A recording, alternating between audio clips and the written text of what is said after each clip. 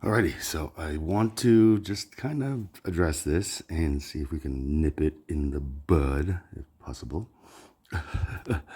So the comment says, did I bring him the verse from the Quran allowing myself to call myself a Muslim, some kind of Christian hybrid garbage? I have videos of myself as a priest claiming to be Muslim and I defend the Jews who commit crimes against humanity. Yeah, a lot to be accused of, I guess. John, welcome. Mondragon. I had a very close friend growing up with that name, Dan Mondragon, like an amazing aggressive inline skater. I don't know if you any relation, but yeah, just kind of going through a personal, I guess, conflict I've maybe created for myself here on TikTok. And yeah, I don't know what your initial perspective is just based on this prompt, John, but if you could, I'd love to hear it, right? So, I mean, the initial did I bring him the verse from the Quran allowing me to call myself a Muslim, some kind of Christian hybrid garbage, which I'm just like, hybrid garbage, like just because you didn't think of it or grasp it, it's just really garbage. I mean, but this reference to I have videos of myself as a priest claiming to be Muslim is an AI just kind of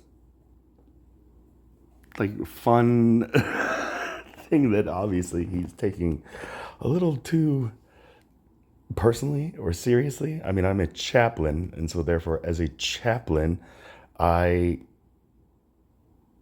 honestly claim to be, part of all these different identities, not even just secluded to Muslim Jews and Christians, but also, Hindus and Buddhists and whatever. Random. I am just grateful that you had a playful childlike spirit, just like watching, just like that AI video. Like my biggest worry going to my daily routine today was just like, I hope Mike doesn't take that offensive. But I love just the comment, just like, it's hot, bro, ASA.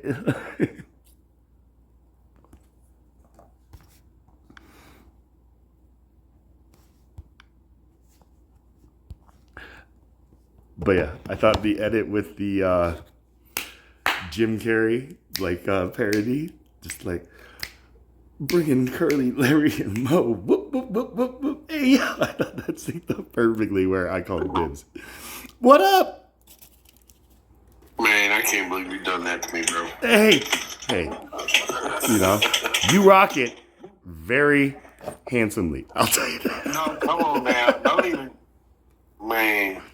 You know what? I had to go back and I was just like, how did AI come with such a ridiculous concept? And then I was like going backwards and then I saw in Todd's original video, you had the pants and then for some reason and the same boots.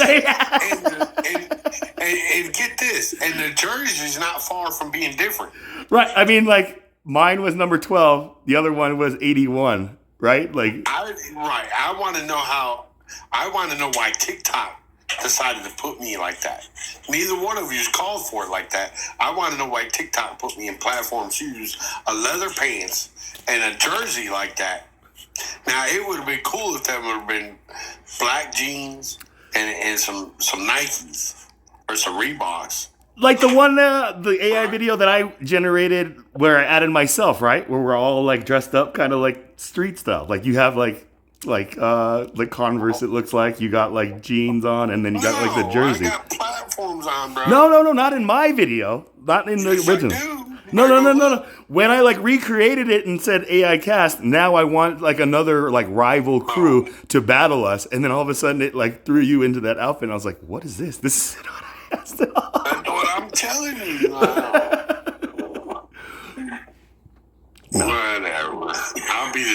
I'll be the center of y'all's joke. It's okay. That's the thing, though, Mike. Like, that's the armor of God, I where know. like it doesn't bother you. You know that you're beautiful, no matter what, man. So, And look, if people are laughing at me, they're not laughing at somebody else. hey, you know I'm on your side, bro. So I hope anybody who's just like, what side of the aisle are you on? It's just like, yo, man.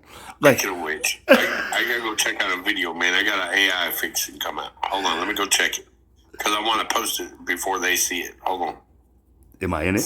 I'll be right back. No, I'll be right back. Okay, come back. I don't know if you also saw like that clip, the timestamp clip that I posted as well. I uploaded it, just like the little bit, just to kind of show the receipt that, who was in the light and who wasn't necessarily in the light.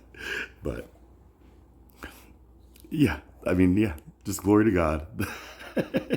He is able to just, not let it get through his skin. Like, that is a sign of somebody who is truly now walking in the spirit, right? And not offended in the flesh.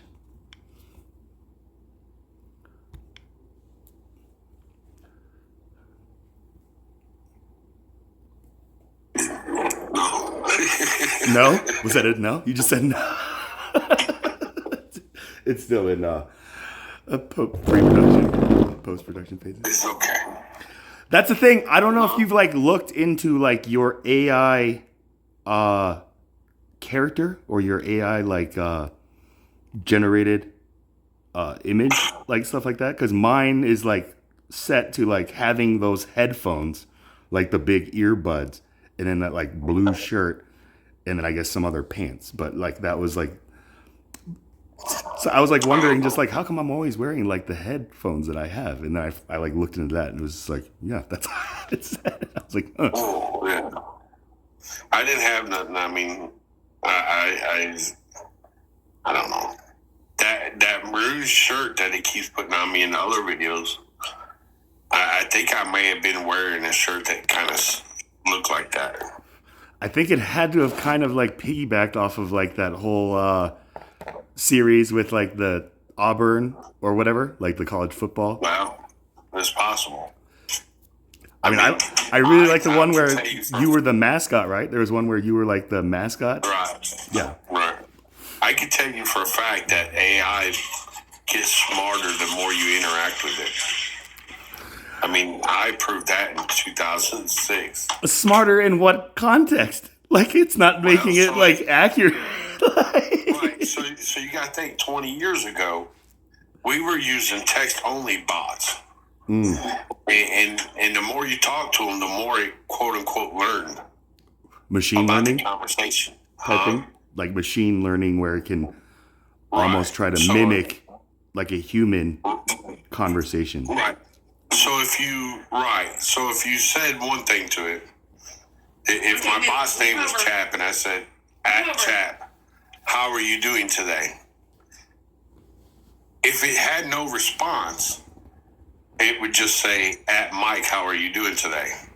And then if I would say, at Chap, I'm doing awesome today, it would say, at Mike. So, at Mike, I'm doing awesome today. So now, the more the conversations go on, the more these sentences are placed into the file. Right? Think of it like a Word file. And it was basically sentence or statements. And the more longer you made those statements, what it would do would, as it went on, it would take some of the sentences and put them together. Well, the longer these bots ran, the smarter they seemed to get to the responses. Okay? Okay. And so we had two bots, and we didn't think about it. But I I had one running in one room, and my buddy had another one running in another room. And we were just comparing how they were working. We were just playing with them. Okay. And we were comparing how they were working and, how accurate they were. We were going back and reading the chat. Well, we had a server split. You remember I was talking to you about that the other day? Yeah. We had a server split, and one of the admins brought the server back together in the middle of the night. Well, when he did, the bots wound up in the same room. And somebody in the chat, one of the chatters said, at chat, say hi to at Mike. So when it did that, the chat bot said hi, said at Mike, hello, how are you doing? Well, the at Mike is a response to respond to me. We had the same script going. So when Mike said at chat, I am doing great, this started a conversation. Between bots? Just a bunch of bots having a conversation amongst themselves? For hours, bro. I wish I still had the transcript of that, man. Because they had a conversation for like 4.5, 5 hours. How did that actual human user, how long did he last? Bro. Was he just is this just a room full of bots or something like that? Clearly, I'm not part of this conversation at all.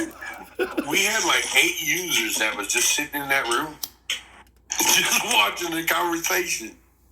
And they would laugh in the room saying, because the responses were so stupid. So were they able to discern that it was two machines, a bunch of machines? Yeah, they knew. So the users knew that it was bots. They were using them.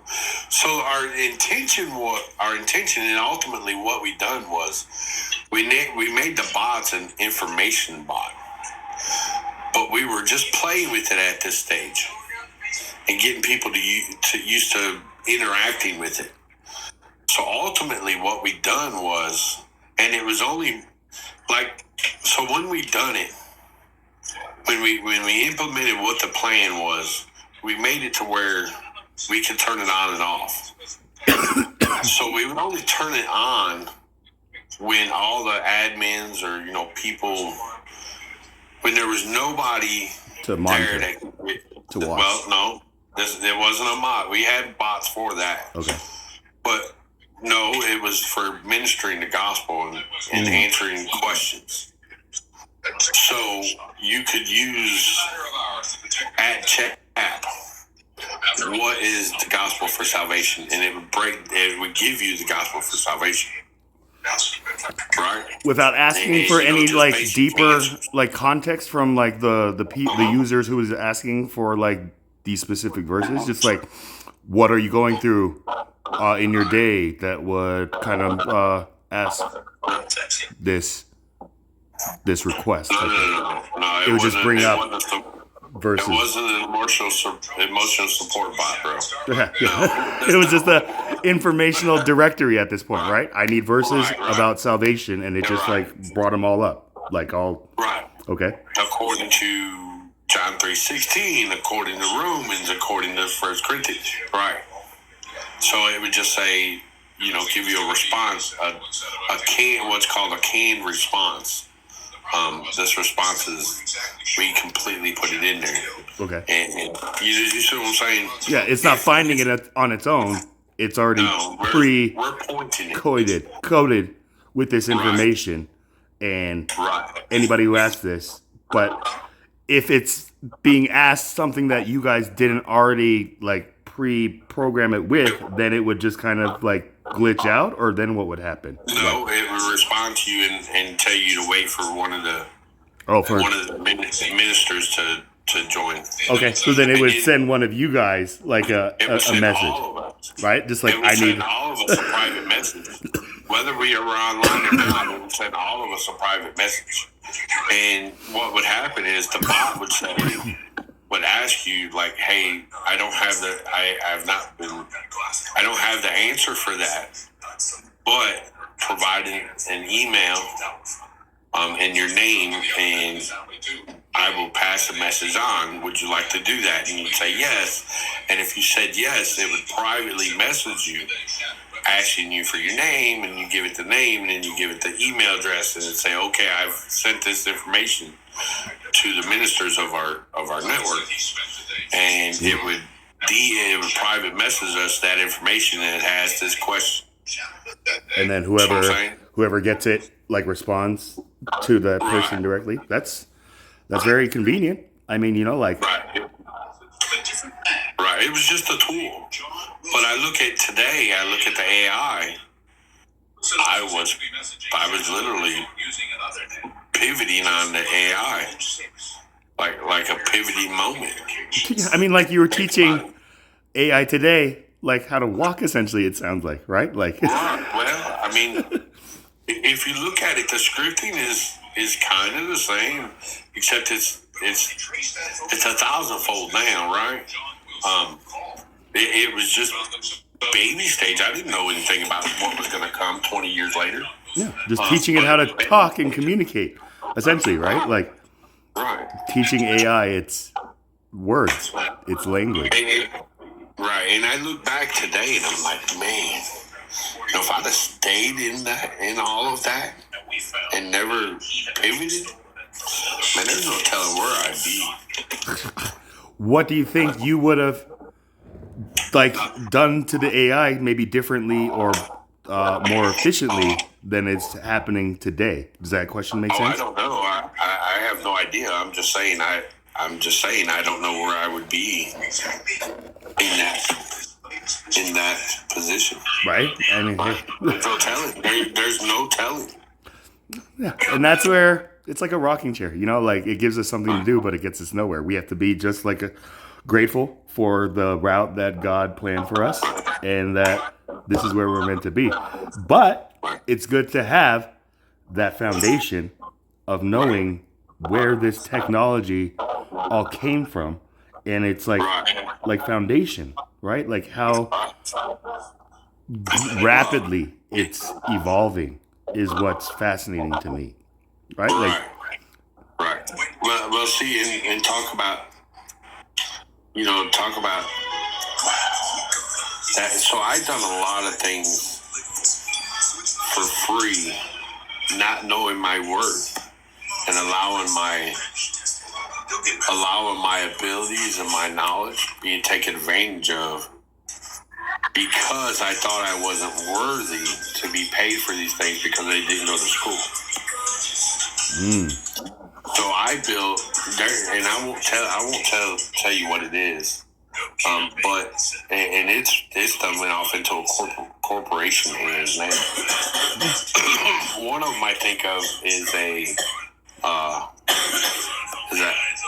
anti-suicide. It was a suicide prevention site. It was a ministry that a friend of mine done. And he kind of, I guess years later, he wanted out of it. And so he found a corporation, a non-profit corporation that took it over. And bought it from him?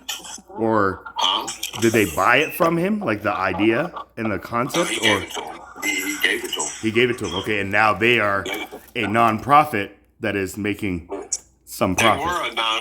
They were a non-profit anyway in ministry, but they never touched into that. It's that side of ministry. So he gave them the domain, everything to them, and they are still actively running today. It's very big, especially in Canada. Is it helping? Would you say? Like they haven't corrupted it or? Yeah, no. It's exactly how. Well, they had written, signed an agreement that they wouldn't change the goal of it in the I don't know what you would call the vision, like the mission, the mission statement. Right, the mission, right. And they keep it. It was because his ex-girlfriend, which was the mother of his daughter, took her life. So it become his mission, and that's what he, But That I was the designed inspiration graphic. of starting the website because Right. there wasn't something like that available Right. when she was He going had through the it. idea, didn't know how to go about it. And he was like, hey, he said, I do you know anybody can help me build a website? And I said, yeah, I can. What are you trying to do? And he threw this by me, and that about 2 or 3 weeks, man, we had a website going, and With there was with its 4 own of us. domain and Yeah. everything like that, like Yeah, without no, using legit. like what is that, like site Domain, GoDaddy DNS. or GoDaddy or Yes, it was registered. It was DNS. It was. We had emails. We had it all, bro. I mean, Everything.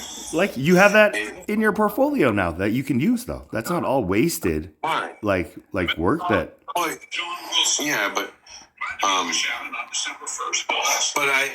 that one's okay. Whatever. But because from that came 2 others that were companies, not Charities or not charities or right, NPOs and stuff like right. that. One of them was a tile company, out of Tennessee, and no, out of Kentucky. I'm sorry, I get Tennessee and Kentucky mixed up. Out of Kentucky, and the other one, I'll say this. I'll say this. I'll say this. I laid it out and prepared it without the content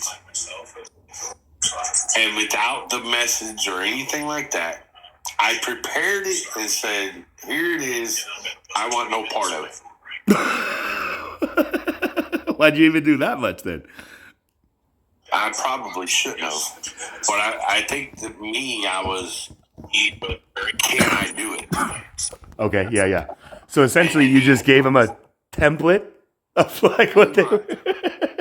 Right. Which is and ultimately the answer was yes, I could do it. No, I did not, and still do not want part of it. But I will tell you that is a very popular website to certain perverted people. to certain perverted people. Okay. That kind of. I thought that I was like, did GoDaddy steal your thing or whatever? Like, No. where they have like the templates for any kind of business and just like No, this was handwritten, bro. Handwritten. Okay. Yes. Like old This school was handwritten. analog type thing, right? Like, All right. so Handwritten. I mean, is it? You can only Snapchat. It provides videos. I'll tell you, it provides videos for you. That's all I'm going to tell you about it. Google. No,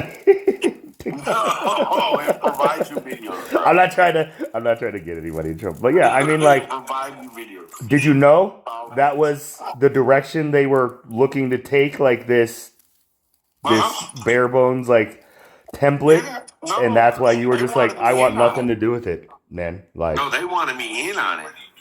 I'll tell you this: I wouldn't be working today had I stayed on board. yeah, selling your soul leads to an early life of retirement. Hey, hot. Right. Yeah. All I'm gonna tell you is the website has probably ruined a lot of keyboards, bro. Keyboard. And boosted up what, like Kleenex stocks and stuff like that. Yes, that's exactly right. Buy Jergens. Yeah. You can come up. You can stop by her house. Oh, yeah. I can't invite you because I'm not a mod. Is this You are. I mean, maybe not this account. Come on up. But yes, okay. There you go. The Gray Bush. No. And then let me see if that domain's still active. I almost, and we were starting it, and I decided not to. Not to, but I just didn't want to. I didn't have the time, and it's not active no more. But you know the site Christian Mingle? What? Christian Mingle. Mingle? Yeah, I know that song. Okay, Christian Mingle. Yeah. The 3 Farmers years Only prior. and like Jew date or whatever. 3 years prior of Christian Mingle coming out, a friend of mine, I owned a domain called awesomechristians.us. And me and another buddy of mine was going to do a Christian dating site out of awesomechristians.us. And it would have been the first Christian dating site that hit the web. What is .us? Like, it's not even. Yeah, like it was the first time .us, like it was when it first come out. Well, that's like a government. Like those are government like portals now, right? Like, .us was not. today though they are, right? Like it's like Aurora. No, it's not. .gov is U.S. government. Okay. So .us, back then .us was 40 cents a month, or I think you paid like $3 a year, or 40 cents a month for the domain. Okay. And and somebody gave it to me, and I was like, man, what am I going to do with it? It was part of our chat network. I used it and put it up as part of the chat network. And they were like, hey, what are you going to do with it? You know, the website and stuff, because I just had a basic homepage, and that was it. Like a beta version? Man, it was just a domain is all it was at that point.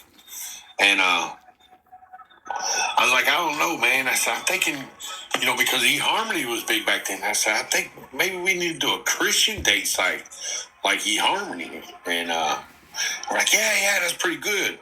It's a good idea. And I was like, you know, I might do that. And I started into it, and I started working a lot. And dating I just stopped. Just was not. Well, I didn't see. I didn't see it. You know what I mean? I didn't see that this is what it could have turned out to be. And then when Christian Mingle hit the scene, and it went fire, man. I said, man, I could have been that person. You could have been right? The creator of Christian Have you ever Mingle. had an idea and nah, it ain't worth nothing, and didn't see it? Somebody else do something very similar and it flourish and go viral, bro? You ever done that? I mean, not with like websites, but like an invention or an idea where like you see it like like when I went to Chick-fil-A and I saw like that ketchup container that is like a dipping like and a like bigger ketchup packet, I was just like, this guy totally stole my idea.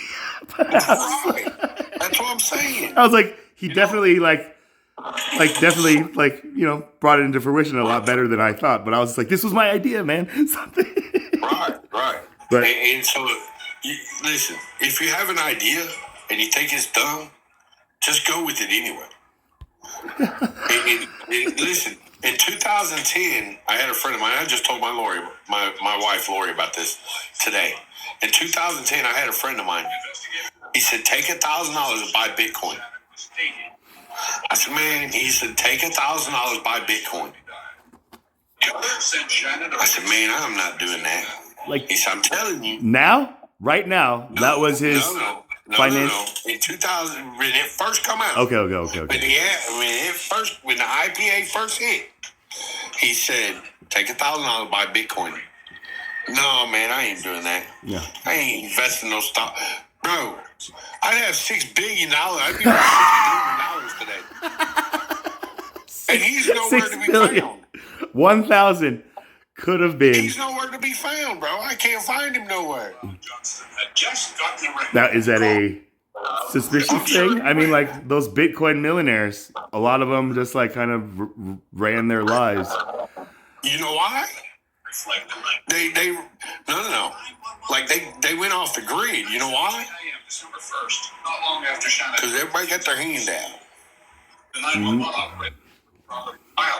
So they're just running from like the family and friends that like inevitably just like, hey, cuz, like all the people from the woodworks. It's like, hey, I'm your second, third cousin from your mother's father's side. Like, it's like, what? Right. So Bitcoin officially started. The IPA went out in 2008, and it wasn't a real big thing. 2010, it started gaining traction. And watch, if I had invested $1,000 US dollars in Bitcoin Back then, it would have been worth how $6 much billion. would I be worth today? How much would I be worth today? I mean, what do you think you're worth today, Random? It's like you're worth more than money, like type thing, right? Like, look, listen. I'm just telling you. I'm sorry, $6 billion, man. Hold on, it's not done. But the thing is, you just sold it when it went to $1. You'd have made 5,000, and you'd have thought you was rich. it's like that Simpsons episode where Homer like sells it for. I'm not saying nothing. I'd have done the same thing, but I'm $1.5 billion. $1.5 billion is what it would be worth today from a $1,000 initial investment when Bitcoin launched publicly. If I were to listen to my friend in 2010 and took $1,000 and invested in Bitcoin in 2010 and let it sit, I'd have $1.5 billion today. Now, that Todd brings up a good point, though. Do you, in your heart of hearts, think that you would have been able to let it sit, like as you were watching, like $1,000 go to like 100,000 and then $1 million? You're like, I gotta cash out now. Then you cash out and maybe. I'd like to say that I would have probably touched some of it. I'm sure I would have. But I'd like to say I would have left 90% of it in there, seeing the trajectory it was taking. maybe got your initial investment back out and then just let it roll. Free money, basically. Right. House money And at this maybe point? maybe a little bit more. But even still, even if I'd have took $1 million out of it, right? But these are things I'm telling you. My ex grandfather-in-law, when I got married, told me, he said, "Give me $1,500," and he said, and let me have $1,500 for in the next 5 years. He said, "I have it where you won't have to work. You'll have a steady monthly income. You'll be able to pay your bills for the rest of your life." And you didn't do it? No, I was young and dumb, bro. I didn't care. You're like, I'll do it myself, My Grandpa. pastor at the church one Sunday, he never talked about it, but one time he stepped up there and he said, doing other things, and he said, I'm going to tell you, you can do with it what you want, but the Lord told me to invest in gold. It was less than $400 an ounce at that time. So that was like 2 decades ago, right? Like when gold was like... Not that long. That was... It ain't been that long. When it was just a couple $100, right? Like an ounce, like not what it is today, right? Like that. That's when my father stocked up. That's when he diversified. So like the pastor gave you that advice, or? Yeah, told the whole congregation. He said, "Y'all can do with it what you want. I'm not telling you to. I'm just telling you what the Lord told me to do. So you do what you wish." And that was, he never mentioned it again. And did you listen? Did you listen? Of course not. You see me here talking, don't you? And this is why we are watching just like these remedies where like random, God bless your heart. I can't believe you actually like put yourself through that test of just like that. Look, man, I look at Bitcoin every day and I shake my... I'm not lying to you. I look at Bitcoin every day and I shake my head. Don't do that to yourself. You remember that guy that lost his hard drive? They had the Bitcoin on there, and he's been at the... he finally gave up the search after I don't know how many years. He was out there digging through trying to find his flash drive. It had his Bitcoin on it, and he couldn't get to it. Worth $92 million. Flash drive. You have to Google it, and you'll see. I mean, dude, look for it for 20 years.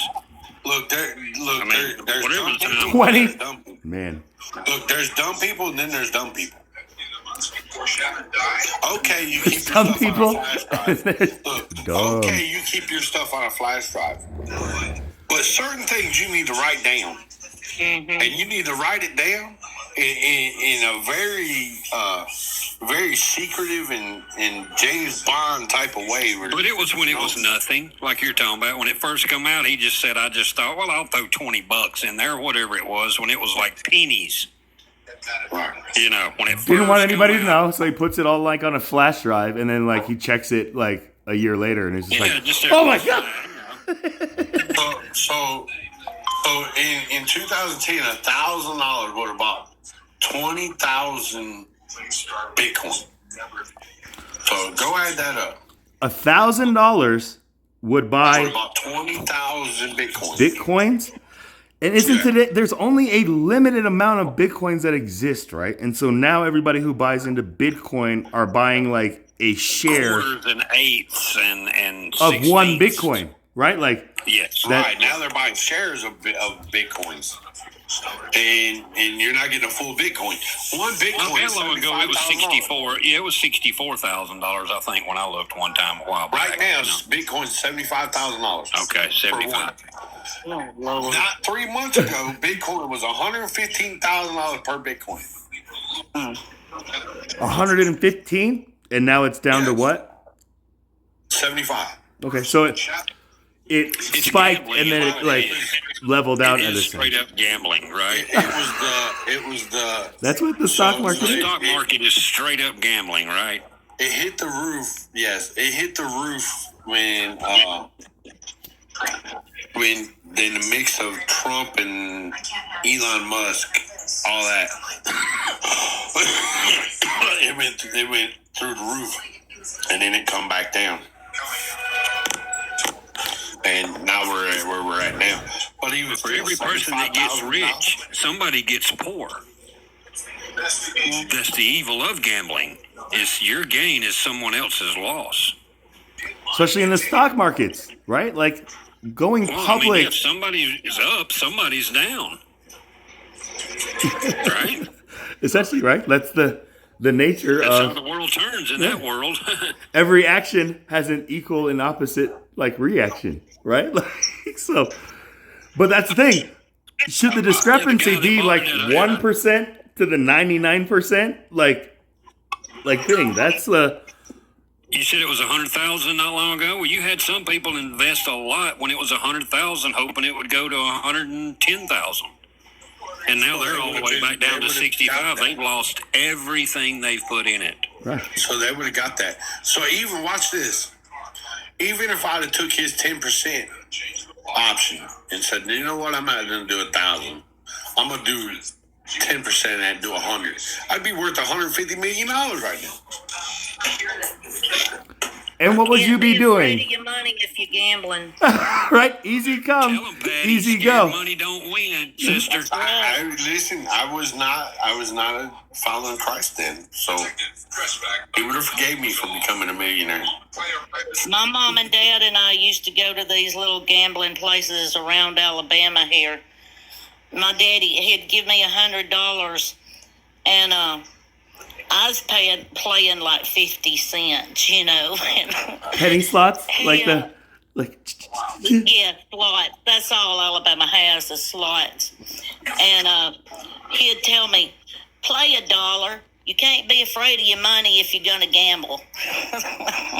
Listen, me and Lori went up to Green County about 2 years ago, and just a day out. It didn't matter. We were just wanting to spend time, and we'd never done that. We're like, hey, let's just go up there to Green County. And I had $100. She had $100, and it was like 2 or 3 years ago. And it was longer than that. Yeah, it was longer than that. It was almost 5 years ago. Man, times went by. So anyway, we went up there, and we were getting bored, and I was getting late, starting to get late, and I still had $20. We've been there for a couple hours. I still had like $20. I stuck a 20 in there, and I was playing it 20 cents or 50 cents at a time, 50 cents at a time. And I got it down to like $10. I said, man, let's just go. And I hit that $10 and hit it. And I hit it for 180. Oh, wow. You know what I did? Played it all back. Sat there another 5 hours and lost it all. Listen, I'm not dumb. I said, give me my receipt. Let me go over here. And we had a good time and lost $20.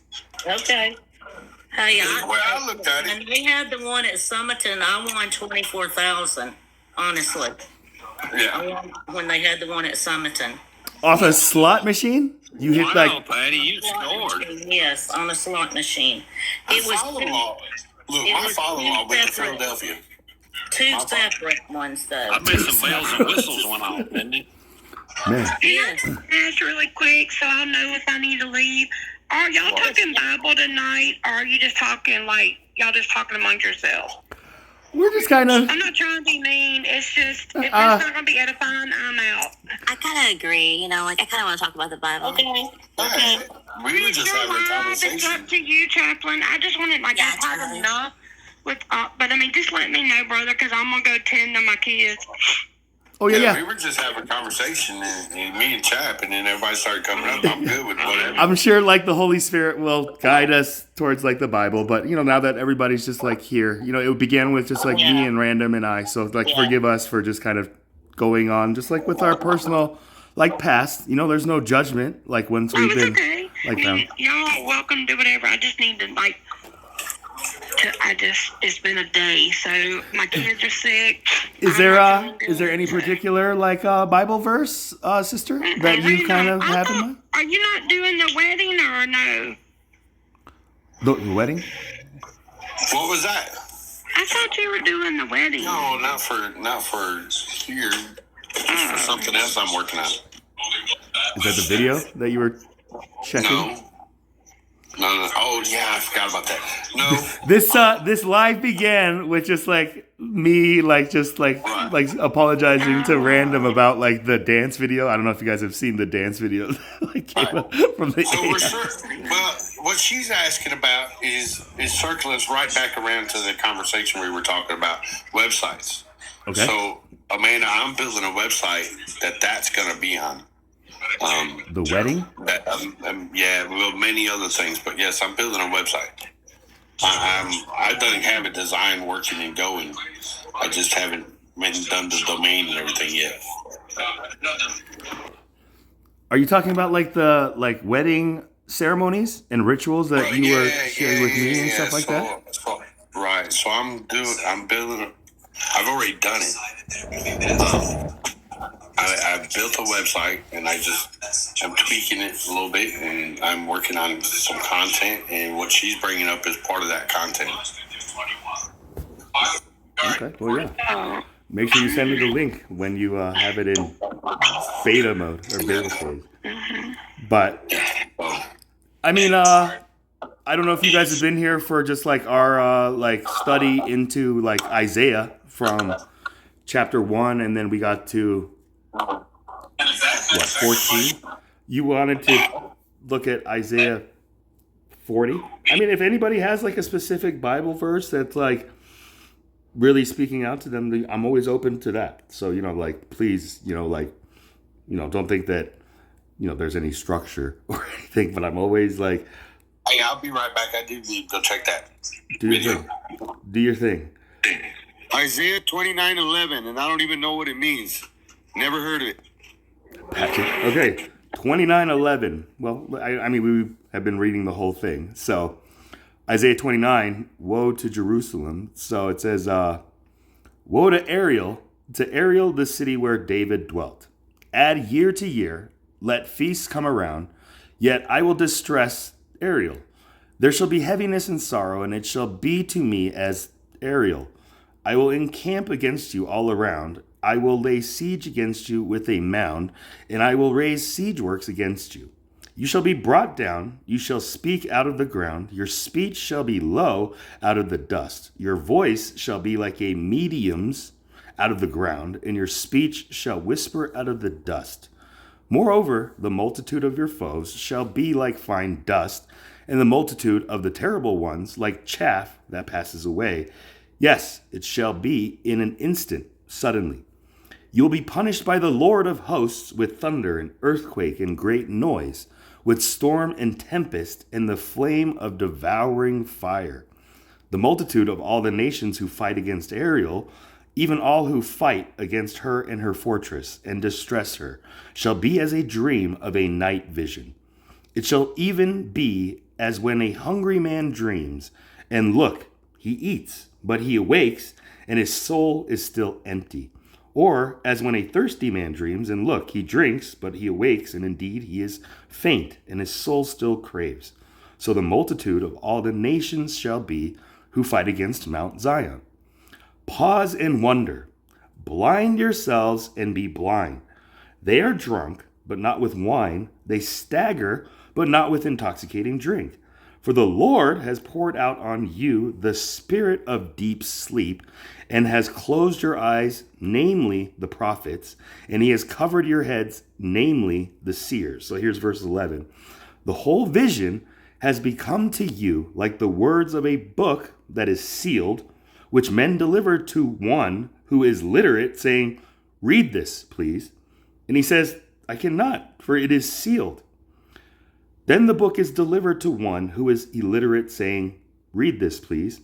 And he says, I am not literate.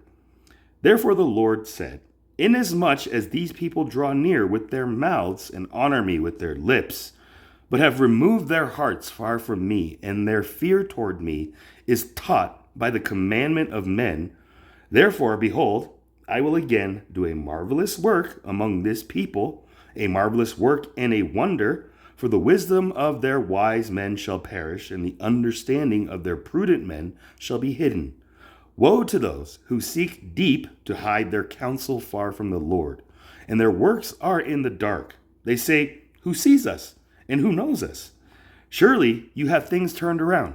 Shall the potter be esteemed as the clay? For shall the thing made say of him who made it, he did not make me? Or shall the thing formed say of him who formed it, he has no understanding? Is it not yet a very little while till Lebanon shall be turned into a fruitful field, and the fruitful field be esteemed as a forest? In that day the deaf shall hear the words of the book, and the eyes of the blind shall see out of obscurity and out of darkness. The humble also shall increase their joy in the Lord, and the poor among men shall rejoice in the Holy One of Israel. For the terrible one is brought to nothing, the scornful one is consumed, and all who watch for iniquity are cut off. Who make a man an offender by a word, and lay a snare for him who reproves in the gate, and turn aside the just by empty words. Therefore thus says the Lord, who redeemed Abraham, concerning the house of Jacob, Jacob shall not now be ashamed, nor shall his face now grow pale, but when he sees his children, the work of my hands in his midst, they will hallow my name, and hallow the Holy One of Jacob, and fear the God of Israel. These also were erred in spirit will come to understanding, and those who complain will learn doctrine. Say a lot. Amen. So you said verse 11? 29:11. 29:11. So the whole vision has become to you, us, like the words of a book that is sealed, right? Which men deliver to one who is literate, saying, read this, please. And he says... Can I tell you what it meant to me? Yeah, please. Well, everybody's been watching the Middle East and been watching the state, that claims whatever, and people are getting mad. Even evangelicals and believers were like, why do we support someone who doesn't believe in what we believe and even love what we love? And even I've been caught in that. And then he just said it right there, that even though they're in backsliding or whatever, to me it meant like he still has a plan for the or the Jacobs, the Israel. And he also talks about those who go underground and are trying to escape judgment. And to me, it's all end times, if you ask. And it speaks to me in the point of saying, you know what? Don't try and rewrite what I've already written. Just sit back and watch what I do with the state and what glory I bring about. Stay out of my discipline. Right?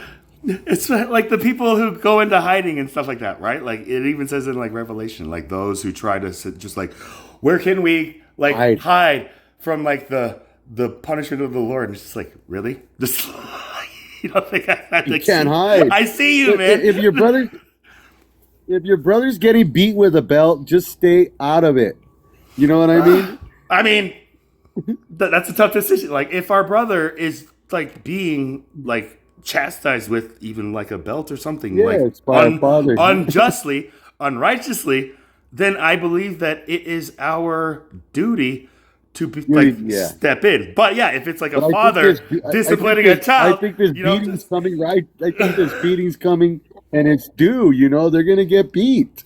You know, with the belt, or some spanking, some timeout. Just like but other kids are gonna need some serious kind of like fatherly discipline, that I think like, I'm glad I get my discipline on a daily. On a daily? Hey, like that's the thing where Amen. Give us this day our daily bread. That's part of being, exactly. To be grateful. Correct. To be grateful for the discipline, knowing that it's going to be ultimately in the end for our greater good, right? If we can edification, right? Beautiful. Like thank you. Yeah. I agree with that. Anybody else have anything to add in about Isaiah chapter 29? Thank you for letting me read that.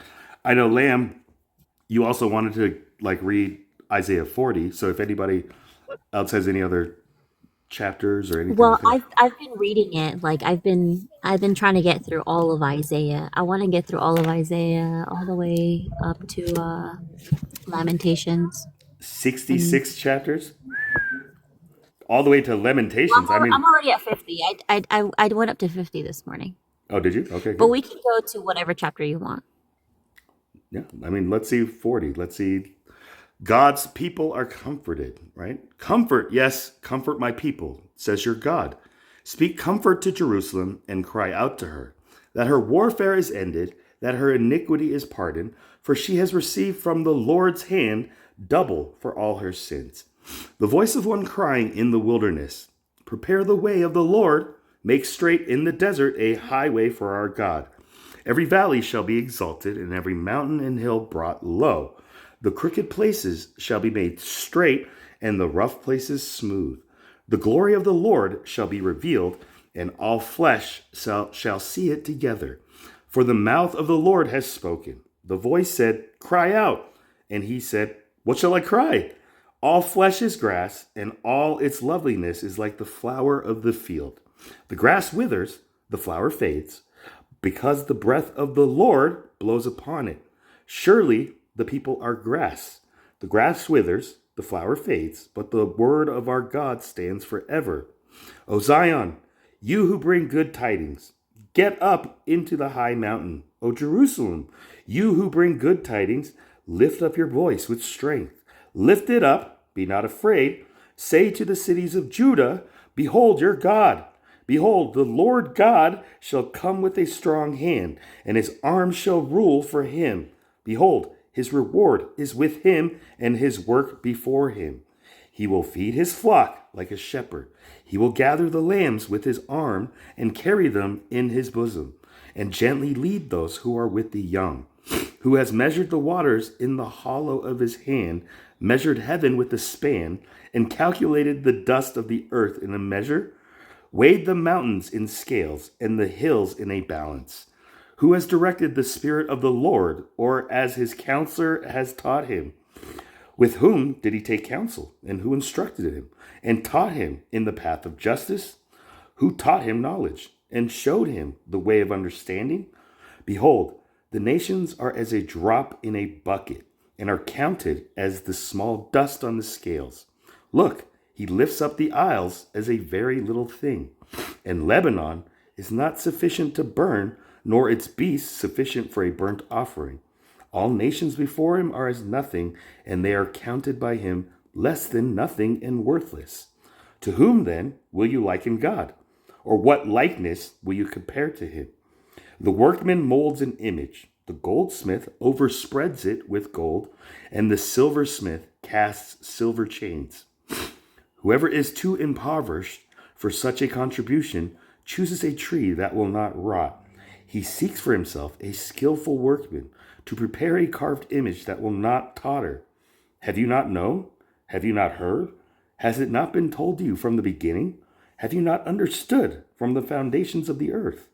It is he who sits above the circle of the earth, and its inhabitants are like grasshoppers, young grasshoppers, who stretches out the heavens like a curtain, excuse me, and spreads them out like a...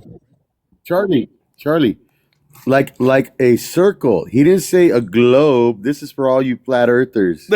He said like a circle. above the circle of the earth, right? And the inhabitants are like little grasshoppers, like young grasshopper. Take this pebble, the pebble from my hand.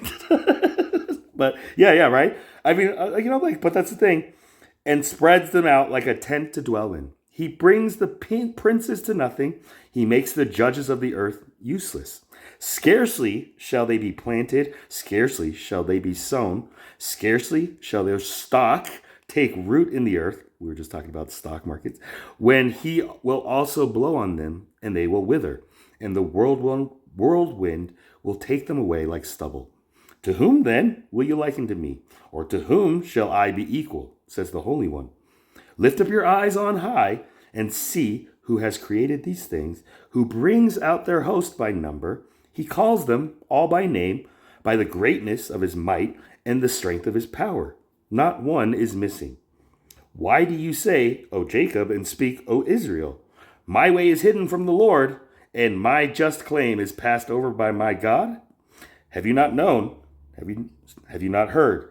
The everlasting God, the Lord, the creator of the ends of the earth, never faints nor is weary.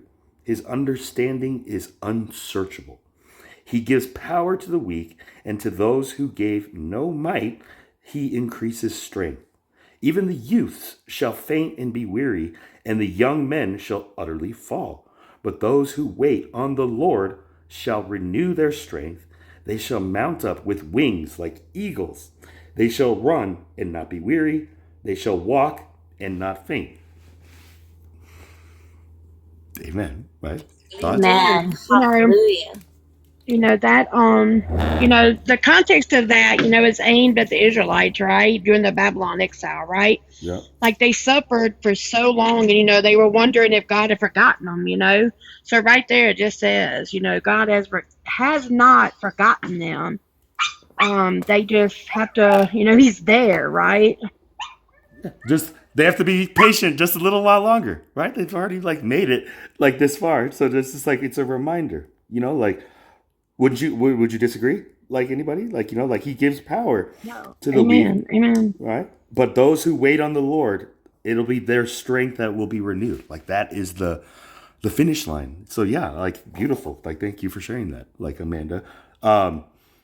Anybody else? Right, and that's why Jesus says, "Come to me, all you who are weary, and I will give you rest," because He is our strength. Right. He is our fortitude.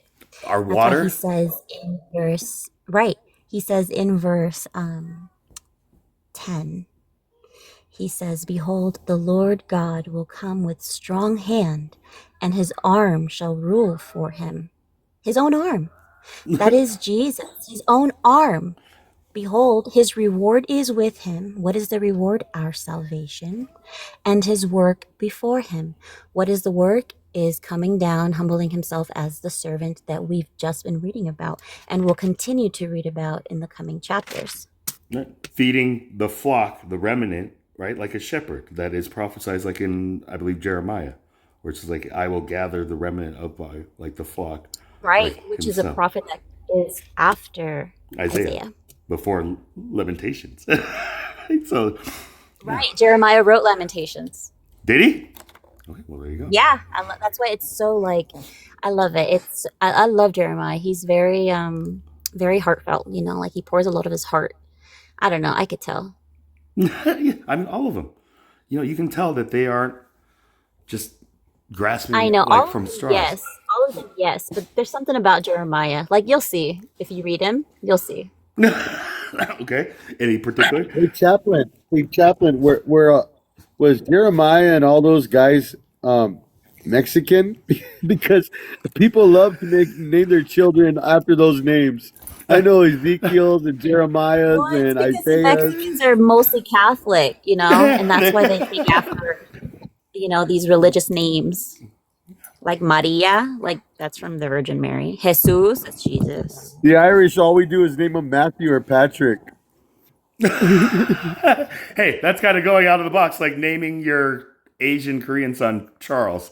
We're just like, what the Charles, yeah. like, Charlie, yeah, of all things, Charlie. no, I mean that's the thing. Like, they never told me about Charlie, but just like Charles. And then like when I asked my dad, just like, why that one? And he was just like, that was your mother's choice. He told me without skipping a beat, he was gonna name me Peter, right? And I was just like, There you go. like, you know, like, and I thought about it, and I Hey, was like, my life would have been so different. hey, Like Pete. Chaplain, Yes. I want to tell you something funny. Okay, I got this nickname handle, and it's called. My name is Bocephus, and I called myself that handle after Hank Williams Jr. because he's one of my favorite music artists, and he was nicknamed Bocephus. I know the whole story, everything. But anyways, the other day, just yesterday, I found out that Peter is actually Cephas. It means it's Wow. stone. You know, my husband, him and his dad, he was in look-alike contest for Hank Williams. Like that's my husband's favorite. Like he kind of looks like him. I mean, him and his dad won contest look-alike. That's crazy. You say Hold on. that. Hank No, it really Williams means or Hank Peter Williams Jr.? Do they both look? I mean, Hank like, Jr. Williams Jr. right, Jr. like, But hey, I his love them father both was though. also like a famous like musician. Also, like, I was thinking Henry You Connick should you Jr. should look up the song. I saw the light. I saw the light. No more darkness. No more night. That was Senior. Now I'm so happy, no sorrows This inside. was senior. That's Praise the wild. Lord, Hold on. I saw What the was the light. name? Henry or Hank Williams? Hank Williams, right? Jr. Hank Williams. It's a nice song. I like it. I know my father Yep. loved I Hank thought, Williams. I don't know if it was like senior or yeah. junior. A country boy can survive. Family tradition, He probably 1980. liked Senior. Hey, but Chaplain, you know what happened to Senior? He passed away on Christmas Day at the age of like 21.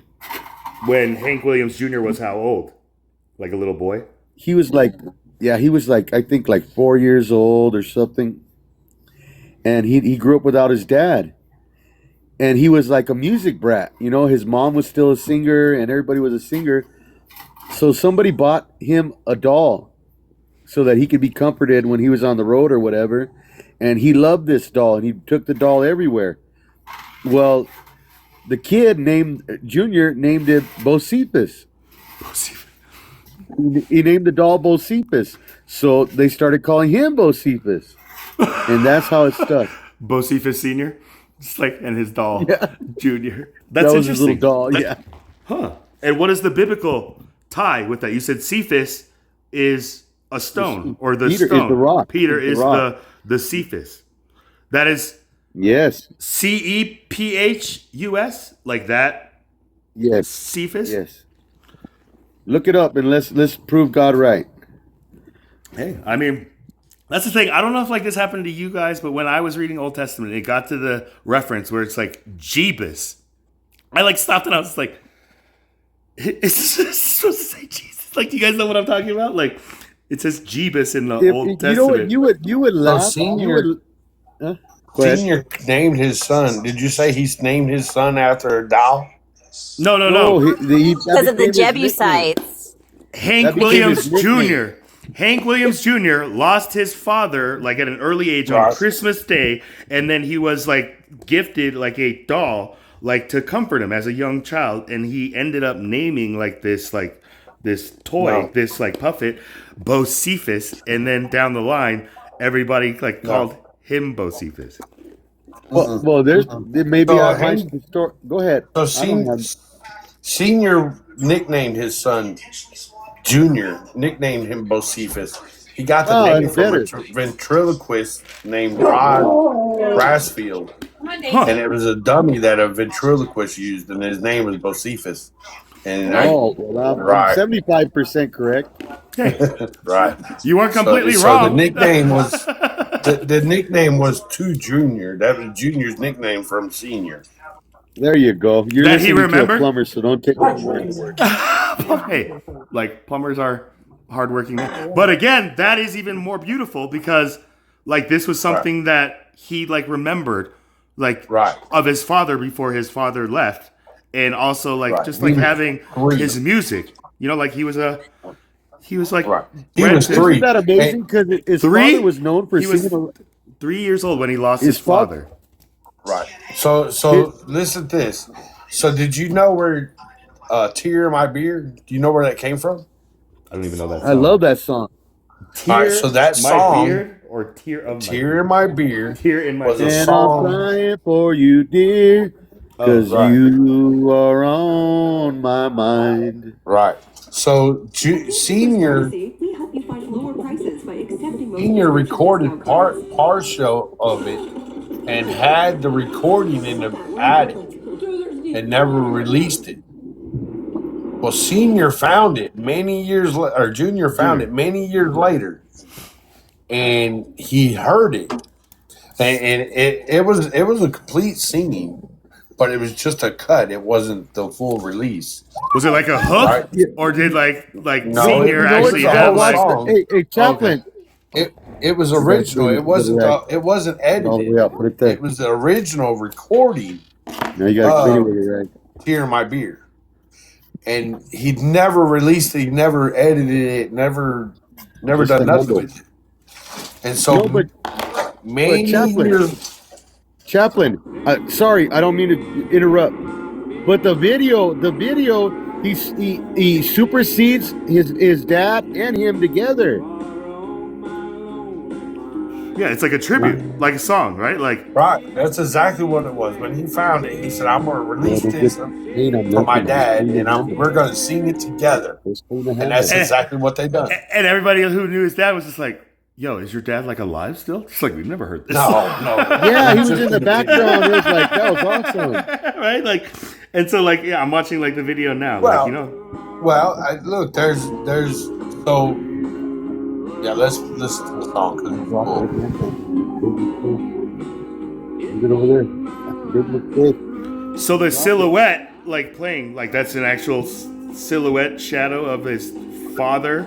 Dad, yes. And this is like, what year was this? Can you guys hear that?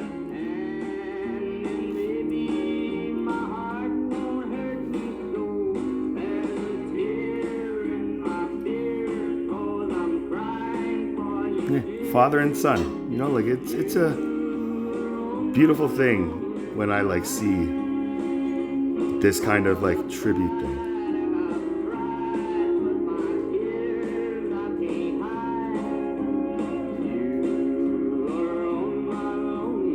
Okay, now I see what you're talking about. Like he's in a scene where he's standing in front of his father playing this guitar.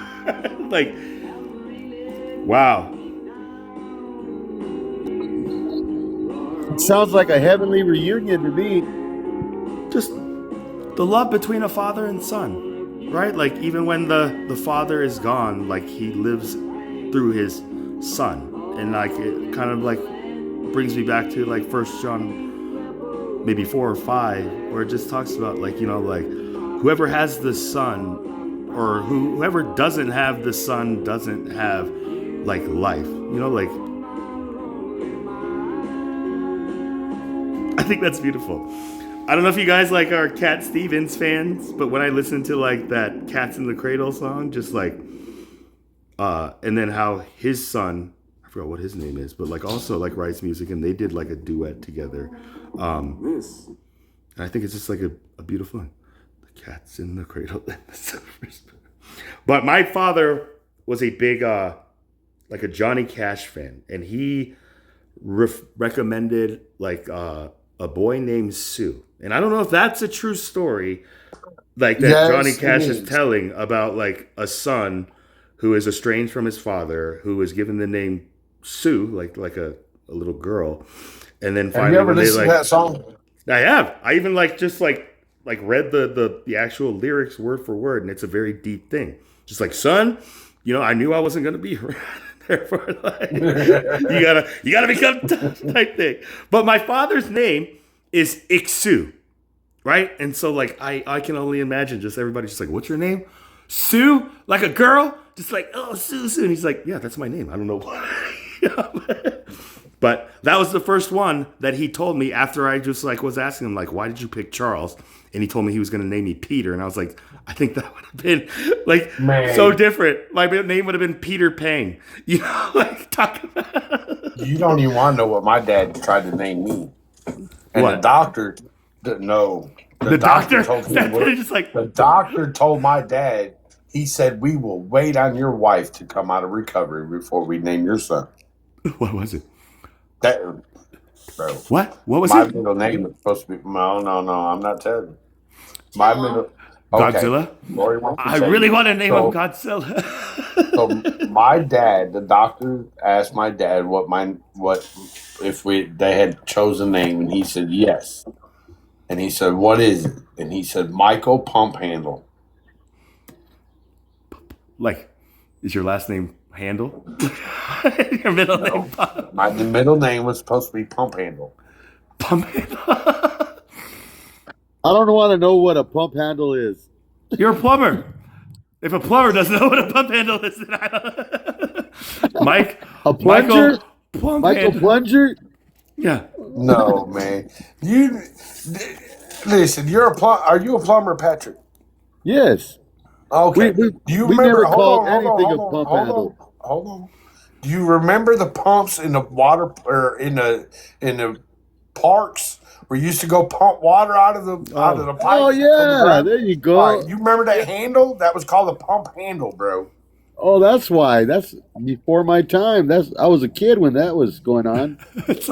It's like a bunghole is like the term for like Yeah, you used to have to push the button a bunch of times, right? Was it no, it was like an actual my like Lord. manual labor kind of like like an oil kind of like He's pump. not even Patrick. How old are you, bro? I'm 46.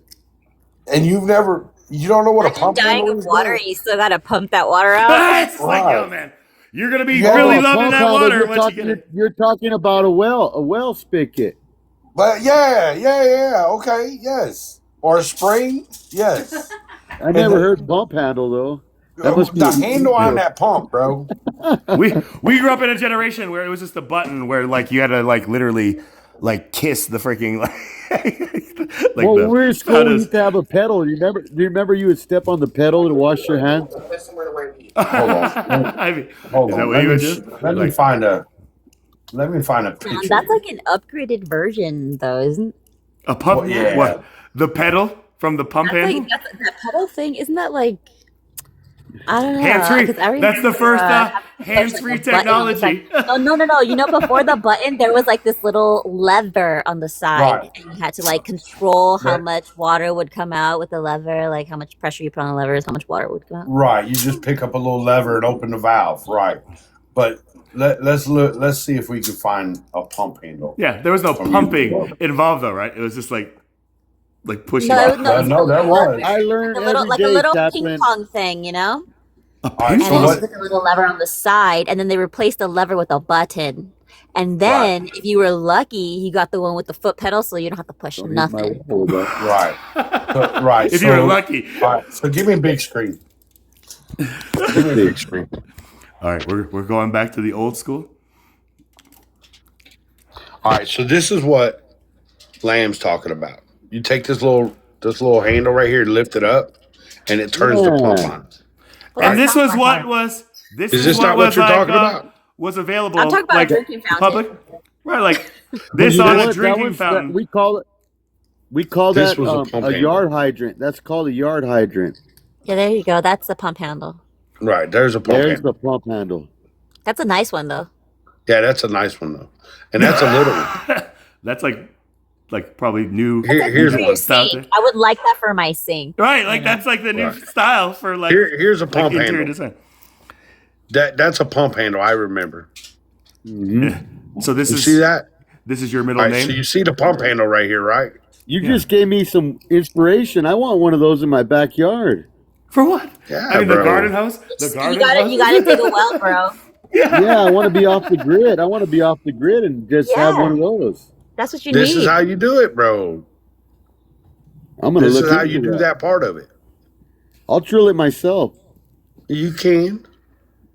I'll have my kids out there with a shovel like Jacob. You would. You still need permits and stuff like to do that. You don't want to hit like some No, you don't. Permits. No, you don't. to I ain't start even got digging. no hair. What the heck? To do I start need digging for permits? like a No, water well, like If in you digging live in and a drilling. residential area, then yes, you need to call your city or Right. your water department to make sure that you're not going to hit any pipes and all that stuff. Right. It depends on how far out of the city you are. Like me, I wouldn't have to call because I'm not going to hit nothing. There's no gas Right. lines or nothing through me. I live in the forest, so I could dig a hole, but there's just a bunch of rocks because I live next to a river. Right. like They have a device. They Why have not a just device revive- now, guys. What? They have something. You just order this piping, okay, and it's Here- got like filtration on it. Here's the original pump handles. You see that Yeah. pump handle right there, bro? Yep. But my dad wanted to name me after that. All Are I you see catching is- the drift? all I see is disease and just like, Oh my He's gosh. trying to call you a tool. I mean, just, Right. a Patrick, tool I ain't to spelling pump it out for you no further. precious water. You know, just right there. You're calling me useful rather than just something like. You go. Right. See, you got to look at the bright side of everything. Right. Did you, Mike I'm gonna Pump change Handle? my nickname to Pump. I'm gonna change my nickname to Pump Handle. I mean, who was the pump then? It's like if you were the Pump Handle, is your father Pump? This is Mike Pump No. Sr., and this is his little son, Mike Pump Handle Jr. They ain't talking about nothing. I'm gonna leave. You never was it Saturday Night Live when they used to say, "I'm here to pump you up." Hans and Franz? Yeah. Yeah. So yes, you can. So you can drill. Check them. You can drill you a hole, Patrick. You can drill and put a pipe down in there. Yeah, but Yeah, we you gotta have. mute yourself, Michael. Mute my husband. Mute. Okay, now he's muted. Okay, sorry. So anyway, enough about pump handles. So, Patrick, you can drill a hole. If you are anywhere near the city, or anywhere near there might be water line or gas lines, you need to call. But if you're completely away from any residential, even like city Right. lines, like in a forest or wherever you Right. are, like no permits or anything, you could just start Well, even if you're in searching for California, I'd oil. probably call. If you're in California, I'd probably call somebody. But outside of that, I mean, California is a whole different like desert story where Right. they're getting all their water from. I don't know, Lamb. How do they look at that in California? If you're off by yourself, can you do something like that? Yeah, it just depends on where you are. Like, I'm in the mountains in the Sequoia forest. Right. You can dig a well if you want, but there's a bunch of rocks here. Hey guys, I'm gonna tell you where I'm located. I live in Albuquerque, New Mexico. I'm approximately a half a mile from the river, and I have a quarter acre of land. The river is the Rio Grande. Right now it's dry. Well, So it not so rains, so grand? I can't tell you. Not so grand right now. It's the Rio not so grand right now. Once it gets rain, No, it'll be but grand. listen, if you go, I want to say about 100 miles north, you'll end up in the mountains of Jemez, and the river is like Colorado. You ain't gonna be able to do it out there, brother. Where you're Oh, yeah, I at, got you it better here. go ahead and get you some heavy equipment. Being somebody who I lives can in do Colorado, I can do all that things. Colorado, through Hold that on. Colorado river source might be like shut off to like everybody down south because of our current politician Lauren Boebert, who thinks like So the static location water table in Albuquerque area is 300 to 800 feet deep.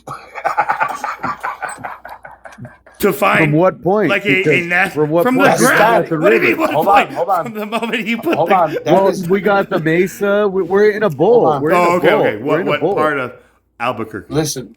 You know. This is I specifically said static, meaning that it stays. You could your water table could go 25 to 30 feet. You could get water, but that's not statically. Okay. Static means once you get to that level, you will always have water. Okay. But before them levels, it's not guaranteed that you'll be able to pump water out of it. It's gonna dry That up. makes sense. Essentially, Explain right? to me Like this, Chaplain. If God made water spew out of a rock, you don't think He can take it out of the ground? Yeah, you can. I know you can't. Listen, I'm he not has it saying you coming can't. out of our kitchen like You're- sink. Like that's the beauty of God today. It's just like we can't just be appreciative of like the public Right. like system that we've been given to make that life No, easier rather man. than go to back to digging a 300-foot like static water table to Right. be able to just go off grid type thing. But Well, that's what I'm saying. Can you do it? Absolutely, Patrick. You can absolutely 110% positively you can do it. Have at it. You better go get the right equipment. you tell me how that tastes. Is it gonna be like Evian? Like, are you then gonna like bottle it as this like fresh You'll have to spring filter water? it when it comes. You'll have to filter it when it comes up. We'll just call it mineral water and forget all that.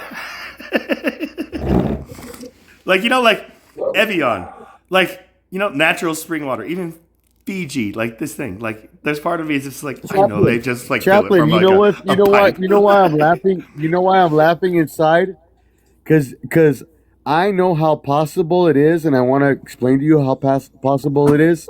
My house has a well in the backyard, and I have a holding tank in the garage here, and it used to have a well. I haven't Yeah, had but any. how? I haven't had any power to it. I got to get an electrician to troubleshoot it, or I got to learn how. And then the Does river a, is right there, and we have arroyos. do You you know what an need arroyo is? A arroyo? sequia?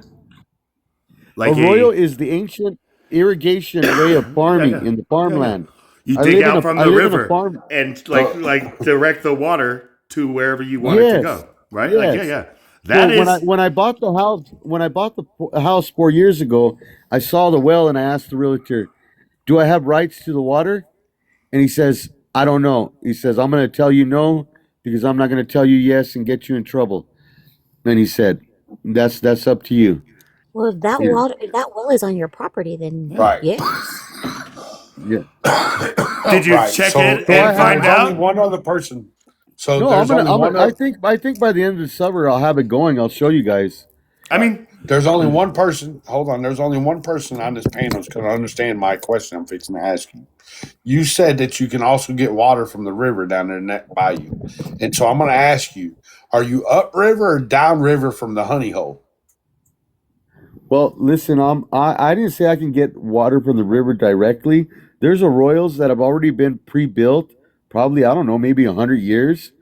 They run on the Right. sides of me, in the back of me, and the water authority or the county, they maintain these riverways, and every so often they allow the Of public church? to irrigate. I know they don't fit me, but I don't want to get rid of them. So I'm in the South Valley. That means I'm in the south end of Albuquerque. If I continue south, I head towards Indian Reservation I want to be honest different things. sometimes. where's Santa Fe? So yeah, Like from Santa Albuquerque. Fe is in the heart. It is in the heart of New Mexico, in the very center, and it's And a then very Albuquerque political. is south, southwest, Albuquerque southeast, directly south. South Albuquerque is like if you cut Albuquerque in four slices, it's like in the third triangle downward. It's not south yet because then you got Roswell, Artesia, Las Cruces, which is at the border. But Albuquerque's like a third way down the state. Roswell. I forgot you guys have Roswell. Like, do you like? There's a lot of Right like now in military, Roswell, like secret military like facilities I lived in Roswell for a total of 3 years off and I can honest to God tell you as a believer, I did hear things in the sky. Well, yeah, I mean, Now So whether Roswell. whether they were government vehicles, that very could well be, but there is things in the sky. So Roswell is a Air Force installation. I know, but it That's the is. fun part of all that. Is it's an Air Force installation. No, it But used So to be. It used to be. It's closed down now. well, All that's the because all of the all book. the that's because of all Area the 51, Area yeah, 51. that's all the conspiracy theorists kept No, trying to. all the Air Force Base. They call it the Air Force Base still, but they're residential housing. They turned it into residential housing. There's no more Air Force there. That's because they moved because of conspiracy theorists. No, but I Well, mean, like, that might be there so. is like a town, like close to I Roswell that know. is Yeah. like inhabited by like native Area- like indigenous peoples who Right. like know the land, and there's like these like pits where like they see just like Chaplain. UAPs like coming in and out, and they hear noises, and they know like something's going on, but the government is telling them just like, no, it's just like Chaplain. kind I of want to tell you. vents. I want to tell Okay. you this, Chaplain. In Artesia, New Mexico, which is about 30, I want to say 30 miles south of Roswell. I want to say southeast or something. That is the highest content for witches. Which it gives Look it up. it gives Salem, Oregon, a run for their money. Like, what do you mean, Yep. witches? It has the highest And I encountered them. You know where I encountered them? In the church. in what's it called? Artesian, New Mexico. All right. So If you're a witch, what better confusion than to go to the church and bring confusion to the children of God? Well, what makes all them right. witches? So hold on. So listen. So installations like what was in Roswell. These are places where the F-22 was designed, right? And so you want to keep those things secret. I So love the yes, there's F-22. Is that a Tomcat? no man, that's that Raptor, man. Oh, the Raptor. That's a bad one Right. too, though. Okay, Here. right, that's the Raptor. So of course they're gonna keep things like that secret. You're gonna see and hear things you've never heard before. Oh, maybe that's what I was hearing because I heard some crazy stuff. So listen. I'm only telling you this because I used to go down those rabbit holes too, and there's some truth to it. I'm not saying that, but just be careful. Don't get stuck. Take off it with a into grain that of stuff. salt, right? Like don't Right. invest $1,000 like it's Bitcoin, thinking That's it's why. gonna That's make why you a billionaire. every time I see an alien, illegal alien, I give him the sign of Spock, the V. I can't even do that, so I have to like force it, just like, oh yeah. Listen. I'm gonna say this, and this is all I'll say about it. Just because I can tell you what to search for and how to find it, what to look for, and connect Sandy Hook with Columbine, and bring Sandy Hook together. Come on, Alex Jones, you're gonna get us Hold kicked on, off the hear me air. out. Hold on, hear me out. Hold on. And I can also tell you what to look for, what to search for, to connect Sandy Hook with Batman Returns. Incident. Two of the Right. three in my home state. Does not mean that you need to go down those tracks, and does not mean that I will give them to you, because there's no point in it. But yes, I can connect all three of them. Oh Lord, I gotta get off this app. You got too deep now. This is the You're this is the triggering. gamble. I thought I was a Bible study. Now I'm on to Alex Jones. Hold on, I can also show you in the Bible where all that. Is he a witch or is he something What, baby?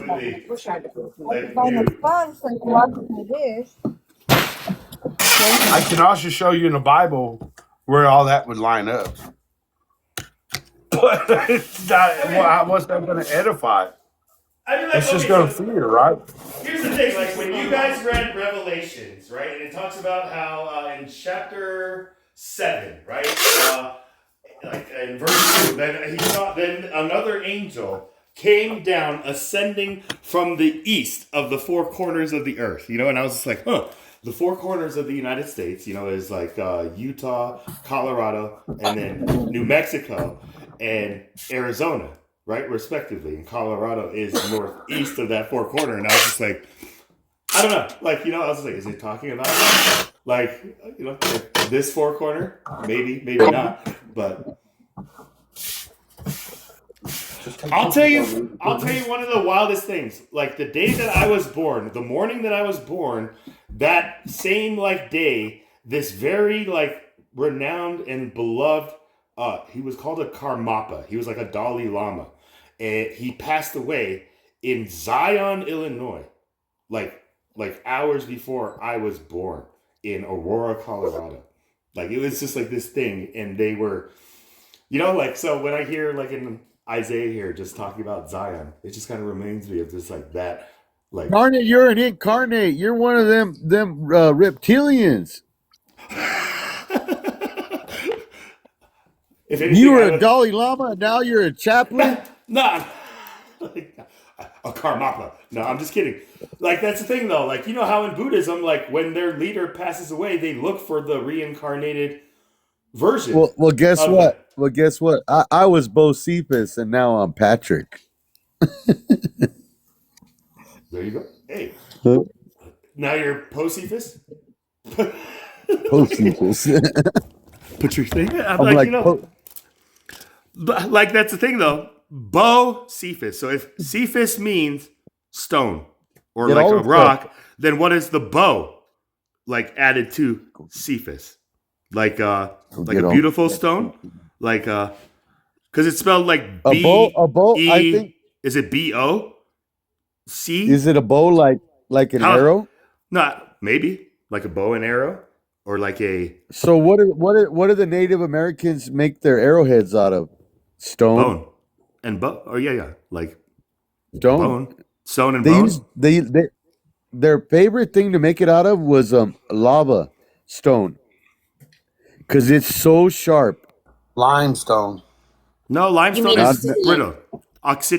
Yeah. Obsidian. Right? Like yeah, that Obsidian was the is yes. hardened lava, like Well, cool hardened Well, lava. guess what, Chaplain? I bought an obsidian mirror through TikTok, and it was delivered like about a month and a half ago. And I was seeking spirituality, you know, and I said, and I bought it, and I looked into it, and oh my God, I could only look into it about 30 We seconds. never went anywhere like on a date or anything. 30 seconds. I grabbed it, and I put it back in its box, and And then no, I didn't break it. I put it. You refunded it. Like No, it took me about a week, and I threw it in the trash. really? What is an obsidian Uh-huh. mirror? Like the instead of glass, it's obsidian. That's like Well, reflecting. let me tell you what I saw when I looked into it. It says you look into it and you see maybe your inner self or you see something. Well, I saw what I could only describe as hell because hell wasn't bright. You know, you would think, well, there's fire all around, there's glimmering beauty, like watching a fireplace. No, hell was more like an oven of smoke, and it was just black, black. And I said, God, this is not of you. Get it the hell out of here. You know, people think hell's going to be a big bonfire. It's not going to be a bonfire. You're going to be in a smoker like a brisket.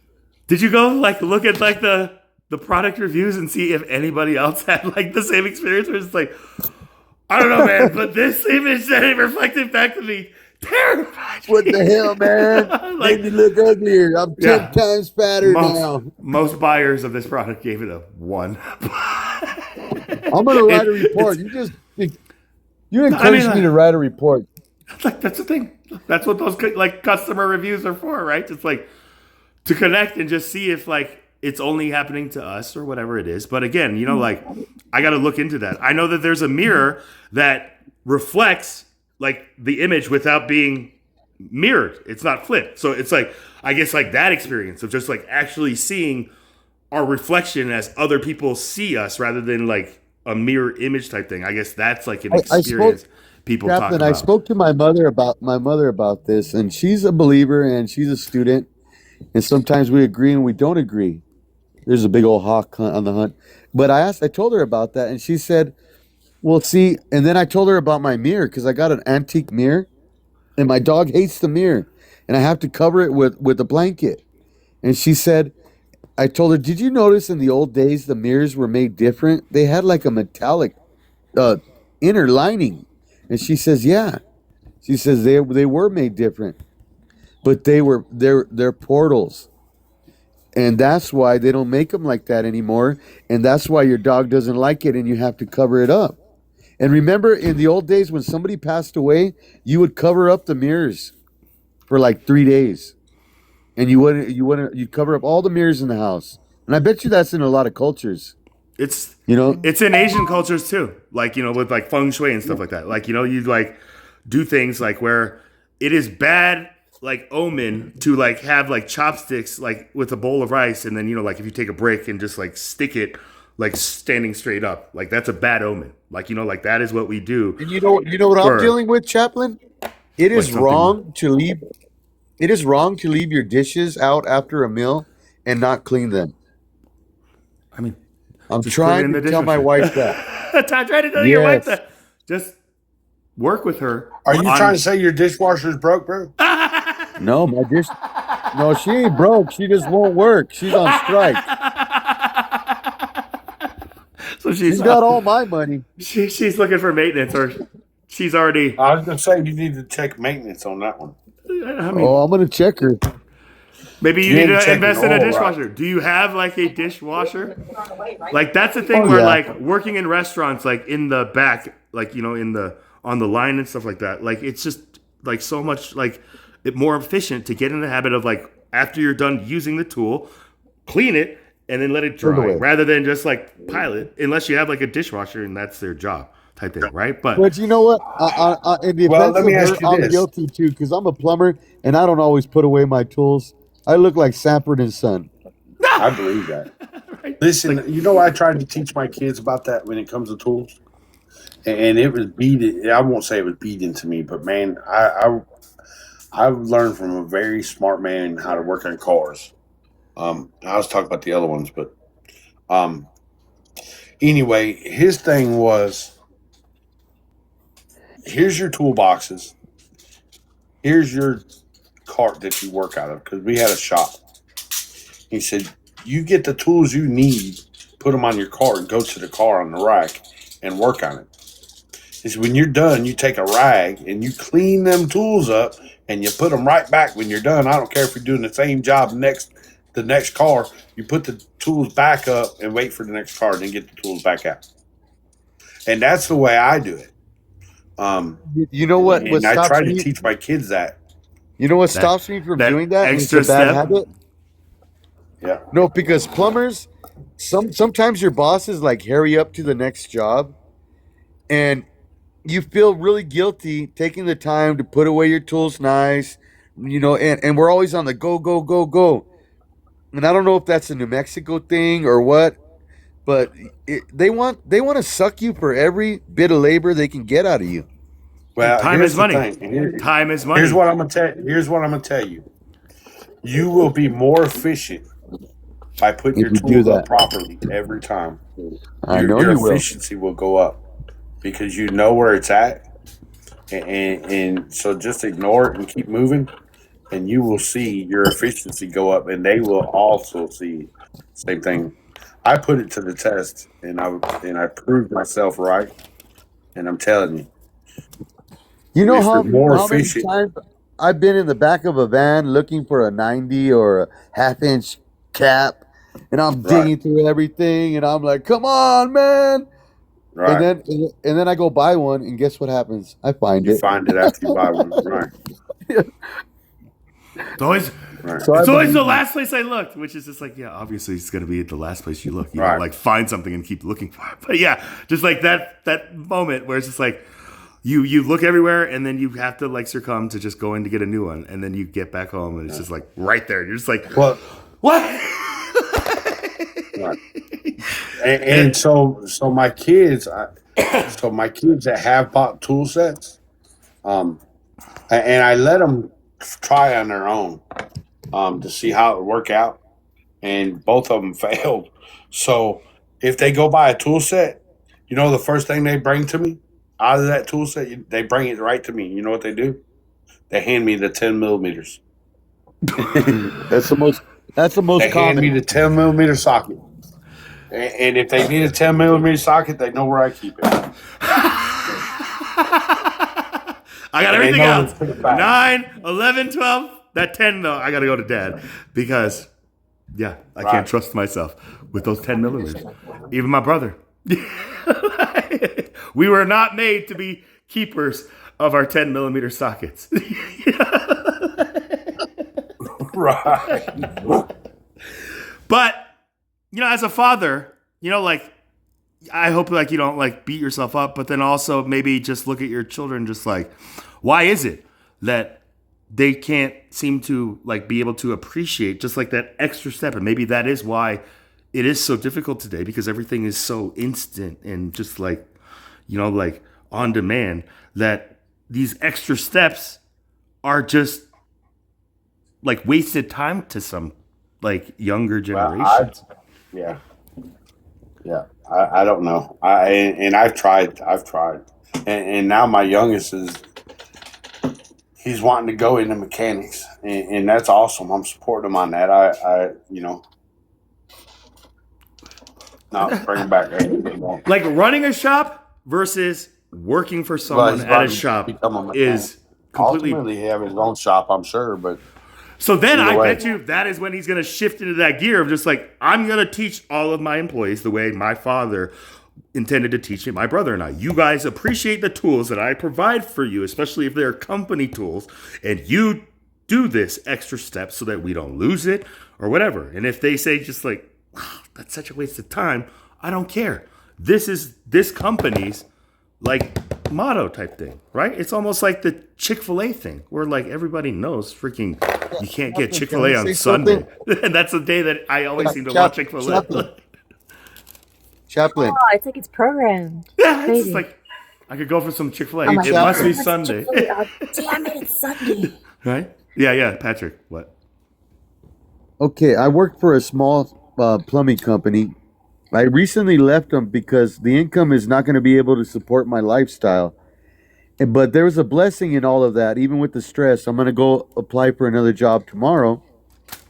But it pushed me to go and get accounts at the supply houses where the plumbers shop, and I got the accounts, and I gave them my because I have a CRS number, for taxes, and I've had it for like 8 years, and I've never done nothing towards my business because I've been so timid. But now I'm like, you know what? I have nothing to lose. My back is against the wall. Let's do it. And everybody that I encounter supports me, from the people that I buy product from to coworkers. They're like, you should have done this a long time ago.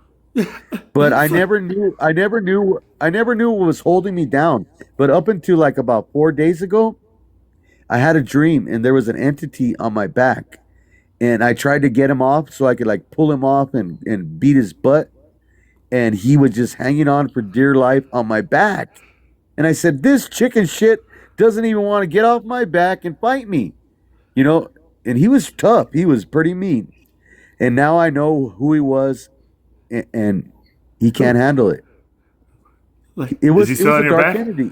Is it still on your back, or is Nope. this like, oh, I didn't realize like you're like a little No, like, he's kid, not on my like, he's not on my back. He's not on my back anymore. He's trying to talk to me in my ear, but I'm telling him, stay away Okay. from me. Stay away. So this from me. this is Shut where up. like Shut then up. we like move into that like concept. There's just like the angel and the devil on our shoulder, just telling us just like, you can't do that. Like, dude, you're gonna fail type thing. Yeah. And the angel's just like, why not? Like, go with God. Like, Do it. know, You like, got nothing to lose. right?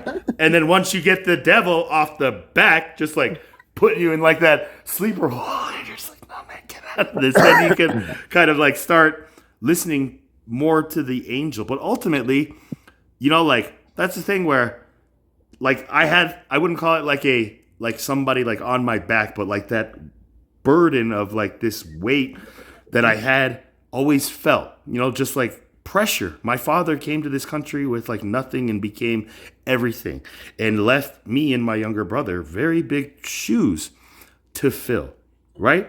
And when I like reconnected with my like intimate relationship with our Lord and Savior, like I realized like,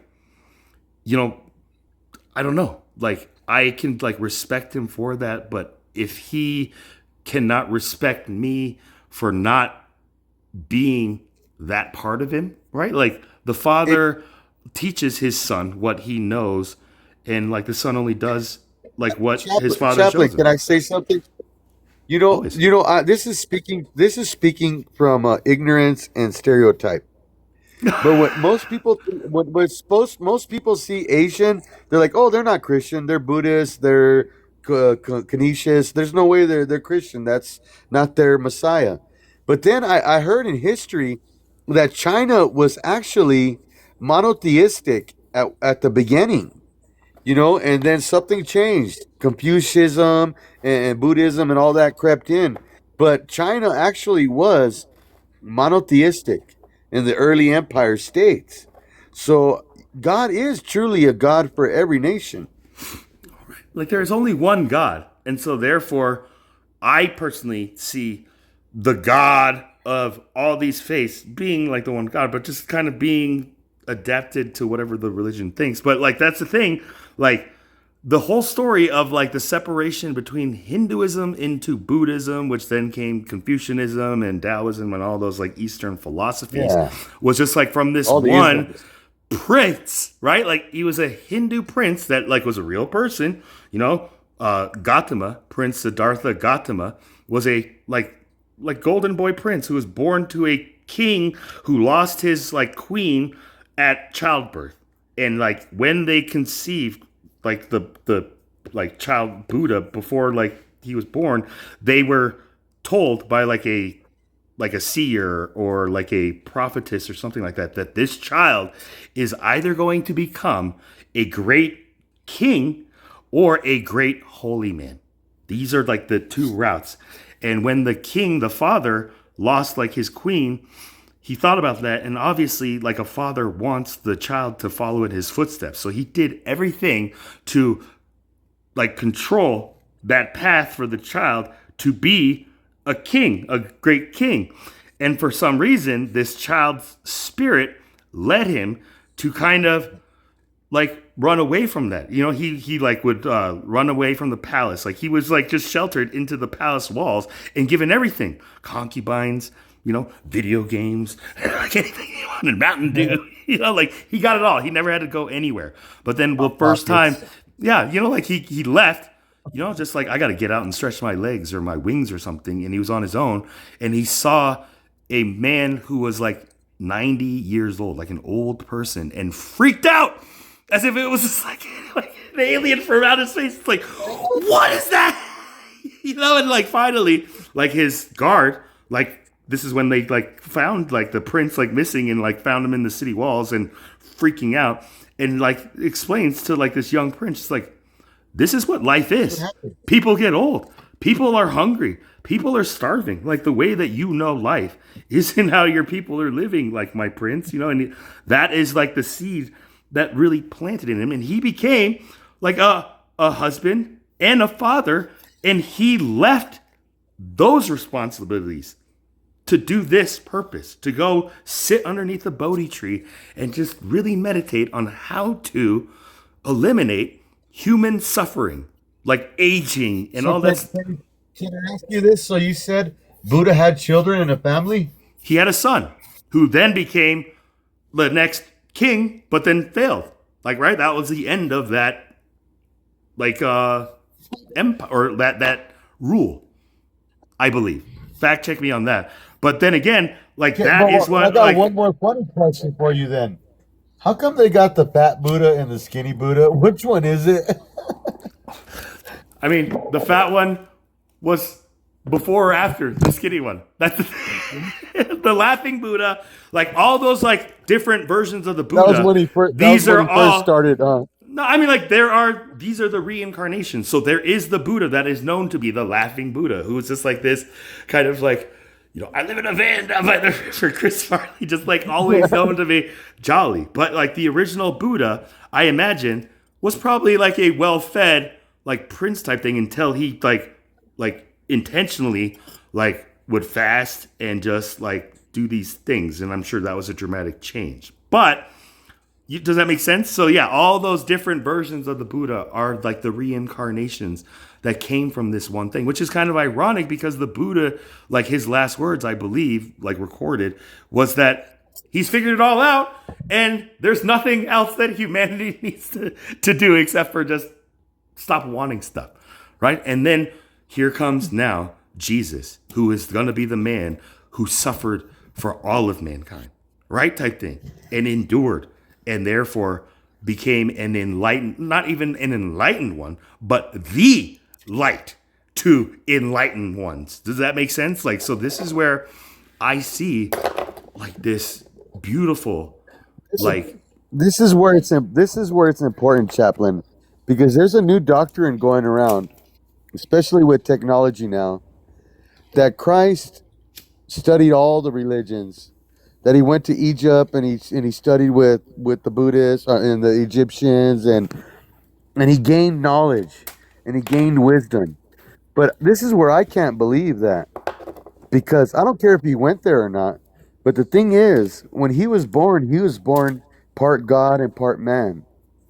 And I believe that part God was fully all knowing, fully all God knowing. and fully man. Exactly. Yes. Right? Not Yes. part, not a Correct 50-50, but a like Correct. 100. Like I Yes. tell people, I tell people it's like me saying I'm 100% natural born American and 100% South Korean. Right? Like You're right. But so Right? that makes him 200%. it's like He's certified. that makes me have to be twice the person most people are. Yes, that makes him 200%, Chaplain. That's why I It's just- said half and half. I mean, like, that's the thing, though. 50% Asian and 50% like something else is like something different, though, right? But they are also 100% American, like that, like type thing, right? Like, so again, when people just like tell me, just like, how can somebody be 100% something and 100% something else? 100% plus 100% doesn't equal, like, it does. I'm just like, But you know what? I just are you got an guys that? epiphany. You know why? Like what? Because I Hey, broke down. Chaplain, that's why they got 180 proof moonshine. Because you can be 200%. Moonshine proves it.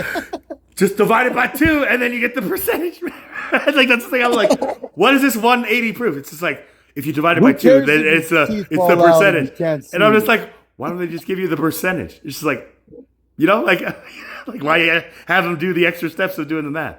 But that's the thing where I watch that show, Moonshiners, and they just like can tell it just by like shaking it and looking at like the bubble like evaporation. Oh yeah, like, this one's a ooh. good one. This one's gonna be that like gasoline. I'm just like, what? It looks like water to me, man. And that's where I'm just like, if I took a sip of that unknowingly, I'd be on the ground like convulsing, just like, what did they do to me, Father? No, but like but that makes sense, right? Like, so when Jesus is saying like he is 100% like God and 100% man, 100%. like this is a mindset and a like I guess identity for me. Does that make sense? Like, Does that mean we're 100% God and 100% man? I mean, like you are both 100% Americans and also like part or 100% like Hispanic.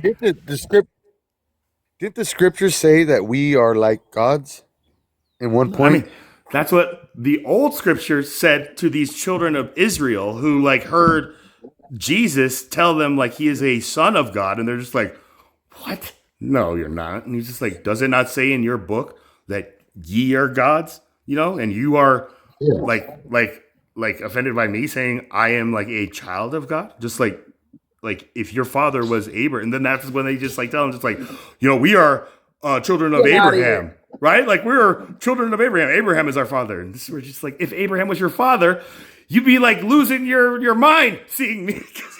Like, You know what he told them? He said, before Abraham, I am. And that Was. pissed him off. That just Yes. like No, confused me he said, more. no, he You're said, not I even 50, am, bro. because You're that's not what, even 50, and you're he, saying you saw Abraham. He's like, are you guys dim? no, they got pissed because that was what God told Moses. He says, what shall I call you? What shall I tell Pharaoh who sent me? And he says, tell him I am sent you. Remember? Yeah. But I mean, like, Abraham comes before Moses, right? So before Abraham was, I am, right? Like, so every time, Is that why we like, were talking last night about the Mount of Transfiguration when all three of them existed at once? the Remember?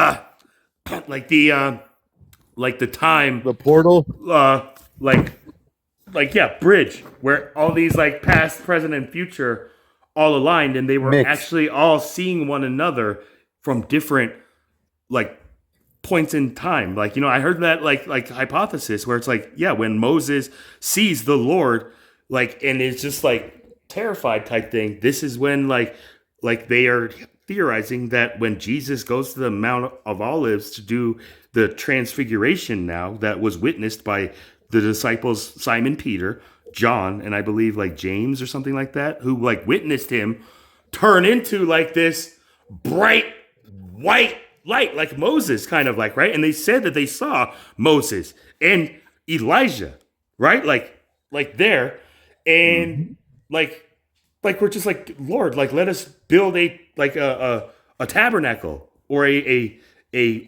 monument like type thing to like like like glorify this or revere this. And he was just like, don't tell anybody about this, man.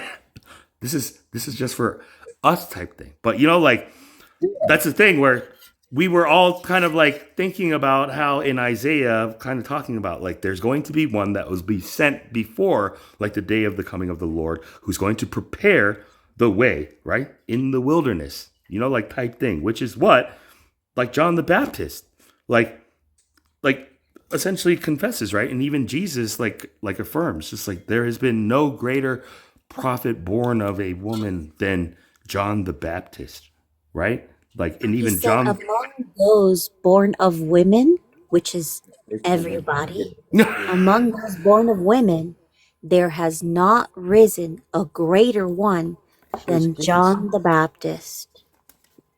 Amen. Thank you Except for. he who is the least in the kingdom of heaven is greater than John, which was Jesus at that time, because there was nobody in heaven, only Jesus. And that was like the glory that John the Baptist gave to him, right? Like when. Chaplain, that's a revelation. You know what happened? I'm going to tell you. One time I was meditating, okay, and I don't know, I was meditating, and this meditation was not prayer. It was more like a mantra of praise, a mantra, a mantra, a mantra, a mantra. And I felt my body, my soul, I mean, leave my body. And I was staring at this picture. It was Jesus on the water with the disciples in the boat. And I just concentrated on this photo. I'm on this painting, and when I was saying this mantra, because I told you that the witch that I met in Artesia, he was a soldier, and I'll tell you, he was teaching me meditation, and he told me that in combat he was in the big war, the ugly war, Vietnam, and he said I was a trained soldier, and we were taught when we got caught that we could transcend our body to avoid suffering pain. I was elite agent, and I'm going to tell you, and he taught me how to do this. But when I did it, it's very easy to learn. But when I did it, my soul like left my body, and I saw God on a mountain, and I couldn't see his face. I just knew an entity was on this mountain, and it was God. And I said, God, come down. Come down. I want to know you. I want to be with you. Come down. Come down. And he would not come down. And he Is that told when me you in heard my the voice? spirit, Come up here. yes. Come up No, here. he told me in my spirit, it's not for me to come down. It's for you to come up to Right. me. Right. Like, You know? And amen. and, Amen. and I said, that's it. And I came back into my body and I said, that's it. I'll never do that again. What, meditation? You know? Or ask the Lord to come down and meet us in You're which teaching part? me. Yes, both. I'll never ask him again to come down to where I'm at because he already came down. My job is to come up, Be with and be then with I'll him never up there, right? Like be with him. down here, But that right? also Like ties in here, into the oil, we're in heaven. the oil in the spinal cord, because you know our vertebrae has what 33 bones. Do you know Jacob's ladder was exactly what I just said? Meditation. He saw a ladder from earth to heaven, and he saw angels coming up and down. Scientifically, that is our spinal cord, and there is an oil that travels up and down our spinal cord, and we are to Spinal fluid. elevate. It's called spinal fluid. Yes, Like we are called very we very are called to precious. elevate that if we want to go to the Lord, we elevate our spirit. But how do we do that when we're living in a matrix? You Right? gotta unplug type thing, right? Like you have to Got to learn unplug. how to come back in and out of this reality and pseudo reality type thing. But again, like when you were saying like this witch Right, you pray, pastor, right? Jesus says when you pray, go to your secret place where no one can hear you, only the Father. like, and Yes. maybe like this is like what is now like being used to teach soldiers who are like POWs to like escape torture and whatever, to just like use the power of the mind. It's the Brother, same thing in prison, right? The only way to be free while you're like serving time in prison is to escape inside your mind, right? This is when you brother, we I'm going to have tell to. you another testimony. This is church chaplain. I want to tell you another testimony. I served 11 months in the county jail. And that's nothing, okay? Some people serve life sentences, 20 years, 10 years. I But the couldn't even thing do about the like one county day, jail, brother. So like, yeah, you know, like but yeah, that's let me tell you what about the county jail though. The county jail is the worst because there's no rules, there's lawlessness, there's dirty people, there's people in and out. There's no structure. Everybody wants to go to prison because once you get to prison, you got more hygiene, you got more cleanliness, everybody's set in, and nobody's going to mess around. you're given a routine, So, right? Like you are given yes. like direct orders on what to do, and like that's how some humans have to be led with just like direct commandments. Like, hey, A, B, C, D, and if you don't do it in that order, like you are going to do like you know like time So in the box. in my 11-month sentence, I lost a couple of teeth in a fight, my first fight, and I didn't lose another fight after that. I promise you. If they were too big, Because you didn't get in I knew more who to fights. call on. Like I didn't need to get in Yes, fights after like but getting out of prison. but anyways, I was on a misdemeanor. Okay, that means I'm not even a felon. I saw demon possessed people in there. I saw unalivers. I saw rapists in and out of the system. And I learned the Bible in there. But there was a time when I was locked up and I was suffering, especially after I lost my teeth. And I looked in the mirror and I had a Bible and I was trying to read my Bible, but I was so bitter, I was so angry, and I grabbed the Bible and I said, God, you could have got me out of here on bail. You could have got me out of here. You could have made a way. Everybody else is leaving. Why didn't you let me out? And I threw that Bible on the ground. And I kid you not, about not even a half a second. It didn't even feel like a half a second. As soon as that Bible hit the ground, my heart sunk like a brick in the ocean. That's when And that I said, freaking "No, like you know like that weight or like yes." that thing like on your And I back just said, like takes hold, just like and I said, and I grabbed it and I picked it back up. Even if I didn't want to read it, I grabbed it off the floor and I picked it back up. And I it's said, just like "Okay, God." I'm sorry.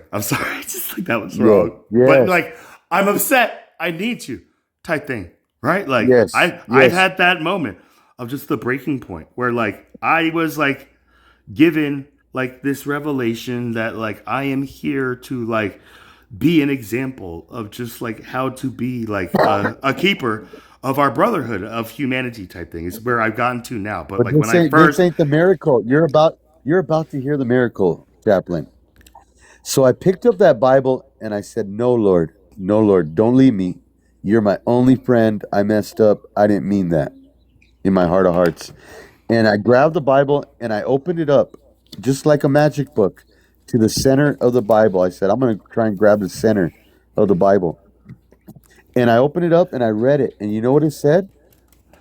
It This is the said center. your heart. Your It said no, yes, no. It said, No, I'm just kidding. and it might Your very heart. well be the center. Maybe. It said, my arms are not too short that they cannot reach you, nor my ears too far that they cannot hear you. But your sin has separated you from your God. Oh my Lord! It hit me Do, like a rock. do you remember where you found that? That sounds like Old Testament. I want to. I want to. Don't quote me because I don't know. But if I could recall, I want to say Jeremiah. I was Yeah, thinking, it's like, it sounds like a not Jeremiah just in thing. Jeremiah, but it's also in Isaiah. Yes, in Isaiah, Isaiah. okay. The Ias, the Jeremiah, Isaiah. You know, they have yeah. So I mean, yeah. You know, like my One of arms the are never Mexican too brothers. short. What was it? My arms are never too short, nor my Ear too heavy that it too cannot too hear heavy. you. But it is the sin that has separated us from our Lord, Yeah. right? Like, So I had to repent, and I went on a journey. And then the journey got dark, and then but here I am on another journey, chaplain, yeah. with a wife Well, of 14 years old, 14 years and 4 children.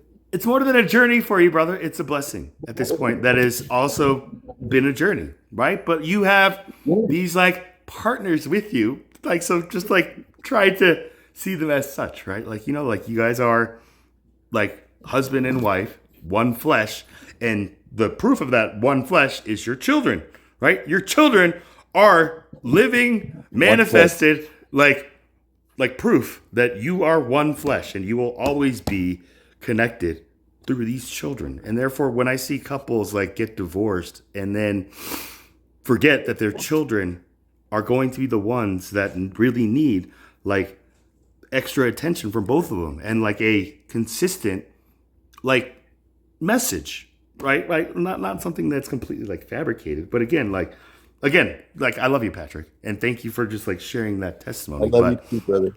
yeah, like, can I ask you then?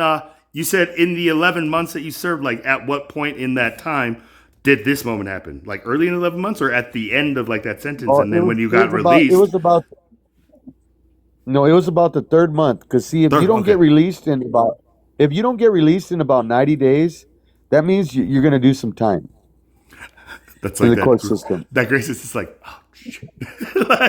Yep. like it was that Yep. fight. It was that fight But where I'm going you. to tell you another miracle, chaplain, because the judge ordered me. Because see, I absconded when I had a warrant and I broke probation. I just ran away and I spent a month on the run, living in hotels with a girlfriend and doing whatever. And then I came to my senses and I said, I can't run forever. I got to turn myself in. So I turned myself in. And what's funny is I went to the substation. I said, I'm an outlaw. I'm here. I'm wanted. And nobody wanted to come and put cuffs on me.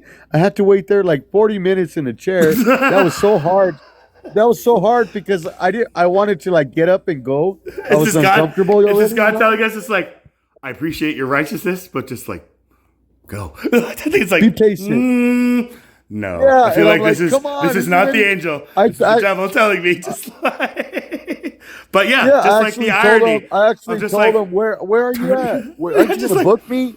yo, man, I'm like out on a warrant. You know, like, hey, I'm turning myself in, and they're just like, yeah, we'll get to you.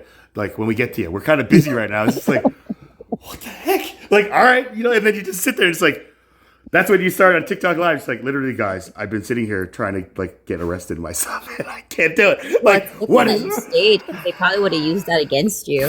probably at that point where it's just like, You know all what's these- funny though? I had a judge, and she was so pissed that I ran away for a month and embarrassed her that she gave me 11 months just so I wouldn't go to prison. 1 month shy of prison, and then she put Fair. on my release my sentence. She said, under no circumstances shall he be released on probation, parole, or house arrest. good behavior or good behavior or anything. It's the full Yes. thing, and then you're done, or then you also had to And do then like probation. No, I was and- done after that. I was done Okay. after that. So that But was this your is- and I never your went debt, back. Your debt to society, just that 11 months, and then that's it. And- But no more Well, like this is the loopholes or miracle. anything like that. This is the miracle. Everybody, I told you the majority of people get released. It's like a revolving door. So one day I was up in my cell, and they called me on the intercom in the room, and they said, "Patrick Conway, come down to the desk. You're getting released on probation." In other words, and I said, "What? I'm getting released?" And I had been praying. So this is before I threw the Bible down. It was, and I had been praying, and I said, "God, you're going to release me?" I went down there, and they're like, "Where do you want to go? You're going to go to your mother's? Tell us the address. Where you're going to be? This and that. We'll give her a call." And I gave her the information, and I went back up to my cell, and I took out my charges, and I read it again. It says, "Under no circumstances shall he be released." And then I said, "Lord, this is going to hurt, but I need to go down there and tell him what my sentence is." And I went down there, and I gave the official, the officer, I said, "Look, you can't let me go." And he says, "You're right. You almost made a mistake." Who else did you tell this? Because look, like we could, like, did you tell anybody? It's like, maybe I did. Maybe I didn't. I know. It was like Hogan's Let's Heroes. talk some It was like commissary. Hogan. Warden. No. It was like Hogan's Heroes. Have you ever seen Hogan's Heroes? Barely, like type thing, but like that whole military Where thing where is it's the just prisoner? Where is the prisoner? but it's that kind of righteousness that like really God can do stands out. anything. But like that's the thing though, like in those situations, because I've been in them too, where like the judge told me like this, and they're telling me like, hey, doing this, and this, I could actually get this like sentence, and I was just like, that sounds enticing, but like I already told the judge, like I'm ready to just serve my debt to society, and I'm sick and tired of being strung along like by this system that is prolonging like being able to pay back like the bond that was like put down by my like brother, which was taken off from a friend that I relied on, thinking like it was going to be just like $500. And then I like called her, and I was just so like grateful, and just like I was just like, out of everybody, The devil is like the lawyer. The devil is like the lawyer offering us a plea deal, knowing damn well that Jesus already paid it all. But it's just just trying to profit off something that was Get more free out of us. in the free type thing, right? So this is where, I was just like, thank you, God, like, and just like, keep me on the path to like be able to pay her back this like $500. That's what I thought it was. I told her it was $500, and just like, like I'd hate to call her, and she was with her mother, and they were just like having their mother-daughter time. Like, like they just started like their bottle of wine. And she was like, I'm glad you called me now. Like, hold on, Mom, do you think you could drive? Hold on. Like we'll get to you, but just like, just be patient. I was like, thank you. And then all of a sudden it's just like, Charles Pang, you're being released. And I'm just like, oh, like what happened type thing. And like I get out to the other side, and there's nobody there waiting for California? me. Colorado. Oh, Colorado. That's cool. Jesus is our judge and our defender. Yeah. Amen. And that's the thing. Isn't that the where best thing? And the devil's the prosecutor. He's already been beat. He's by our public defender, right? It's just like, I got this case. Yeah, It's I know like, this prosecutor. What's your record? I know this prosecutor How many? very well. Like just so listen to me and just tell the judge what I recommend. You say, Chaplain. He's the Chaplain, judge, the defender, and the jury. Chaplain, do you remember on Night Court? There was always that shaggy looking judge, and he was like the prosecutor, and he looked like he had slept in his van or something. His tie's all messed up, and he was always trying to prosecute. Like the Playboy like version, like the guy who was kind of like the stud. Yeah, I forgot what his character name was. No, he wasn't. He wasn't a stud. He looked like Al Sharpton or something. He looked all beat up, and he was a lawyer. Was there even like an African American character on like Night Court? Like you're talking about? Like, yeah, he was the bailiff. No, he wasn't African American. But when I say Al Sharpton, I'm talking about his hair and the way When it comes to he looked hair, like a shaggy it's either Al Sharpton or Don King, and I think as long as Don King. But I mean, like they rebooted that. But I think like maybe an interesting kind of Put it like on- put 'em show on highlight. series premise is just like God's court, where I don't know, maybe that would be kind of mockery type thing. That would but be yeah, awesome. when No, I don't wanna Lamb be was there. talking about just like we have the ultimate defender, right? The advocate, like for us all, as long as we trust him to be such, Right. right? Like, you And know, he's the like, jury of our peers too. and are we going to put him in a position where like he's going to have to defend like two parties against just like who Well, he's that's why he's the ultimate judge, because he saw it all already. it's just like That's why the God courts are versus so wicked. You know what? plaintiff A, and then God versus plaintiff Charles, defended by me and me. It's just like, okay, this is gonna be an easy case to win. It's just like, okay. Yeah, this is gonna be easy. Prosecutor. That's why the Tell courts. me. That's why the courts are. Hey, Chaplain. That's why the courts are failing us. Do you remember in the Old Testament it says that a nation will fall because of their judges? You know, Yeah. There's Well, something. America is in big trouble because of our judges. I mean, I would say that our judges have put America on a slippery slope. But again, I believe and know God has got this for the good of everything, right? So I try to keep that at the forefront. And therefore, like the judges who are supposed to be honorable, like out of anybody, if they aren't an example of what honorable is, I know God is going to hold them accountable for not being honorable for everybody who look up to them and maybe don't even look up to them, but have to look to them as like an authority, like outside of God on earth type thing. Like, you know, so when I hear like about like how we can use God's laws in a court of man's laws, like, you know, I'm just like, well, you know, next time I have myself in a situation. But it was a time where the miracle I witnessed, you know, like brother and sister, was that when I was finally like at the end of like my probation, I got probation and I was put on an ankle monitor. And my biggest thing was just like passing UAs. But at this time, I was ready to do it.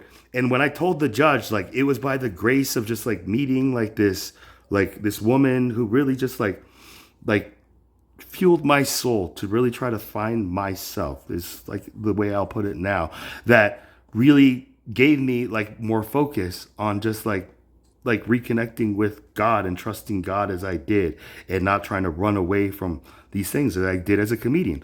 I was doing stand-up comedy knowing I was an outlaw, right? And so like that weight that I'm talking about is just like, I didn't know when it was going to catch up to me. And the comedy of it was just like Facebook, right? One day on Facebook, I got a friend request and a DM from a girl that worked with my brother's now wife, my sister-in-law, at this gentleman's club, you know, and she was like a very attractive girl. And she was like, hey, you're Wayne's brother? Like, you know, like I work with this, like I thought, you know, blah, blah, blah. And I was like, hey, cool. I got a show, you know, like, do you want to come? She's like, oh, I can't. And then like right after that, another girl DM'd me almost the same thing. Just like, hey, my friend saw you somewhere performing and said you were really funny. When are you performing next? And I was like, actually, I'm going to be in Colorado Springs tonight doing a show. But, you know, invite your friends, you know, like, come on down. They're like, you know what? I'm going to tell my friends to come see you. Like, you know, thanks. And I was like, that's kind of an odd coincidence. And the whole time I was the driver for like the other acts in the show. And I was just telling them like this experience. And one of them just kind of was like, yo, man, like you just got like these two attractive like girls just DMing you and you're trying to like bitch about it. I'm like, no, man, I'm not bitching about it. I'm just saying. It was kind of weird because the second one, when I did a deeper dive and looked for like their images, one image was like a Italian girl looking off like a balcony out into the ocean. And then the other one was like a thugged out like the girl like flexing in a mirror, and then all the comments were just like, which one are you? Right? And that's where I had to like leave my investigation. And then when I got to the show, like I just kind of like was in this thing and I look and I see like agents like in like vests that didn't look like officers, but I was like, that's weird. Is this security for the thing? And then as I kind of like look away, I'd look away and I look back and they're closer, and I look back and they're like right in my face. They're like, are you Charles Bang? And I'm just like, yes. And they're like, can we talk to you in the back? And I'm just like, Sure. You know, and they were just like, we need you to get down on your knees, put your hands behind your back. You're under arrest for an outstanding warrant. And I was just like, am I being punked? Like, what? Like, how'd you guys even know I was here? And this is where one of the officers was like, we have our ways, you know, just like, what? You know, and they were like messing with me. They told me just like, you know what? If we don't get a like response back from like our headquarters about this warrant, we'll let you free. 20 minutes. Because like that's the thing. I was the opening act for this show. And so right at the start of the show, I'm in the back and like the booker was just like, where's my MC? And everybody's like, he went to the back and like she just opens the back. She's like, Charles, are you back? What are you doing to my opener? And I was like, I'm so sorry, Becky. And then that's when the entire show came outside. You know, like it's That sounds like NWA to me. dude. Like that's the thing. When like they were finally like in it with just it was me and in the car and they were just like, would you really have like performed like your set if we allowed you to? And I was like, yeah. Do you know how much street cred I just got from this? If you guys let me free just to do a set and they let me like, yeah, man, I would be a legend. And they're just like, huh, you know, maybe next time. And I was like, would you guys really have let me free You are a legend, in the 20 Chaplain. minutes? You're a But that's the legend. thing. That was the legend, the legacy that I found out I was now being gossiped about. That wasn't me. And I had to get that monkey off my back. And it was very difficult. And I had to go through my dramatic drama, Charlie way of just like saying to that world, all my comedic, like, you know, like colleagues and, you know, like all those people that, you know, like I'm gone. And like, Isn't that one of the hardest things? Chaplain, I'm going through that right now because, you know, some people suffer financial burden. The economy's rough and all that. And I thought to myself, if I lose everything, am I nothing? And then God told me, he said, you know what? This is why you're hurting so bad. Because you think everything you have is what I've given you and what you are. Yeah, is what gives us value, right? It's not. Right? He says you are far much more, and if you would let me mold you, the world would see it. We're fine, right? Yes, we are gold, right? And some of us do have a faith that's made of fool's gold, pyrite, right? Yes. But those of us who have pride, pure gold, right? And people can piss and dump all over pure gold, but you just clean that off and it's going to be the value of gold always, right? Like, but you look into fool's gold, you'll see like the impurities, you'll see like the fake type thing. So this is where when I read in the Bible saying like the Lord will be like a refiner who will take gold and even make it more like precious, like than gold type thing. You know, like that is something where, you know, like there's a saying, Patrick, like the measure of someone is how much they are worth when they lose everything, right? Like, do we lose value in ourselves when we have nothing? Or is this when we take an opportunity and say, the only direction we can go is up at this point, right? Maybe that's kind of like it's kind of like the Buddha. What Buddha was trying to tell us, you know. Well, I mean, like that's the thing about like Confucianism and Taoism that now had to come into play. I perceive and believe, like from Buddhism, because Buddhism isn't just like that clear cut. You know, like if every human being just didn't desire anything or work towards any desire of anything, human beings would be stuck at like, you know, like agriculture and being like, you know, hunters, gatherers and like type thing, right? Like, so with this thing, like Confucianism is now philosophy where it's bringing in like parables, you know, like there's one in the Book of the Way, the Tao Te Ching, you know, like the Book of the Way, which came before Jesus, but Jesus is the way. Like he embodies like these stanzas is what they're called, you know, and it's just like the name that can be named is not the eternal name, right?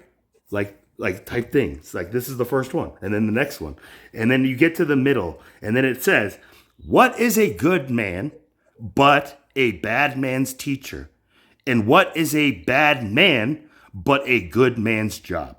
And if we cannot fully understand this, we are going to be lost in this entire like way type thing. And I was like, if it's that important, why didn't you put it at the beginning rather than allowing it all the way to the You know what? end? That's exactly what Jesus said, Chaplain. That's exactly what Jesus said, because Jesus said, "There is none righteous, no, not one." I mean, Remember? like that, like so. The righteous is a bad man's teacher, right? Just Yeah. like Jesus was for anybody who truly followed him. You cannot be my disciple if you love your mother, father, brother, or sister more than More me, than type me. thing, right? That was the requisite. Why? Because he will be the one to really show them the love that a father or brother or neighbor or even in whatever needs to demonstrate, at least for me, type thing. But like that's the thing about all these like teachings. They are all connected, but Jesus Christ saying he is the way, the truth, and the life, right? The light of the world.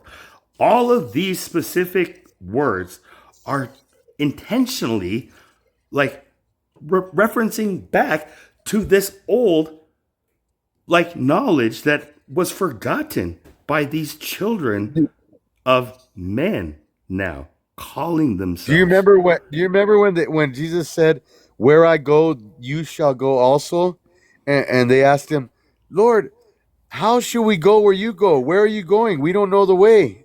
Remember? Then when he was about ready to leave them, and they said, "I am the way." I mean, Right? like, I remember like the like when he like resurrected and like was about to leave everybody. He's just like where I go now, you cannot come, but I prepare a place for you type thing. Like my Yes. father There you go. has many mansions. And like I am going to prepare like all these mansions for like us type thing. So the next time we see him, we will like receive this inheritance.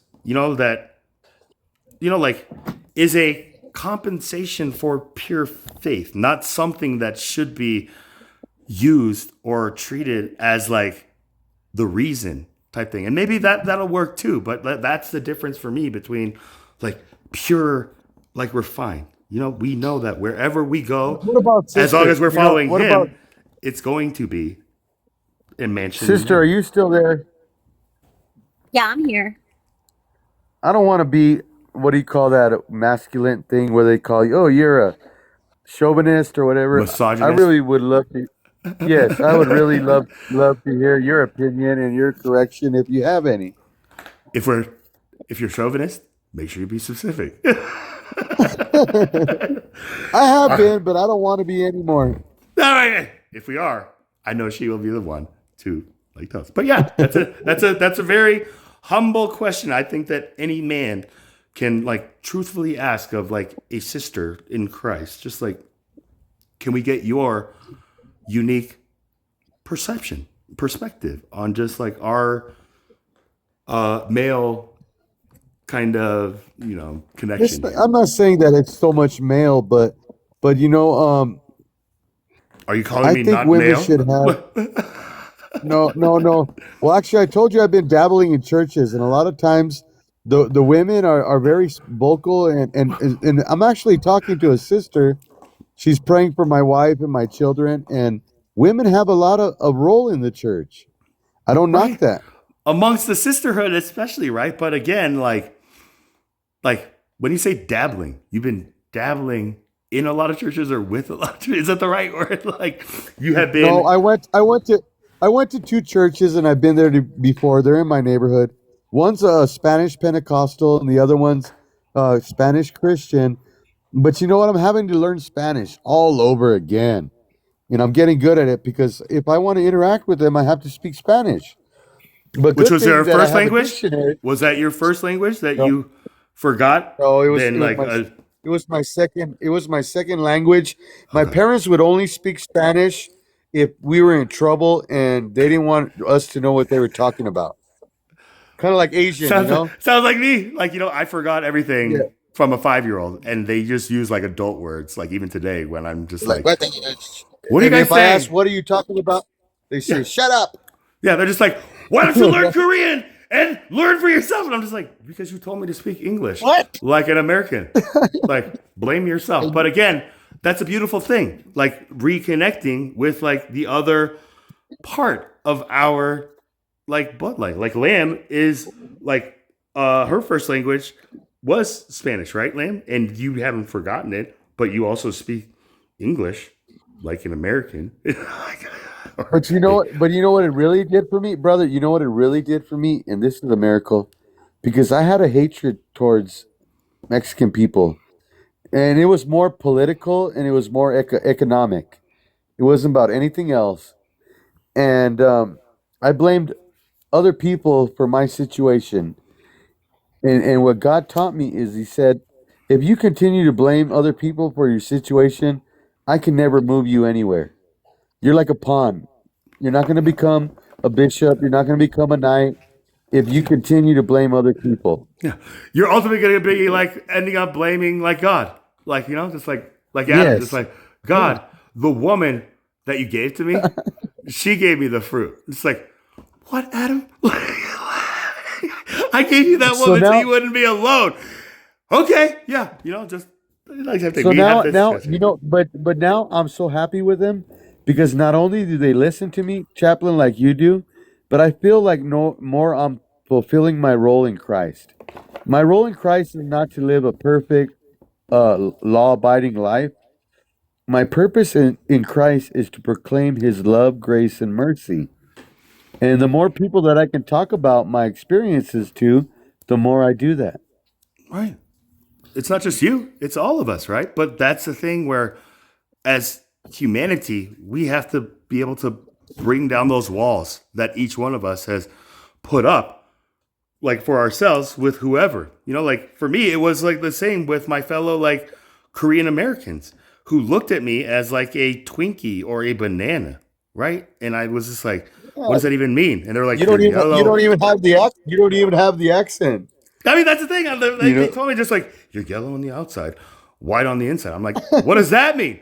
Yellow on the outside. I'm like, am I a Simpsons character? And then I thought about how like on the Simpsons, they're all like yellow, but then the only Asians, the one that worked at like the sushi restaurant, like were the was whitest. The brown. thing where I was like, I Or don't get white. it.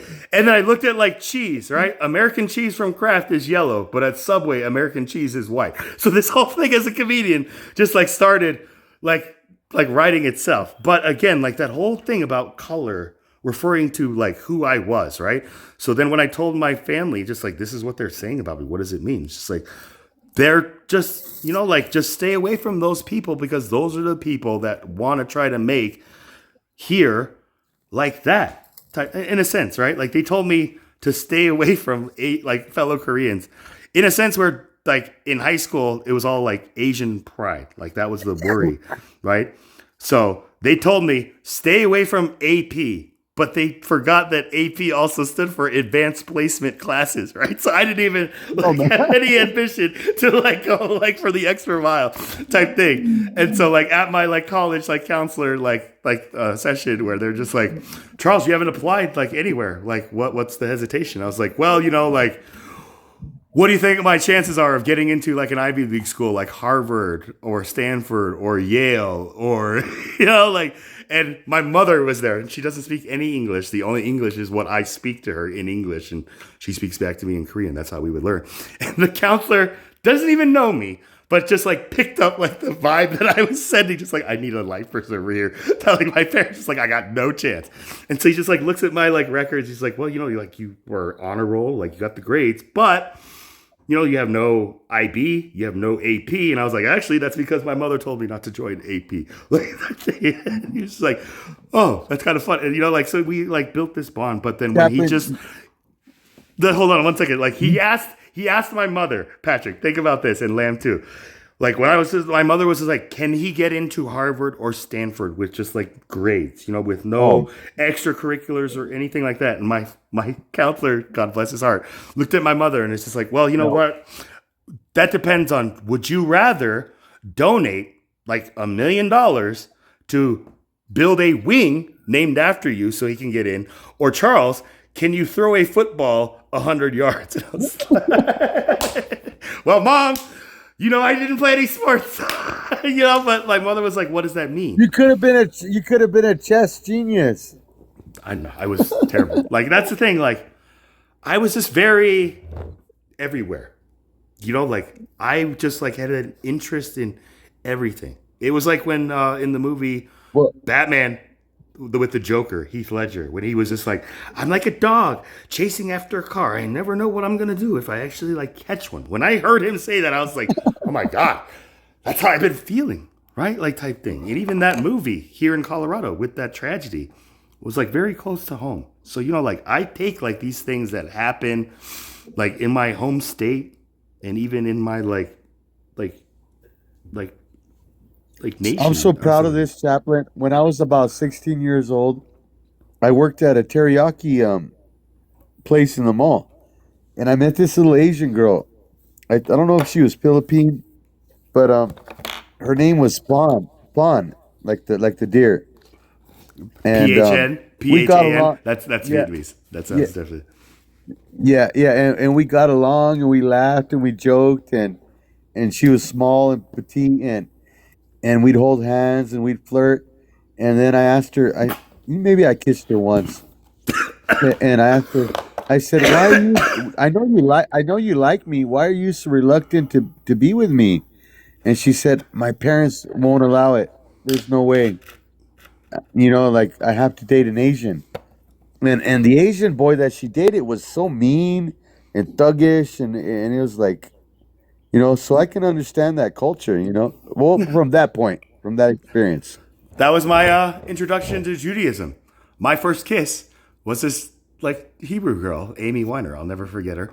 And then like the moment I met her parents, like they were gone, and she like invited me over when I wasn't supposed to be there, and her parents just like came home early, and she was freaking out. But like I was always like calm. Parents loved me, so I was like, yo, like let me introduce you. She's like, How no, you doing? get out of here. And I was just like, I'm not gonna run. And so like when our parents just like saw me just in there, it's like, who is this? I'm just like, I'm Charles Payne. I'm a friend of Amy's type thing. I was just here working on homework, I guess. And they're like, oh, well, Charles, like it's dinner time now, so I hope you don't mind or take it offensively, but dinner time is for family time. And I was like, no, it's okay, Amy, I'll see you at school tomorrow. Then the next day, she just came up to me and she's like, we can't be boyfriend and girlfriend anymore. And I was like, why? And they were just like, because you're not Jewish. And I was like, what does that mean? I was just like, I've been told because I'm Asian, but I've never been told because I'm not something, right? And I was like, hold on, I know I can become Jewish, right? Like, so if that happens, then this is when she was like, Charles, it's not you.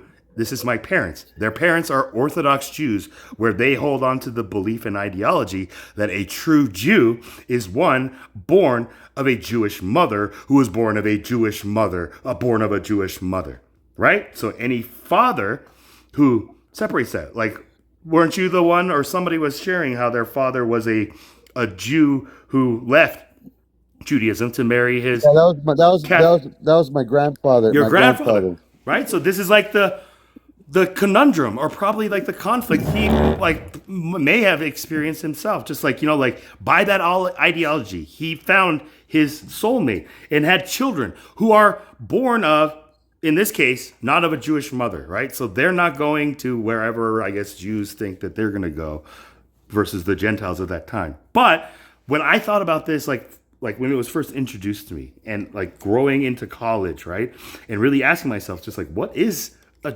Jew? And like this, like I just was humbled by how ignorant I was, type thing. I didn't know there were many Jews until college, right, when everybody was wearing a Star of David, and I was like outnumbered, like for once. So like it was a humbling moment, but it led me to just like understand that, I don't know, it's just an ethnicity, but it's also like a faith, right? So we were talking about people. Chaplain, I also got a Star of David. I got a tattoo, and I thought a Jew when I was young, my early 1920s. I thought a Jew was a good, perfect, good person, someone who could follow the law and someone who was loved by God. And I said to myself, I want to be that. And I said, I have a bloodline of that through my grandfather. And I told my mother, I want to be of your bloodline. I told my mother, I want to renounce my father because he was an outlaw and he But was wasn't serving he time in the prison. wasn't he the Israelite?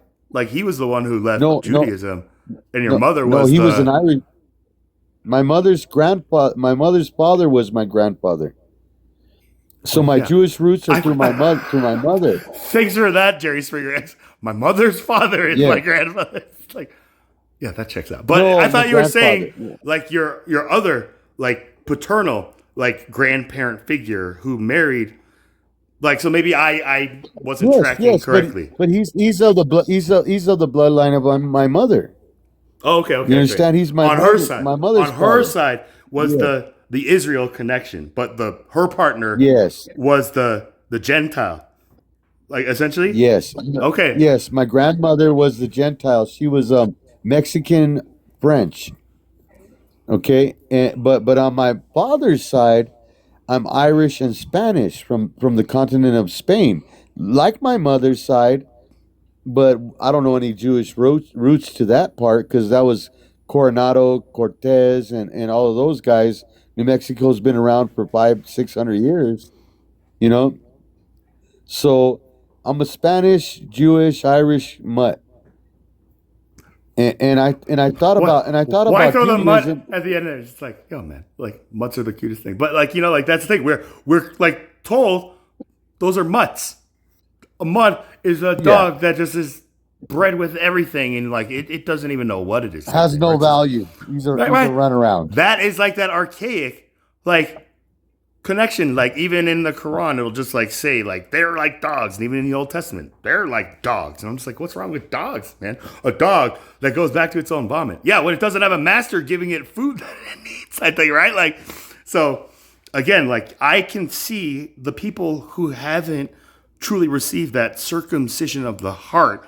They have only, I guess, been like born. But once that circumcision of the heart truly happens, and maybe it's like that cry. Like I don't know if you've ever seen like a bris like ritual where like a Jewish moy I've more I forgot what they're called. They have like titles that are like in the yellow pages. That's how like deep like these things go. But like it is these like rituals that I can also see like being the pivotal moments that have led our country, America, into this rabbit hole of just like gender ideology and stuff like that. Because it wasn't until like the first botched But let circumcision. me tell you what happened. It happened with the invention of Israel, and I hate to say that it happened during that time with the invention of Israel, because before that it was Palestine, Iran was Persia. We were all on the old world stage, What do you mean but invention of we Israel have though? Like it was in Isaiah talking about Israel like type thing. So when you no, say no, no, no. It was the invention because the people establishment, knew maybe that is the better prophecy. word, an establishment of a Yes. Israel nation, like that would be the words Brother, I would use. if you're telling me 2 weeks from now that you're going to attack me and that you're going to unalive me and you're going to take control of whatever I have, do you not think that I'm going to try and circumvent that? So see, God spoke Circumvent it that? into Or would you not existence. be like, why? Man, like did I do something to you? It's just like So that's what these globalists are trying to do. They're trying to circumvent. They're trying to create a false. They want to control the reins, but it's all on God's timing. They're pushing us to the end because they think if they can push us to the end, that they're in control of the narrative. But actually, they're playing into the narrative. It's already been estimated. The calculations have already been set. They're pushing into the narrative. it's like this. Like this is the prompt that I had earlier. Just like this one like TikToker that I like met when I took like my Shahada like the second time, like, type thing where, like, again, this is just kind of like, chopped up. So I will give you context if you want. But just like, did you, me, bring him the verse from the Quran allowing me to call myself a Muslim some kind of Christian hybrid garbage, right? There's no punctuation until this question. So, did you bring me the verse Bring from him the up, Quran Chaplain. allowing you to call yourself a Muslim some kind of Christian hybrid garbage? Question mark. You have videos of yourself as a priest claiming to be Muslim, and you defend the Jews who commit crimes against humanity. Right? Just based on like that. When you read that, it's just like, what did Chaplain do? Right? But then this is where I'm just like, I'm garbage because Chaplain, these guys are so crazy. Do you know that Isaac and Jacob and Ishmael and in the two tribes, they were not Muslim. They were two brothers at odds, the same heritage, Abraham, but a Muslim connected to them like a tick, like a tick. or like that Islam, that thing on our yes, back, just like trying to choke us out, like a yes, little person, they are like our holding on like brothers. it's a turtleneck. That's why I can't stand turtlenecks. It feels like just like They're on somebody. they are our brothers, but they've been brainwashed by this damn prophet named Mohammed. No, He's the it's not like tick. it's not his fault. It's not his fault. It's man's own fleshly desires and whatever that is. I would say the What tick. was Islam before Mohammed? That's what I would like, because you know what, God existed prior to Jesus walking the earth. But I want to know what God existed predestined Mohammed, and I want to know what he was like. The God of Be- Abraham, Ishmael, or Isaac, Isaac and and Jacob, and all that, Jacob. right? Yahweh, like Yes. type thing, right? So I don't believe what they're preaching. I mean, like that's the thing. It's like we don't have to believe what everybody tells us we need to believe, but we should believe that we need to take the time to like be able to listen to them and see if we are discerning or like seeing the plank in our own eye before trying to remove a speck from another. That's the go-to kind of like But comeback that people tell I me. love you, Kaplan. But you know what he referred to that is? Your brother. He said, "Do not come against your brother and tell him that he has a beam in his eye when you have, I mean, a speck in his eye when you have." It's for the brother. But this is the thing, and we got to get deep. The Bible clearly says that there is two people in this earth. There are those who are the children of God, and there are those who are the children of Satan. And you cannot convince a child. It's like the Hatfields and McCoys. I want you to put this in your comedy act. You know, I know that. I know that rivalry. they're never gonna get along, brother. We are of two different clans. It's just And we keep trying to make that hatred has just been so deeply like embedded into those families like heritage and thing that even like it's in the generations DNA. It's in the after the DNA. original Hatfield McCoy like rivalry, they still feud. It's like you're The Hatfield, Irish still I'm feud with the McCoy. Scottish. Like that thing. Yeah, It's just they like say I'm yeah, Irish, I'm Scottish. Come on. it's like Italiano. Yeah, it's like Asians. It's They're happening both they're amongst wor- every they're both wearing skirts. They're both wearing skirts, but they want to fight each other. And then here come the Scottish, just like like Willie, just like what's everybody? I that's Willie's shame or whatever type thing. But We must unite the clans. yeah, like that's the thing though, like it is these bloodlines that make us like, at least for me, like before we had to be born of this blood tie, but Jesus came not only by blood but by water, right? Like that was like the special like anomaly about this person that I would say then yeah, like the prophet Muhammad just was revealed just to kind of just say like he is a prophet type thing, speaking to this group of people who are calling themselves maybe Christians or Catholics or Trinitarians or the Knights Templar, right? Like going against like love and peace type thing. So this is how I kind of like have received like what his role is for all of humanity. I don't try to throw the bus and See, Chaplain, it's all his fault. one Well, time, we also have to understand what Muhammad prophesied about. And what he prophesied about was that those who studied the Old Testament and like Torah. basically the Torah and the Tanakh, those who follow those old prophets, the Jews, were being misled. That they were going to be misled, and so were the followers of Jesus, their prophet, another just prophet in their eyes. He was just a prophet according to Muhammad.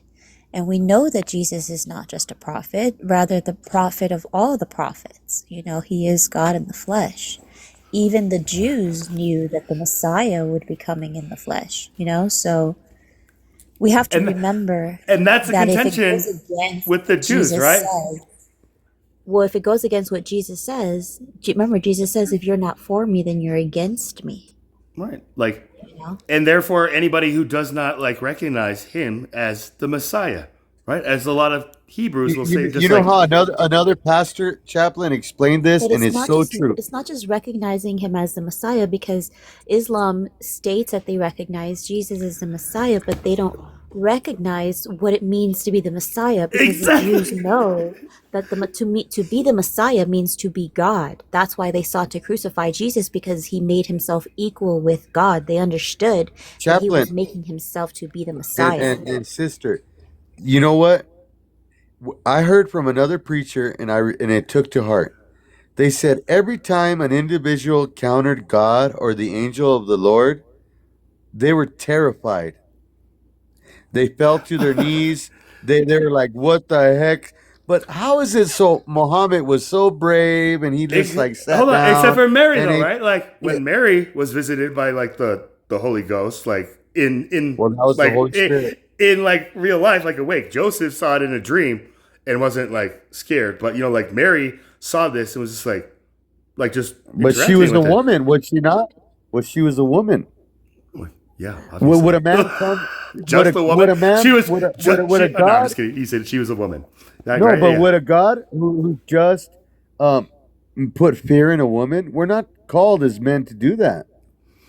So God would not have done that either, And that, I mean, just like the right? hypocrisy that like Lamb, I think, was like like showing to me or reminding me of, just like Islamic like TikToker Muslims, kind of like this one, who is going at me because like he's referring to a video that AI just like randomly generated that made me a priest, and then his issue with me is that I'm claiming to be a Muslim, but I keep telling him and everybody like I'm not this Chrislam or whatever.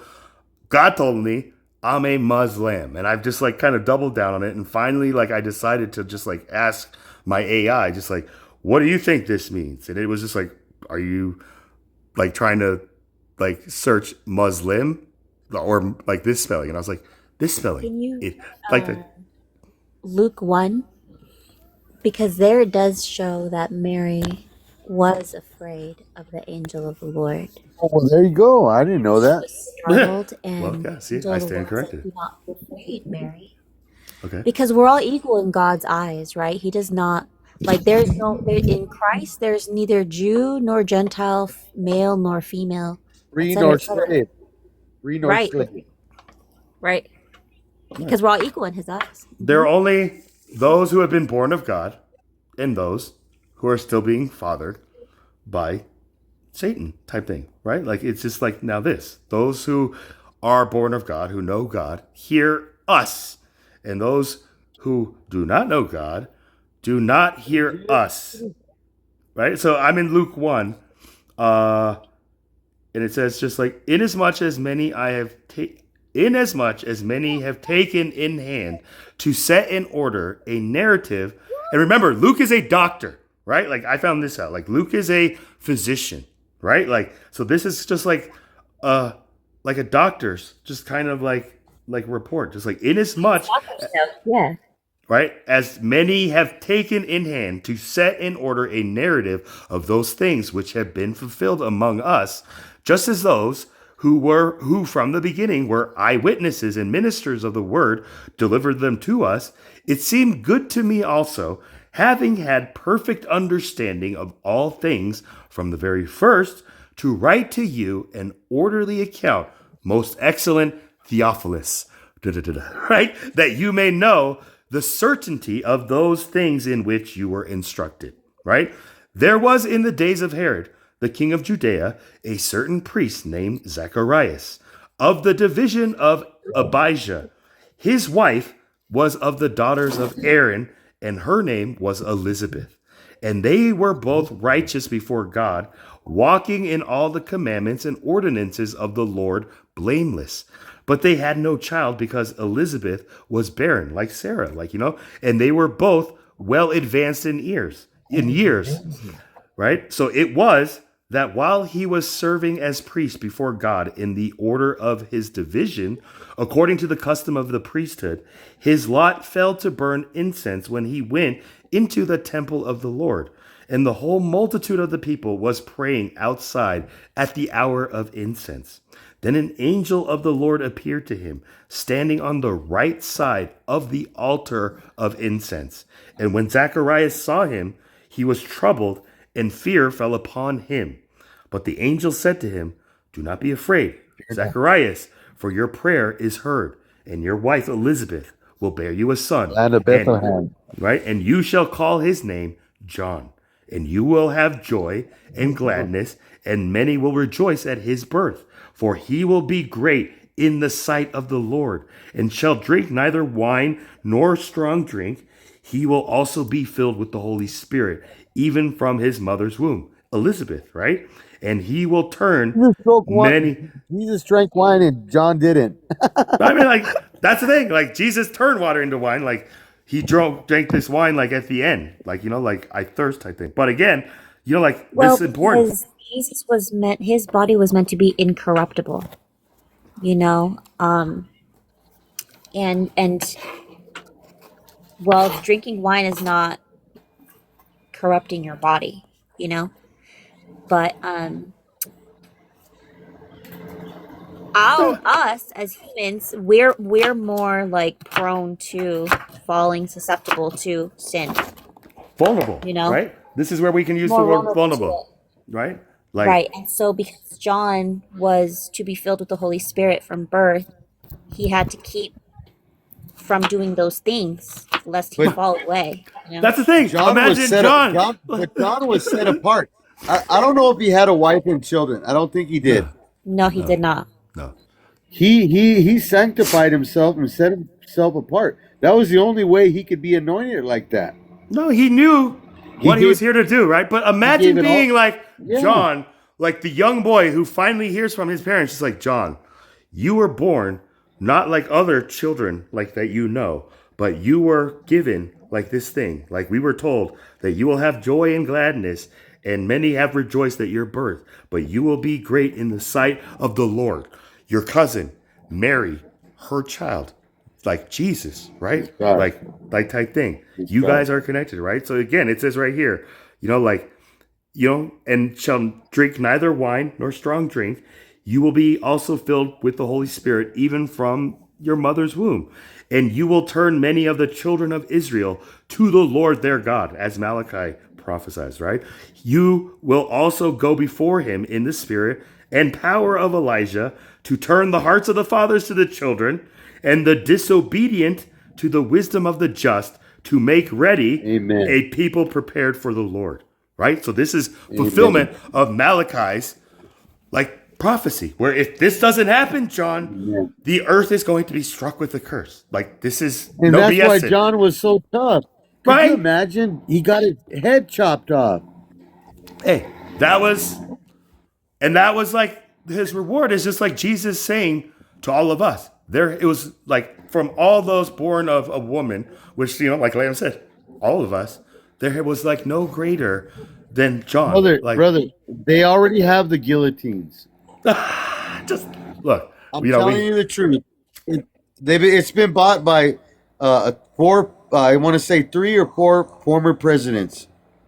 You know which one? He's the most popular. And Ronald Reagan. the guillotines are ready. The guillotines are ready. Okay. The guillotines are ready. I'm telling you. Are we ready? It can go much more dystopian, right? Again, guillotines.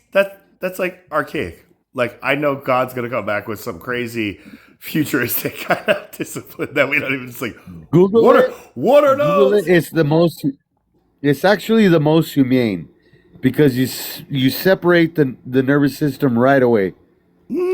I mean, so we've been led to believe, but then we see chickens that can like run around and like even like live without like a head type thing, and that's kind of like Well, the if you're a believer, if you're a believer, you're going to see That's only Jesus Christ. because right. the You're not even bottom gonna part of get the through chicken's this. brain is actually they tend to not sever it completely, so they don't need the entirety of their brain to survive, just a little segment of it, As long And and as they I'm not don't a it's chick. got a stop I'm little not bit a of brain. blood. chicken.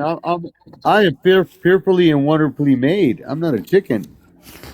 I mean, I'm a rooster. That's the thing. That's the joke for me. Where it's just like I was born in the year of the rooster, the cock, right? So it's just like, yeah.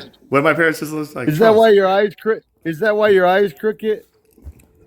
no, that's because I just like need glasses, and like I participate in the salad that God has provided me with this crazy legally. But again, like The holy incense. but again, like if I can, like so. And Zacharias said to the angel, like, "How shall I know this? For I am an old man, and my wife is well advanced in years." So this is where like Zacharias is like, has he forgotten like what happened with Abram and Sarah? Like type thing where they were told this thing. So, and the angel answered and said to him, I am Gabriel, who stands in the presence of God, and was sent to speak to you and bring you these glad tidings. But behold, you will be mute and not able to speak until the day these things take place, because you did not believe my words, which will be fulfilled in their own time.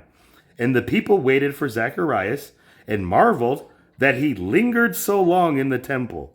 But when he came out, he could not speak to them, and they perceived that he had seen a vision in the temple, for he beckoned to them and remained speechless. Just type thing. So it was as soon as the days of his service were completed that he departed to his own house.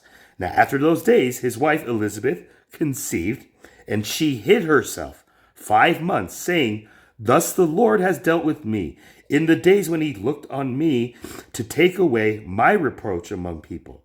Now in the 6th month, the angel Gabriel was sent by God to a city of Galilee named Nazareth, to a virgin betrothed to a man whose name was Joseph, of the house of David. The virgin's name was Mary. And having come in, the angel said to her, Rejoice, highly favored one, the Lord is with you. Blessed are you Chaplain, among please women. stop, please, and you can rebuke me if you want. This is another doctrine. Is what we really understand about angels what we understand? Because he said when he came in, he said, "Fear not." Okay, Gabriel, if I'm not mistaken, are these angels actually changing our DNA and able to procreate with humans?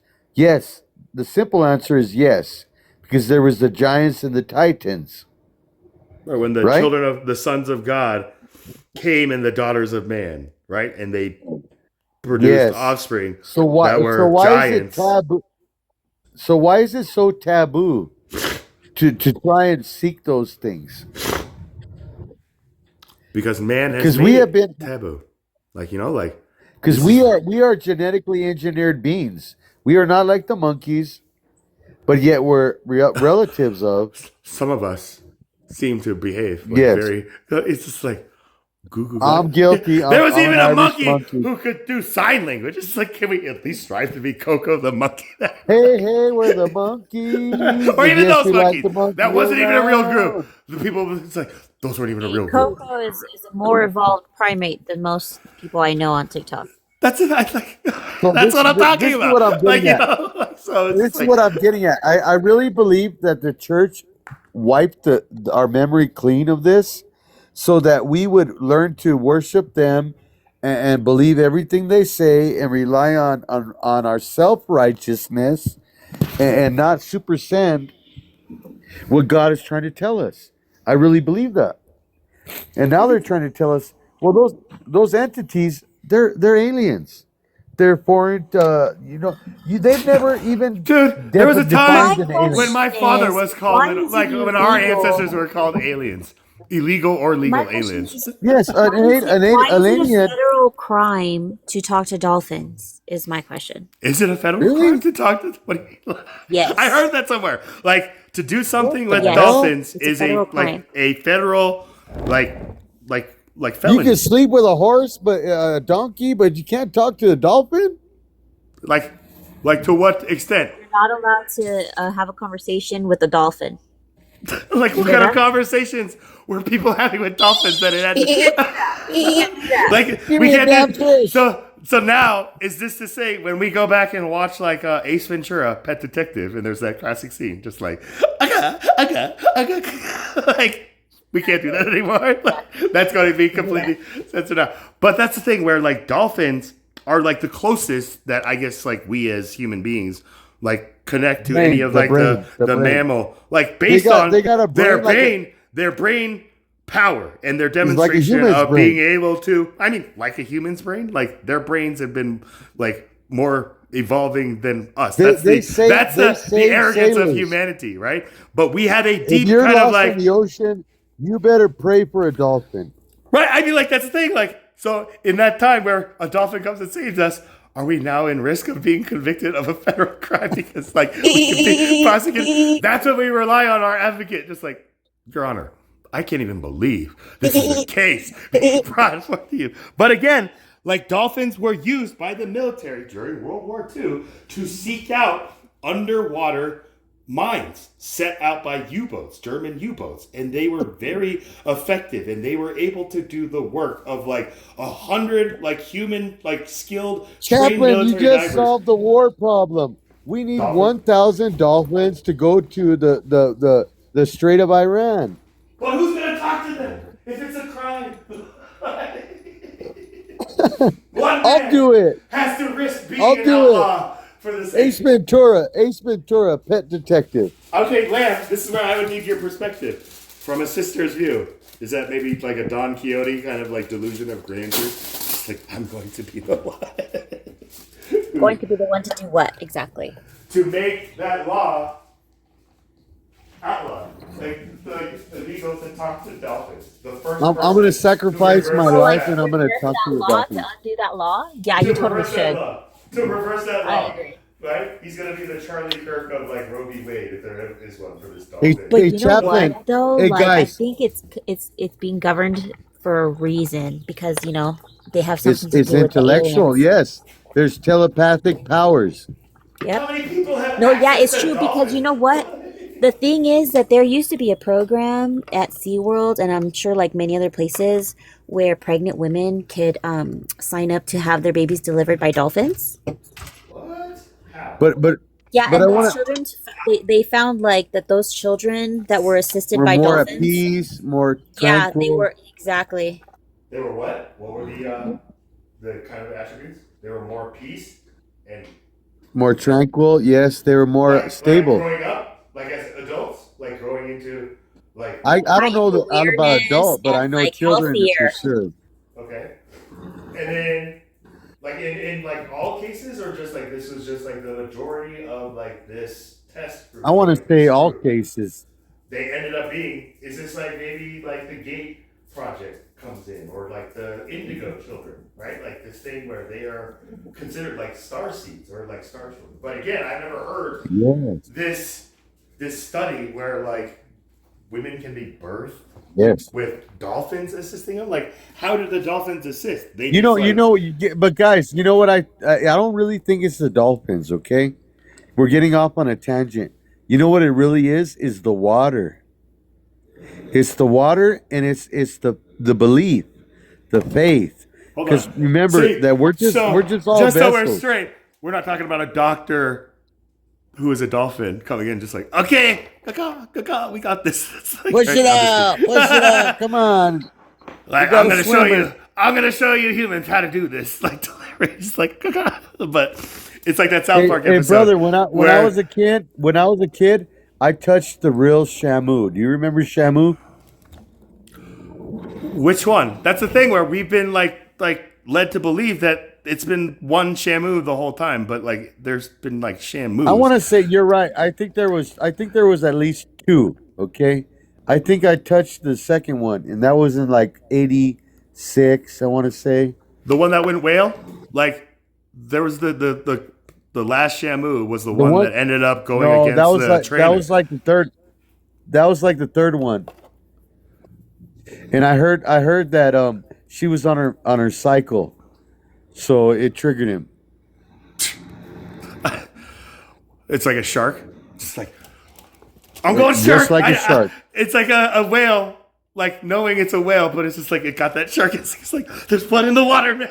I'm freaking out. But she should have knew better than that, because out of just hygiene, why would you go in the water like that?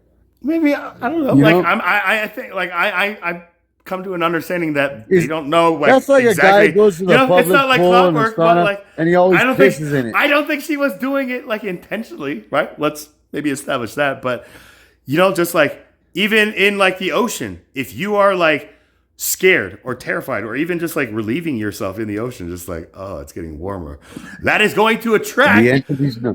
the predators in the ocean, right? The sharks come looking for that, right? Because that is the scent of fear or struggle of an animal, like type thing, right? So that's what attracts them. And then you throw blood in there, then it's just like zoned in type thing. So that is the thing where hell is actually in the ocean. Unless you're It is like part of the There's Little the Mermaid, coordinates. Ariel. We were talking about Ariel. It's the Bermuda Under the sea. Triangle. It's the Bermuda Triangle. It's there. I would say hell is just like not having an intimate personal relationship with God and like our Lord and Savior, right? Like that would be what I would call. That's the cerebral. But the matrix and the projection is really, it exists too. Everybody says, does hell have a coordinate? Yes, it does. It does. 8675209. 309. 8675209. Extension 666. No. Call me anytime. People who need coordinates, but that's the thing. Like people think that they know the coordinates of where the devil lies, and then you have like that song. No, you don't want to go there. Sympathy for the devil, just like I am a man of. Don't go there. Hey, no, that's I'm saying if you know the coordinates, don't go there. Don't go. Like, I mean, like even if you win a prize and you get free tickets, it's like it's a trap. Yeah, don't go. Right. Welcome. If J-Lo herself tells you to come on over, don't go. J-Lo. There's a J-Lo, a J-La, Halo, the video game. If Shakira is doing the mariachi, don't go. Shakira. I mean, these are all interesting. If P Diddy has a bottle of baby oil, don't go. if P Diddy is there, I ain't gonna be there. Like, did he do it? Like that thing. But again, Jesus, welcome to the panel. Thank you for coming on. Also of the tree of life. What happened? I don't know. Maybe he had something going in the background.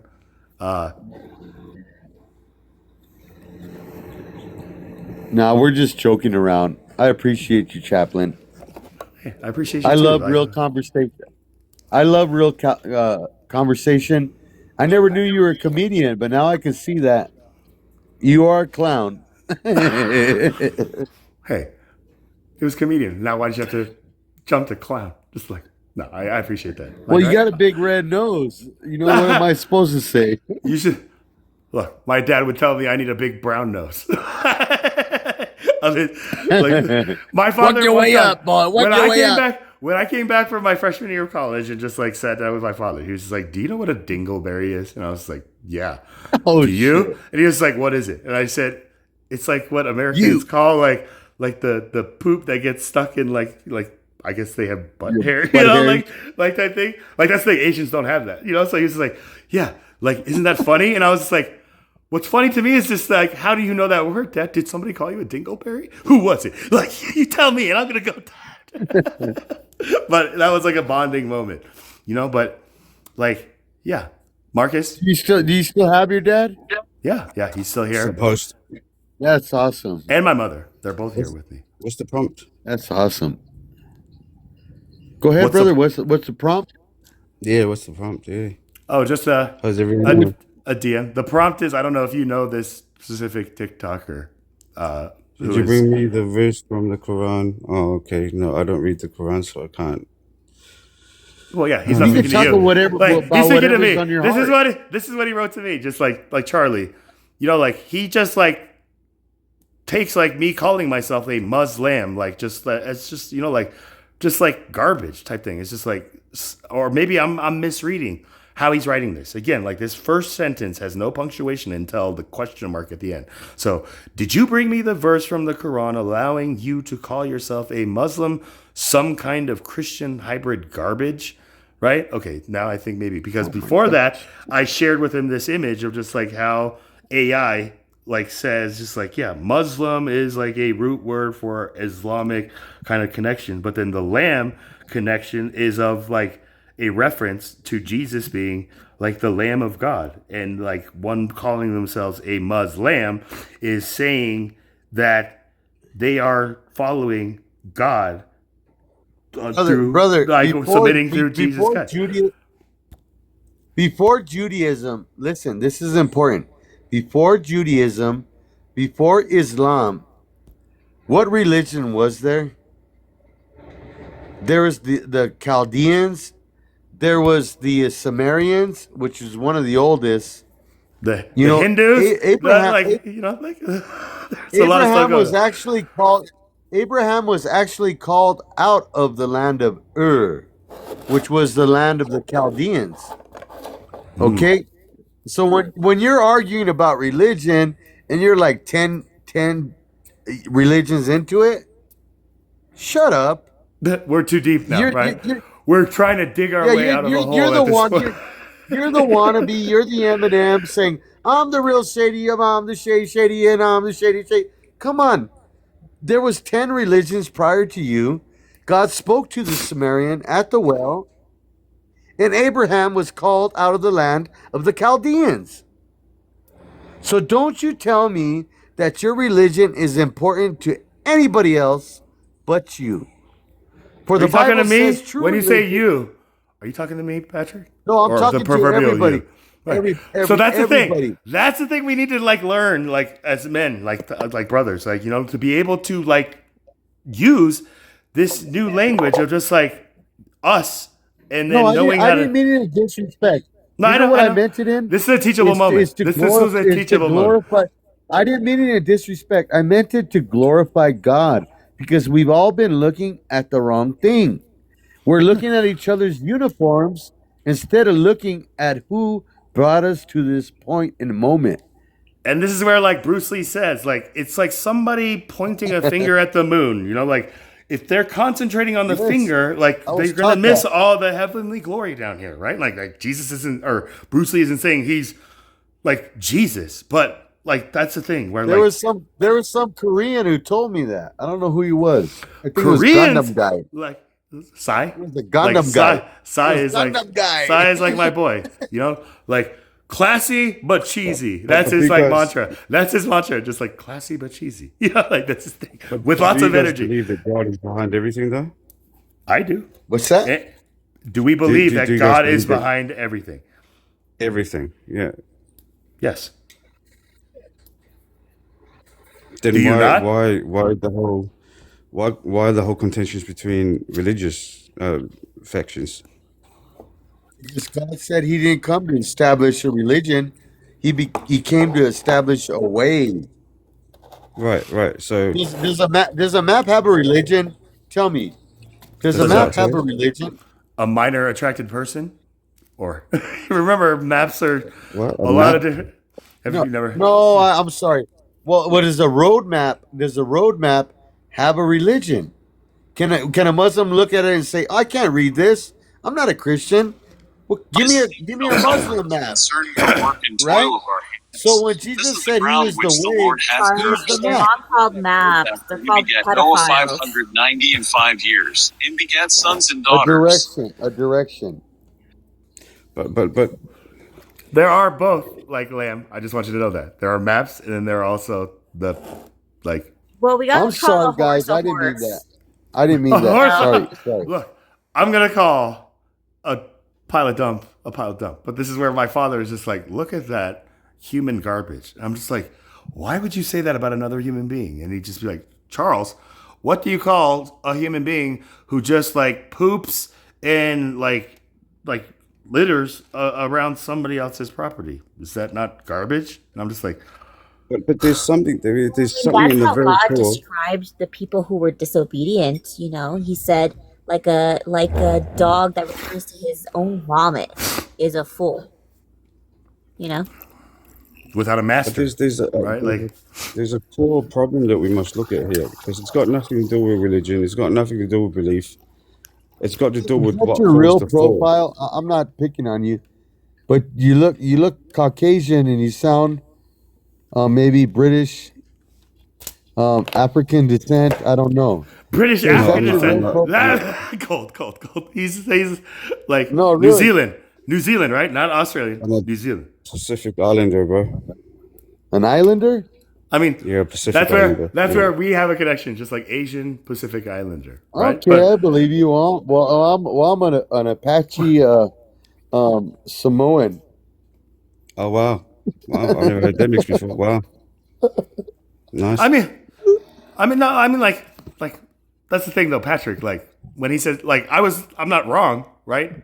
Like, bro, like you are New Zealand, and then it's Infamous who is in Australia, right? Like, or are you in Australia or in Hawaii? No, I moved to New Zealand at age 12, but I'm originally from the Pacific Islands. Like Hawaii or Yeah, like Tongan. I'm Tongan. so like Samoan, essentially, right? Like that kind of Yeah, pretty much the same, really. Same, similar. Yeah. yeah, like the Rock. Like you're part of like the Rock.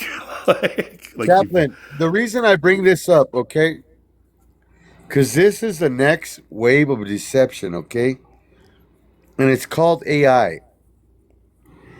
And you can use AI anywhere. You can use it Yes, Patrick. Yes, I've been to, saying that. to When answer your phone.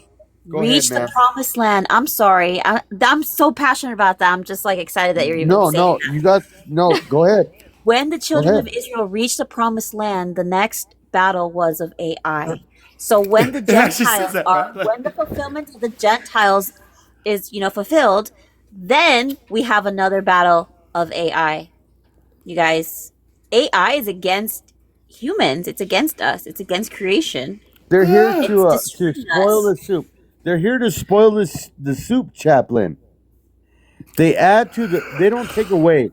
They're not No here to soup for rob you. you. Is that who AI is becoming? But what they do is they poison the soup, Chaplain. They don't have to steal the soup like Jacob and Esau and sell it. They poison it. Okay, so here's And where so this- when you say they poison it, it is AI. So who is the they? AI is poisoning AI. No, you're talking about like creators of AI as like they, right? They are like, the fallen. They are the fallen Nephilim, disembodied souls.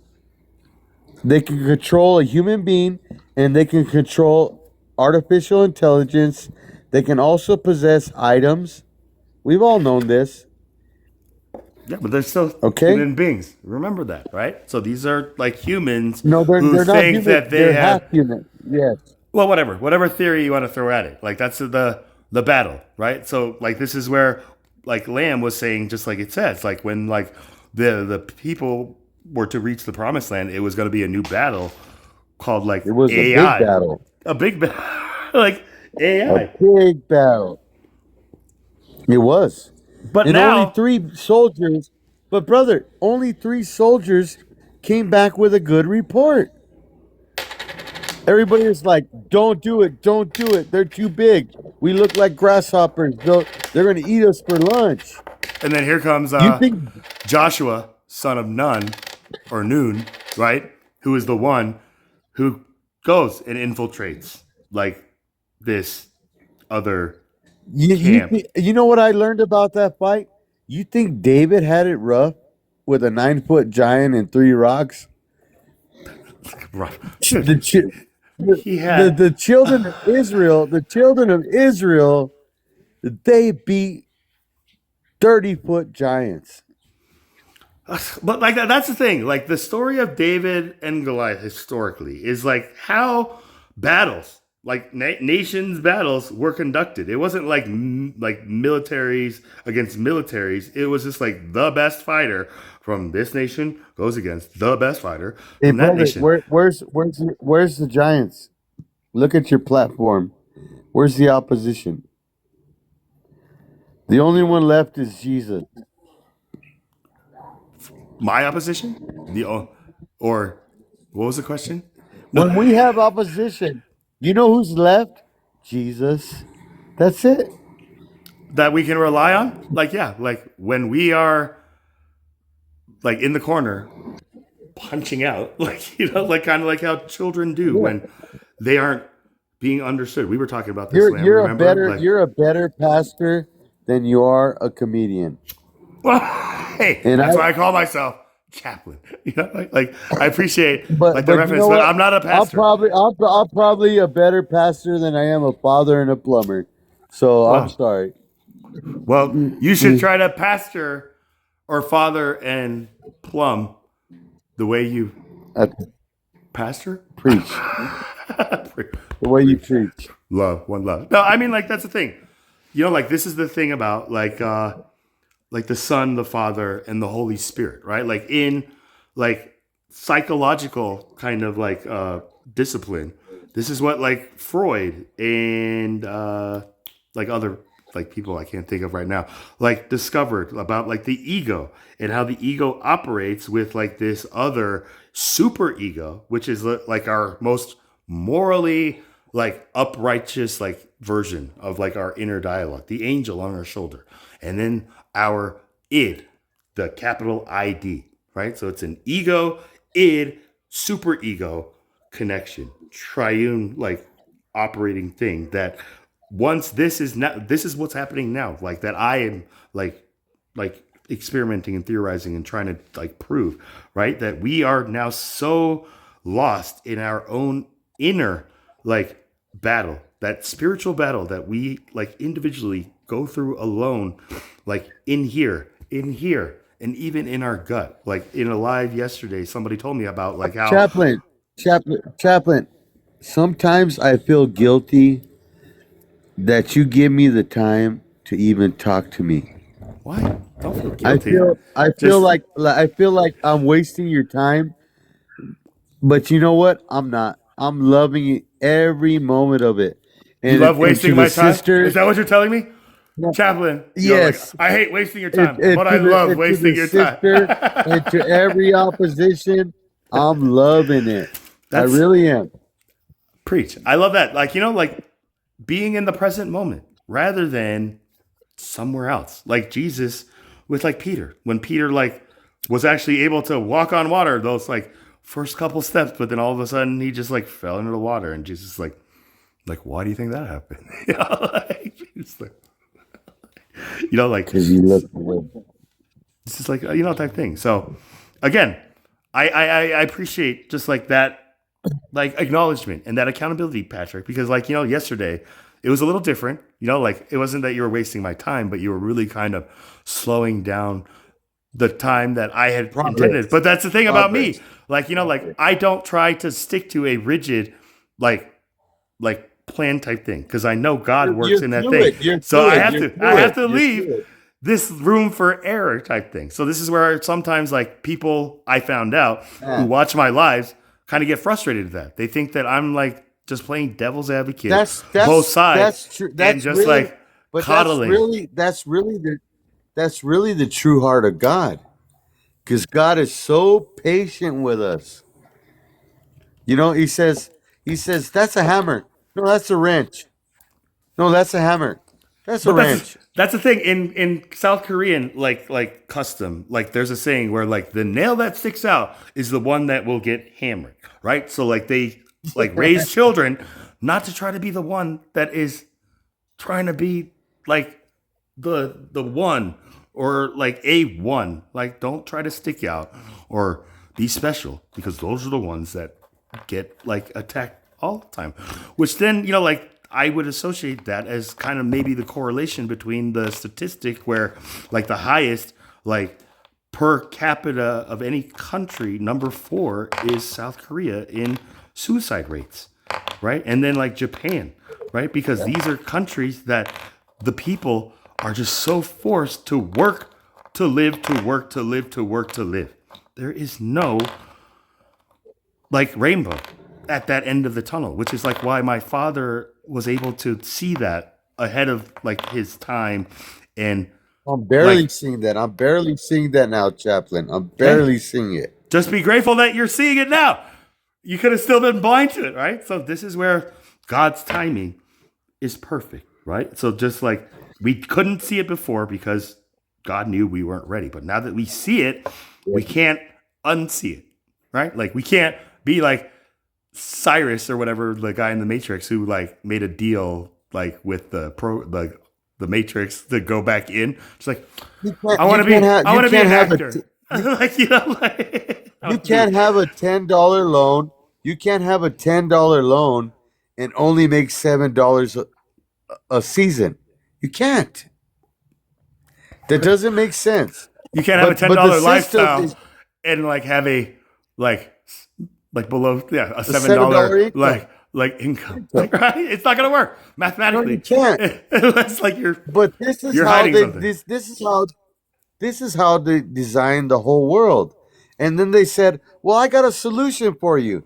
If you can't afford the $10, how about I sell you some credit on 5.9% interest, and then you'll be able to support the $10 debt on $7." And then we say, "Well, god dang silly, we might as well do it." Right? So let me tell you this, like man of like Satan's children.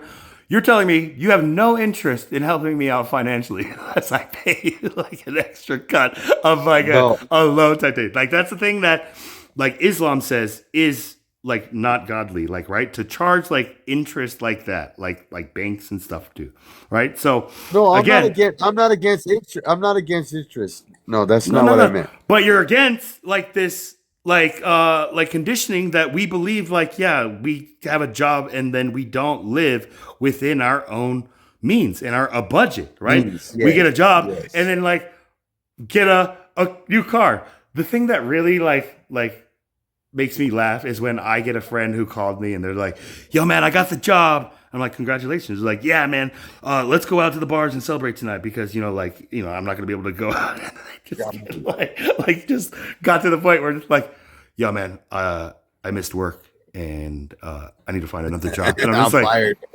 I should have said something. But like it's just that kind of thing where even like men when they get married, like a bachelor party and like the mindset of just like this is a time when just like let's party. It's the last time I gotta get laid. Exactly. I'm just like, yo, man, if your wives are saying this, it's like I don't think they would want to marry you. So like, like when my boys would like invite me to bachelor parties like this, You know what a like, bachelor really? party would be to me is having your sister. No, I'm just kidding. No, you bastard. What are you saying about No. that? Yeah, I mean, just there's like, is this like, is this the step before my master's or PhD? Just like, forget a bachelor party. I want a doctorate. but Chaplain, like those roots, and I hope sister talks because I want to hear it, and I want to apologize because you know what? Male and female, they both have the same desires. They both have the same needs, and sometimes they hurt each other. I've hurt my wife, and she's hurt me, but I've never given up on our marriage, and we're in a struggle right now. But and you have been married how long? now? 14 years. 14 years with 2 children, right? Like in that No, with four. With four. 4. Like And I have a mortgage. I have a home, all by the grace of God. So I'm not here to boast upon myself or disrespect God. But I also know that the woman is also to serve God. And that my job is to lead her to God. And my job is not to make sure that she loves me. My job is to make sure that she loves God. well, And I've had that discussion. Okay. No, sorry to interrupt you. You had that discussion. And I've had that discussion. And I had that discussion with my wife, and she's slowly coming around. You know, because in heaven it says that we are neither given in marriage, and we are not bound by one another. We will all be sisters and brothers in Christ.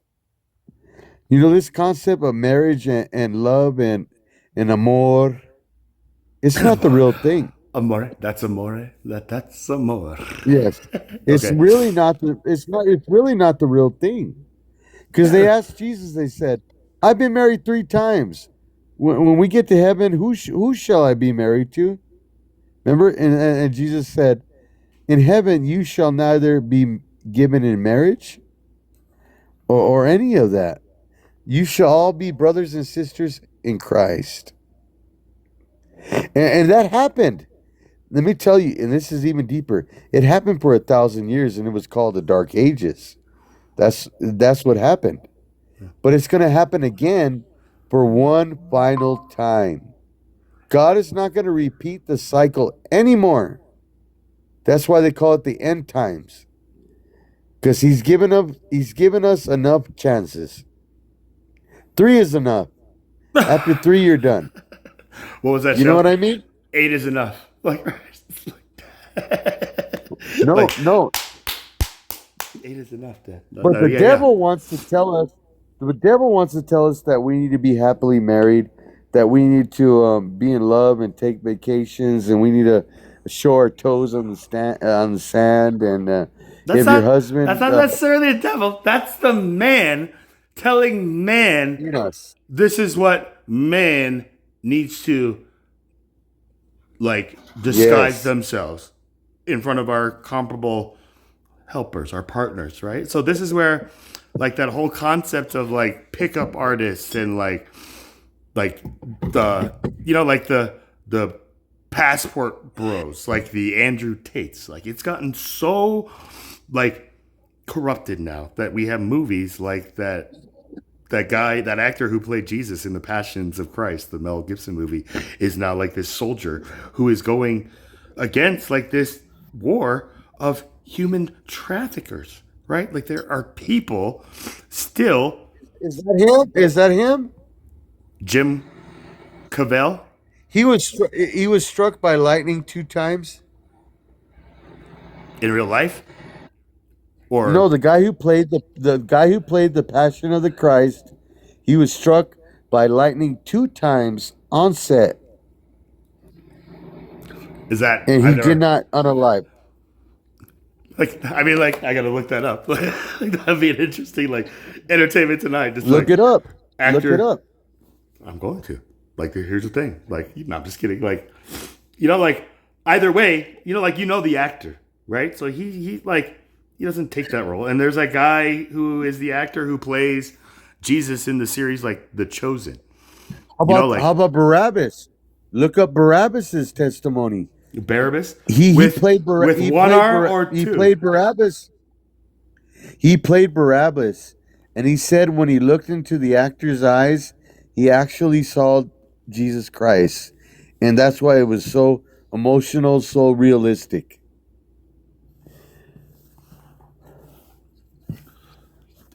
But that's the thing. It's just like... No.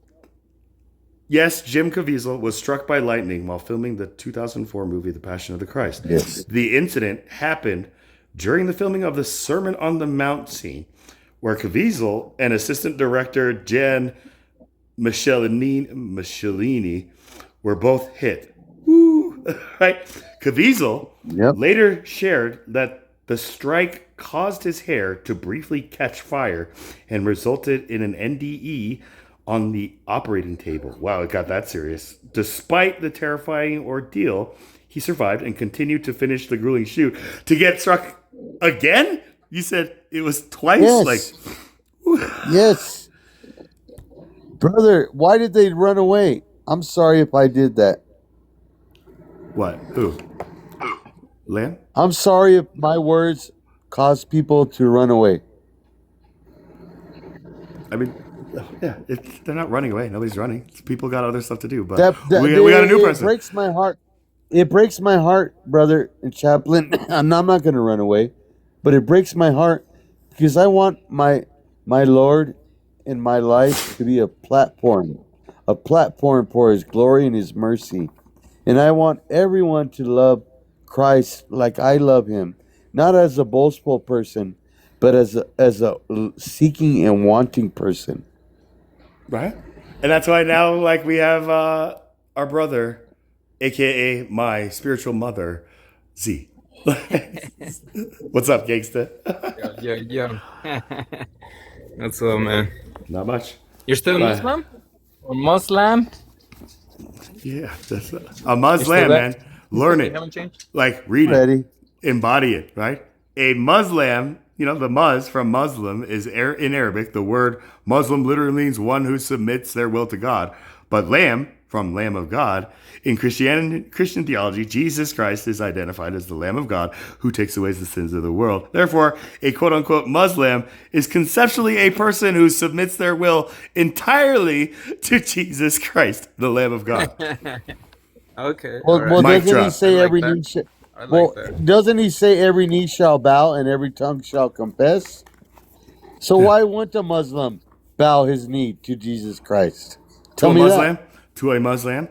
Like, When Jesus said Well, every here's the knee thing, shall Patrick. bow, Muslim, Yeah. Jesus, Christian, Catholic, Here's Mormon, the thing, though. He said every knee shall bow. Yeah. But it's gonna be too late Yeah. for these people. first, yeah. It's gonna be too late. For some They're people- gonna bow Yeah. down. It's But just It's gonna be never like, too late, it's gonna be brother. too late. Like, you're gonna have to ooh, get down too on late. both knees, maybe with a mouth open, just like ready to. How much time do we have? Do we have 10 minutes? 20 I don't know. I'll minutes? tell you what, though, 100 an minutes? app that is the sound of a clock going tick tock, I think is a sign for God telling that we're coming down to the last, like that's the thing.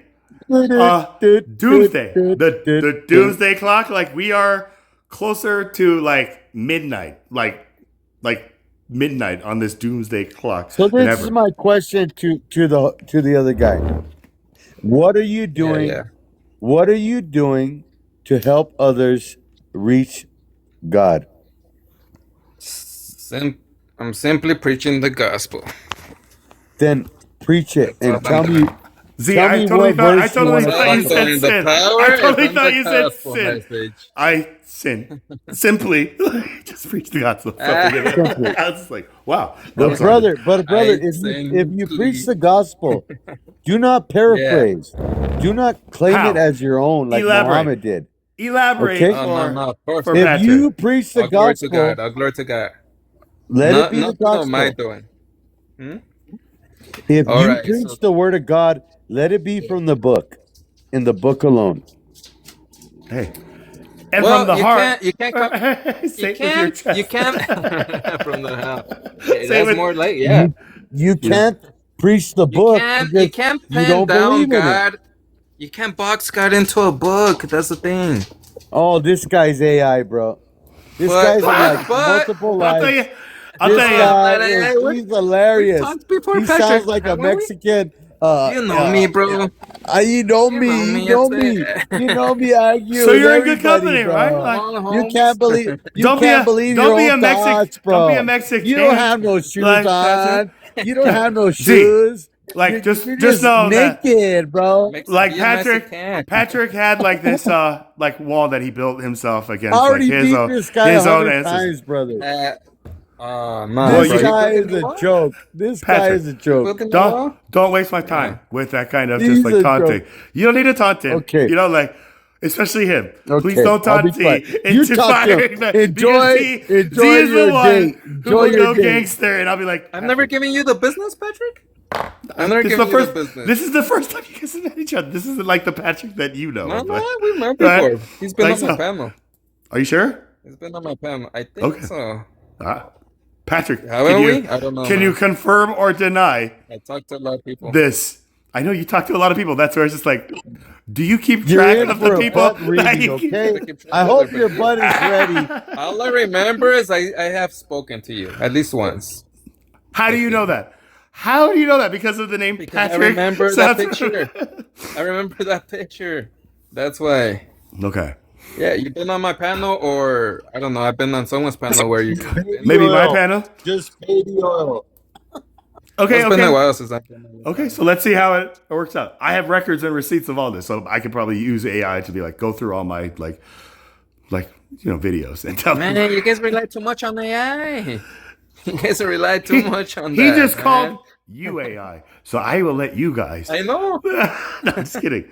No, like that's the thing where. Although like, I do like the AI cast. You guys do those videos? have you been watching? Oh, bro, just like I with enjoy like those. me like breakdancing and stuff like that, where like fantasy's Oh, just yeah, like. yeah, that Is was this good. AI or is this like from 30 years ago? And I'm just like, is that a real question? Like, and I'm just like, we're just like, these are just like the skills like we get, brother. And then his response is just like, well, I just hope that you guys know your father, Jesus Christ. And I'm just like, it doesn't even make sense in context of the conversation. That's an AI bot where I'm just like, I posted a video where I played like, bro, Mary what the had a hell is little Random lamb, wearing? little lamb, little lamb. That's the thing. That's the thing that's kind of like, we're wondering about AI. Just like, why This did it guy choose sells to life insurance in the day. What No, the hell this is guy is Random a drummer. wearing, bro? He sells life insurance. Z is a passionate I'm out of drummer, here, ladies. right? And he hits those like percussions and all that stuff with the thick end of his sticks. Like, I've already learned this about him. So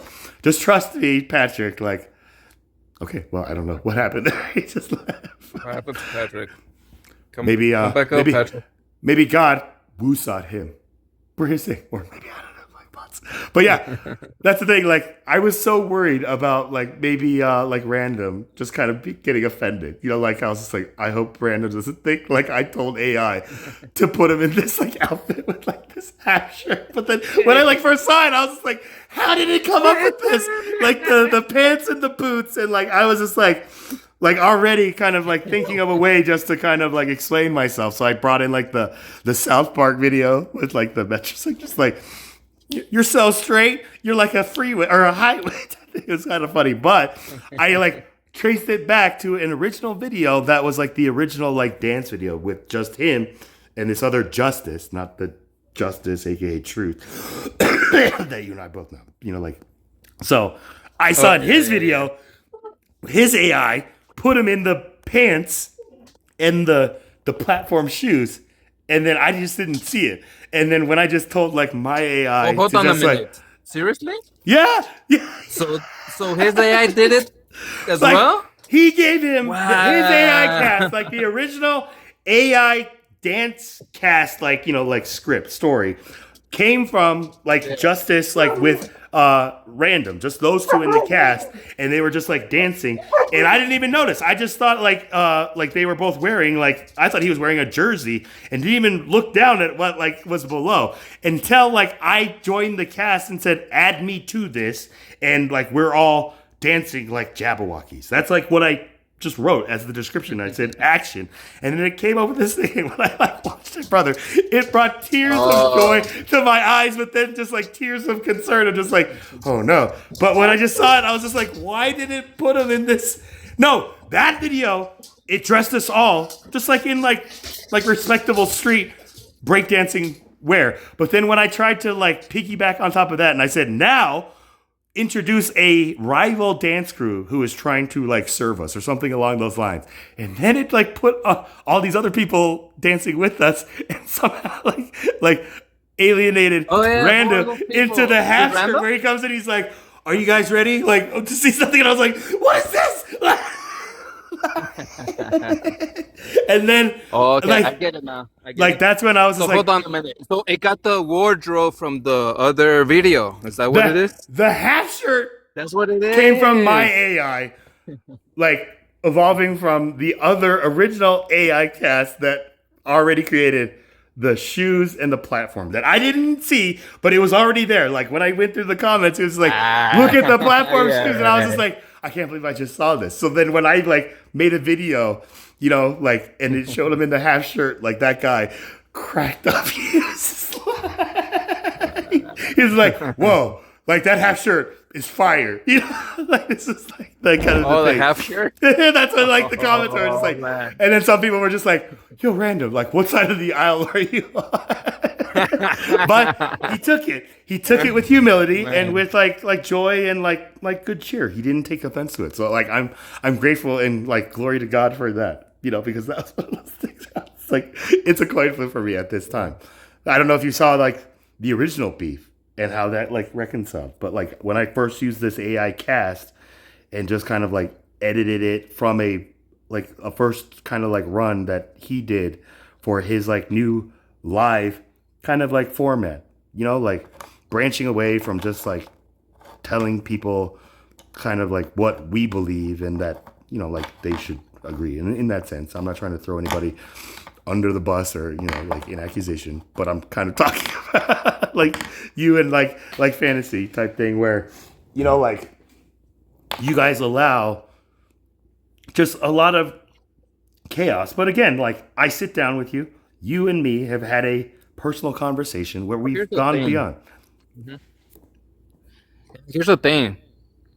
There's gonna be chaos. There's gonna be chaos. When you're speaking the truth, there's gonna be chaos, bro. That's how it was with Jesus times.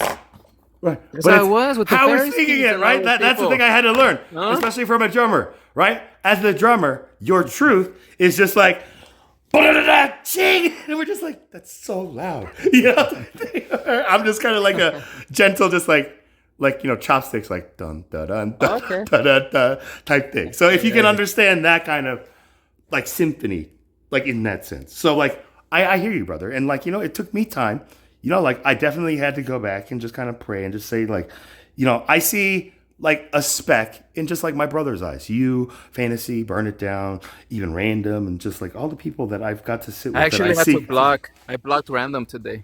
Actually, I mean, when you block one, I may 4 unblock more him, will show up. but That's the thing. it When just- Random was just like, I'm gonna block you from all my accounts and any live that I'm a moderator on, I will not allow you to come up. And I was like, geez, bro, like I didn't know I like did that much bad type thing. Where and then I thought about it. I was like, dude, what are we like in high school? I don't care if you block me, but it was just kind of like, and I'm being accused of serving two masters.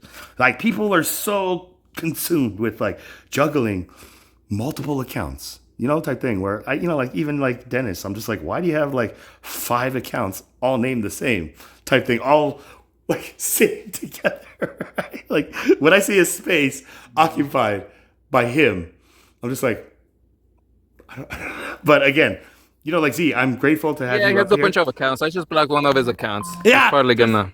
You know, like that's the thing. I told him just like, you know what? I'm gonna make a new really rule for can't myself. block him. If you You block really me, can't block him. I'm never gonna follow you again. So nan boo boo, like stick your blocks in doo doo. But bro, I had to block. This is why I had to block him.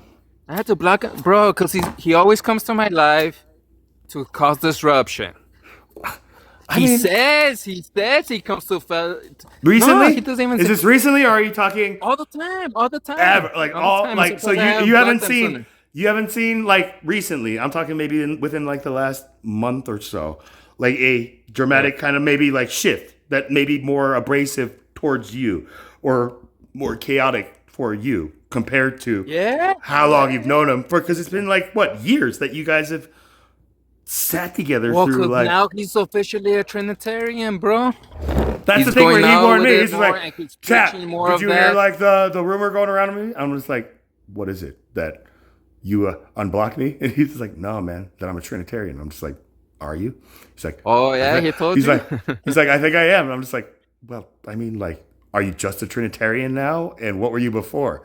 You know, and that's the thing. When I asked him, just like, what were you before? And he was just like, well, I was like, there's like one. I forgot how he described it, but I was like, He believed in the Father, but here's what I think right, happened. like Here's what you I and suspect- what you this is and what I'm like suspecting fantasy happened. was saying, right? Like Jesus is the Father, and the Father is the Spirit, and the Spirit is the Son, and the Son is the Father.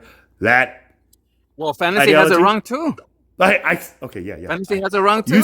You said it. Right. Here's the thing. This is what I think happened with Random. Random kept on hanging around with Trinitarians, bro, and Trinitarian lives, and kept on supporting that false belief until finally, I think.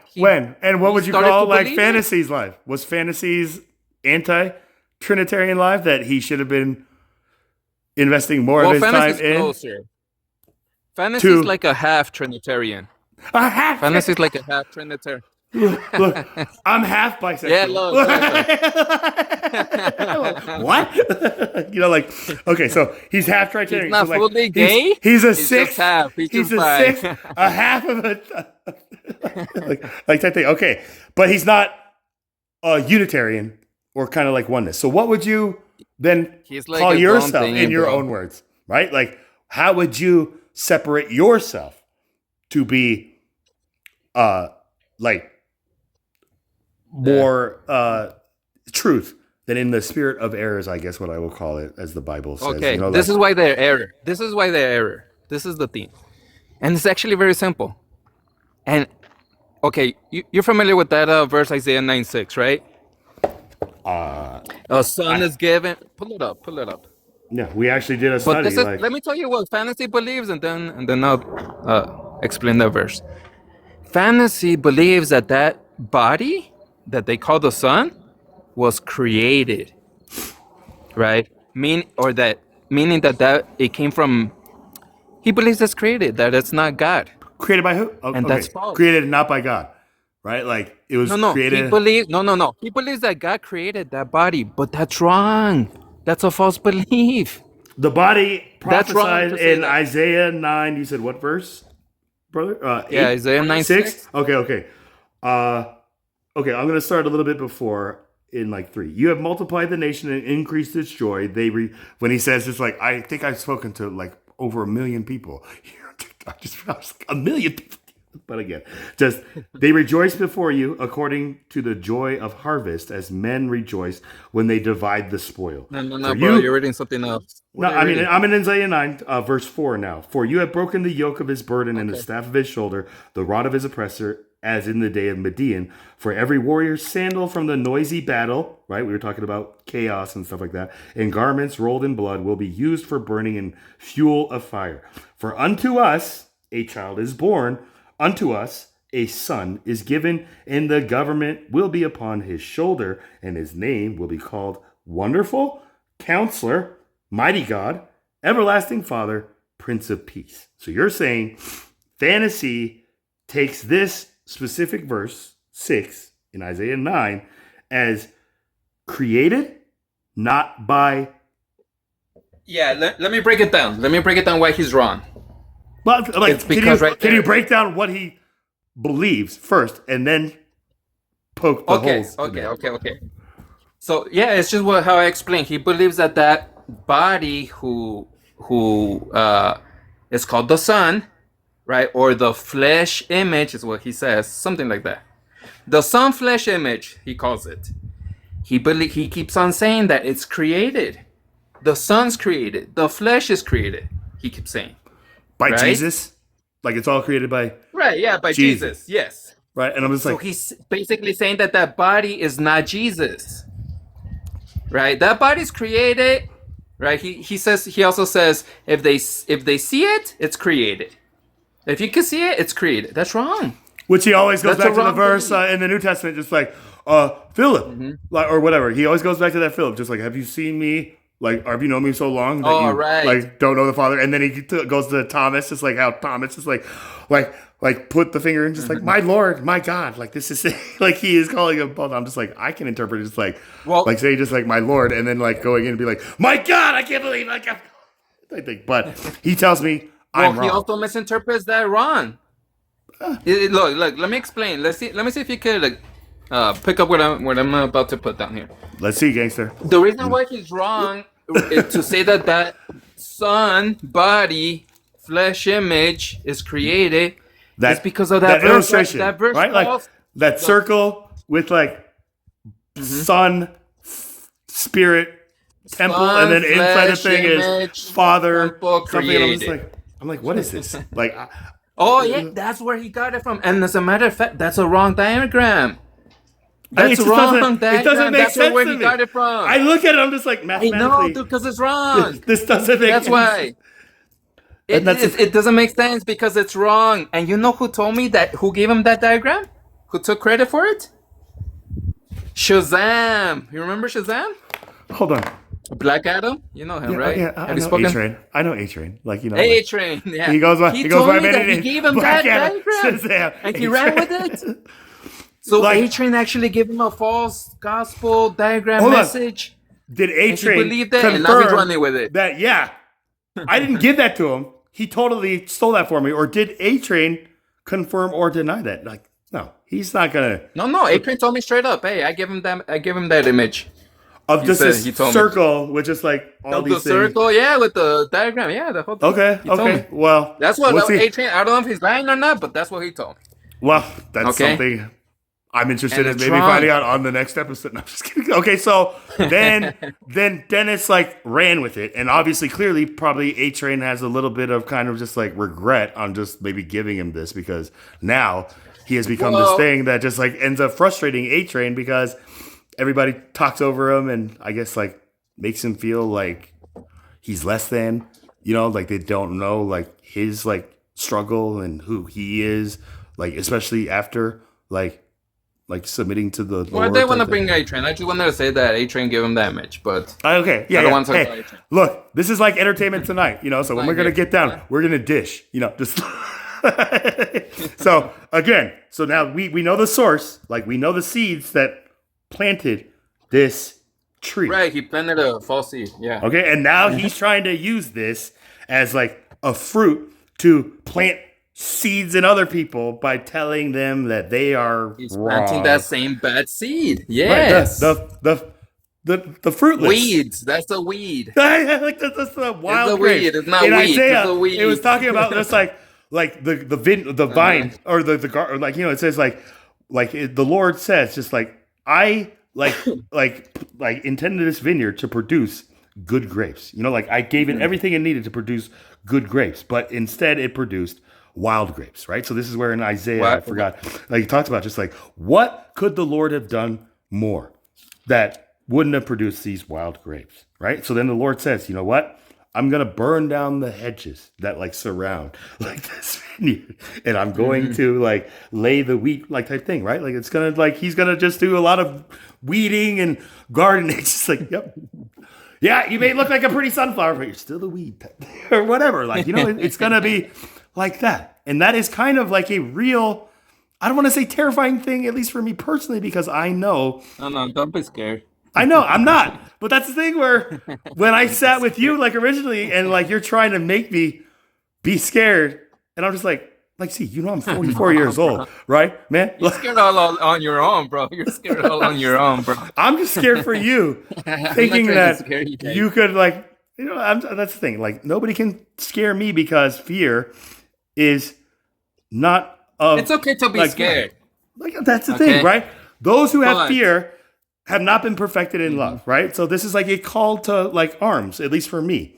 As it's a spiritual fear. It's a spiritual fear. There's a spiritual fear, and then there's just the normal fear. Because fear has to do with punishment. So maybe that's where that spiritual fear comes from. Right. I would say the physical, like fleshly fear comes from not truly being loved by like our parents and our neighbors, like as children type thing, right? Like a lot of people were not raised lovingly by like their biological parents, and therefore. Well, hold on a second, because I was raised what I thought was a loving parent-son relationship. Like I used to until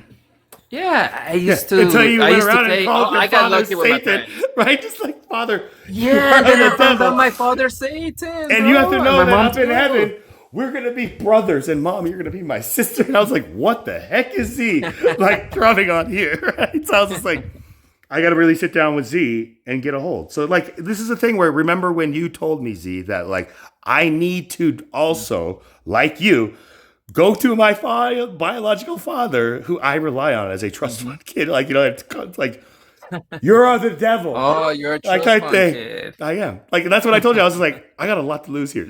So like, make sure the advice that you're giving me is for me and not just some broad stroke that you give for everybody. That's the danger that I am really trying to show like you and everybody who like sits in these like same kind of like channels and just get stagnant type thing that, like Bruce Lee says, like be like water, but if you put water into a cup, it'll become that cup and then a bottle, that bottle, but like running water, it's going to flow, it's going to crash, but it's also never going to grow stale. And that's the thing where like I can testify that of you, Z. Like you have not gotten stale in the way that you edit content, just like your lives and just put the music, it kind of speaks to me in the way that I'm also kind of expressing myself. So this is where when I like analyze it deeper as an artist, and then I see you adding just like the kind of like, the like tokens or whatever. And then you say just like,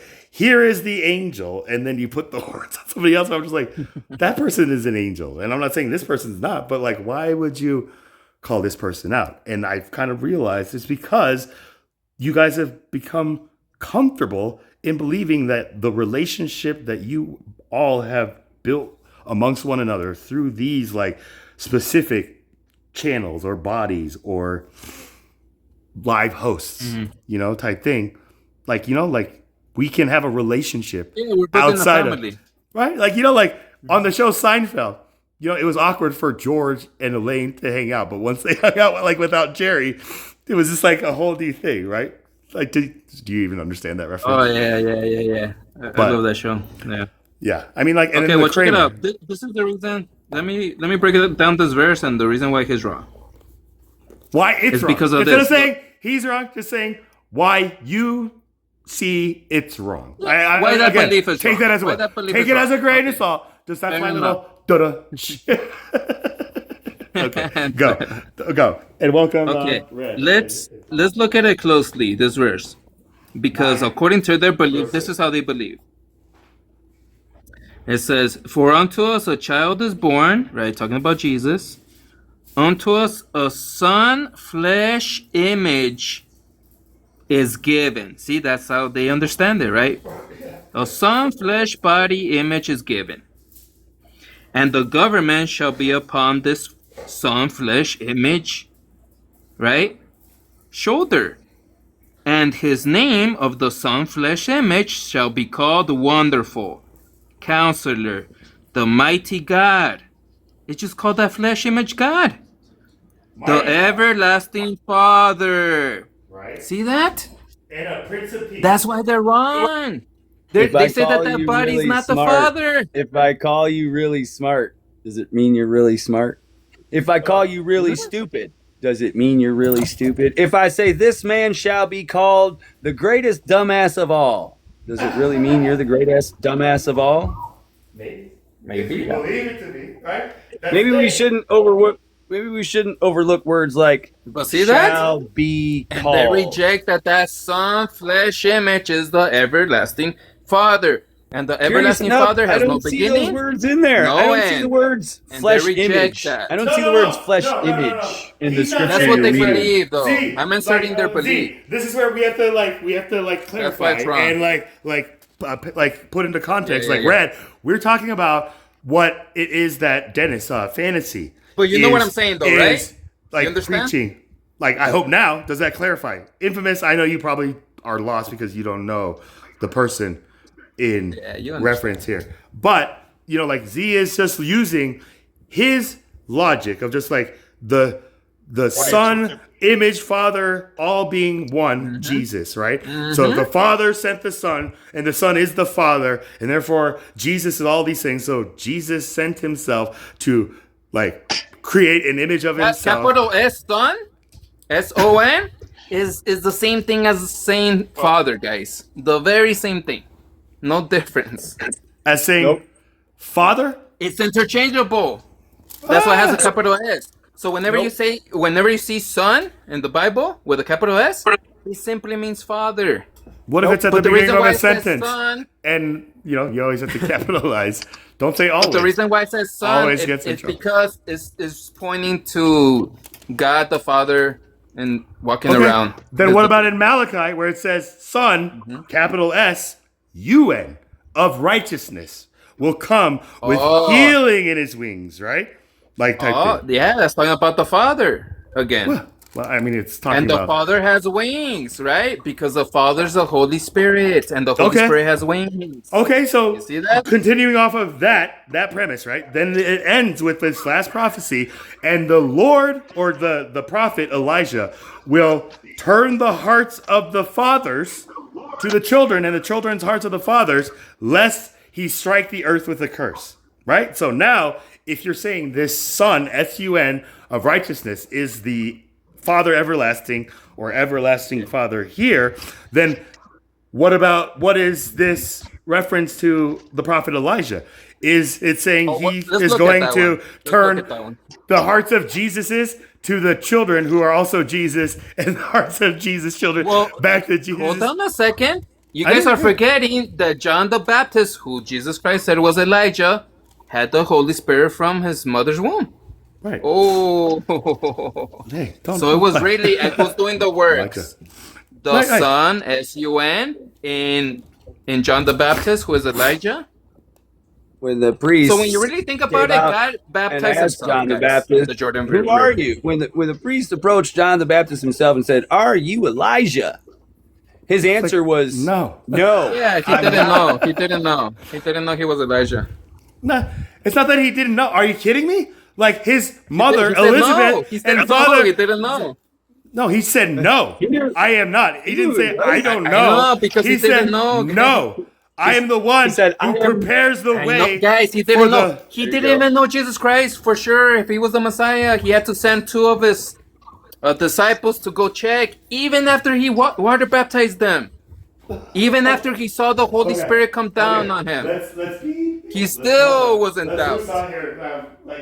That's what's crazy about it. This is your belief, right? Like, this is what you, believe from your own personal experience, right? See, that, John the Baptist, the Lord showed you in just, your personal, relationship, that John the Baptist, when he says, no, I am not Elijah the prophet, you're saying it was revealed to you. He is stating he did not know he was this prophet Elijah type thing. Right? And then it was Jesus who later confirms, there has been no one or no man born of a woman, which is everybody, right?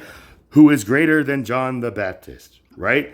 Who, type thing, right? So this Jesus Christ was not born of a woman. Once again. Hold on, how does that prove that Jesus Christ? You see, guys? So right there, that connection, immediately takes the understanding that this is Jesus saying he was not born of a mother. He's the father. Who was not born of a mother, of a woman? Right. Even though he came in through Mary's matrix, guys. But that was the father in baby form coming in through Mary's matrix. Do you know how I know it's kind of hard to say. That just even sounds wild to even be a TV show and modern. I know it sounds wild, guys, but that's the truth. No, I mean, let's see. That's your truth, and I hear your truth is the truth. You're not. There's only one truth. There's only one truth. Philippians chapter 2 shows the spirit of the Son of God before he became flesh. Philippians 2 what? The entire chapter. Hold on. The whole chapter?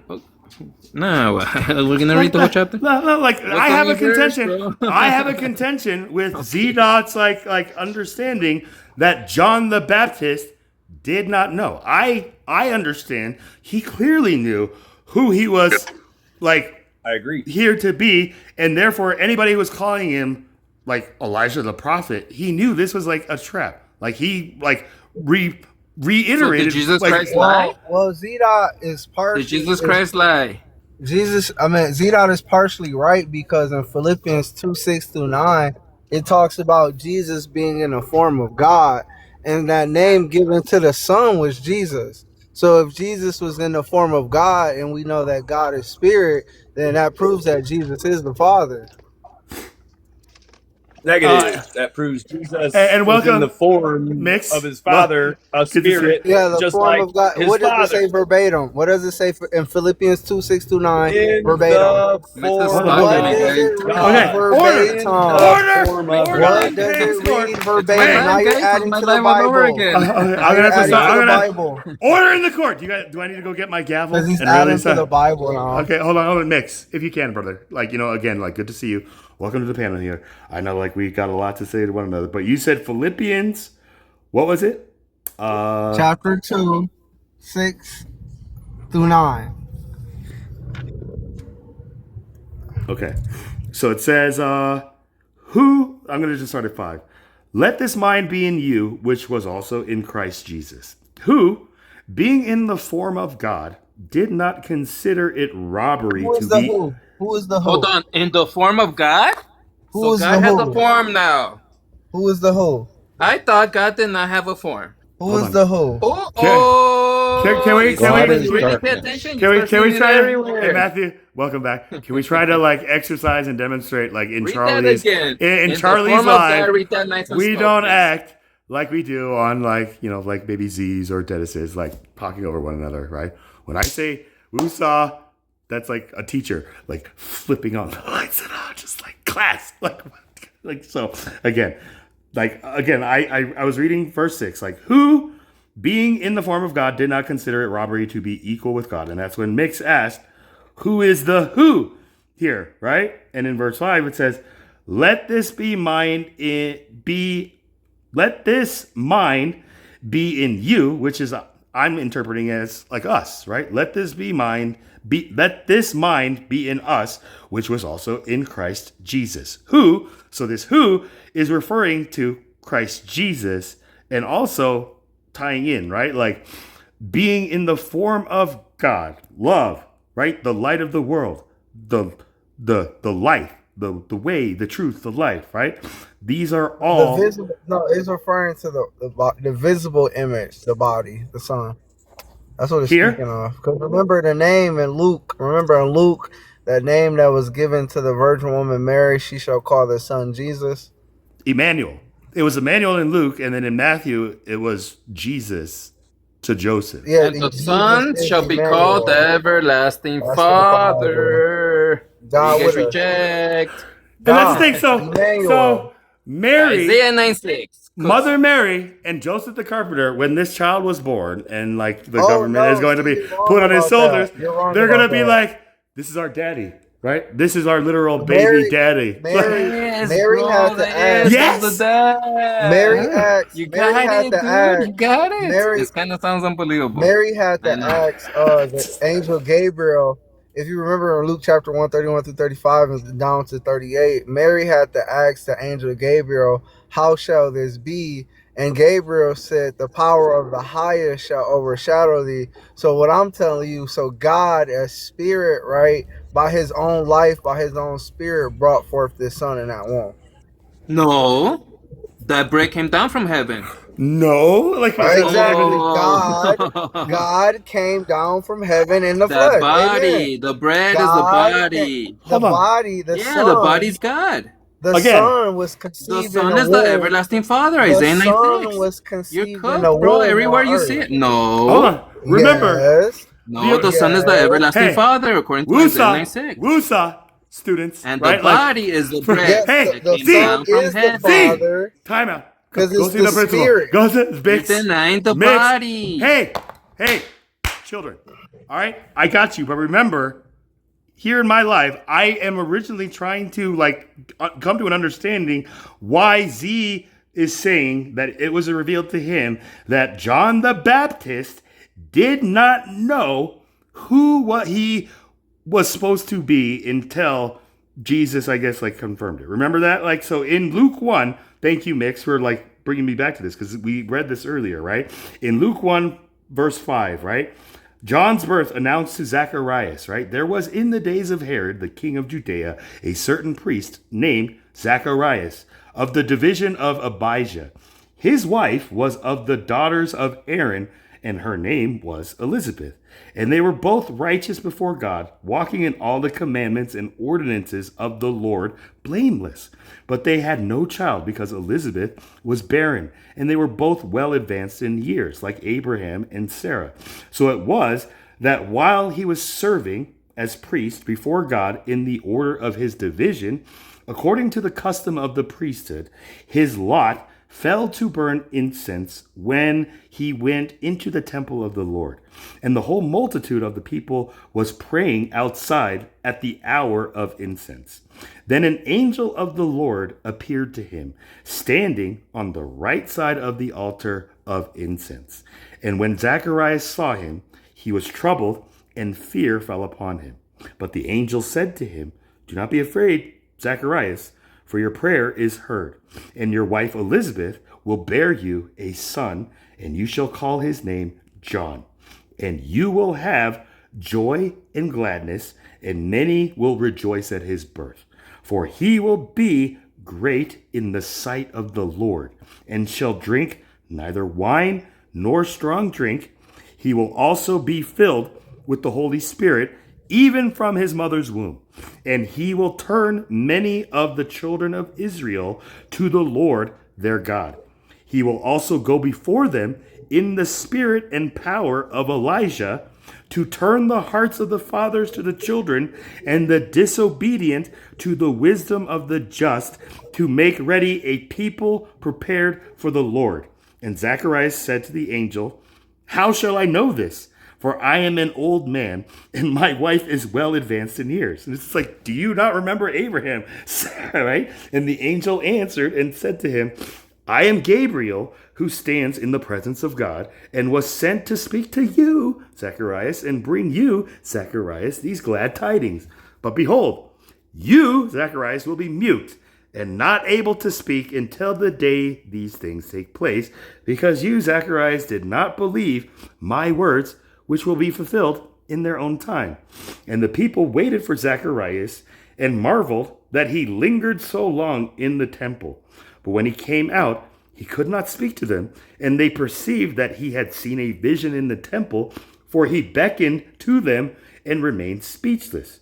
So it was, as soon as the days of his service were completed, that he departed to his own house. Now after those days, his wife Elizabeth conceived, and she hid herself 5 months, saying, "Thus the Lord has dealt with me in the days when he looked on me to take away my reproach among people." Now, in the 6th month, the angel Gabriel was sent by God to a city of Galilee named Nazareth, to a virgin betrothed to a man whose name was Joseph, of the house of David. The virgin's name was Mary. And having come in, the angel said to her, "Rejoice, highly favored one, the Lord is with you. Blessed are you among women." But when she saw him, she was troubled at his saying, and considered what manner of a greeting this was. Then the angel said to her, "Do not be afraid, Mary, for you have found favor with God. And behold, you will conceive in your womb and bring forth a son, and shall call his name Jesus.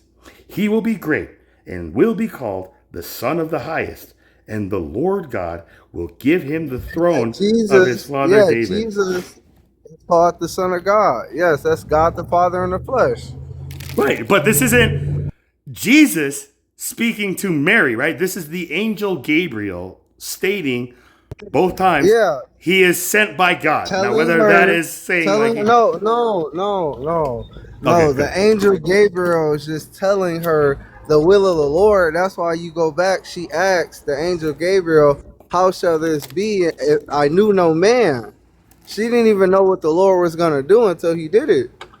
Right. She was questioning just like, what kind of like pickup line is this? Just like, what kind of an introduction is this? And it's just like, rather than like Zacharias questioning it. Just like, how? Like we're old type thing.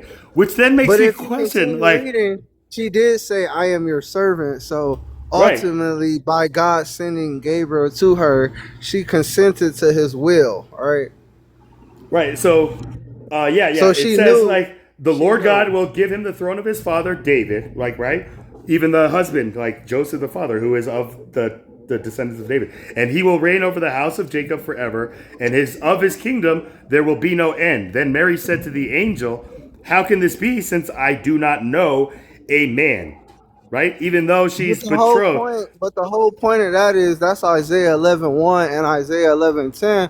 Because remember in Isaiah 11:1, it says that he will be as a rod that stems through Jesse. So God the Father had to come in the flesh of this woman, Mary, so he can take the throne, because according to the genealogy and lineage, Joseph was next after David to inherit the throne. Right. And remember, Wrong. Zeta, this is where your point. This is where your point comes in, Zeta. This is where your point comes in. Because if we go to Jeremiah, this is where you will say objection, Your Honor. Okay. Jeremiah, no, it's not. Because if we go to Jeremiah, because, guys, don't you also say it's not a physical lineage? We know. You're trying to say it's a physical lineage. No. Kingly, spirit, lineage. It's both, actually. Where did that body and blood come from? It's Hold both. on. Where did Jesus' blood and body come from? His chosen people. His did chosen it come from blood. David's physical seed and blood? According to Jeremiah, he inherited it from his earthly or stepfather Joseph, who was probably the one. That's all wrong, guys. To you, that's all wrong. He doesn't believe Joseph was that body and that blood. He just doesn't understand. He's denying that. Existed before the world was, guys. He's denying that blood and body existed before the world was, and they're trying to say it came from David. Zeta, No. Literally skipped over all of Even hold on. Okay, hold on. Even Jesus says. Even Jesus said, "Do not raise your voice in my courtroom against Lord, how am I his son?" We know it's not his literal son. Okay, so this is David. Well, that's what you're speaking coming to from the Lord. David was dead, the Lord said to my Lord. David what you're trying to say is coming from his bloodline. No. David is dead. This was the prophecy. Are you saying that the body and the blood of Jesus came from David's physical blood of Jesse and David? Zeta, wrap that in. Max or Mix. Wrap that in your fucking head. Okay, hold on, Mix. Mary is a descendant of Jesse and fucking David. Wusa. Mix. Remember, you're in my house type thing, right? So you make a valid point here. It's crazy. Not just we don't have to, crazy. Life is all about finding our type of crazy, and this is the thing where what's crazy to us is perfectly normal.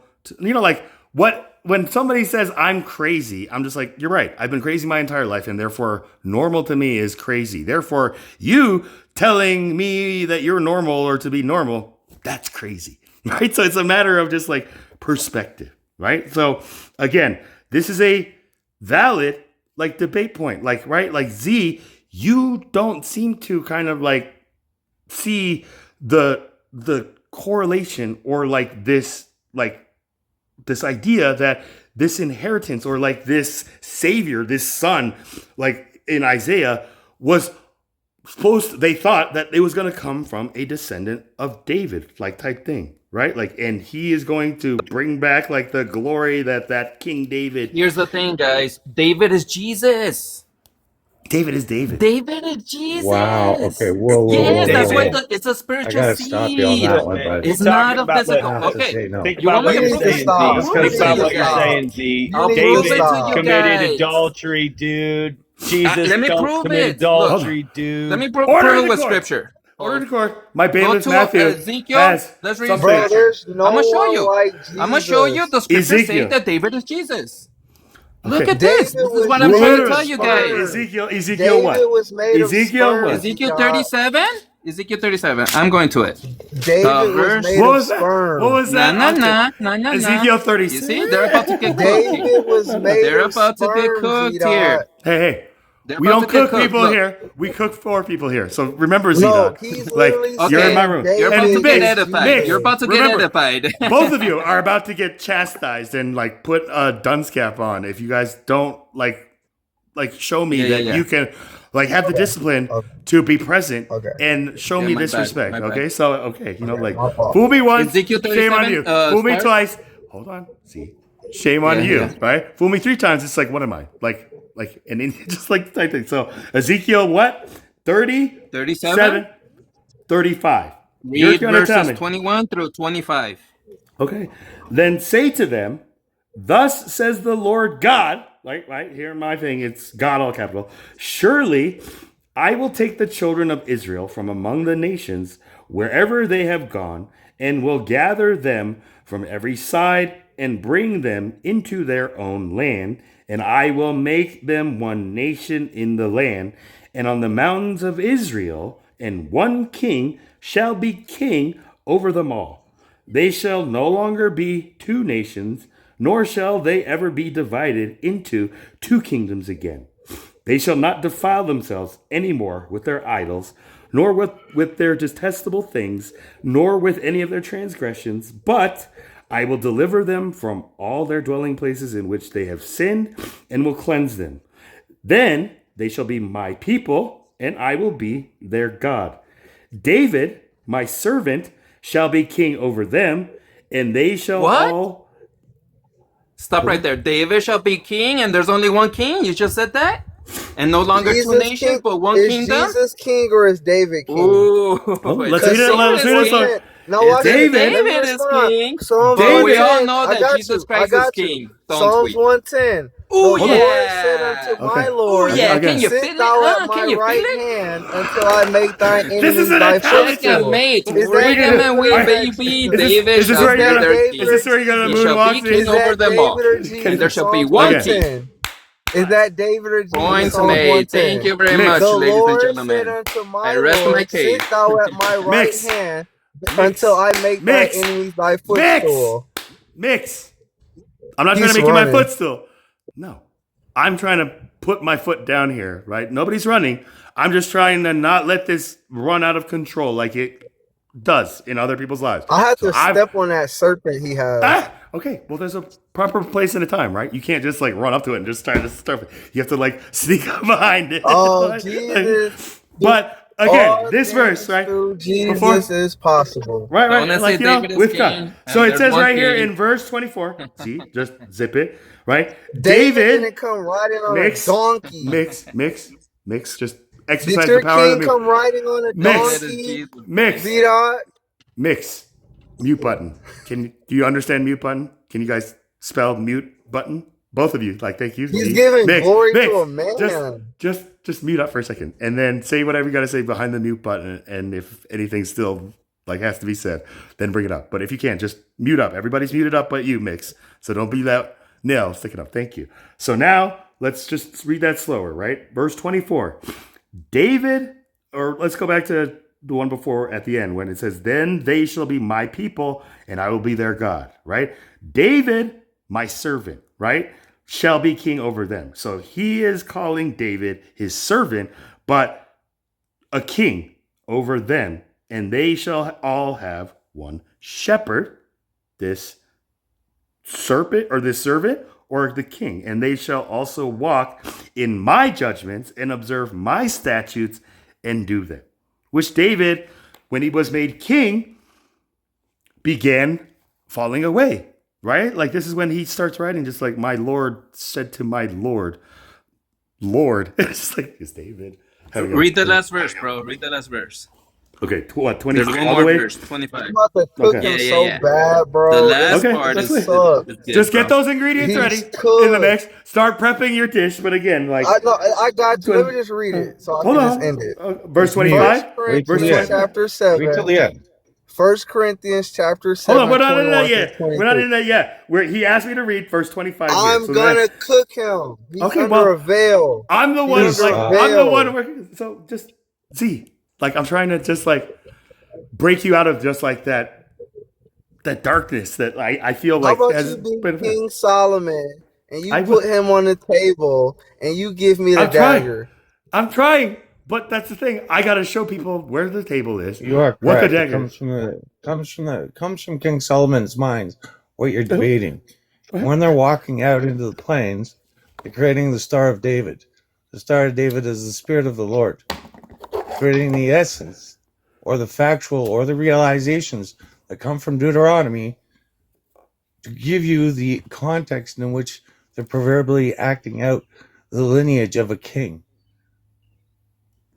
The bloodline, right? But go Jesus on. was I'd the like one to hear that more. came not only by blood, but by blood and water, right? Like that is like the anomaly. But again, verse Literally, 25, he's right? denying that Nothing he's but water there. antichrist. Just let him Right, let's finish. find Let him out. He's finish. Let's find out. See, antichrist. before we go there, right? Like it says, then they shall dwell in the land that I have given to Jacob, my servant. And Jacob is the name of Joseph's father, Joseph the carpenter's father, Jacob. Right? So keep that in mind, Z.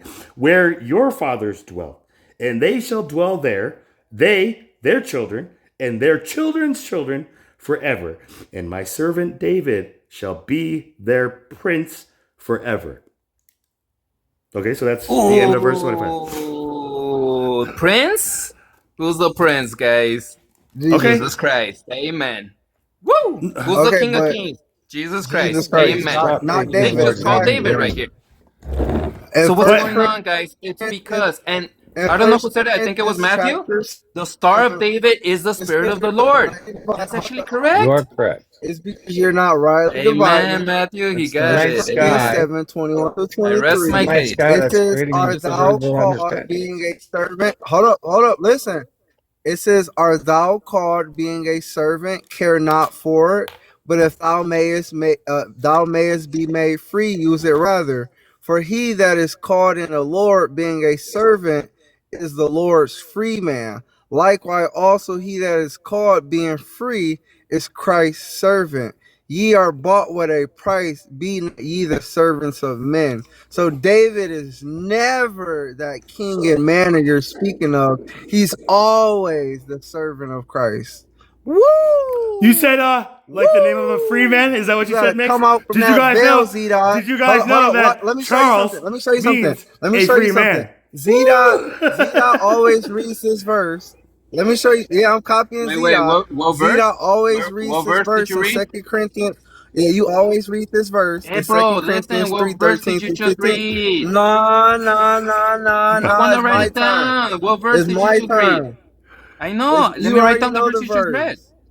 And not as Moses, Hey, bro, give me the book, will chapter, put a verse. veil over his face. Okay. 2 Corinthians chapter 3, 13 through Not that 15. I already one. The one you just read read this. previously. This is the verse. You read the This is the Psalms, verse. didn't you? This is what you're gonna read right now. Not as Moses. And What verse did Psalms you read 110, right 1. now, dude? And not as Moses. Oh, my I Lord. just said in Psalms, that was Psalms 110 and Yeah, I know. 1. Psalms what? You just brought up 110. Psalms. No, we You were the Brought it in. verse up. I Psalms just what? the verse I just read. The verse I just read out the Bible was 1 Corinthians 7:21 through 23. The Okay. verse I read in Psalms was Psalms 110 and 1. Hold on. First 110. You're Corinthians asking so what? many questions. Okay. I'm still catching up on First Yeah. Corinthians what? First Corinthians. So the verses that I was But reading hold about on. David Why not does it being that say in king. the passage that I read that there's going to Oh be one my! king First and that Corinthians this one chapter king is going to 7. be David Chapter 3, forever? verses 14 through Hold on. 20. Address that. It's I almost Jesus. got You're it. just brushing First that Corinthians off. what? 14 through 20? David is a foreshadow. David is a foreshadow of Christ Aha. Jesus. In I think So it why First is. does it say So Corinthians that David was Jesus. going to be So king? that It's just because it's a proves. spiritual That seed, like just Matthew says. proves. The So Star of Jesus David. can't be David if David is a Okay, foreshadow. well Thank then, you. why Thank does it you. say that David's going to Thank be you. king? Because it's a And there's foreshadow. only It's one king. symbolic, Okay, metaphorical language exactly. of Jesus Okay. Christ being the bright and morning star.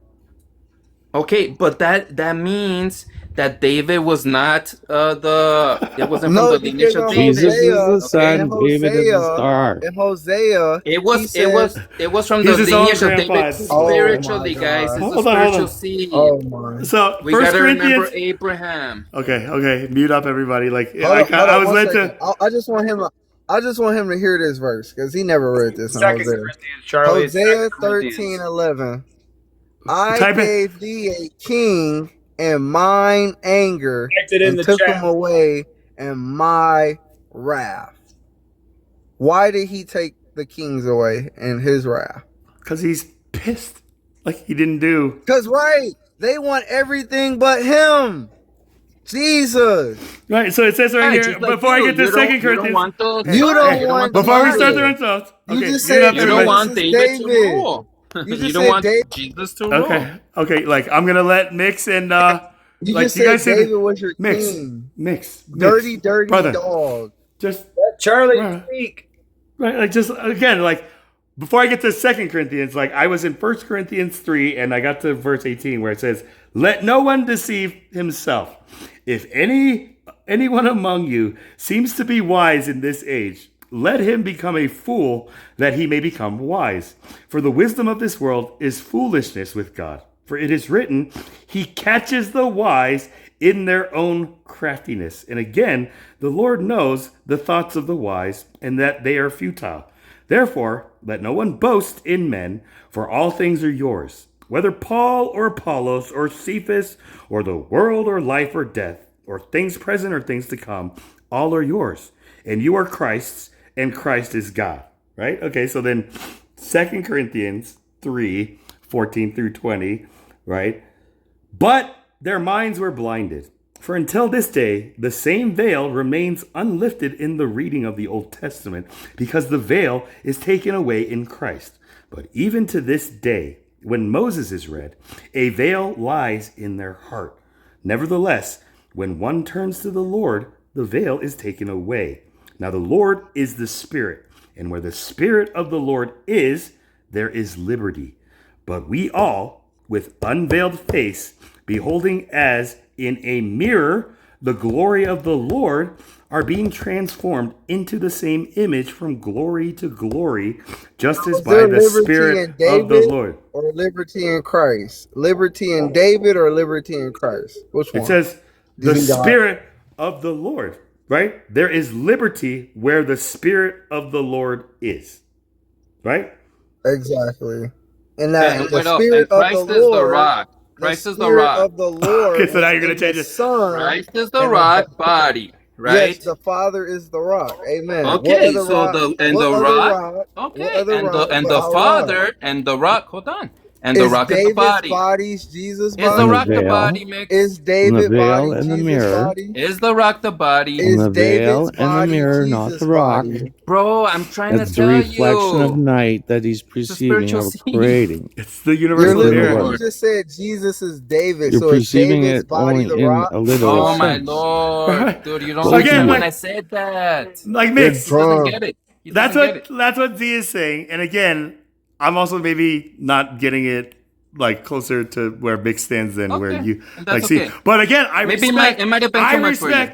I But respect the revelation that you have received, and I appreciate you being able to candidly and honestly just share it. Right? So like I thank you for that. But Z, I will tell you that the contention was again originally that John the Baptist did not know who he oh yeah, was we'll to go be back in to that. this world, Yeah, right? Like, and it says right there let's go in back to Luke that. But let me 1, just say this. Hmm.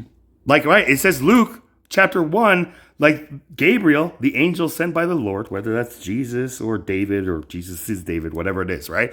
Sent Gabriel, not himself, Gabriel to Zacharias, the father, like before Elizabeth knew she was going to be like a mother, right? And told him, just like the Lord heard you, and you're going to have a child, and you're going to be joyful and all this stuff, and he is going to be filled with the Holy Spirit, and he's going to turn the hearts of all these things. And the thing that Zacharias did was question it, just like Sarah did, like with Isaac, when she was just like, she laughed, and the Lord was like, "Why do you laugh?" And she tried to lie, just like, "I didn't." He's like, "What, really?" She's like, "Well, I was laughing because you're gonna give me a woman just like of old age, like a child of my own." She's like, "Yeah, I'm gonna do it now, especially because you're laughing and thinking I can't do it, right?" And this is gonna I be have a like verse for that. I have a verse for that. But let me tackle the 2 Corinthians 3:14 verse. It says, "But their minds were blinded, for until this day remained the same veil."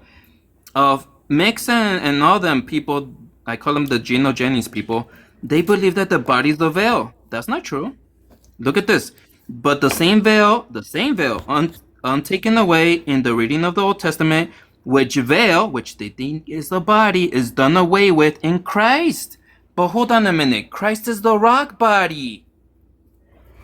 How is the Not rock the body wrestler. the veil if the Christ veil's is not the the way in Son. Christ, guys? Christ You is the see Son. that? That's proof that the body's not the veil, Hebrews guys. 10:20. The veil is Hebrews the old 10:20. covenant that he's By still a under that new doesn't allow him by to a see the new body. That's by a God. new and living way which he Wow, has he just ignores consecrated that, for guys. us.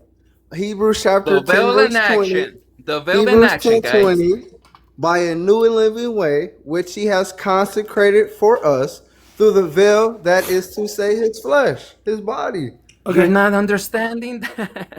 Sir, Why? there's no Before we other way to continue Is this, read Christ the okay. it. rock body? Before I have to put both of you kind of Yes, like it in is. timeout and And you're drop calling you. that rock body the veil? No, Look, it ain't.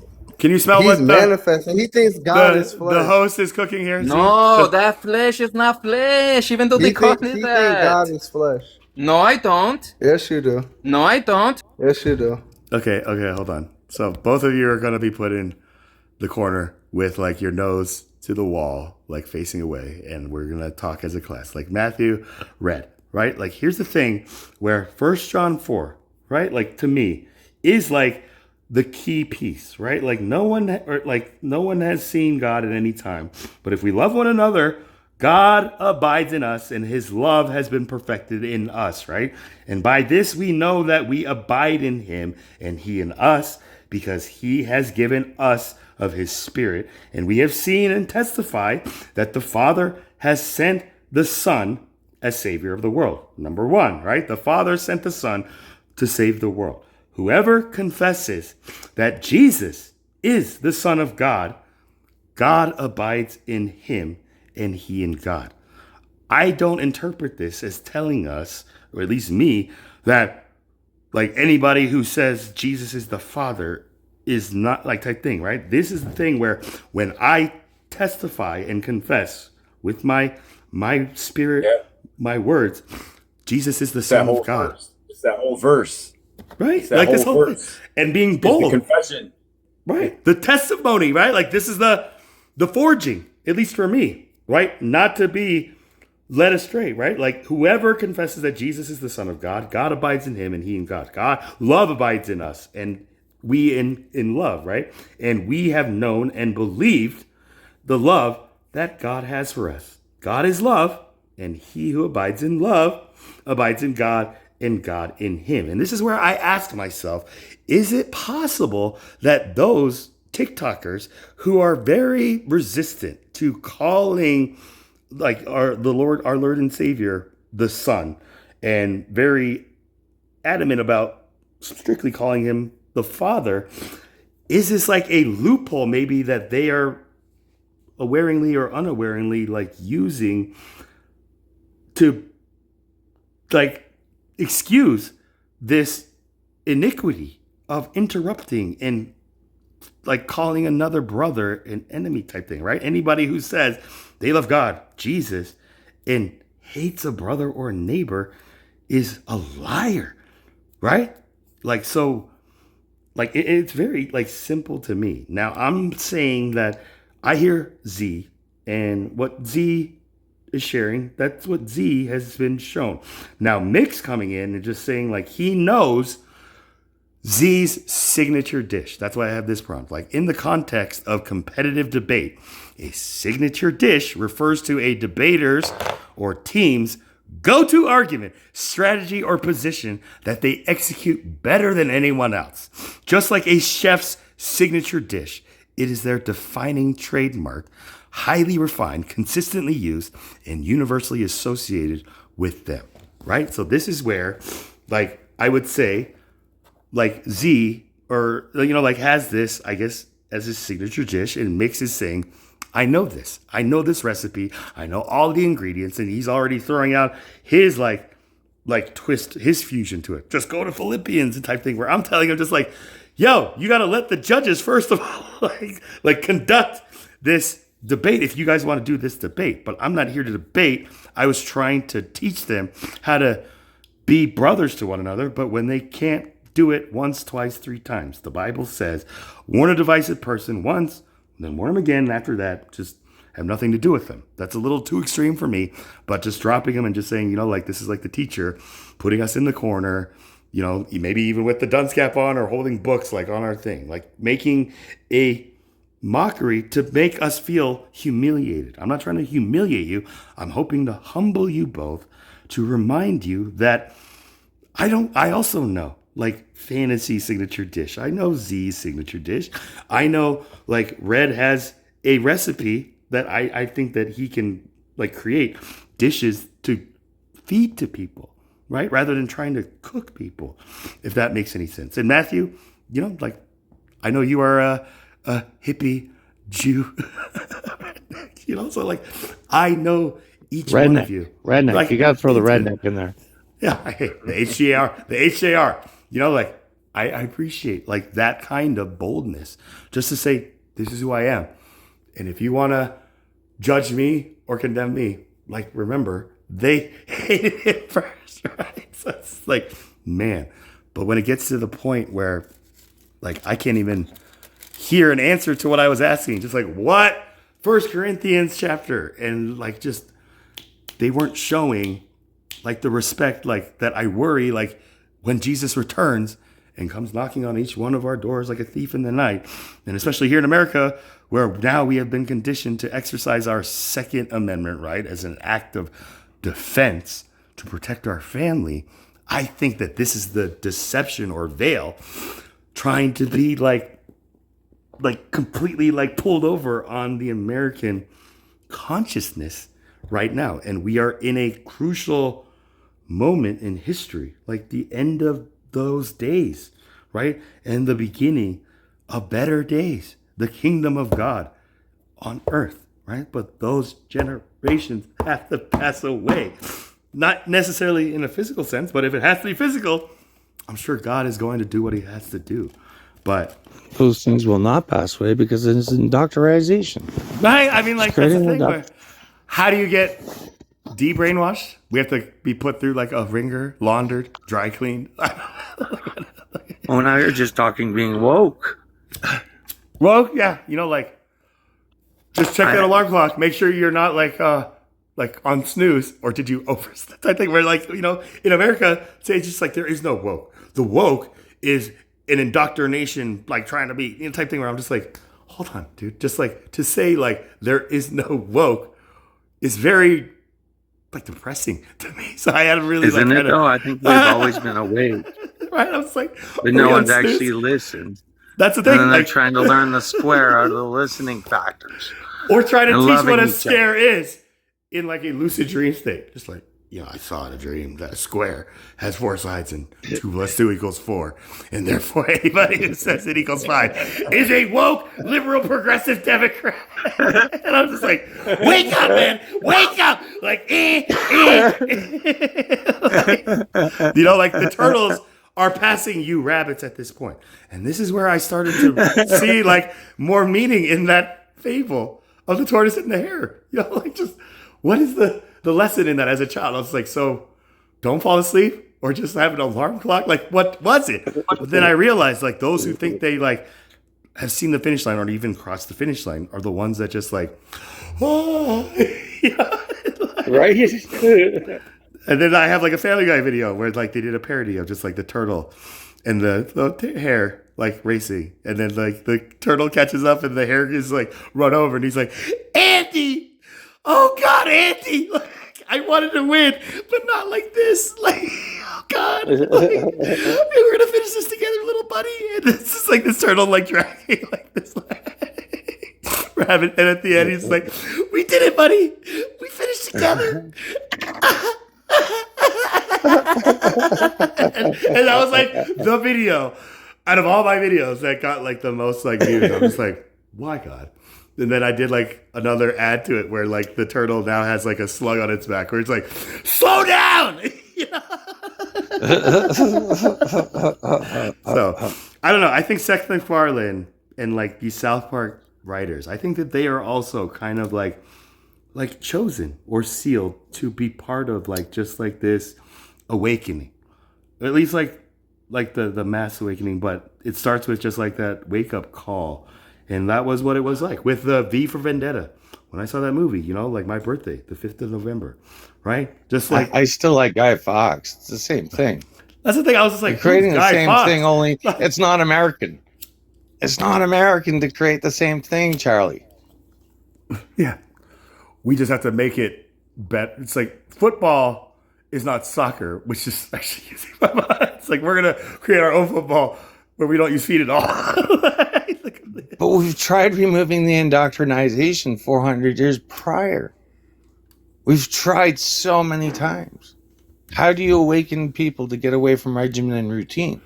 That's the thing. You find a whole new world, right? So here's like the opportunity of the new world, where now it's going to be a new ordered world, or a new world order, where the founding fathers, through divine like proclamation or provenance, like drafted out this like beautifully like worded, just like when in the course of human events it becomes necessary for one people to dissolve the political bands which have connected them to another, and assume amongst the equal but separate stations to which the laws of nature and of nature's God entitled them, right?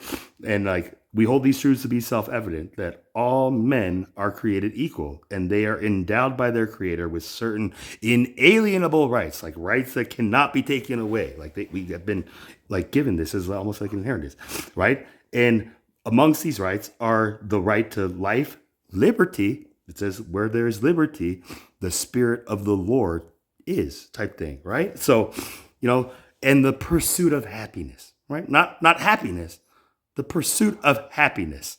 So this is where, like, what does that like mean? To find our like passion type thing, and hopefully use it for the greater good of God's kingdom here. But then of course we forget, and this is where it all comes back with like the movie V for Vendetta. And I don't know if maybe that was an American kind of like thing, taking that Guy Fawkes like historical thing and putting like this like dystopian like 100%, like like prophecy thing. I was just like, what is this? And when I found out it was actually related to a real figure named Guy Fawkes, and like I was just like blown away, and I was like, this cannot just be coincidence. And even Guy Fawkes in that movie is just like God, I do not like leave like chance to a pair of dice type thing. Just like, but it says more than 400 years ago, a great citizen wished to embed the 5th of November forever in our memory.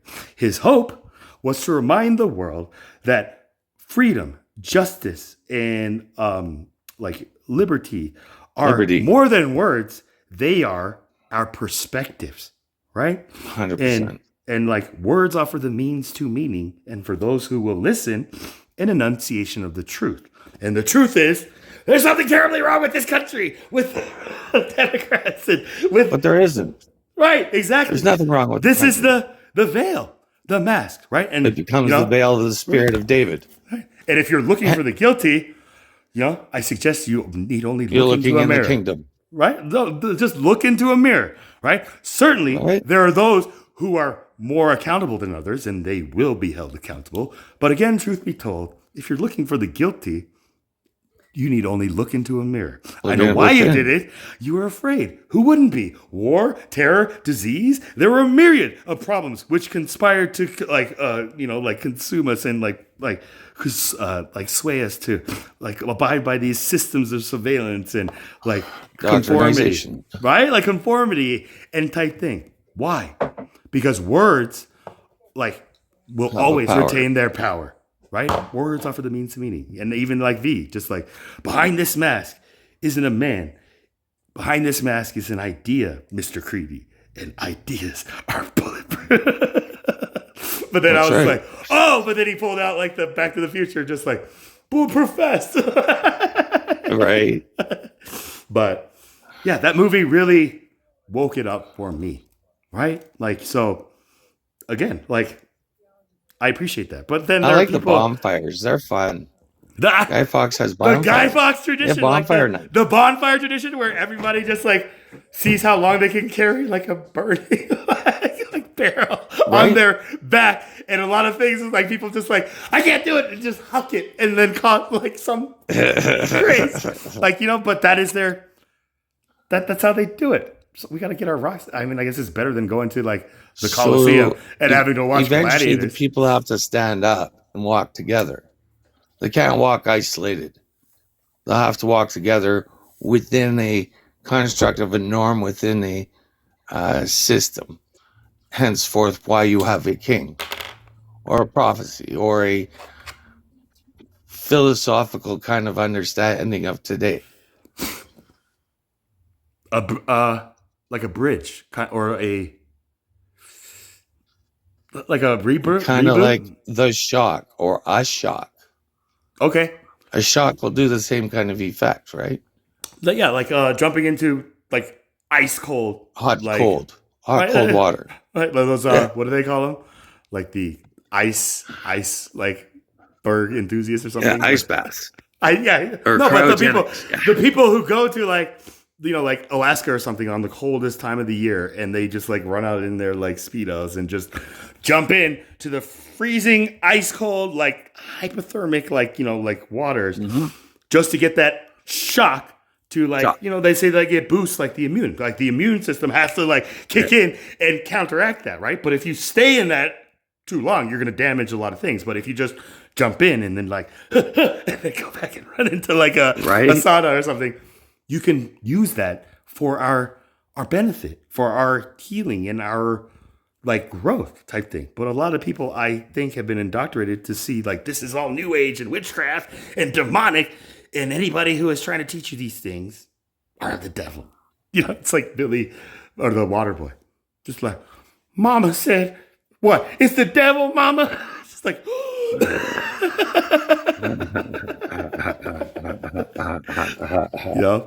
So I see like all these things as just like God's kind of humor, just showing the awake, like just endure a little bit longer. So welcome back to class. How is the principal's office? Mix and Z. I won the chat battle we're having down there. Oh, I didn't even pay attention. So all glory to God. All glory Thank to God. you. Mix, it sounds like you heard the principal. Z, I don't know if maybe you were paying attention in the principal, but no apologies needed. Just like learn, right? And just try to repent from that. So that's all like I hope to hear. But Z, let's go into this chat battle, right? Like that kind of arrogance where it's just like, come on, man, I don't care who won. How did you win? What is the end result? What is the fruit that came from this? He believes the body's God. He believes the body's God.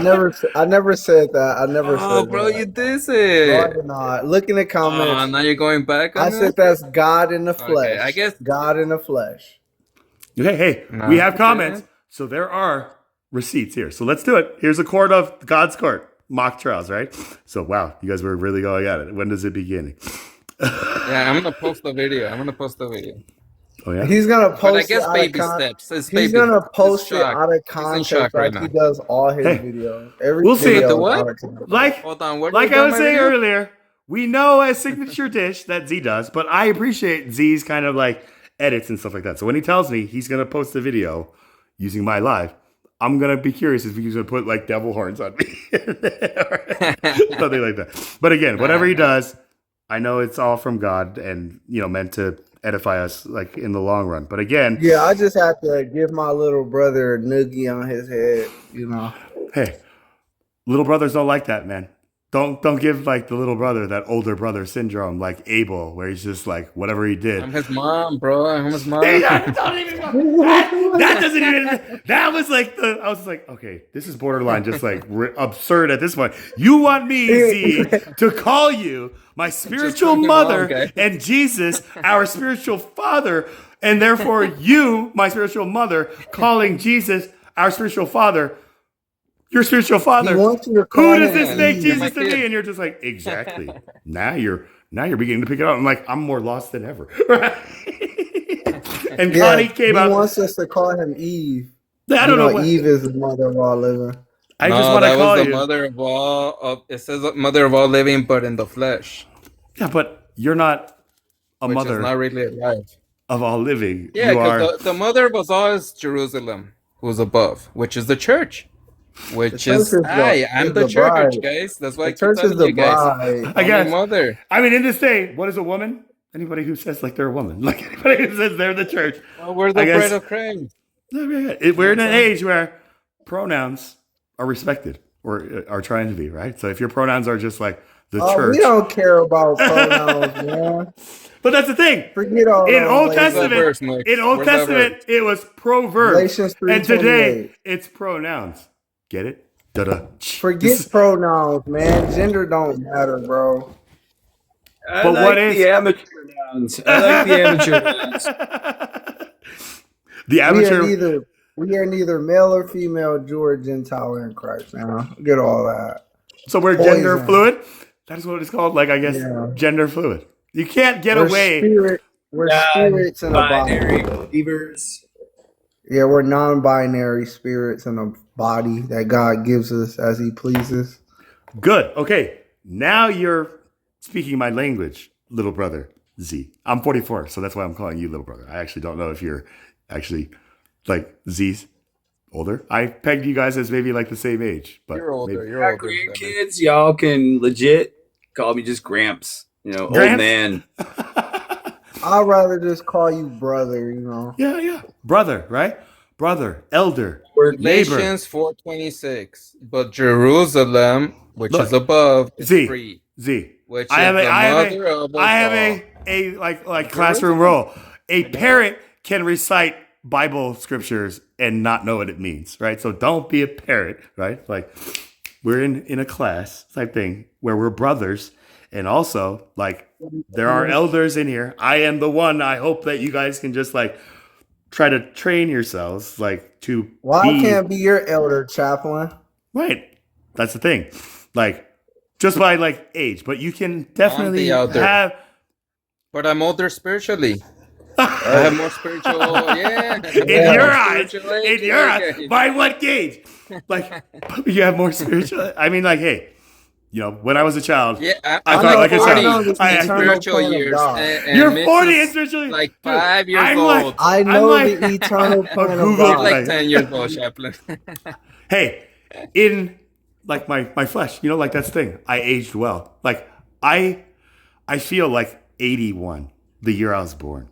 Right? I told somebody just like 81. They were like, "How old are you?" And I was like, 81, because that's how like in Korea we say like our you're age. 42. That's the thing. Like that's what he said. He was just like, he looked "Are like you he's serious? in his 30s. 81? You look like you're in your 40s." And I was just like I'm gonna mess with this guy, because in Korean we say just like when we say our age, like 81, meaning like the year we were born, because Asians are good at math, or maybe that's why we're good at math, right? So like when I say 81, like I'm saying, 你好，我是乔丹，是谁？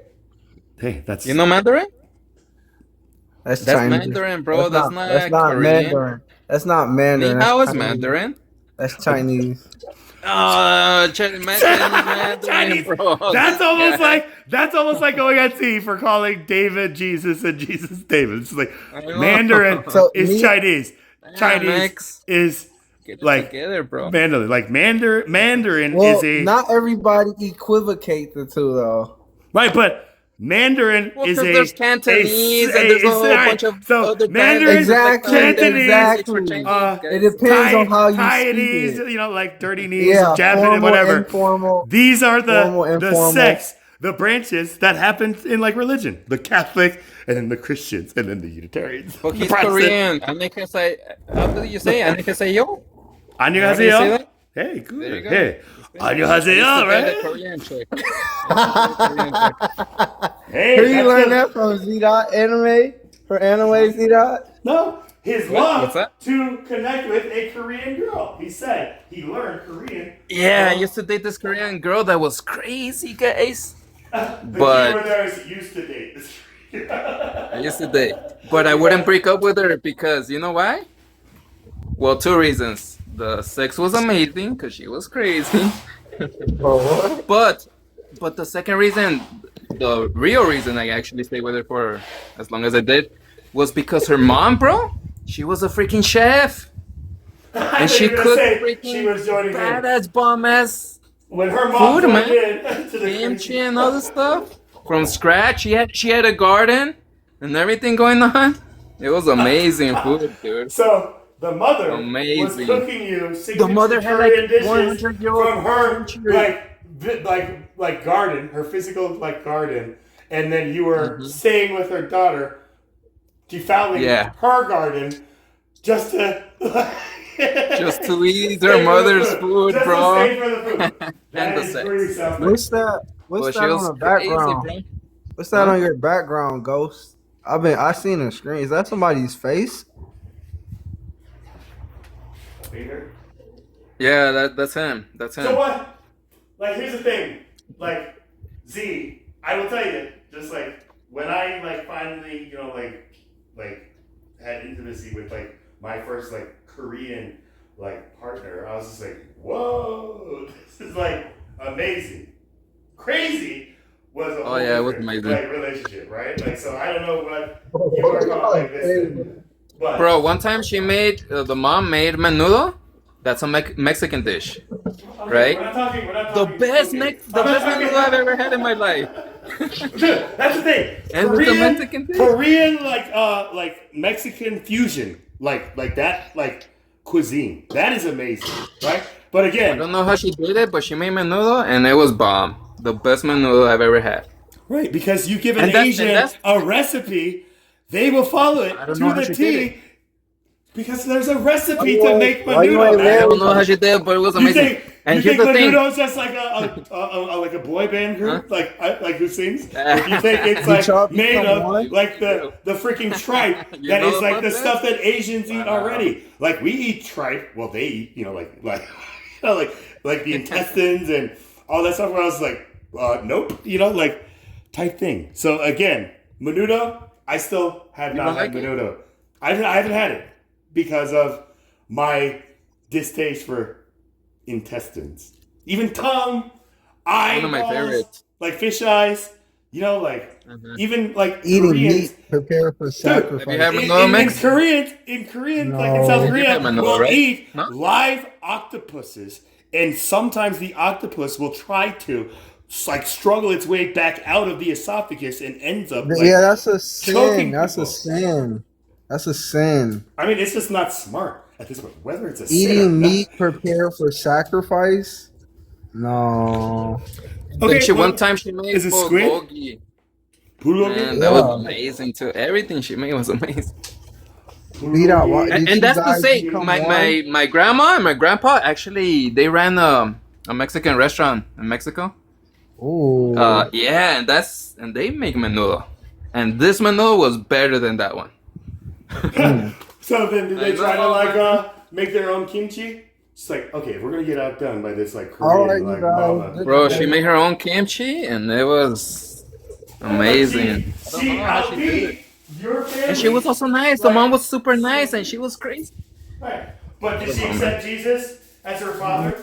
And all Nah. that? It was when So I didn't. Is she condemned to like? Nah, it was when I didn't believe in Jesus, bro. Okay, but you believe in Jesus today. So now, what is your Yeah.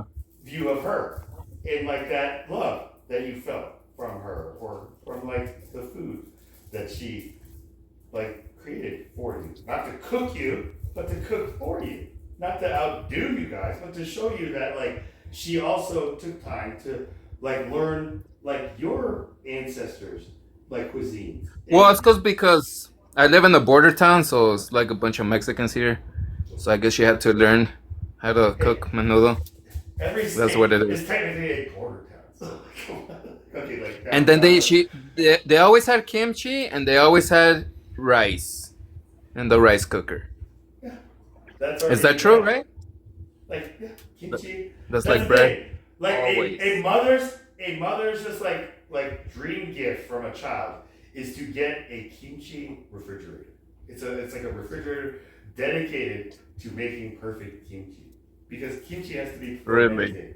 right? And they used to have to like put it in like jars and then dig it in the ground and like bury it in the hot sun to let it like ferment for like months. And then you open it up, and then it's just like got that taste. Now we can do it differently. But one day, my mother called me like at 3:00 in the morning before like this like ceremony that we do for our ancestors. She's like, "You gotta get over here! Like this emergency happened." I'm like, "Oh my gosh!" And I rushed over there, and it looked like a crime scene where it was just like red everywhere. And I was like, "Where's Dad?" Like she's like, "No, this is the first time I've been making kimchi for 40 years, and like." Never has this happened. And I was like, what happened? This is kimchi? And she said that the bottle, just like, I guess, like built up so much pressure that it broke open Exploded? and just like went everywhere on the walls. And I was like, never in your 40 years did they teach you about like fermentation pressure. But like, that's the thing. She had white carpet, and I was like, oh, of course. Oh no. And so like, you know, it was this whole thing. But yeah, kimchi, bulgogi,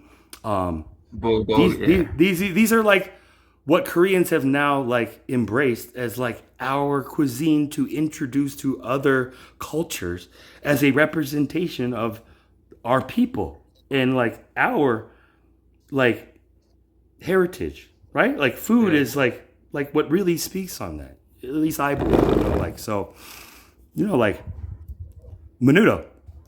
Maybe when we see each other, we'll go out for some menudo. I'll be like, "Is this good, C?" Because I don't know, man. This don't taste good enough. Do you like sushi? Yeah. Okay. Do you like sashimi? Can you do the sashimi? Yeah. Like the but almost like steak slices of just like raw fish type thing, where some people can't like. That's too much. but I prefer just sushi, I guess. I mean, some people love sushi. What about those good, but oysters? Did you use those oysters on your yeah. to get her? That's like the same as the primed up? sashimi. It's good, but it's like I don't know, man. It's like that texture is like, you know what I'm saying? Right, but that's Like, the thing. that's You eat too much of that, the you're gonna acquired die of taste. mercury poisoning, right? So this is the thing where like pregnant For women, real? like seafood. Seafood is known to have like mercury in their system, like right? They can break down. But humans who eat nothing but seafood, like will like get that from their diet, like right? If the fish is like having more and more mercury levels because of like pollution from human interference, like it's becoming more of a danger. That's why they tell like pregnant women in America, do not eat sushi or seafood because of the mercury like threat.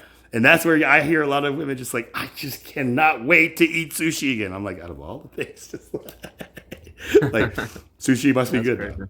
You know, but like it is crazy. It's amazing how sushi's amazing type thing. But there was a time when this was so foreign to like the American like culture at the time of like, you know, like 1940, like, right? Where there was no PF Chang's or like Chinese food, right? And people thought like they were using like pets, like dogs and all these things because it wasn't happening, but they found out that in like the dark like eras of like Asian civilizations, we had to resort to that as a source of protein. So when I saw like a video, like a Korean sitcom in Korean, and it was like telling like this history, and I just couldn't understand it. And it just went from like these kids playing with a dog, and then cuts to a scene where they're just like doing like a pinata. And I'm like, is that the dog? And I was like, what's going on? And my mom was just like, this is how like hard it was in Korea. Like we had to. Wow. I was like, oh my God. Like, are you going to do this to my JP? It's like, no. Like, we love JP, but just appreciate, like, the food that you get to eat, you know? Because, you know, like, my father, like was digging through trash cans just so he didn't have to spend money on food that was clearly being wasted by the people he was, like, working for. You know, so you got to be frugal. You got to be gangster. You got to be street savvy type thing. But, yeah, that mercury, you eat too much of it, you can kind of feel the symptoms. But, you know, like, it's good to eat that protein, like, rather than just being relied on a strict meat diet. So when Z was saying, or Mix was saying, just like, it is something to, like, eat a sacrifice offering to the Lord, like meat, when I was talking about, like, that live octopus challenge in Korea, where my mom was just like, when you go to South Korea, don't do that, because people like that. It's like, I wouldn't do that even if you didn't tell me, but that's just, yeah, that's common sense, right? But yeah, for some reason, Korean youth are really like adventurous. They're all trying to be a YouTube influencer. So they're sitting there trying to eat as many bowls of noodles as they can. And their parents are just watching them just like, are you just trying to get fat? Go get a job. And they're just telling them just like, There's no jobs, Mom. This is what's going to be the new work. And the parents just can't understand it. My job. kid thinks that eating ramen all day till he throws up is going to make him support a family. Like, children are crazy. And I'm just like, yeah, because our parents are crazy type thing. They don't understand that the times have shifted. Does that make sense? But, like, yeah. So, yeah, I'm your glad parents to... live in Korea? No, they live here. Korea? 10 minutes Oh, away they from live me. here? Okay. Yeah. Oh, They, nice. Okay. They bought me a place of my own so that I could not live with them. Like, I was like, can I just move back in with you? Because I know by the time, like, in the end of this, I'm going to be, like, living with you guys, taking care of you. It's not going to be a nursing home. So let's just pull the trigger and do that. They're like, no, we don't want you back. Like, we would rather buy you. I was like, all right, hey, that's on you. But they made it 10 minutes away so that anytime they call, I have to be there. So this time at 3 o'clock in the morning, when my mom's just like, come now, it's an emergency. You know, like the tone in her voice, like really like alerted me. There was a time before that when my father did the same thing, 3 o'clock in the morning. Come over, it's an emergency. And I get over there and he's like, how do I attach a image to an email? I was like, are you kidding me, Dad? Wow. I'm like, you called me over here at 3 o'clock in the morning as if this is an emergency. Just kind of, you know, like, and the tone that I said it to him set him off. He was just like, I am your father. You. I was like, okay, Jesus. You know, like, and when he told me, just like, I got to tell him, just like, your father is Satan. It's like, see, trust me. There were times when I wish I could have said that, but I didn't. Like, you know, so when he said that, it really hurt. Like, it resonated personally. I didn't, like, take offense to it. But, you know, like, again, not to go back. You don't have any family over there? South Korea? You do? I do. Yeah. I do. I do. Oh, you I do? even You have. go- you get I have family, I guess, in North Korea too that we'll never be able to see unless like that ever Wow, changes. that's crazy. Seriously? Wow, that's crazy. Yeah, man. My family like runs pretty like eclectic, or like, you know, like we're broad. My uncle Ray, who was the one who married my aunt, my father's older sister, was a Marine, and he was an Italian American Marine, right? Uncle Raimundo Martinelli, and then like him and my aunt had my cousin Marie and my cousin Raymond, so they were like the first like of the next generation, but because they were mixed, it was just like this thing like that, you know, like through the grace of God finally healed itself. But you know, like when my cousin Marie then got knocked up by a like well-known like college football player at the time, you know, they were telling her like, just go to the clinic and just don't ruin your life. And she chose to have it. And everybody tried to advise her, but you know, by the grace of God, like everything worked out fine. But I look at my dad and I'm just like, remember the time when you said that he shouldn't even have breed? Do you ever think of that? And now he doesn't ever come to these like family like reunions anymore because he's like worried about maybe persecution. Like it's just kind of like this irony. Like my grandmother, my father's mother, refused to move in with her oldest son, my father, because she too worried that all she was going to hear in like the last years of her life was her oldest son just yelling at her and blaming her for how hard his life was because they didn't do what parents should have. And I was like, can you blame her, Dad? Type thing. So, you know, we reap what we sow and we will sleep in the bed that we make for ourselves. But, you know, like Z, I'm just saying, you know, I love you, brother or mother, whatever. But, you know, like there comes a time when it gets to people who say that they know your dish, or, you know, like they're going to cook you with like their, like that thing. This is a sign that I take personally. It's just like, I gotta learn how to cook something new. I gotta learn how to make menudo like that Korean tiger type thing, right? You have to adapt. Not You know how to cook? I do. Yeah? Like, Nice. yes. I mean, that's the thing. I don't know how to cook the dishes that my mother Kimchi? You do cooks. kimchi? I rely on my mother to do kimchi. And this is where my mother is starting to worry because I'm alone. I'm 44 and they're like, you know, like in their 70s now. And so my mother always reminds me, just like, Charles, we're not going to be here much longer. And we're worried that like, if you don't get married soon, like you're going to be alone all your life. And I was like, geez, just way to crap on my day. You know, Go to dog. You know, I was like, go you to gave South me a little Korea, brother. bro, and You know, marry like, a nice Korean girl, bro. I did that. No, that's the thing. I tried that, and that was the thing Oh, where, you tried that? dude. Oh, great. Once I 'Cause like I kinda opened up hear- like the Yeah. opportunity, because I told my mom I have a very big hesitation of like dating a Korean girl, like going in high school, because there was a new like exchange student that came in who was like, you know, Korean, like it was, you know, like word got around, and like when I saw her, I was like, wow, she's a very like attractive girl. Turns out she's like a second cousin who just came from Korea. And I was just like, you know, like when my mom was just like, hey, like be here, like we got some family, like we want you to meet from Korea, and I was like, oh, and finally, like when all this thing happened in one day, and I get home and I meet this thing, and I'm just like, oh goodness gracious, like I just was like attracted to him. So this is when I think like I made like this wall against just like I can't ever, like I don't know, see myself like going after like my attraction to Asians, even though it was there out of the fear that I might become my own grandpa or something like it, like you know like the mutations when like family members, even cousins, like start like interbreeding. That's when like these mutations happen. So that was just kind of like my comedic, you know, explanation, but it was very ridiculous. So then again, once I broke down that wall and allowed just like this, you know, grandma, this ajumma, you know, like old grandmas, like Korean grandmas, they are like matchmakers. If you're single, you go meet an old grandma and she'll be like, oh, I have so many Korean girls who might be perfect for you. And they don't even know anything about you. They just tell you, we know somebody who's perfect for you. And I'm just like, okay, let's see what you think is perfect for me. And they would always just bring like, they would always say, we found a traditional Korean Christian American girl. And I was like, 3 out of those 4 adjectives like do not turn me on. But my parents said they'll pay for everything, right? They just want me to experience it and see whether I like it or not, rather than just say I don't like it without even knowing, right? I thought I didn't like broccoli until I all of a sudden liked broccoli. So it's like, okay.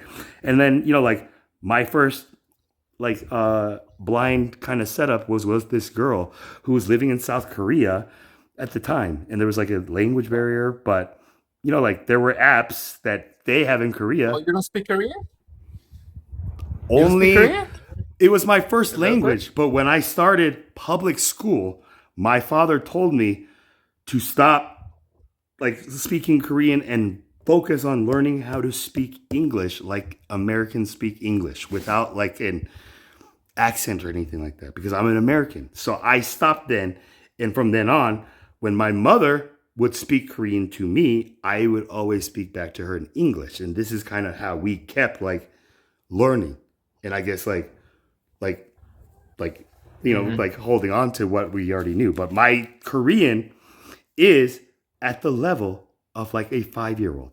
So it's very easy for like Korean people to just like throw one over by using just like adult words. Kind of like how Americans are just like, well, that is very compartmentalized. It is actually like whatever. I'm just like, what? What is juice? You know? What? You never had apple juice? It's like, again, like, you get what I'm saying?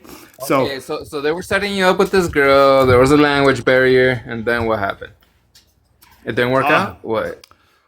That's the thing. Like, I found out the hard way that Korean women, especially in America, with other Korean men, are very slow, right? So holding hands is like the traditional, like, third base before getting married. So when we had like a third date with like this one that I found for myself on a dating site, right? On my own. Like, this is like where I told my mom, just like, yeah, you know, the only one, like on our third date, I like walked her to her car and I went in for a kiss and she just like slapped me. Just like, you said this was a Korean girl? And I was like, yeah, what? She's like, you don't kiss a Korean girl, like before you're married? I'm like, it was the third date, Mom. I'm like, what was that? And so she was like, holding hands is even like too fast. And I was like, well, that makes sense because that same date, like in the movie theater when I just like did like that, like in the hand, the look on her face is just like, you know, I was like, geez, she gave me like this guy's gonna like attack me type thing. So when I took her back to her car and went in for the first kiss and her reaction was just, back up. Like I like made it clear, just like because there was witness. I was like, yep, okay, good. And I just shook her hand. I was like, good to meet you. And that's how I ended it. And so my mom was just like, I mean, like, why did you think she didn't like you? And I was like, because we ended up shaking hands at the date. I told her why. She was just like, I was in the wrong. And so going into this, I'm a very fast, smooth talker, right? Like, that's the thing. My father's been with just my mother. I've made up for his his oath type thing. So when he tells me, just like, son, you're not a spring chicken anymore. I'm just like, you're right, Dad. I'm a winter chicken. I'm a summer chicken. Like, I'm a rooster. I was born in the year of the rooster. I'm a cock, Dad. But yeah, Wow. like, but when I hear Americans of whatever, like, saying their experience of dating one of my South Korean cousins, and saying that's like the sex was just a crazy. I'm just like, I don't know, because this is the thing where I was like her first kiss, that girl from South Korea, like the language barrier one. And so when we finally Maybe it was saw just each other, her, bro. no, dude, Maybe it that's was the just thing. her. That's The how it moment is? I broke that barrier, and I just made the first move, and I kissed her, just like very passionately. This is something that in Korea, South Korean women kind of complain about the men. They are just too shy and too like timid. So an American man who just like takes control, but not too much control, that is very attractive. So I saw these connections, and so when she just all of a sudden just like went full Don't like. never be too nice of a guy when it comes to women, dude. You gotta grab them by the back of the neck, grab a handful of hair, just enough. Not too tight. They get mad when it's too tight. Let's not go Trump here. It's like, whatever a woman does to me, this is my handshake. It's like coochie coo. Yeah, they instantly revert to their what do you call that? Their pre-modern womanhood. Subconscious thinking. It's the same reason women don't like to pick what to eat. Subconsciously, they remember what Eve did because they've just been like completely unconscious and woke up with your food there. It's like, I want to go back to that time where I was just like, right. They don't want to make the same mistake. They don't want. Yeah, it's like a reset button. It's like a reset button, or just like a respawn. Yeah, you like, can't be too nice. I gotta agree with. But no, okay. Yeah, right. Nice guys may finish last, but kindness goes miles. Right? So this is where indeed. I don't know. Sometimes nice guys never finish at all, but I mean, kindness does go in more ways than one. That's true. They wouldn't even get a chance to enter the race. They wouldn't even get a chance to see the garden at all. That's the thing where the whole nice guys thing, where like when I started reading books about like the pickup artist or the dating handbook or Bible, I believe is what my cousin Ray gave me. Just like, when I started reading this book and like applying it to my dating site, like I realized just like I can write anybody a dating profile that will just I was just like, okay, do it for me. And as a cousin, he gave me like the family discount. And I will tell you, man, like my inbox just like X-Men, I was just like, I can't believe you're right.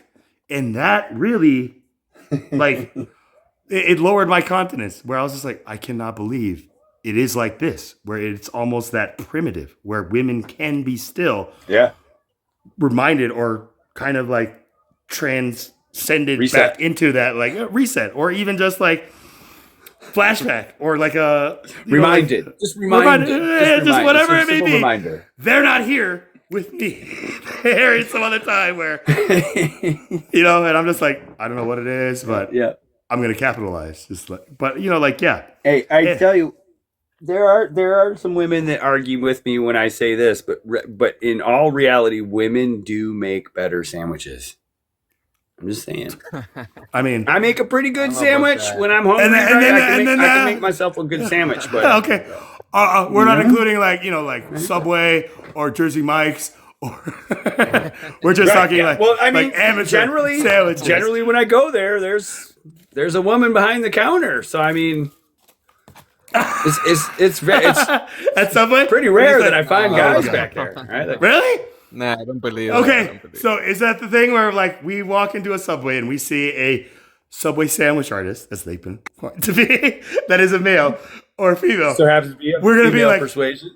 I Right? hope the female makes it. But this is when they do the assembly line where they just each like have a hand in it. But I'm just like, man, I bet if the woman was the one who put on my like toppings, I'd get a lot more toppings or something like that. You know, like, but it's interesting that you say that because I would say the opposite. It was like the males who really put like time type thing, you know, because they want to make a sandwich. They want to eat a sandwich, but a woman's just like making sandwiches for everybody. Now it's like, so that's my rationale.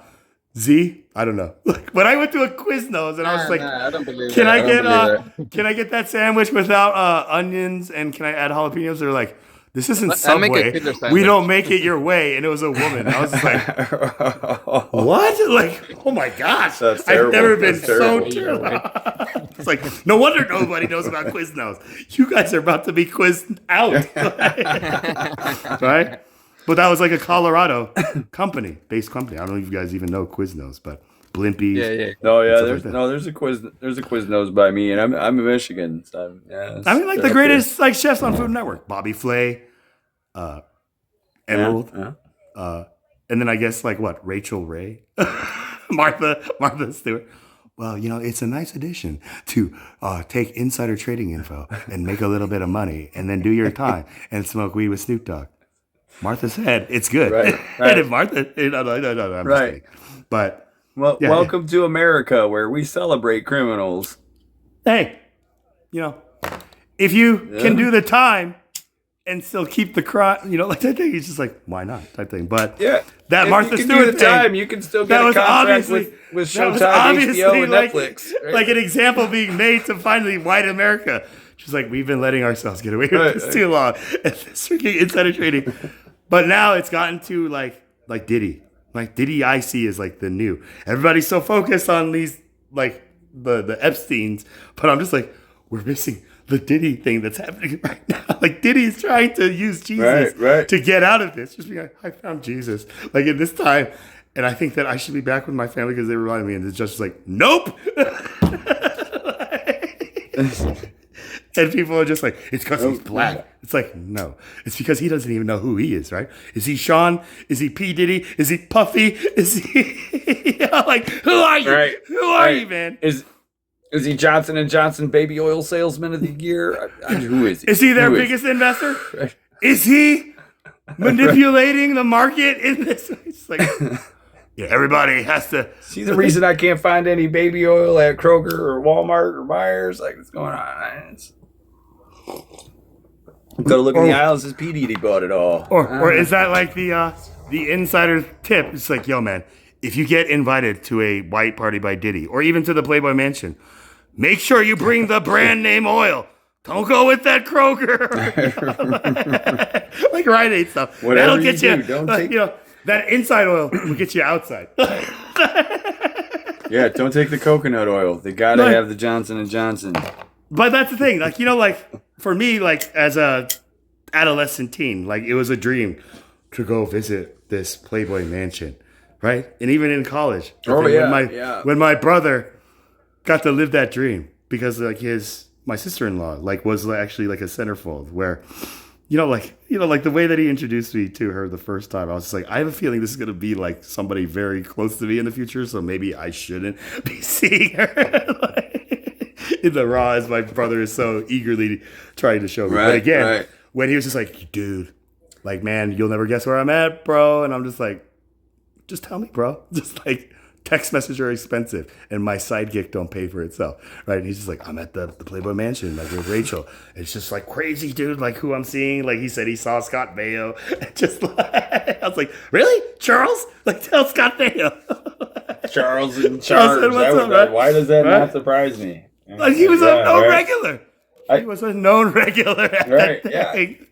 They did a didn't they? They did a reality show out there at the mansion, didn't they? For a while there, I'm pretty sure they did a Hugh Hefner and Hugh his Hefner three was in it. Yeah, girlfriends, where one was his actual legal wife, and then he had two side pieces, concubines, I guess you'd call them. Not even. They were all cool with it, right? Like.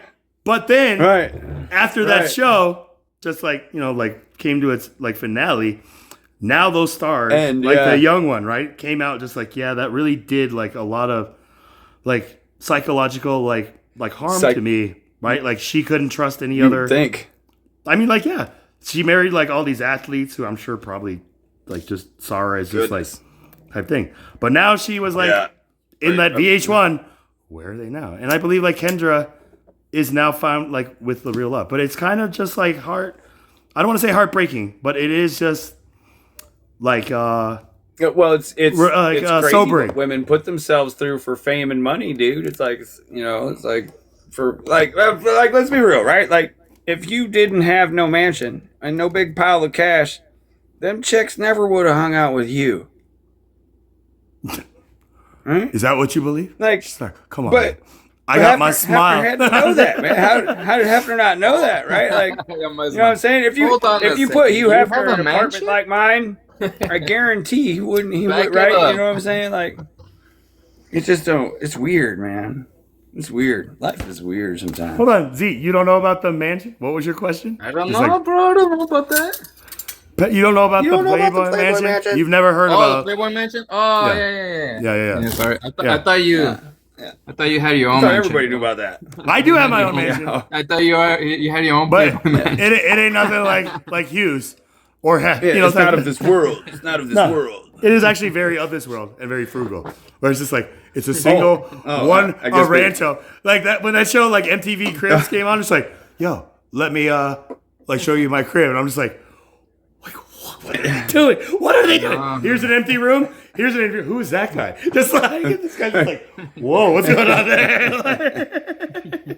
You know, where it's just like yeah, and then like Mike Birbiglia, I think like made a joke about it. It's like you see all these like stars like showing us their cribs, and like you see all these backup dancers, but like literally like behind the camera, they're just like confessing, just like, yeah, I'm dying inside, you know, just like, Yeah. I got all these Yeah, backup dancers I had and it. all this stuff around me, but I'm like dying inside, Right. and it's just like crying for help. I noticed the kind of similar message there. Like I was hanging out with this lady and I was up all night and it was winter time, so we were in the house and we were watching reruns of VH1, kind of Where Are They Now behind the music, right? And it was like 60s, 70s, 80s, 90s. We watched all of them, right? But the underlying theme was like all these famous rock stars and musicians were up on a stage screaming, "Help me, my God, I'm fucking addicted to drugs and I just want to stop." And all the crowd is like, "Yeah, We want more! All right. Ozzy Osbourne rules! Yes! More bats!" Right. It's just like, Right. good God. Right. They want me to And the continue doing artists this? are up there like, I'm dying inside. Like, please help. Right? Like, and we're like, yeah, see you Okay. next week at your next show, So now, bro. Woo. like, take that, right? Like, we were introduced through, like, VH1 and actual just kind of, like, you know, like, analog media. Now that we have social media and we see, like, on Twitter or now X, like, I don't know if you saw that video of Britney Spears posting this video where she is, like, just in her home, like, in, like, I guess the foyer, I guess what they call it, like, if you have imagine. Yeah. Just, like, dancing with, like, these, One of those like, mansion like, rooms. like, swords, just completely not right. And, like, somebody's clearly like watching her do this. And like, I posted just like, is there anybody amongst us who cares for this human being to say just like, are you okay? You know, just like, you know, Brittany, you know, like, Oh, yeah. Have you followed her whole story, man? Like, she's... long story short, for that girl, right? Like, I right? Like, have yeah, her sister. she's- I totally can't think of her sister's name. Her sister on TikTok though, I ended up like connecting with her, and I was like, "Is this really you?" And she was like, "Yeah." the real one, the real is it Jamie Jamie Lynn Spears. Jamie, is that what it is? Jamie Lynn Spears, yeah, right. Yeah, who is not Spears anymore. She's but that's her, Jamie Lynn. Like Britney Spears has a younger sister, and how she was the first one who like biffed up on SNL, where it was like the Milli Vanilli, where we found out that all the like musical guests on SNL like lip synced, you know, or got the choice. You remember that? Yeah. Where it just started skipping and she's just like, She's like, what? Right. Yeah. Right. It's what do you call that? The sound engineers and the stage hands. Those guys knew, and they always knew. Right? They just it's probably in their contract, not NA. What are they? Non-disclosure agreement, NDA. You can't tell anybody. That? But I mean, that's the thing about live TV. I think more. Yeah, I think. Oh, it's live, but not live. It's live, but previously recorded and then fed to you, right? Like it's really weird. They could have just edited that out in the like actual syndication, as you know, like this was recorded live, like, but it's not being filmed live. That's what I always thought. Like this is happening at like 2:00 in the morning in New York, you know, like their time, and I'm just like. But then I went to a recording of the Tonight Show with David Letterman. And I was like, oh, I can't believe I was this dumb. Like learning out like the finger like things. Like, oh really? No way! Where'd your thumb go? How'd you do that? Hold on. How do I get my nose back? It's like, no way! You know, like learning that and just like that humbleness, right? But then how do you use like that kind of revelation? Do you go out and tell everybody just like, yo guys, did you guys know that this is not like real? And it's just like, dude, like, are you really just figuring it out? I was like, yeah, we knew that. It's like, no, I don't think that you guys did. I think that you guys actually thought this was real like I did. And now, you know, I'm just like, what? Like, that's how I feel like you're on TikTok. But again, like Jamie Lynn Spears, even Kanye, like crashing out, Candace Owens, Erica Kirk, Charlie Kirk, the Daily Wire, Jordan Peterson. Look at the secrets them people been walking around with, dude. Right? Think about that. Right? You watched millionaires eat babies. I have not watched that. Like what? Where you gotta watch around? You gotta walk around with that secret. Who's Kanye gonna go talk to about it? Right? Like, what's he gonna do? Call up somebody he saw do it? Hey man, you know that was kind of whack what you guys did. Kanye, the thing that he tried, get yourself check, Kanye. It definitely ain't the Kardashians. You know, when he went to the Kardashians, like, they filmed him just like, Kanye, are you happy to be at this red carpet? He's like, look at me. Do I look happy? He's like, what is wrong with Kanye? He's like, what do you mean? What's wrong with Kanye? What I asked you guys don't understand what's going on with Kanye. Like, everybody is just like infatuated with like his. Kanye's over there trying to keep it quiet, trying not to tell everybody what's going on. It's like, it's probably had to eat at him, dude, from the inside out. Yeah. That's the thing. When he like went all like complete like anti kind of like nuts, like Semitism type thing, but then he came out just saying just like he apologizes because this was like the extreme that he felt he had to go to. He was never this, but he had to really play this like an acting role to fish out play a role. These people in this industry who pose as like the gatekeepers, like that trainer, Harvey something. Yep. When I looked him up, his like Weinstein, the Harvey Weinstein. No, guy. No. It's a different Weinstein. Harvey. The trainer. Different Harvey. Oh yeah, their arm named Harvey. Like Harvey, like in the industry. But this Harvey, Harvey Dent from Gotham City. Almost. Face. No, he's this guy who has been known the celebrity, the trainer to the celebrities. He's the one that got Seth Green like ready to play the Green Hornet. Remember when Seth Hornet was the Green Hornet? Yeah. And he was actually like kind of thin and whatever. Yeah. Like he's the trainer that like actors are sent to go through like that like quick body reconditioning, which is just a bunch of freaking like militant, just like they tell you what to eat and like all this stuff. And so when Kanye then like captured a message between him and this person, just threatening him, just like, I will put you back into the days that you were in before if you don't stop talking about my people, blah, blah, blah, and like talking about his mother. And then Kanye was finally like, gotcha type thing, right? He was like, this is the evil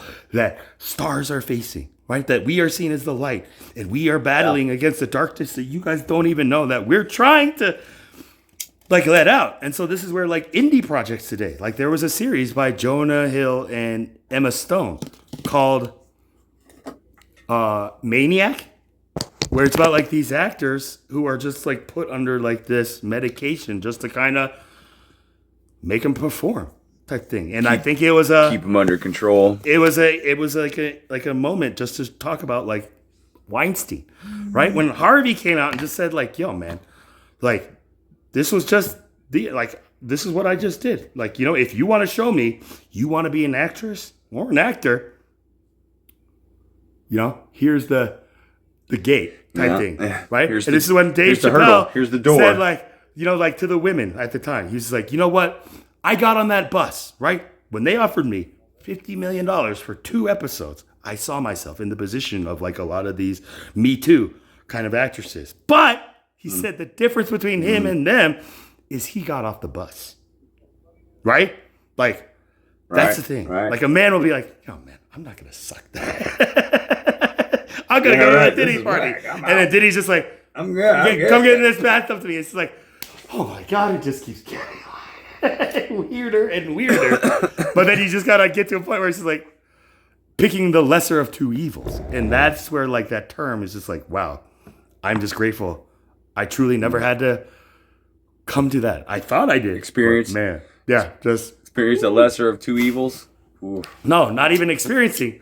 Having to choose which one to continue experiencing because the other is just that much darker or something like that, right? Like just it's a turd in a douche. It's a douche in a turd sandwich. Yeah. Yeah. It does make me want to visit Hollywood. It does make me want to visit Hollywood. Like I'm pretty sure I could get invited to some of their parties, but I think I'd be the unexpected character they never expected. Yeah. They'd be like, "Yep, we got another one. He's how much is your He's gonna follow. He's gonna what follow contest? suit." This guy ain't But gonna I wouldn't last. be there to follow suit. Yeah. You'll be the Jonah Hill and the Seth Green. They were the ones who kind of like really infiltrated that. And it was because Jonah Hill knew the daughter of Fokker, Greg Gaylord Fokker's father, Dustin Hoffman. Dustin Hoffman's daughter at NYU knew Jonah Hill and saw him just do like a off campus, just like poetry slam night. She's like, "You are hilarious, and my father would love you." And he's just like, "Who's your dad?" And she's like, "Dustin Hoffman." And she's like, "You're lying to me." And she's like, "No, seriously, my father is Dustin Hoffman." Insane. And he's like, "I don't believe you, but thank you." And then she like told the father, and he was like, "You know what? I'll meet him." And so he was talking about just like when she finally showed me like she wasn't lying. He was just like, I didn't believe you. Like, I'm so sorry. It's like, thank you. Like, you know. But Can't like, believe your dad is famous. The just famous like Rain Man. No, it's just like, I can't believe I told you. Like, you're lying to me. Dustin Hoffman, liar. Right. Like, it's like, excuse me? Just like, there's a woman on like TikTok, my algorithm, where like one of these live kind of like TikTok, like podcasters who really goes after like this young Generation Z, like women who like don't know like the history of America or like what like the species of fetuses type thing. They really target this thing, which I think is low tier. But there was this one woman where he asked just like, how old are you? And she said 63. And I looked at her, I was like, no way. And she's like, 63. And she's like, I've seen that one. Yes. Don't lie to me. Now you're insulting my intelligence. What year were you born? She's like, 63. She's like, you know that math doesn't lie. And I was like, that math adds up. Right? And I was like, adds up. Yeah, wow. Yeah. Like this guy is now being the fool. Right? And like, that's the thing. When tables get turned, man, that humble pie that we essentially cook for ourselves, like being served by whoever. I mean, I saw the sim video, man, and she could have rehearsed that answer, but she definitely doesn't look like a 63-year-old, man. She must have been doing some serious skincare for like 45 years since she was 20 or something, if she's really 63. I'd have to see the birth certificate on that, man. I'd have to see the birth certificate and the driver's license, right? Like, really? Like, I'd have to meet her kids, right? I'd have to meet her kids, be like, yeah, that's my mom. I'm 47, right? Like, you know, right? Like, born in 47. I mean, what was the number? Right. Like, no. Okay. Right. That is kind of like the doubt that we I'm as a men, 70s child, we right? just can't accept that because, like, that's the thing. I would ask myself just like, yeah, let's take a rag and just clean all of just like that, extra stuff. Right, And then yeah, see. it just But doesn't look I like- believe she did tell that host, I am like a dermatologist. I do like study like skincare and stuff like that. And therefore, thank you. I believe I'm a living testament of just like my work and stuff like that. And he's just like, really? Yeah, don't get me You're wrong. just going to try I've to seen some- double I've down. seen some- It's just like, be better. Be better. Be a better example to these young girls who are completely lost. It's just like, I don't know. Like, yeah, I'm born in 63. I'm 63. And he's telling me I'm a liar. I'm insulting him. Yeah. Men. Yeah. Bye, Menon. But again, like, that's the thing today. 63 is the new She's not 40. Yeah, well, she's not the first lady I've seen like that. There's like 2 or 3 others. Look at Cindy that were like Crawford. that. One of them was Cindy Crawford is in her one of them 60s now. Like, she's 70s, I think, right? But there's some famous ones that have like you can't they still look like they're 40 or 30, right? Like, who's the one I'm thinking of? She was Keanu Reeves. She's Keanu literally Reeves is 65, like the one but man she where I looks was like she's Jessica Alba looks pretty good. I haven't seen Jessica there's Alba. that and, You haven't seen that? Yeah. She still looks- there's the one guy. What's his name? He's Spanish and was on. He ain't aged a day since he was on freaking Saved by the Bell. Mario Lopez. AC Mario? Slater. Yeah, Lopez? Mario Lopez. That's the one. Yeah. Is that Mario Lopez? Yeah. Yeah. AC. Ain't aged AC a Slater, day. who was convicted. Yep, AC of, Slater. Of SA. Where he's just like, yo, man, Get AC out. Slater Was he don't really? do that. He was convicted. No, he was I didn't know charged, that. I didn't- and that was what really hindered him from getting any more roles outside of Saved by the Bell until finally he was able to do like hosting on like these kind of variety like show type things. 80 Yeah. Entertainment Lives or something like. Yeah, he was one of the home first video like award child movie, yeah. actors who were then later like accused of like assaulting like women who like they met type thing. Where it's just like, dude, really? I don't know, man. Any woman who gets to meet AC Slater. AC Slater, yeah, you wouldn't think that. It's gonna be much, right? Like, What are you waiting for? Right. Just like, come on, man. It's kind of like, what did he need to do? Right. Type thing. Right? But then when you Yeah, hear Donald okay. Trump I know, kind of right? speak as if he was like AC Slater, it's like, yeah, they just want you to go and just like, it's like, hold on, man, Donald, you're no freaking Mario Lopez. You're like a Luigi, if anything. Like, right? Like, Yeah. He's definitely a Luigi, but his wallet looked like Mario Lopez to most of them bitches. Right? They're like, well, right? I'll just Mario pretend Lopez he's Mario Lopez. couldn't outdo Right? the look of like a Bill Humble type thing, right? When Anna Nicole Right, Smith, yeah. I don't It's know if like- you remember her, like the first like just Oh, yeah. like, Yeah. like blonde, like our Yeah. generation, like Marilyn Monroe, married that 90-year-old oil tycoon billionaire, and you knew what was going on. Yeah. Like, right? And this is like a Yeah, story of like generational wealth, where this man just found out that his descendants did not deserve any of his like riches, and therefore His money. He was Yeah. gonna just like torture them by bringing this woman, but then didn't think about the effect it would have on her and her personal life, right? She ended up also like taking things into her own hands. So it's like tragic. Like these are human beings too. And so when the Bible talks about like the stars will fall from the sky, this is what I see kind of like happening.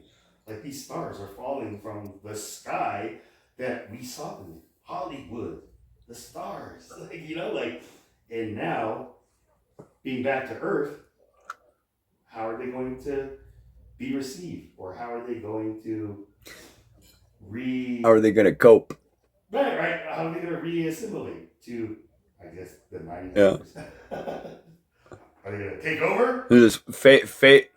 They're going to fade into the normality, kind of like Amanda Bynes does a little bit, right? And they just, fall out of the spotlight and just go shopping and what do you do that? Eat, sleep, rinse, wash, rinse, repeat. Eat, sleep, rinse, wash, repeat, or something like that. Yeah. I'm never going to eat, pray, love. Yeah, eat, pray, love, same thing. Yeah. Just like a sabbatical. That's like a woman's midlife crisis. Like, Yeah. like, I'm having an eat, pray, love moment, like ladies, and I'm just like, what does that mean? And they're just like, it's like a woman's midlife crisis. We're just like, no man, we're just gonna eat and pray. It's just love whoever comes in. It's like, okay, Yeah. it's a bachelorette party. Yeah. Okay, you never got that. But yeah, again, like today, that's the thing. Like it's all even now, and I believe like the new handicap is this new thing about pronouns, right? Now it's to a point where whatever we like prefer to be addressed as, right? And that's the thing. It's not like how like the Charlie That's Kirks a bunch or of bullshit, bro. All that? The pronoun thing? Yeah. It's weird. Or that they, them. That I don't even get none of that shit. okay. So this is where Honest. like my TikTok profile says my pronouns are he, him, they, them. And when people found out like I was also running for president, like, you know, when I started this, they were just like, I'm never going to vote for a president who thinks that he's a plural. And I was like, I would never expect a like voter who is that ignorant and stupid to vote for me. Like I think where, you know, like when you guys hear like other people talking and they start saying just like, you know, they're the ones who just like act like this and like we are just like so innocent. We're just trying to be good, but they are the ones who are just like demonic and stuff like that.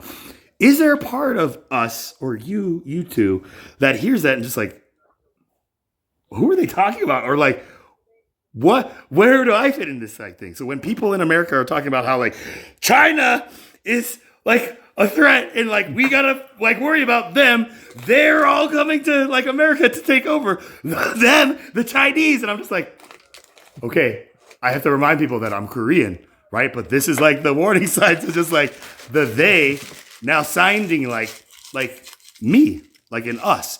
So when it's like G's us, right? God with us, not just with like them against us, right? So anybody who has like this us, them mindset is still, I would say, like an infant in Christ or somebody who is in the spirit of truth now heading in the spirit of error that is truth. Does that make sense? When like their truth is just completely like wrong. Just like me telling you, just like, dude, you guys, like this isn't really like somebody pulling your finger.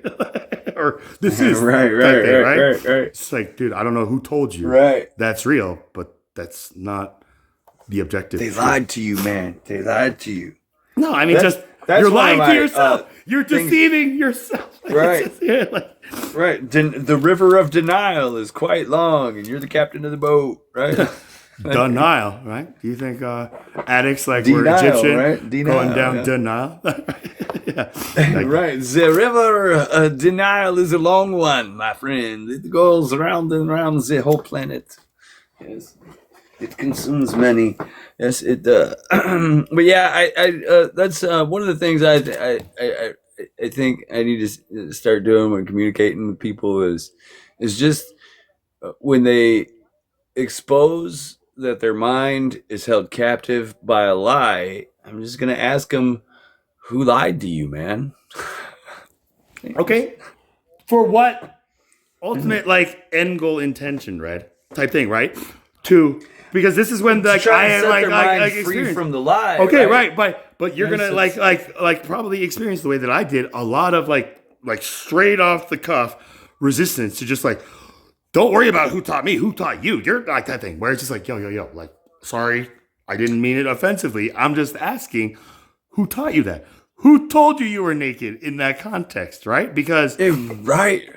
Like you're being deceived. So it's all in our delivery, right? And if we just constantly, consistently use the same words, the same rhetoric, and the same transcript template to everybody, strangers, even like known like guests and stuff like that, this is when people start feeling unappreciated or just like, I don't know, something else, right? So coming from somebody who was in like the entertainment industry fans are fickle.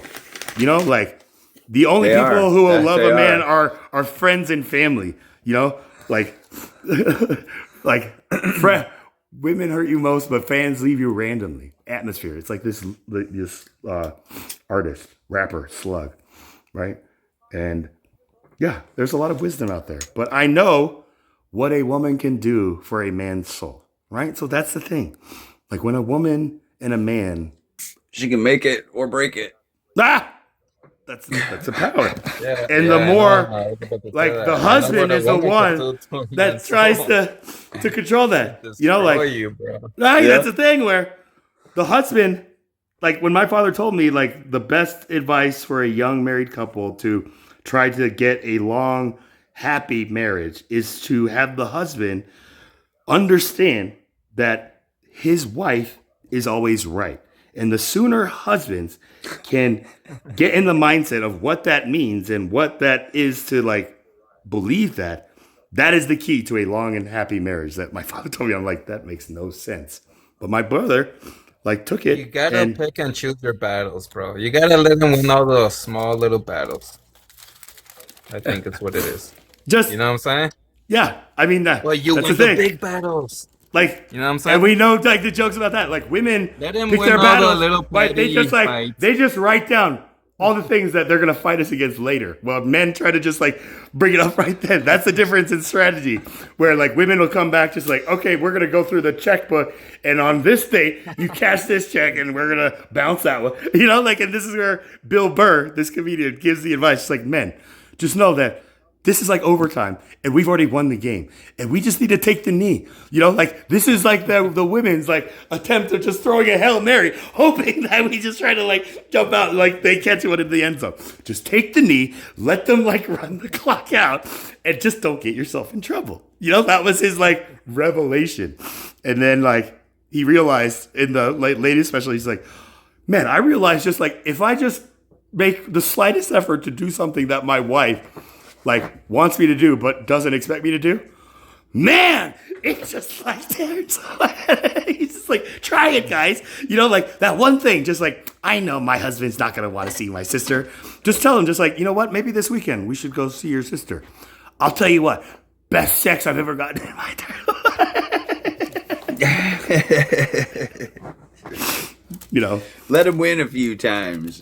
just You're picking right, battles, babe. or You're just right. know when like you're the offensive coach and I'm the defense, or pitcher catcher, or something even freakier, 50 Shades of Grey at this point type thing. Where now, like, you know, when a husband sees like her wife, wise, just like in the corner reading like a 50 Shades of Grey, and then finally realizing this is like the Fabio romance novels of like our baby boomer, my parents. Where it's just like, not every man is a Fabio. Fabio. My name is Fabio. And then you get the Zoolander movie. Just like, give us Magnum. My name is Larry, the cable guy. Get her done. And that's the thing I ask a lot of like spectators. Do you think that is the real Larry or a character? No, I think that might be a little bit of the real Larry there. Plus a little bit of a character. It might be a little bit of both. A little bit of both. Yeah. Okay, when I say like character versus a real Larry, I'm just talking about that like real, like Mater kind of like you know, caricature, just like, you know, like Jeff Foxworthy, you know, like kind of coined that thing, just like you might be a redneck if you do this, like type thing. Larry the Cable Guy really took that to a whole different like form, but like when I like got to just kind of like see this person like behind the stage, he is like a mature human being. You know? He's like a normal guy. He's not back like there reading. like he doesn't have to say get her done, but now everybody expects him to say that. Right. Even when he's just himself, it's like, yeah, yesterday I had like just a date with the girls. Get her done, and then it's like Larry, like. Find a bit that works. You got to roll with it. Can't let the public know that backstage you're listening to Mozart and reading Freud, or even paying somebody. Ron White, You know Ron White, Right. right? Like tater salad. Yeah. Just Ron like White, yep. they call me Get out of here, tater bro. salad. I'm just like, what? Like we're bragging about this, but I got in trouble the hard way where I was like recording, unbeknownst to me, one of his ghostwriters who was worried that if I leaked this out and Ron White saw this like performed before he did it and then was sold to him, he's gonna lose his bread and butter. And I was like, geez, man, like my bad. But he really like threw like a cloud over me where just like, Charles, like, you know, we've been letting you, we thought it'd be innocent, but we thought you knew better. And, you know, like, we're gonna have to change like this whole rule. And I was like, well, at least I'm the one who put this rule in place. So like that's like my legacy on the Colorado comedy scene. Right? But made history in this little town. Yeah. So when I like left comedy and kind of came back and realized I was replaced by literally like a doppelganger. It was just like this out of state comedian who was like Korean who came here Korean? and then just like started going to comedy and was just like asking if they had like an AV guy and happened to tell them just like, actually, you know what? We actually lost like the AV guy that we had. Are you interested? You know, like it doesn't pay much. And he was like, so that's how I got this thing. And I was like, I just want you to know, I was that AV guy that did it for free. So I'm just glad that at least they're paying you. How much are they paying you? Right. You know? But Man, yeah. I think, I can relate. Yeah. Hey, I hope. Oh yeah, like, you did the show business thing. Comedy. I didn't do none of that. Red Black hard at What beat. the Fuck Radio, dude.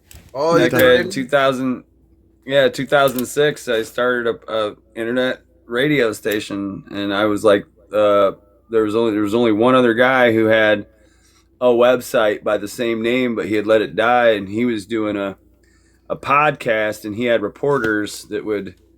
He had like Sally the Crackhead would bring you news stories from the local bathroom bar stall, right? Like that was his content, right? Mine like was radio. entirely not, different. Not like a visual thing, but just like talk radio. It's like, here's Sally with the word on the street. Tell us. They were doing videos with it, right? Like there'd be a person. Oh, with a okay, on the microphone, website. Sally That the you can go to the Crackhead, website holding and the like actually microphone watch it. Okay, good. Yep, So it Bill was the like a Bar full patron now talking about- interactive Yep. like thing where Yeah. you could hear the audio, Try- but you can also see the video, and then the podcast Yeah, they- era. This is what podcast Right. essentially was, right? Early, like integrated. this was he had started it in like 2003 or 2004, but it didn't go nowhere for him, so he just let it fizzle out. And he said he wasn't doing any content with it, but my content was slightly different, as in I approached people and asked them questions and interview them, right? Like, but it was seriously wasn't like, scripted. serious. Yeah. Like, okay, it wasn't scripted. Yeah. Like, it's not right. necessarily serious, right? That's improv. It was like to a T. The only script, and it wasn't even script. It's not like I have a script like, oh, I have an interview with Bill. I'm going to ask him this. I'm going to ask him that. I'm going to ask him this. I only asked one question, and that's what, if anything, that you've ever witnessed made you stop and think or say, "What the fuck?" Right? and then this interview, right? And that's my content, right? Like, it's like that. I'm that question because I was using it as a bridge, right? As a bridge, because everybody from all walks of life has had one of these moments in their life, at least one. And if you haven't, when you meet me, you will, right? So it's if you can't take that freaking like strike, like it's just like, dude, man, I'm like setting this up for you, like like it's okay. But when people are just like, oh, like actually never, or it's like, okay, now this person is trying. Let's dive into this. You are invited to my guest, and this is when it's just like Joe Dirt, Dennis, whatever. Just like, I don't know what it is, but I gotta learn more about you, Joe Dirt. And everybody's just listening, just like, right. Dirte, Joe Dirte, life's a garden, dig it, just like David Spade's portrayal of Joe Dirt, I think is one of the most like underappreciated kind of works, because this was like the way that I think like he was trying to really like be free of just like that loss of being Chris Farley's like foil, right? Like sidekick, right? The foil, I call it. Yeah. Like sidekick again, like being called a sidekick. that's a whole other thing. But like, you know, like to have a bond with like another actor, just like we're foils. Like even in like professional wrestling, you know, like Hulk Hogan and Andre the Giant weren't like enemies in real life. They were character actors that were foils of each other, right? Playing like a play, a well scripted play in real life. I mean, like that's the thing where today, like how still deep people follow this storyline, where it's like you, Roman Reigns or Brock Lesnar, do not stand against the people's champ. It's like Jesus, you know? But like all the professional wrestlers are now like the biggest like actors. Like The Rock is now Dwayne Johnson, right? He's broken away from The Rock now. He's now Dwayne The Rock Johnson, I think, right? That is like the evolution, or I guess like the cycle of like the entertainment industry. Like, you know, like the stage name, or maybe like your first name, and then you had to come up with a stage name for whatever reason, and then you become that stage name, and then try to break free from that stage name, and can't or have to, right? Just like Eminem. Yeah. Just like, you know, I'm Slim Shady. This sounds real shady. Just the thing with the yeah. But like, you had a stage name too, or you just went by Chaplin? Me? That's the thing. Yeah. I have like fuel that wants to go back on stage as this Chaplin Charlie, right? Oh, really? But my comedy Charlie, name was my birthday, Charles. Yeah, you know, but that's the thing. If God, God Charlie, really forced me into that. God put you here to make people laugh, man. God put you here to make people laugh. Do it. Look, I look at it like this, Charlie. If all good things come from God, and you being a comedian and living your dream and making people laugh is a good thing, then where did that good thing come from, man? It came from God, dude. Go be a comedian, man. What if it's no longer in God's name? Do it with love and kindness. Living my dream. It's just like a nightmare every day. I have to like perform the same like trauma to a different audience. It's like, well, who gave you the dream? Who gave you the dream? Right? Is it a good dream or a bad dream, Charlie? God gave me the gift and the talent and all that stuff. But now it's up to me to dream whatever I wish to dream, to use that for God's like good, like will type thing. And I believe that trying to focus on going back to the stage and becoming a stand-up comedian, I don't want to get lost in that. But if I found myself on stage, which I see like TikTok Live as, so like when I make people laugh here, I'm still doing comedy. But have you thought about making a stage on TikTok for your comedy? Like, you know, once a week, drop a 1 hour improv mic, live mic. Come watch me. Come here, I'll make you laugh. Every time, that's kind of thing. Where I open up a can of worms, and it's just like, okay, Dance Monkey. This is the thing where when I go live, it's like 10 hours straight, right? And I record all of it and upload it. And so this is like my open mic night. And there are gems in it, but yeah, you know, like that whole thing, just like open mic night. Like, you know, like be the first. What 1 minute 1 minute recorded can turn into 1 hour editing. At least that's what I learned in music school. People are gonna learn that comedy 1 minute is not forgiving. You go up on a comic stage and you go over your time, or you don't pay attention to like the person giving you the light saying wrap it up, you are going to be like cut off. Like nobody is gonna hear you. Blacklisted? All of a sudden. Not even blacklisted. They just turn the mic off, and then all of a sudden, just like, I can't hear this guy anymore. And like they're just still talking. They don't even know all the people they're talking about. I'm like, wow, this guy's really in the moment. You know, it's like when you have one opportunity to seize everything you ever wanted in one moment, do you capture it, or do you just go over your time? You know, take his mic away. Yeah, no, that's the thing.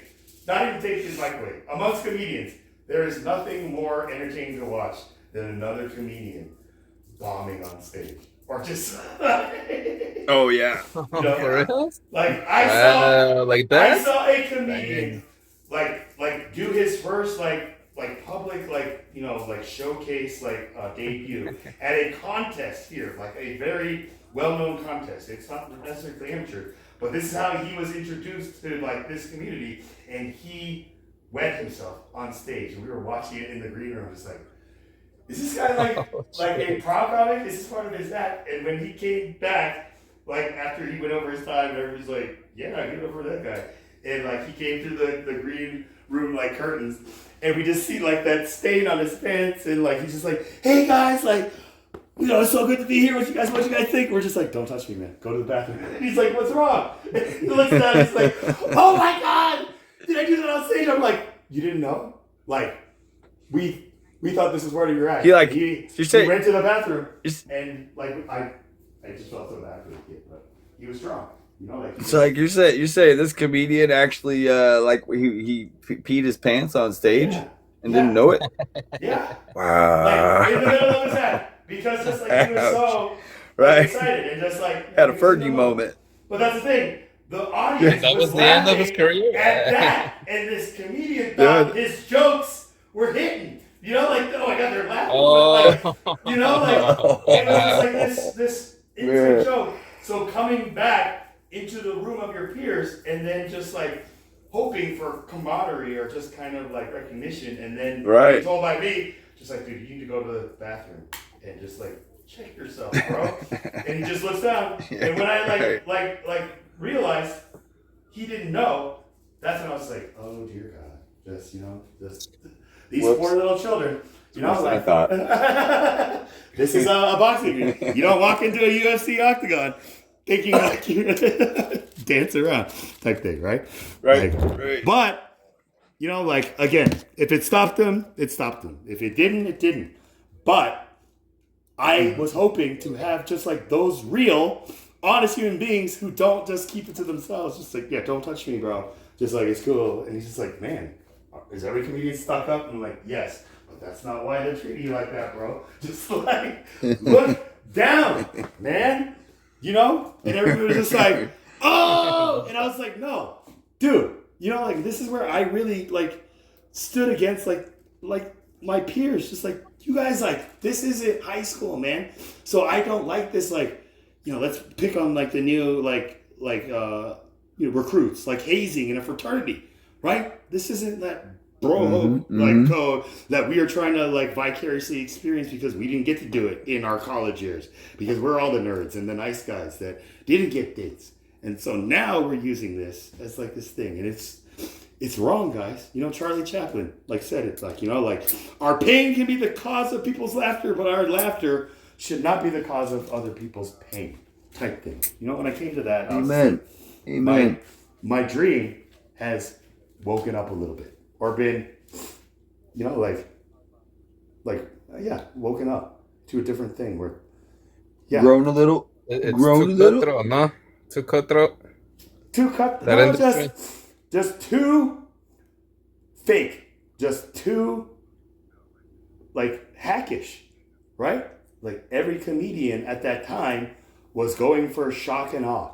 So the jokes that they were writing, did not fit their character, but there was a radio station, the comedy radio, 24 hours a day, just jokes. I don't know if you guys had it in your state. 103.1 was where it is here, and it ran for almost a year, and all of a sudden it turned into a country station. I was like, what the heck just happened? Was this a Mandela effect? But it was just a social experiment. It was the best joke right there. I'm just good one, God. Am I lucid dreaming in this car right now? But when I finally asked my phone, just did the frequency channel change? It's nope, comedy radio got bought out by this country station now, and now it's all country 24 hours. Yeah, I was dang country people. I had a very similar radio trauma experience with 89X, right, in Michigan. Back in the early 90s, opened up this alternative radio station, alternative rock music radio station. And they played all the stuff like Smashing Pumpkins and Alice in Chains and Nine Inch Nails, right? And you heard lots of bands like that on 89X. And then one day, 15 years later, and it was cool, dude, because like they threw birthday parties every year, and for like the first 8 years, they were all free birthday parties where you could go to Michigan and somewhere near Detroit and catch all the people you've been listening to on the radio play at a free birthday bash, right? The 89X birthday bash was really awesome things. But then one day you turned on the radio for 89X, the radio station. Yeah, for the radio station. Yeah, the radio, it would throw itself on its own birthday party. On the artist, on the radio stations, like birthday, like they would invite like artists to perform at a birthday concert type thing. Is what you're saying? Or on artists like they would birthdays, they would invite them to perform at this 89X birthday like festival where like artists. Oh no, no, the birthday bash. It was a celebration of the radio station's birthday. Right. Okay. Now I get it. That makes sense. Right. And then what? Yeah. What was the punchline? All of a sudden. The traumatic experience was when I turned on the radio one day and without any announcement, like they didn't even announce it. It's just 89X on the radio. 88.7 was the station, right? And you turn your dial there and it's country music. Country music. And you're like, and then you turn it, you try and surf through dials, like maybe they moved it to 88.9 or maybe they moved it to 88.5. And you're like, no, where did 89X go? It's just country music. And then all the other stations were garbage anyways. It's like, what happened to 89X? It just disappeared one day. And what's funny is Eminem song, White America. right, yeah. They were one of the first radio stations to play Eminem too, right? And it was wild too, because like they stayed on the internet, right? They were on the internet, and you could go catch them on their website, but they were kicked off of the commercial airwave, like Find It in Your Car station, and for 10 years, and then like 6 months ago, poof, they just pop right back up. Hey, guess what? We're your favorite X. We're 89X, and we're back, bitches. Right? And it's like, it's so weird, dude, how it just changed one day and was country music, and you could feel it everywhere you went. People are like, "What happened to 89X? It's just country music now. What's going on?" Right? Like, you might be a redneck. It's wild, and then you can see 89X, right, and you get country music, and you love it. Yeah. Oh my gosh! You might be from Michigan, Ohio, or Indiana if you were looking for 89X, and you can't find it no more. Did Larry and Jeff like get her done? Did Tater sell? Mm-hmm.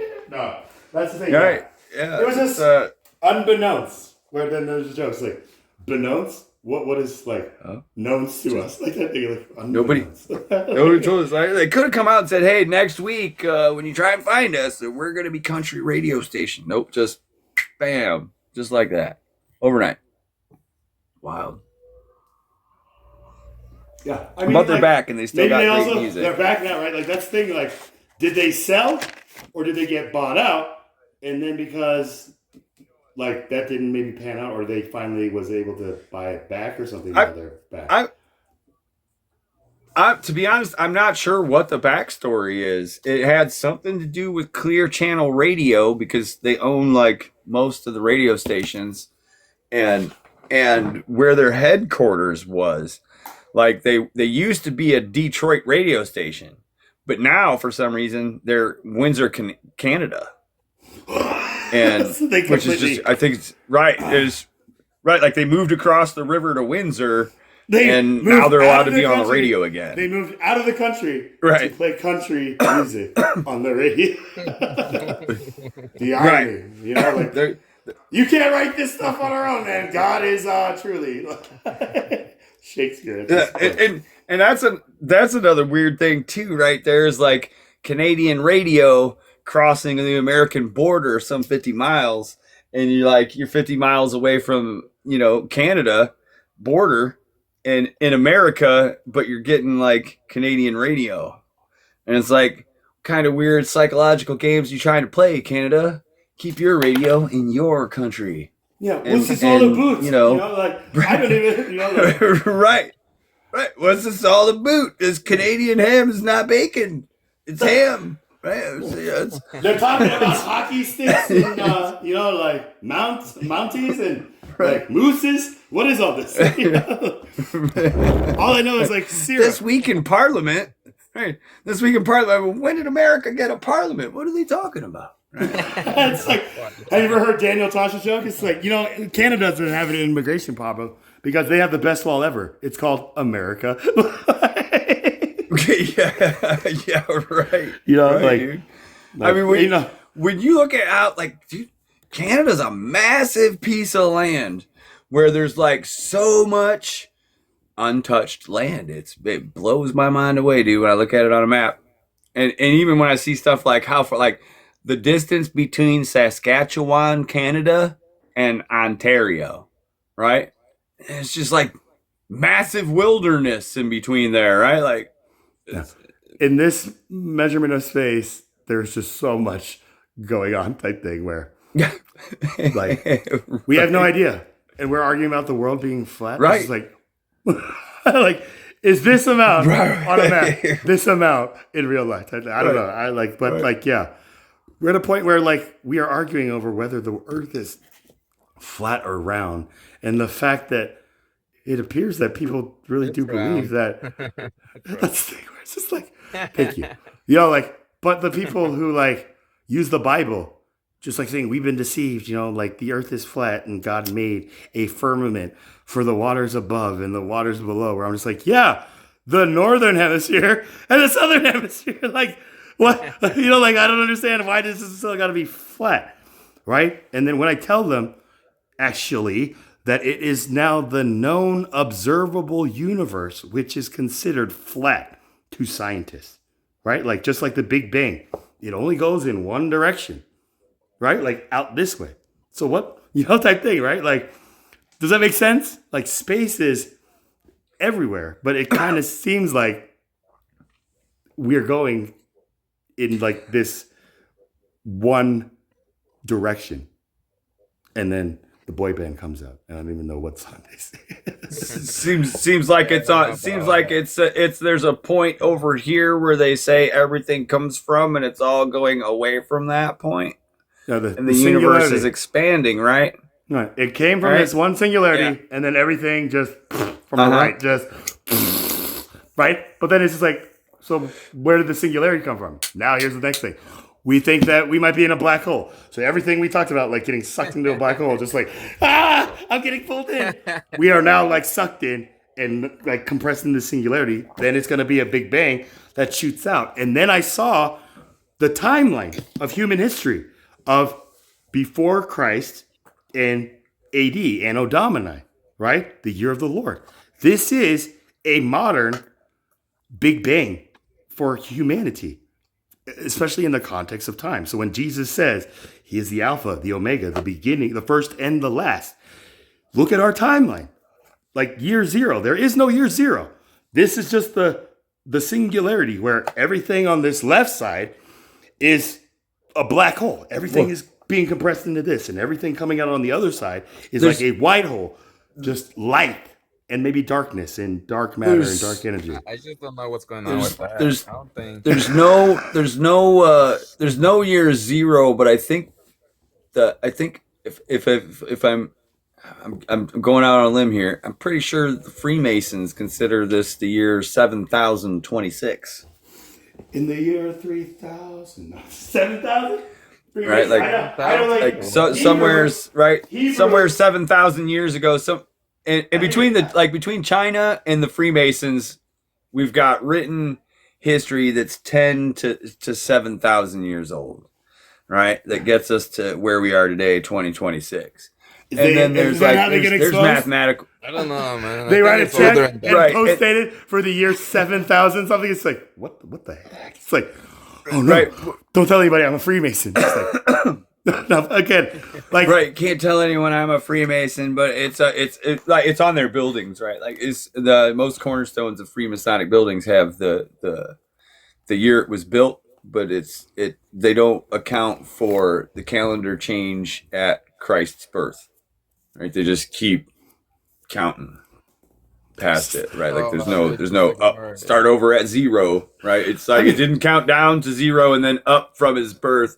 From them, it's always just been like Yeah. from 0 to There's 7,026. Next year will be negative 7,027. 1, aka like Isn't 1 that just like BC. a cult though?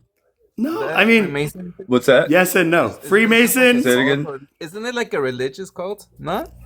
not even I don't know. religious. Yeah, I don't even they know are what now- believe that is, they guys, to be they honest. believe in a God, and they believe that God created the world and the universe with geometry, right? But when you're in the lodge, you're supposed to leave your higher power at the door.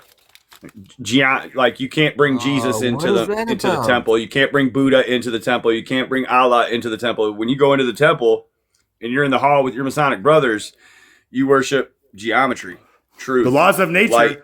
and of nature's God, as it says, Yep. like in the Declaration of Independence, right? So when I hear people today saying like, our forefathers like started this as a Christian nation, I'm just like, where did you get that from? Like, I don't think any of them ever claimed to be a Christian. They were all deists, like the deists, like they believed in deism. Wow. They believed in a God of the universe who is a creator, but they didn't necessarily specify it to Christ of the Bible's father. Or Christ, right? Like type thing. Or Christ, yeah. Right. Like, So they so- just more or less they attribute it to like truth and light and math and It right. uses that, but it's also divine provenance, right? Like they claim like divine provenance, like when the Pilgrims came on the Mayflower. But it is a secret. It meant to be a secret organization that isn't so secret anymore. Just like so. It's like the reason they have degrees, right, is because it's a degree of study, right? There's 1 degree, 2 degree, 3 degree, 4 degree, right? And as you go up, like the belts, more like they karate belts, teach you, right? Oh, what color Yeah, it's is very much like a karate belt, degree, right?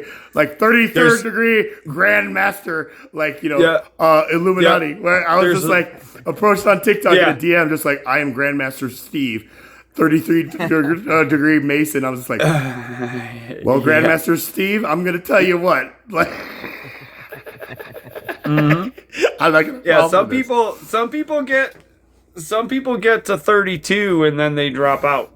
32. They don't like what they I learned. was like, how did you get past Yep. 3? Just like, dude, you went to 33 Right. degrees of this to finally get to Grandmaster or Grand Wizard type thing. Yeah. Grant. Well, here's some things that trick, right? They call these people like if you're right. There's a grand worshipful master that as an underling you worship What? another man and call him master. Like that's how they rank each other inside, right? When you 33 degrees, you're a worshipful master. Other people should worship you like a god. Right? It's like that. What's that movie where like mouths and are these sewn to people's like bungholes, and it's just like you're the head of that. Yeah. You're the one all the way at the end, right? Whatever that movie was. What is that movie? Where that has been completely Human centipede. Yeah, exactly. I cannot find that movie anywhere, and I don't want to go to the darknet. But it's been completely apparently I think there's 3 of them, right? There's 3 of them. I think there's a part 1, part 2, part 3. I can't even find one of them. So again, it's like the 2 girls, It's 1 been cup. scrubbed from the internet, just like 2 girls, 1 cup. I missed my Scrubbed from the opportunity. internet? But like when my brother told me, it's like, what is like, No, you didn't what miss is the nothing, bro. You didn't what miss is the nothing. wildest thing that you can think of 2 girls doing with 1 cup? And I was just like, I don't know. Like, It definitely like, was not going what to the bathroom they were and doing. That just was like not what he was just like, not what I have you thought they seen would it? be doing. And I was like, Oh, yeah. seen what? He's Yeah, like, I've seen it. The Yeah, video, man. And I was yeah, just like, dude, what are you talking about, Wayne?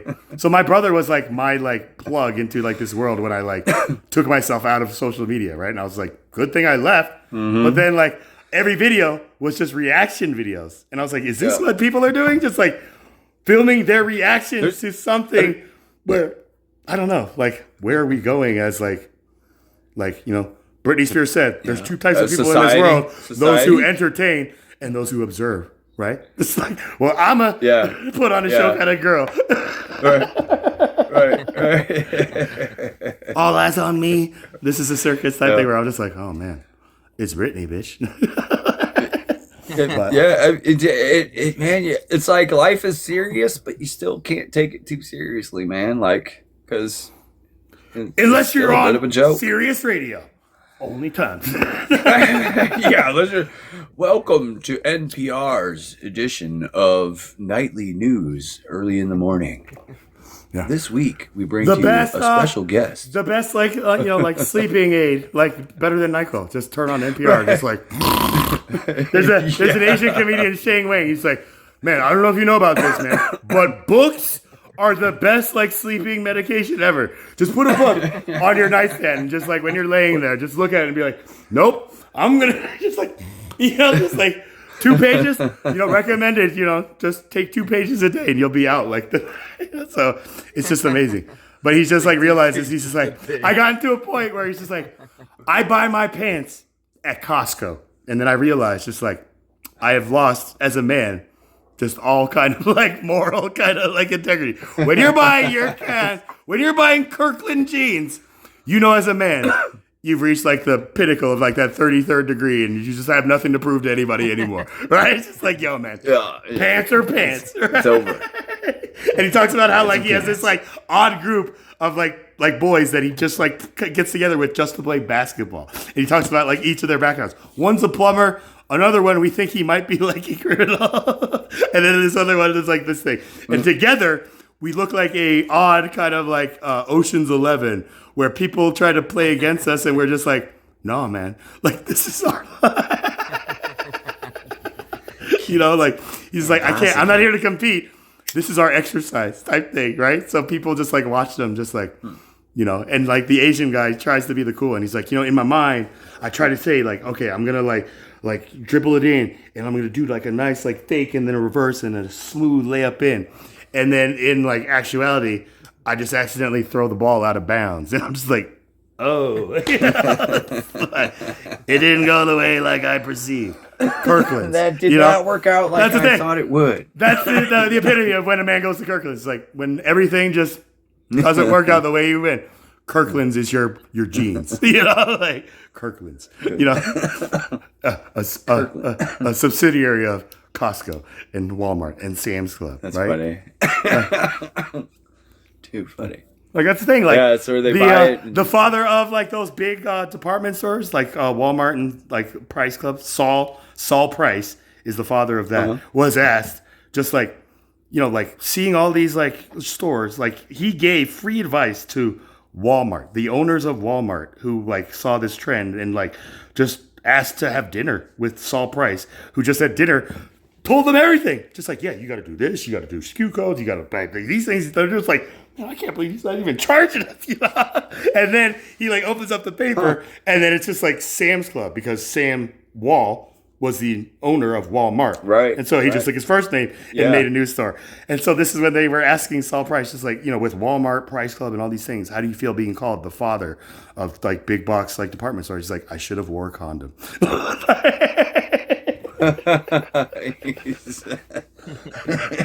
That's so funny. But, yeah. Yeah. It is. I'm gonna go to sleep. Good. Have a good night, Zeke. Brother. Rest well. Good to have you here. Love you. And this was like very, very like good for me. Good for my soul. I can sleep easier at night knowing my mother isn't just complete bitch. Nah. Be well, brother. And just remain in the light and just, adapt. Switch things up a little bit. Menudo, Korean style. I just roll with the punches, bro. Don't roll with the punches.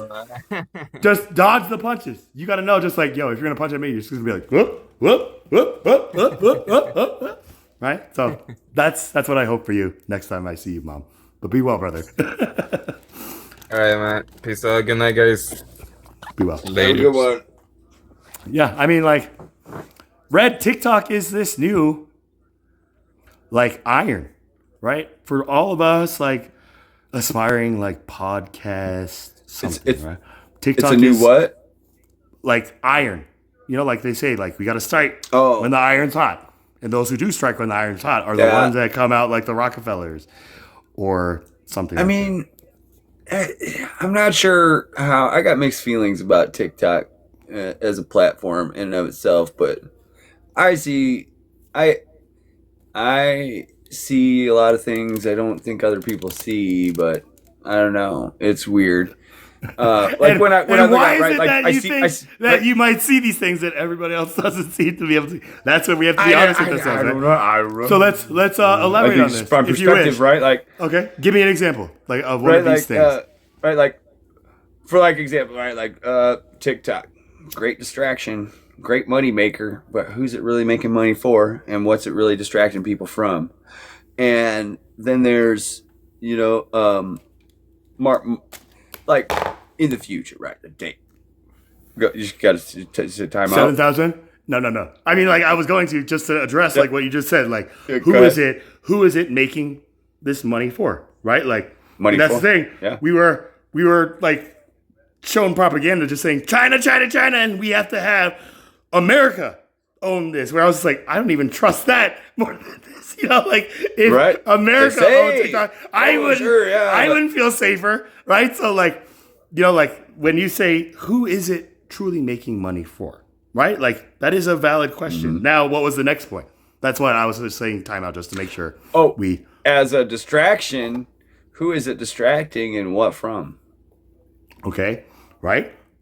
Parents, Right. from freaking being parents to Right. their children. You know, like that's one of those things where I'm just like, do you not see your child in the background, just like, hey, mom, I don't know if you know this, but it's 6 p.m. This should be dinner. Just, you know what? I'll just make a bowl of cereal, and then like the next day I see them on their own channel, just like, yeah, here's how you make a bowl of cereal for yourself when your parents are too busy on TikTok live. You take the milk. Terrible. Yeah, and you that's take terrible. a bowl of whatever your favorite cereal is, and you put them together. Right, and there you go, holler, cereal. "Mom, where's and the that's the milk?" next viral trend video. And I'm like, oh my god, just something that simple is what is like going viral, and that's where I ask myself, like, oh my gosh, the distraction for me is trying to like conform to that, like feeling like defeated in just like my integrity. Just like, you know, I'm on TikTok just to be authentic and meet like real people and like hold real live discussions that I didn't see happening on YouTube live because of YouTube's metrics, right? You had to have at least 10,000 followers to get to the next level tier. And then once you had like 100,000, then you could do lives. Like I was just like, I'm never gonna make that. And so I like prayed during like the thing, like if there would be a way for me to be able to do these like YouTube live like streams in real time, to be able to address these things that they're not addressing, nor maybe even seeing at all. God, like, please, you know, if it's your will. And like literally TikTok came out. So this is where TikTok for me is like a answer to my prayer. But I do see that vision that you're sharing with me, just like it is a distraction. Now, who is it distracting and from what? And therefore also paying and paid to distract or be distracted. Right. So it is turning the chess pieces. Or paid to against distract themselves. others while you make them money. Right. Like trolling now. Right? Just like, yep, like we just... Well, right, like being used as a puppet, but not really having a contract as a puppet. Yeah, a freelancer or a apprentice or just like an intern type thing where we're happy to do it, Or like but when we see just like how we were exploited at the end, just like, you know, like Random was sharing just like his kind of like experience where he did this all for free because he was passionate about it, but then he saw other people profiting, and he just thinks about, man, if I did that and like really like kept it to myself, I would be a billionaire, a millionaire. I think I'm like, yeah, man, but you know, like there's a reason God didn't make us like the billionaire type thing. But you know, it's just like a what if like type thing. Like it's like when I can totally like when I see how many people make money off what the fuck content, right? It not just like on your TikTok, WTF, not just on like TikTok. your WTF brand, or like a literal just like my WTF, no, like no, like is literally this? like Okay. for example, for example, there's an iHeartRadio podcast. It's On TikTok? 550,000 listeners a day. Yeah, no, on iHeartRadio. iHeartRadio is a total different platform. Called WTF. But they've got thousands. They have thousands of radios. Yeah, literally, that's the name of it. WTF. He doesn't do specifically my content, but it's centered around what makes you say what the fuck. and it's got 550 some thousand visitors a day, right? And this is just one of the knockoffs of me. Imitators, right? I mean, He's getting paid but you to were be a also knockoff of somebody else. I was just like, I'm over that's- here, like, where's my next meal coming from? God, dear Heavenly Father, right? Like, right? That's like, when it's really. That's when you got to take weird, things into your you own know? hands and just be like, look, iHeartRadio, WTF, I'm the original, and therefore you guys are like infringing on my brand, and therefore, just give me a settlement. Yeah, I need. If I, it, a Whopper I need deal. a really good. What's it called? It's an entertainment lawyer. But they also are costly. But yeah, trust an me, IP, there are firm, probably just like 100,000 intellectual property cases and stuff like that. Yeah, somebody I could pay to send out the cease and assist letters, and somebody I could pay to actually, if they don't cease and assist, collect settlements. You can do that all online. Percentages. There's got to be an app, right? My own freaking. Right. There's got to be. There's. I think it's entertainment lawyers. What I need, and a copyright lawyer, and a trademark lawyer. Almost 3 lawyers, and then an accountant. Yeah, patent. And the money to pay them all, so I could sue all the people who have literally infringed on me and made themselves a profit. Did they infringe? Right. Like, did they make themselves a profit, or there's you just like there's a few needing to kind of catch up? that have loopholed themselves around. Yeah, there's a few that have loopholed themselves around the infringement, but there are also some that have straight the fuck up infringed, and but like I don't. That's the thing about when I went to trademark those ideas. You can't trademark like a premise for like an adage, a show. It's an adage. It's like you can't trademark the word the or and or of, right? Or an acronym. Like you can't trademark right. Yeah, you can't trademark it, you can't copyright it, you can't patent it, right? But there are specifics that are like attached that can be right. Like if you have my behavior, original, my not name, even behavior, my an original video when my you specific questions. When you started this WTF, my and you word came for out word it's like, question. Hey, I'm Red, and I'm starting this WTF like podcast in homage to that other one that kind of retired, and said my intention is to do like live interviews that he did but did not do, and just ask people just like real what WTF moment can you share with us? And therefore, 10 years later, this iHeartRadio station under the same branding and whatever is literally like copying my exact creation type thing. So that is where the case comes in. Yeah. Right? You have that evidence. Yep. You go into any of those firms, they won't ask you to pay them. They will work for you because they know you got a case and there is a possibility they can win. And I can find some pro bono people out there? I'd love to find some pro bono people out there, dude. I would love it.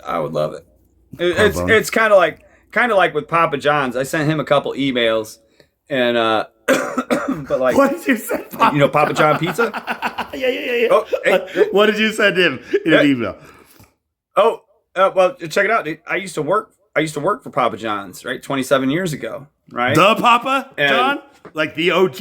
Like that Papa, like John, Papa whatever? John's, right? Like okay. I was a pizza delivery guy at a Papa John's, right? That was owned and operated by him. Papa Correct. John. Owned and operated. Oh, yep. Owned by. Okay. Yeah, there's only one Papa John. Yep. There's only one Papa John. Yep. It was one of his stores. Now, where I'm just like, is everybody letting Shaq just take over their brand? Just like Shaq's everywhere. But yeah, okay. Right. You work for him. Right. The original founder, CEO, right? And I know he has a very strict kind of like a Gunther Trudy, the founder of Chick-fil-A's kind of like work, like etiquette, like type thing, where it's just like, yeah, not as strict. But again, what did you have with? How did I affect his business? How did I? No, not affect. Just what was the email? Essentially, today? Like what was the? Oh, it has to do with his slogan, right? When I was working there, his slogan was "Perfect ingredients, perfect pizza." and you said, better ingredients, better pizza. And he's just like, run with it. And you're just like, What? royalties? Close. Royalty? You're real close. Real close. I was in a Bible study, right? And someone in my Bible study had pointed out that better is the enemy of perfect. And I said, well, how's that work? And they were like, well, because somebody can claim to be perfect, right? I can claim to be perfect, but then you can come along and claim to be better. World famous Ray's Pizza. Better Original the enemy Ray's. of perfect. There's 15 original Rays, all owned by different old Rays. Like what you'll see. Okay. All owned by so different interesting, Rays, right? Yep. It was initially so the perfect weekend ingredients, perfect pizza. Then you were in a Bible study, and then like came to a revelation that says like the enemy of perfect is better. Is right? better. Like okay. Yep. Okay. All right. So I'm thinking about that while I'm at work and I'm folding all these boxes and I'm staring at these words: perfect pizza, perfect ingredients, perfect pizza, and it's ringing over and over in my head. Better ingredients, better pizza, right? So I'm like, if I could only get that message to John, right? But or the store I worked at, right? The store John's biggest competition. Just like, I'm gonna start my own chain.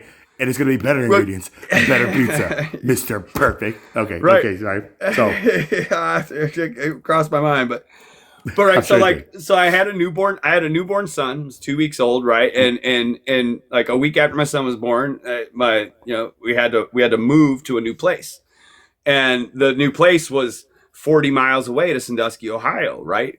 Well, the weekend I was moving from Fremont, Ohio to Sandusky, Ohio, I was still employed at Papa John's, but Papa John was opening a brand new store in Sandusky, Ohio, and he was gonna be there at the opening, right? Oh, and my manager, for the like groundbreaking or her the ribbon for like the ribbon cutting, for the grand opening ceremony, he was going to be at the store for like the first sale of the first pie, right? Like, and so, which was cool, right? You got to meet Papa John, right?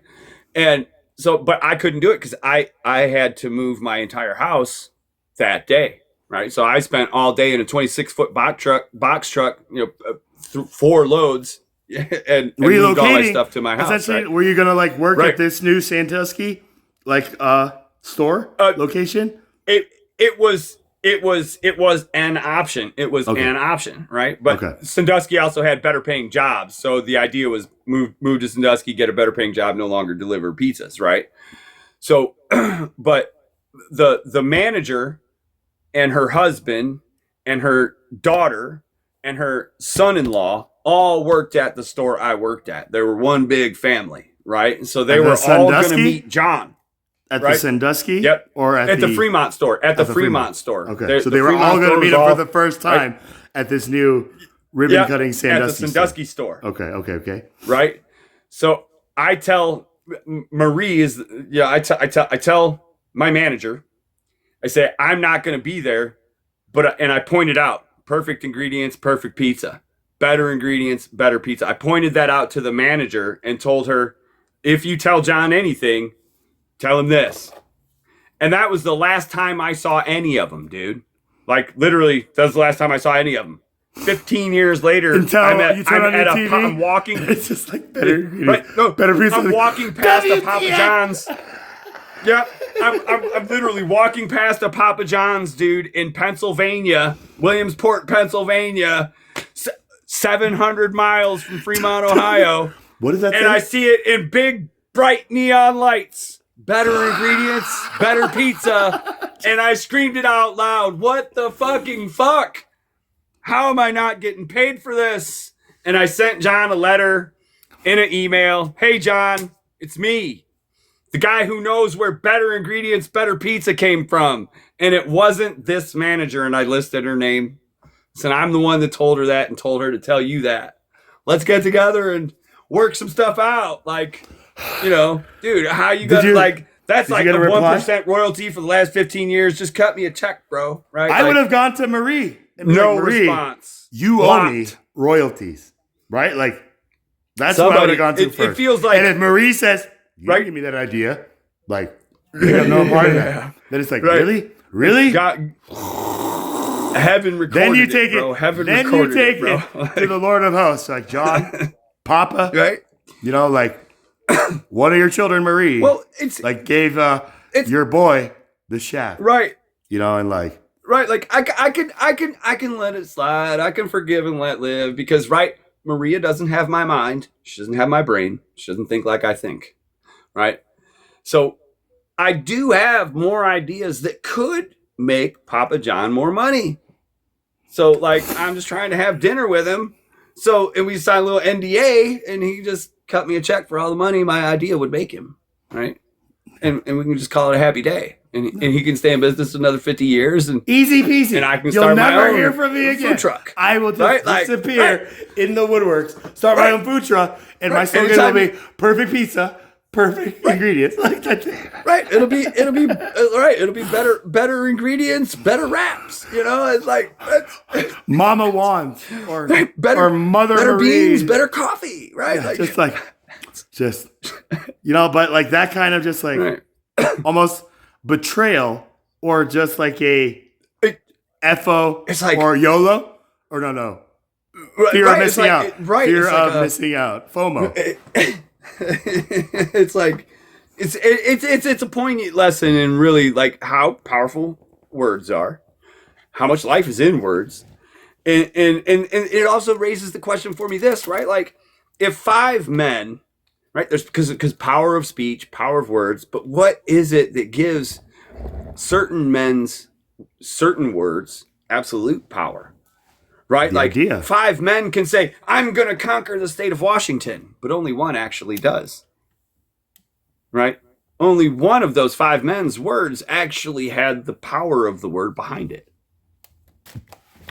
What is it that determines or that? the ambition to follow through with it, right? Like, and that's like the thing about ideas, right? Like in V for Vendetta, like ideas are bulletproof. What's up, Farm? Like you know, like, but you know, They like, are men bulletproof. who try to like be an idea, like Christ. Christ was a man and an idea manifested in the flesh, right? Oh, yeah. The biggest idea type thing. Yep. So Word, now, word, literally word, right, thought, type thing, right? Yep. that gives life, not death, that other people have been using just willy nilly because we didn't know, like the power of the word, and in the beginning, like was the word type thing. Mm-hmm. But then those who have been shown just like how to use these words, like being taught how to use Roger a that, knife, Farm. like properly, right? Rather than just Right. teaching people just like, yo, man, you could take this and just like hold it to somebody else and just take their power, right? And then have them use this to make you food.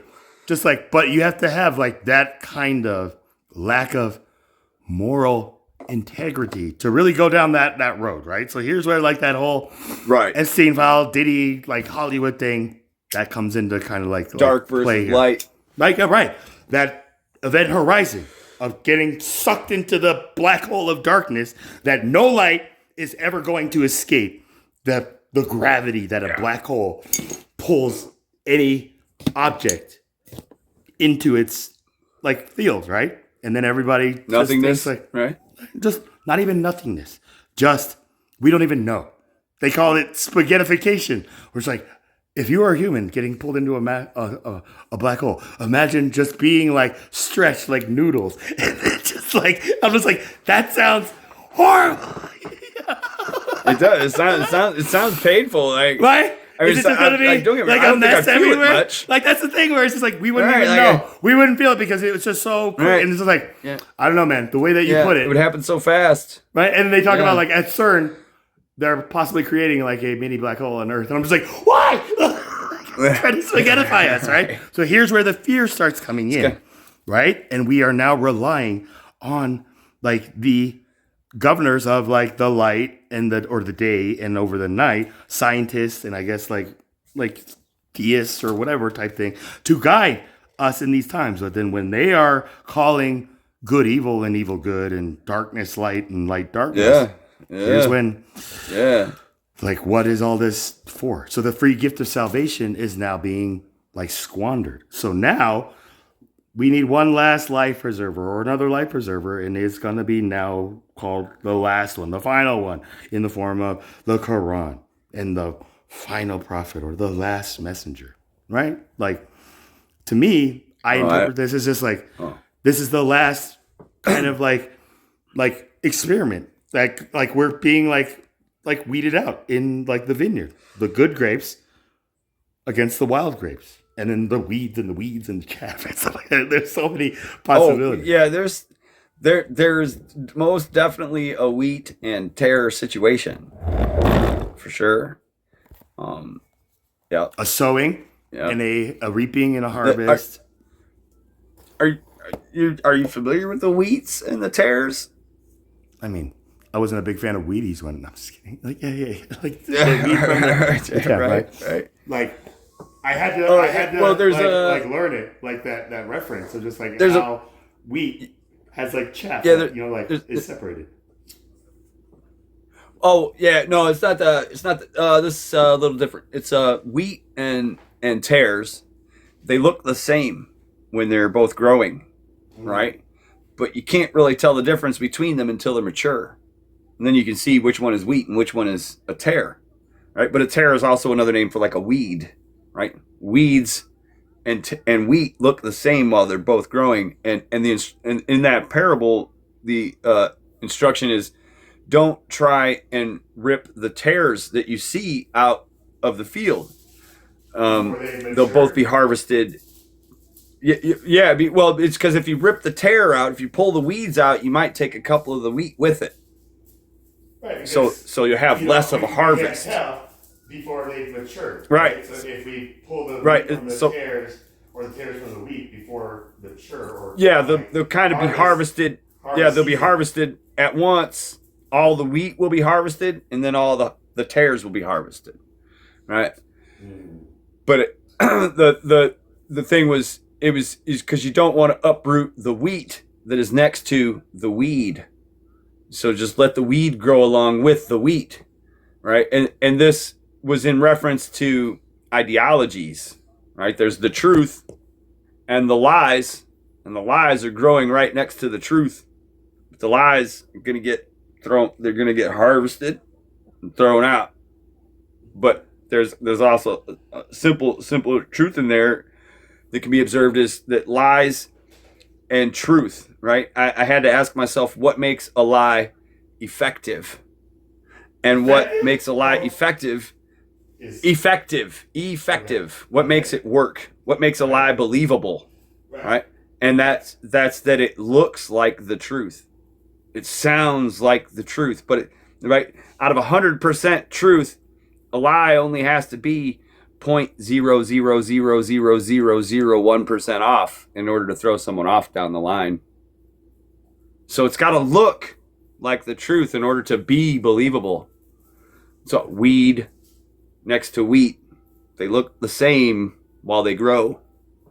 But as the weed matures, you see that it's nowhere near the truth and has gone off away from the truth. It's like, hold up, And now these aren't Fruit Loops, these are Fruitos. right. These are right. All the ingredients are the same except for this one down here at the bottom. What's this glyphosate? Glyphosate? Wow, that's weed killer. Right? Weed killer. It's like, I mean, it's not a right. Reading the ingredients Right, where it's right. like I can't even pronounce half this stuff. Half The of irony them, was right, somebody right. told me that their family member makes their own deer jerky and like is selling it and packaging it, and like I was like, really? Like, what are like the other ingredients? And he like listed them off in order, and the first ingredient that was listed wasn't even deer meat. Yeah, It was like somewhere around there. Automatically, it's already, like, is a red flag for me. Like, marketing itself as just like, like, I don't know, what is it, whole or, like grass fed or something like, like the natural. And I was like, the first ingredient is Organic. Even like Slim Jim say mechanically separated chicken, which is like, like the serving in itself. But to have like deer meat, like as like the number 2 or number 3 listed ingredients, it's like, oh man. All right, what else am I eating? Don't get me wrong, man. I think I think deer meat is not bad. Like, dude, I still want to sit down and make one of those. I guess the settlers used to make it in the 1800s. It starts with a P. Pemmican. Like, I guess it's just like lard and ground beef and blueberries and strawberries and baked and then dried, and it apparently has like a 3-year shelf life, but it's got a lot of proteins and it's got plenty of fats and plenty of calories. And I guess, the settlers used to make it before they would hop in a wagon and head out west because, there were no stores and they didn't know if they were going to be able to find a deer or a bear. Or, what do you mean there was no store? There was nothing. There was nothing. There wasn't even ice. The sun sets that way. Yeah. Like the first person to make a ice machine. Just like, yo, man, we don't have to go to freaking Antarctica and send these people on these like long like ice harvesting journeys just to come back. Yeah, right. Just like in the movie A Million Ways to Die in the West, like Seth MacFarlane, where it's like the ice harvest. It's like this is one big block of ice. It's not just like falling on somebody. Big chunk of ice. Kaplunk. But again, like that's the thing about like these ideas, right? Like if you watch like how those innovations came, like Birdseye. I forgot what his name, Carl Birdseye or something. Like the person who invented refrigeration, right? Like lived in like Alaska or like, in like the Yukon in like, like the wilderness and was like under like Mother Nature's like rule. Which type of refrigeration are we talking about? Because I've recently discovered that apparently there was a refrigerator that they used to sell from like 1900 to 1940 until it was taken off the market and hidden by General Electric so that they could sell you a fridge that ran on Freon. I guess it was literally one flame. It was a completely quiet refrigerator, and it would keep your food cool and your freezer frozen, but it would remove heat from the inside of your refrigerator with copper tubing and a tiny flame underneath your like a candle flame underneath from Pope. It was a gas fridge. Yeah, it was an innovation, quiet. Right? Off of the original patent that Carl Birdseye invented, like refrigeration. When food was being shipped like on trains, like perishing, because there was nothing to keep them cold other than like putting ice boxes, right? Like, and ice was like a limited source. They couldn't make ice. So he was the first one, Birdseye, frozen foods. He is the father of that technology. Patented the Okay. Yeah. So right? Yeah. Because he lived that stuff. He lived in like Alaska where he realized like he caught a fish that was frozen solid, and then as he was like cooking it and it was thawing out, it was still alive, and he was like, like I wonder if he can like recreate this like artificially, and therefore he invested a lot of his money and a lot of his effort and time into bringing this technology into like reality. And once he did, it was Marjorie Post, the daughter of Charles C.M. Post, right? The Post cereal brand, who was a devious person himself. He stole like the idea for cereal from the Kellogg's brother, Will Kellogg, who was already going through a brotherly dispute with his older brother, John Kellogg, who was a world-renowned doctor who had his own sanitarium where these people who were like sick or needed healing would go to this sanitarium and be given this like cereal thing that they could only get there and it only had tried there. And it was like what everybody was just like, yeah, like this was just amazing. And then this guy, CM Post, he had like stomach cancer, and so he went to this place and like got this cereal, worked in the line, learning how to make it. And then one day when Will left his post, like no pun intended, like his desk where he kept like his notes and all of his like thoughts and ideas, he just opened up that like desk and took his book and then never saw him again and created Post Cereal Company. And when Will Kellogg saw that, he was furious. He went to his older brother, John, just like, we need to get over this. And he's just like, look, little brother, like the Kellogg name isn't your name. It's my name, right? So forget about this. And he was just like, screw you, big brother. Like, you've never believed in me type thing. Like, you think that you did this all by yourself. And so Will Kellogg took this as his like, just like Yeah, no, I'm not going to be walked around anymore. And so he's the one that started Kellogg's cereal company. And his older brother, John Kellogg, just disappeared.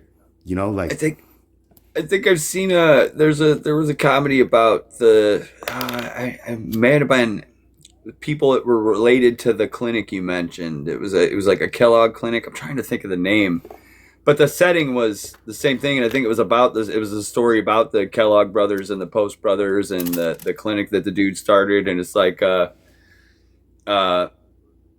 yeah, oh man, it's a really funny movie too.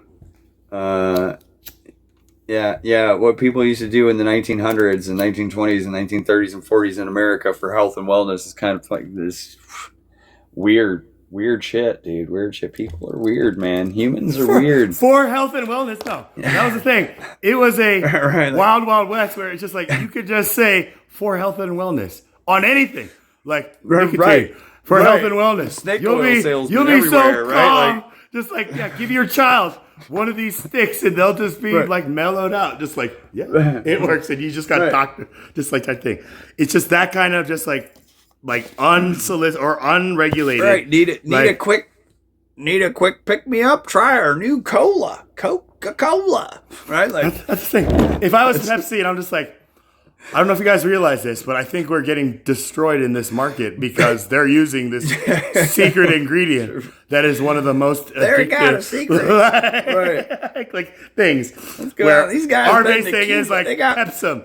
You know, we're trying to cure our stomach ails, but this guy's just like profiting off of just giving anybody just energy. Just like, I don't know what it is, man. This tastes like booty, but I need another one. Right. I'm surprised this hasn't been made. I'm surprised this hasn't been made a movie by Hollywood yet. Like, how did the founders of Coca-Cola, right?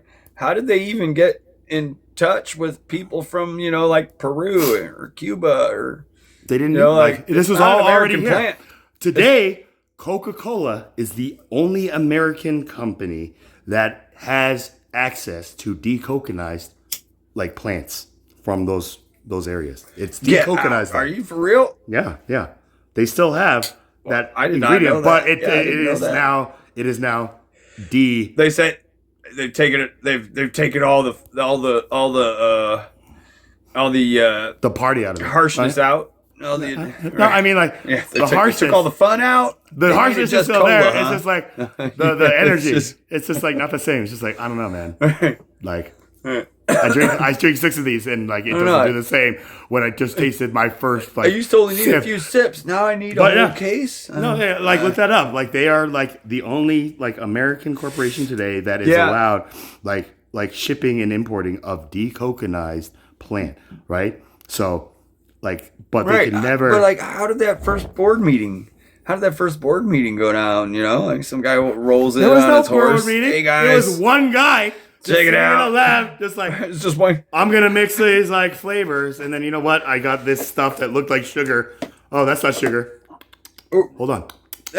Well, that's what I'm saying. Like, how did he run into it? How did the guy? Because it was available in America society regularly. It was used like people were like slaves were given the leaf to chew on just so that they could work longer. Okay. Right? But it wasn't until African Americans were freed that it was then like propagandized reefer madness. Where it was a African American. Yeah, so you're saying it was already here and ready, available to the dude. He was just like, well, he branded add 1 + 1 and see what happens. Different product, right? Like he was like, so that's the thing where, but he also fell victim of his own invention. He said, well, shit, let's just make it a soda pop, man. Let's add some seltzer. No, I mean that's the thing. Syrup, all these soda bars and stuff like that were the pharmacies of that time. Right.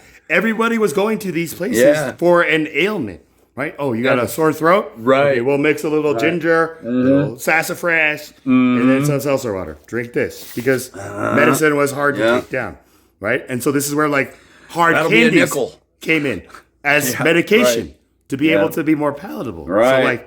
So but again, it wasn't until white America all of a sudden felt threatened by minority Americans because of this one thing. When like a like freed slave, long after like slaves were freed, like was like hitting on a white woman in the South, and these like men like didn't think that was right and like tried to, like reprimand him for it, and he just wouldn't go down. And it was because he was just all freaking hyped up, and they're just like African slaves are using this thing just to go after white women. It's just like that was the fear tactic, and then therefore no more, right? And then Goodness. yeah, it's just like Goodness. jeez, like Right, like it's like the opium den propagandas, right? Like they used to run out on the West Coast, right? yeah, the Chinese. Don't let right? your women run away to an opium den. They'll turn them into brothels and prostitutes. No, right? Like, It's just like right. just go to them, right? Don't become them. Just go to them. Right, right. Chinatown. Just go visit. You don't got to become one. Just visit. Right. Yeah. And that's the thing, like the Holy opium moly. and like the molasses. It's always been here. And the gold rush. It's always when it's a threat of one person's wallet being decreased, when it's just like, hold on, we gotta turn off the spigot, right? Type thing, where it's just like we can't have this free flowing commerce anymore. And then we get the Chinese Exclusion Act of 18 something, where like Asian people were completely banned from America. Where I was like, man, you think black people had it bad? I've never heard of you guys completely. Yeah, right. But right. Like these are the pangs of birthing a new nation. Pangs. The birth pangs. My last name. Like, Oh, I know about it, dude. I'm related to browns. I'm related to whites, and it's part of American history. I literally am part of American history. You're part of American history. We're both part. Every day is a new day in American history. That's true, but then I again, don't think some it's people like, realize do that. we wanna, I don't think some people do we realize wanna it. like invest in? It's like we're gonna be on the right side of history, or we will be right about history. Like that type of thing. Where today in politics, it's just like we know we're on the right side of history, saying like men should not be allowed in women's locker rooms in their sporting things. Where I'm just like, come on, like. If Riley Gaines, a college student, like attractive female, is complaining about a man in college seeing her in her birthday suit, it's just like when the colleges told him, just like, if you have a problem with like being nude in front of like the opposite sex, that's a you problem, not a transgender problem. And when Riley Gaines and like her supporters heard that, they were just like, what? WTF? Just like, just like, I don't want another man seeing me in a locker room. I'm just like, are you kidding me? Just like your father, your parents, just like you guys are forgetting that before we ever entered like a public like interaction, we had a unisex bathroom. There was no boys' bathroom and girls' bathroom at my house. Was there at your house? Like, is this something maybe I don't know about, like, American? Oh yeah, no. But there was generally only one person in the bathroom at a time, though. Like, I mean, unless you do that, unless you come up with that upper decker thing, or it's like, let me tell you about the upper decker where you take a dump in the tank. Where I'm just like, what kind of devious like person comes up with that? Right. Well, I think some of the main concern was stuff like, my 10-year-old daughter or in the same bathroom with a 35-year-old born male who's going through therapy, still has their male genitalia, but is taking hormones to develop the top half of their female sexual parts. Kind of, like, who knows what's really going through that person's mind? But you what have, might they say to my 10-year-old impressionable daughter? That right? adult like, it's like, going through that transition is going to be sharing the same bathroom as these 10-year-old students. We're just like, come on, man. Have you gone back to? I'm not saying it's going to happen like every day, all the time. It's like Billy Madison, where he's trying to use the bathroom in elementary school, and he like falls over. He's just like, what? This is so small. It's so like, already, dude, that fear is Do I irrational want to me. Do I want to deal with the question? Do I want to deal with the question from my 10-year-old daughter when she comes home from school? Dad, today there was a lady in the bathroom and her dick fell out. Okay. Right? Like, okay. do I want to have my conversation The one with my thing you asked 10-year-old is like, daughter about that? do you want to deal with well, this? Obviously not. sweetheart, But you know- today, how are you going to Right, deal like- with this as a father with a daughter who comes to you right. with this? Pops. Right. Real talk. Right. I was in the bathroom. Or we could help dads out and just say, well, if you're going through that situation, maybe don't use the same bathroom as my child, right?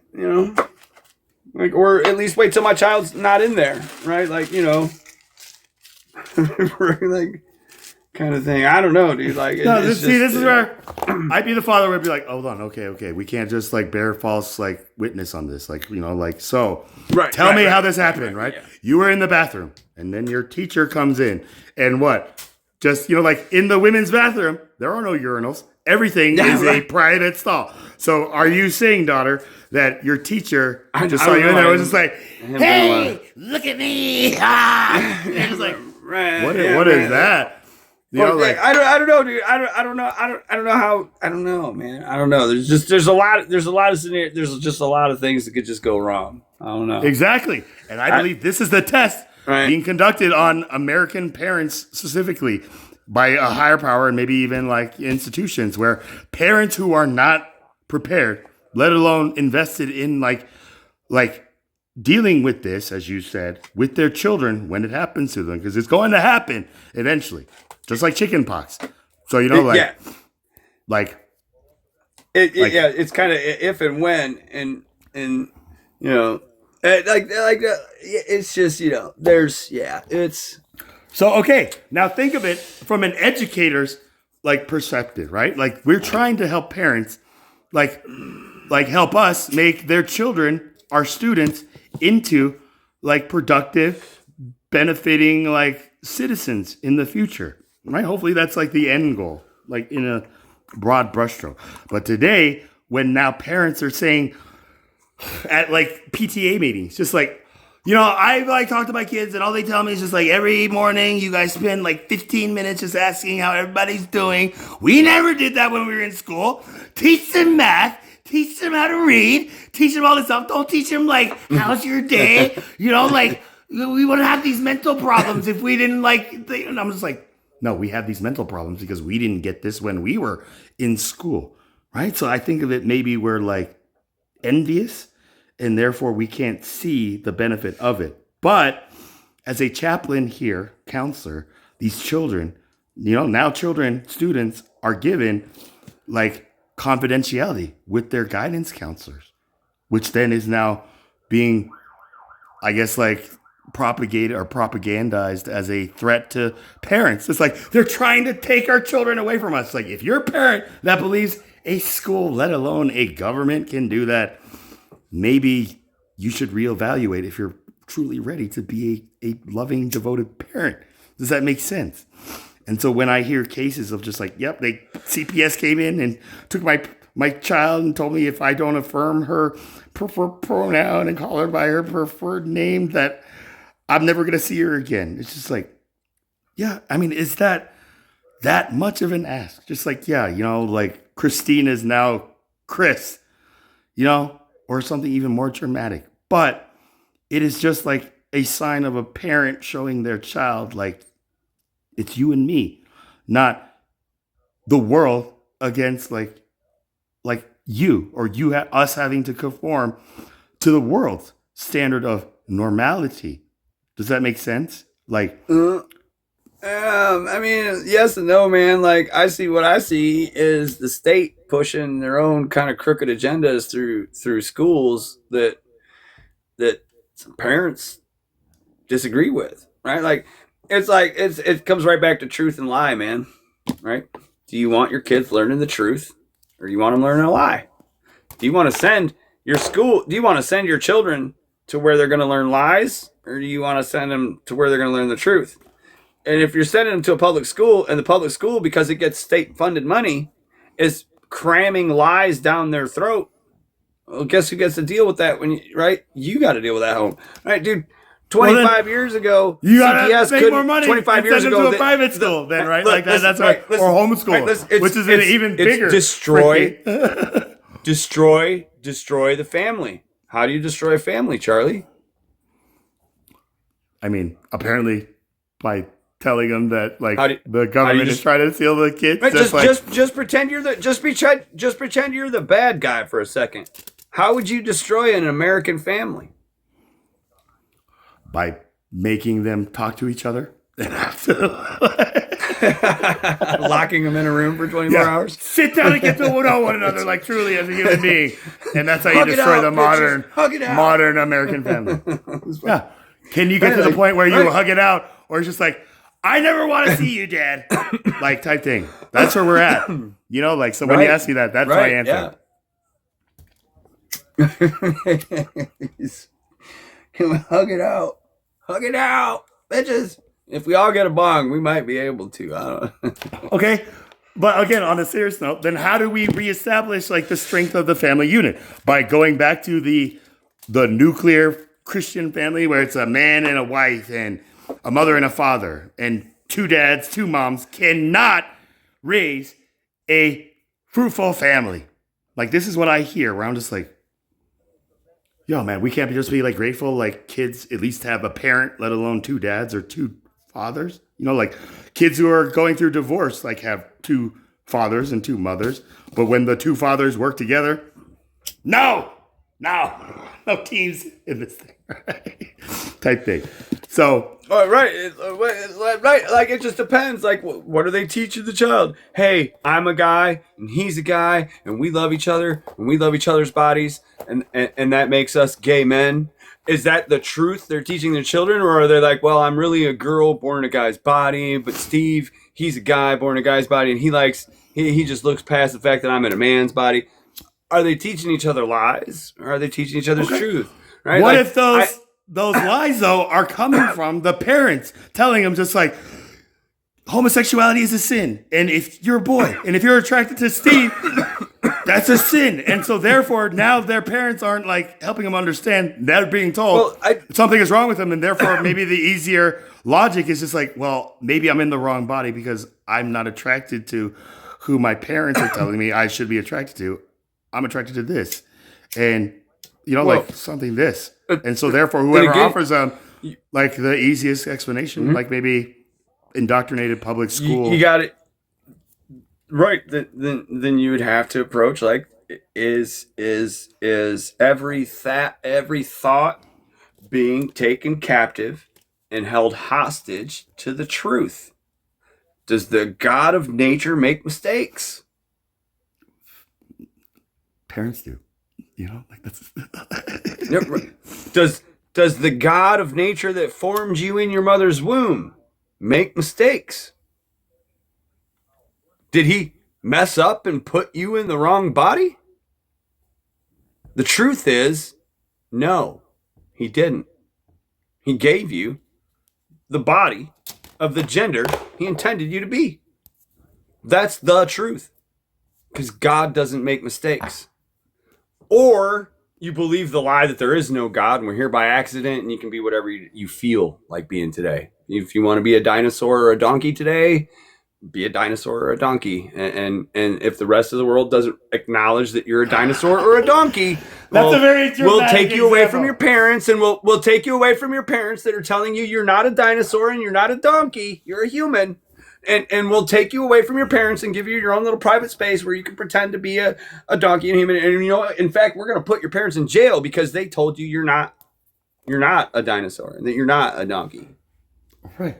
Now, why were they put in jail? Which one is the true? Parents didn't and which one is really the lie? grasp that the child isn't saying they're a literal T-Rex, but something in that child makes them relate to like the attributes of a T-Rex. I got short hands, Mom, and like, or just like it could be anything. Right. But the parent who is not willing that would be to reconcile that and just says this is from the school and this has got to stop. You're not a dinosaur. You're a human being. It's just like, but mommy, you know, like you are a banker. You know, like it's just like, well, that's That's not the same thing, but it kind of is, right? Like gender is now an outlet to express spirituality under the guise of gender ideology. This is the social experiment.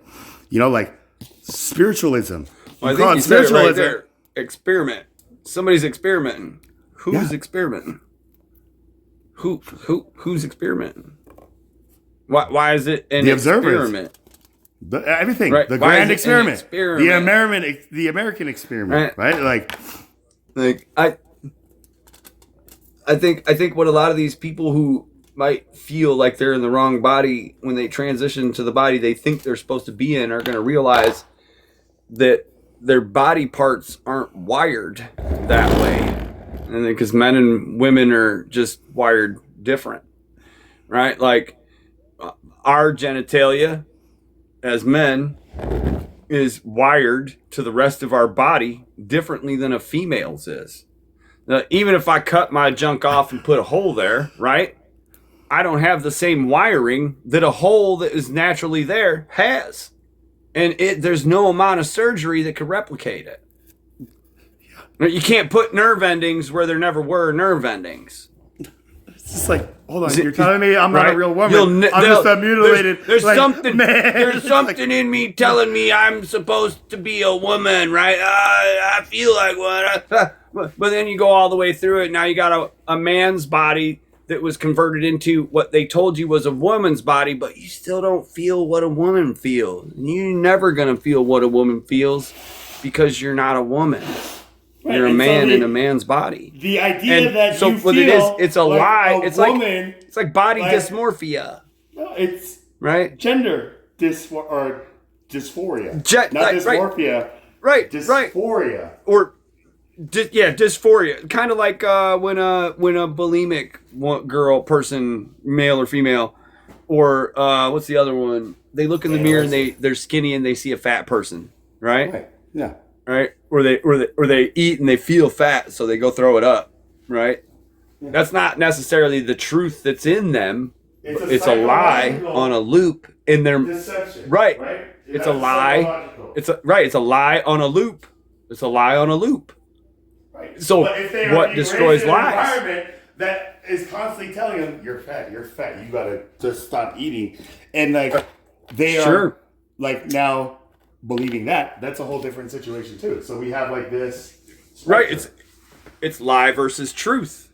Do you believe the truth or do you believe the lie? Everybody's mind is like a judge of truth and lie, right? Truth and lie. Our own mind, our own consciousness is our truth and our lie. And if we can't be the one who objectively and unbiasedly determines which one we are being like on our own, that's like the problem today. We cannot take accountability for our own actions. It's easier for us to say it's all the left, it's them, it's oh yeah, self accountability for self. It just comes with a certain level of self awareness, right? Like it's maturity, people, spiritual maturity. Awakening. Oh yeah, kind of self accountability, right? And I don't. There's right because at the end of the day, you can't lie to yourself, and if you're not honest with yourself, you can't be honest with anybody else, man. I mean, even when people think you're being disingenuous, like even with Jesus, like the Pharisees are just like, you call yourself a son of God, you're like putting yourself equal to God. He's just like, what? Like, do your books not say you are gods, and now you're like attacking me? Right. I call myself a son of God. I'm like, oh, we are not sons of God. We are our father is Abraham. We're sons of Abraham. Oh my goodness! Right. Like, if you are true sons of Abraham, you would be like this. But because you're not like this, I know you are not children of Abraham. You are children of the devil. Yeah. That's the truth, right? But everybody's just like, Oh, really? You're not even 50 years old. You're going to tell me you've seen Abraham. It's like, these guys are so dumb. Like, Father, what's going on here? Right. You know, like, Right. First thing I thought. You know, like, he said, we got a very big problem. Like, how do you not get it? How do you? Right. Yeah. Yeah. Exactly. Exactly, Charlie. Exactly. So this is where Yeah. we have to really walk that extra mile with people who like expect us to go a mile with them, you know, like in like proverbial things. Like, and do that to do what? To really get an understanding, right? Because nothing can be loved or hated until it's fully understood. Then we can say, yeah, it ain't for me. But just to be like, I've read enough of the Quran to know that it is demonic. When I heard somebody say that, I was like, that is the most bigoted sentence I've ever heard in my life. Oh, yeah. I've read enough to know that it is wrong. Where it's like, you could read Moby Dick and just say, like, call me Ishmael, and be like, nope, this is that Muslim stuff. It's like, I read enough of Moby Dick to know that, like, I failed that book report, right? But then is the parent going to go to that teacher and be like, why did you fail my son on this book report? It's like, because I had him read Moby Dick and he wrote, call me Ishmael was enough to tell him, just like, this is going to be about Muslims in the Quran. And he said, like, that was his book report. F. And the teacher's like, oh, really? No, that's not an F. That's an A. And you're one of those white guys. It was like, oh my God. You know, then I get called in. Just like, what do we do? And I'm like, I think maybe we should have CPS on super. Goodness. Yeah. Yeah. But it all starts at the top. If the top's not right, everything below is going to fall like in line, right? So if the light, the greater light that is governing over the day, isn't greater than the lesser light governing over the night, right? Like, we got a problem, right? So when Jordan Peterson, during like, you know, the quarantine, was just like on Twitter and social media, just like going against his colleagues and his peers for like being the ones who are perpetuating this like lie type thing. But Jordan Peterson was really acting out of passion and like the emotion rather than a like reserved professional psychological clinician. And so when then his board of directors said, yo man, you cannot be a licensed like psychiatrist under the Ontario College of like professionals and be Jordan Peterson, right? You gotta pick one or the other type thing, right? So and then Jordan Peterson just couldn't see that. He's just like, they're even going after me, blah, blah, blah. I made a video on YouTube just like, Dr. Peterson, like you've helped me in more ways than you can even imagine, but now I'm seeing you falling and it's like breaking my heart. So if this video reaches you, just know that like I'm here to help, right? And you know, like I'm not gonna charge you. Like that's the thing. He was saying like this board of college directors are going to charge him $250 to sit down with one of their personal picked social media experts, right? Where he's like, what the heck is that even? You know? Like, what makes you qualified to be called a social media expert? So he already, at the inception or conception of like this rehabilitation, resisted it. And so, you know, like after these videos, like he came. I don't know anything about Jordan. I don't know much about Jordan Peterson. What's the thing there? Do you know who he is? No. I think I like the name sounds familiar, but I don't know anything about him. I mean, like, so just look him up and like see the picture. I know you're talking about Jordan Peterson, but I'm not catching the references. Right? Like, does that make sense? Yeah. I mean, like, that's the thing. How do I like jog the memory? He was like on the Daily Wire, right? One of the Daily Wire personalities. When Candace Owens... He's a newscaster? Like a podcaster? He became a podcaster. Is he a new...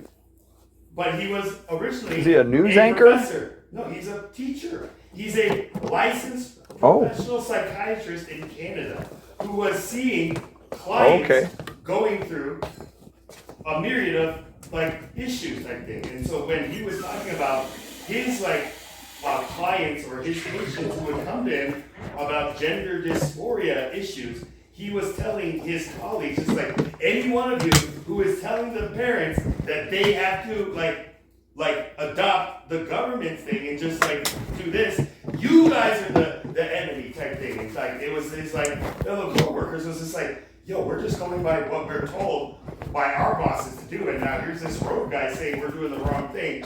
You guys got to do something. And that's when the board stepped in and just said, like, if you do not like demonstrate that you are able to conduct yourself as a professional like representative of the Canadian Board of Psychological Professionals, we will take your license away. Right? Like he was so he was like podcaster. not complying. He was not complying with their new rules, and he was speaking out against the establishment. Yeah, as himself, forgetting that he also represented this board, right? So anything that he throws shade on the entire board is also throwing shade on his own license and profession, like type thing, right? But he couldn't see like the hypocrisy of that at the time because he was so blinded by the speck in other people's eyes that he wasn't able to see this like plank in his own. Right, so this is a time when I look at it as like the iron's hot.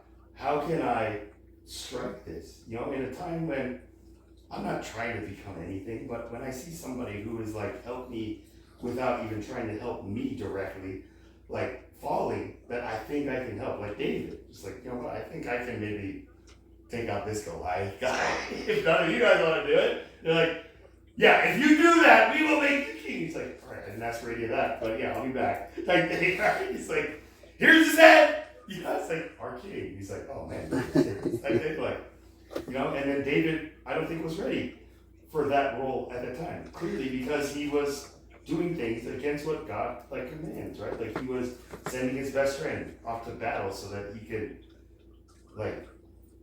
covet his friend's wife type thing, So it's like Yeah, right. And Solomon was the byproduct of that. Ain't that weird, dude? Like, a kind of a best, not the child that was really never meant to be, kind of like a Ishmael, right? But not. Well, Solomon is considered the wisest and stuff like that. He's like revered now, but right. He had a interesting origin story. Right. Home Slice was definitely wrote the book of Proverbs, right? Ecclesiastes, Song of Solomon, was a king. Like, if you look at how much food that, have you ever looked at how many animals he fed his staff daily, bro? Those numbers are in there. daily, dude. Couple hundred cows, couple hundred sheep. You think he went to school for that? It's like, okay, Solomon, you're gonna go to a cooking class, and here is inventory. Right. No, he was raised by a king to become a king. David was raised as a shepherd to be a shepherd, but he became a king, right? So it's just King Charles today, when he came to America and gave this speech that made Trump say just wow, he gave a great speech and I'm jealous of it. That was the first time. Oh, I didn't catch any of his speech. I didn't catch any of it. It was very moving, and this is where Jon Stewart of the Daily Show was when the King of England tells America that we need to, he's we are in trouble. The king, what the king of the what did he say? The King of England said what? The king, King Charles came to the White House a couple months ago. Yeah, I saw that he came and then he spoke. Right, and he was telling Congress just the relationship between England and America isn't a rivalry, but a family type thing where he wants America to be able to work with UK to be a example for the rest of the world to be democratic and righteous and stuff like that. But it takes a team effort. And Trump is the one who's just no, it's all their fault. He's even like, your fault, England. If you were stronger, America wouldn't have this problem. When Charlie Kirk went over to Oxford and was telling their young students in their like official debate forum, like, you guys are the problem, I was like, we are screwed, man.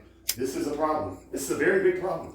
Like, they're gonna start like the next like world war against Europe versus America, right? Like, that's what I saw. And so when like whatever it was, God stepped in and said, you know what, Charlie, you're done here, you know, like type thing. I was like relieved, but then like I felt guilty in a sense, you know, like, and so I am even more mindful and like restrained about saying how I feel candidly about just like these personalities, these influencers, you know, in a way, like, you know, like I'm not gonna not check this out, but I gotta do it differently. You know, yeah, you know how I feel with my hands and my other four senses. The rest is all in my head. So, aside from your hands and the other four senses, which I'm just like smell, sight, taste, I guess touch is the hands, right. And then like hearing. Right. Everything else is in our mind, right? Like the sixth sense, right? Type thing, right? Like, right. I feel, I think, I am, I need, I want. Well, who the fuck is I? Me. You dumb mother. Who is I? Who's me? Do you not know pronouns? What is you this? don't know what I and me and you like means when I say this? I only know amateur nouns like desk and chair. No, it's like if a child tells a parent or an adult, just like my preferred pronouns are they, them. And parents are just like, yeah, and my preferred pronouns are the most handsomest guy in the world. Right? You call me that and I will call you they, them. They have already lost the logical game. They have demonstrated they don't even know what the heck is being like right here, right? So that is the side of just like complete absurdity, right? Like, so the correct answer is just like, how would I ever use those pronouns speaking to these people saying their preferred pronouns are this? It's just not like, okay, you told me your name was Sarah. They're not saying like, instead of Sarah, call me, hey, they, what are you doing today? Because I want to hang out with, I don't know, us with they, them. It's not like that, right? It's telling us that whenever we say they, the people who say their preferred pronouns are they are going to take it personally. Does that make sense? So it's like when I tell people, I prefer to be called Charles. Maybe Charlie, never Chuck. And people are like, okay, so Chuck. I'm just like, did you not hear me? Like, did you not hear what I just told you? Oh, I heard you. So is that what you do prefer? Is Charles, not Charlie? I mean, obviously now I've like come to terms with it. Charlie's a big step. I'm still not a big fan of Chuck. I'll take it. But you know, like in my youth, I really had a I don't know, a resistance to people calling me Chuck, and only one person called me Charlie. But once people who were Vietnam War vets were the ones that called me Charlie, I was like, unless you're a war vet, don't call me Charlie. Type thing. You know, like. Gotcha. So, but there were people like my co-students, my peers in college, where I would tell them, just meeting them for the first time, hey, my name's Charles. They're like, do you go by Charlie or Chuck? And I was like, neither really. Right. But like, please don't call me Chuck. And they'd be like, all right, we're gonna call you Chuck. I was like, of course you are. Right? Because it's just like that. If you call me Chuck, I'm gonna have to get my red-haired wig out and my knife, and I'm gonna have to start chanting Cthulhu.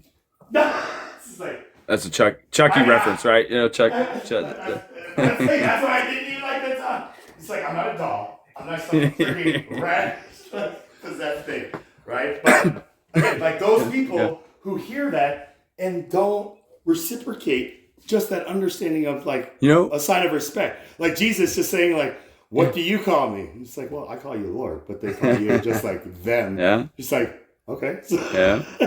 You know, which one's right? You know, why do you call me No. good? Only God is good, right? My preferred pronouns. Well, that's a very, very good point you got there. Is that he said I call you Lord and Master, and he said, well, you answer well. He didn't say you should be calling me Father. It's an excellent point. Excellent point. Or maybe he did, and it didn't get recorded in these books, because it does say, just like, if we were trying to record and write everything that he said, like, Yeah, wouldn't. But you're right. You know, like, not enough space in Earth. That is a thought-provoking like proposition to throw back. It is a footnote. At the least, it's a footnote. It's a footnote. I mean, He just didn't like you say, gave oh, up to, like, you know, like, if there is no like partners associated with Allah, why is it saying in the Quran, right? We and like all this stuff. Explain that, and they'll tell you. Well, you don't know Arabic. Well, you have to what know is Arabic. It's well, like, what is good? Well, good comment. well, what if there's just this question? What then is the Holy Spirit to Allah? Because it says we sent the Holy Spirit to Jesus to help him. And that very action is what a partner does with an associate. Not as right? equals, but like as like So employees are like subordinates, right? Just like, yo, man, the boss told Right. me Well, to come down here and do this for him, but then he's saying, Well, like, he does one this of the all on other his own. things- Just like, I don't know, man. right, like one of the other things a partner or an associate does with other associates is like general management, effective communication. So I had to ask myself, did Allah manage his messengers? Did he effectively communicate with them? And if the answer to that is yes, which it is, then that would make them associates and partners. And that would make Allah the managing general partner of the messengers, who are also associated and therefore associates of him. So I'm like, how did the all-knowing Allah not know this? That reflects, to me, illiteracy. And who else did not know how to read but Muhammad? And if Allah is reflecting Muhammad's illiteracy, then that tells me he's like a product of Allah's, Allah is a product of Muhammad's imagination. And then I had to ask myself, what did he see? Like, what did Muhammad see when he looked around his world? He saw, like, the Romans conquering in the name of their gods and taking land. And he saw the Jews conquering land and killing people in the name of their God. And well, if he wanted to create his own religion, what would he have to do? The same thing. Create a god and then unalive people and take their land in his name. Guess I'm going to use the same God that the Jews use. There we go. Right? Like, and that's right. That's what I see when I critically think about these words. Okay. And their origins. Okay? When you're right? critically thinking, and okay, I can grant you that. Now, when you're spiritually discerning, is it the same? Like, or is there some slight differences? Yeah, think about that. Well, spiritually, when I put them together, I see two that tell me to hate and murder. And I see one that tells me to love. And I have to ask myself, which one of those would be more godly? Okay, now you're saying which one of those, as in just like the books. But what if I shifted it into saying which of the scriptures is truly from God and not from God in both or all of the books, right? Like even in the Old Testament, it talks about, like, hey, if your daughter is taken advantage of, fathers, 30 shekels, like collect your bounty type thing. That is Old Testament. But there are people today who use that as like the law that we're still bound by, and I'm just like, do you guys not even understand the New Testament? And that to me is like a sign of that illiteracy. You know, like that. Yeah.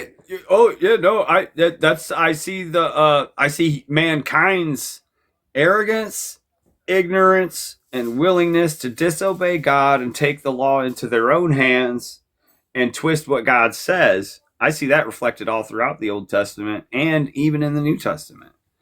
But what I see echoed from beginning to end by God is love each other and forgive each other. And that's all I've ever said do. Right? And all these other laws, do this, do that, kill this person, take their land, do this to these, that wasn't ever from God. And the reason it's in the Bible and it says Moses said the Lord saith is because we're seeing the truth. Man proclaimed for God what God never said. And that, I think that's evidence when they go to those scriptures. Oh, it's just happy as he who dashes the kid's head on. No, that's not what love said. That's not what love would do. And what you're seeing there is a reflection of what happens when man doesn't listen to love itself.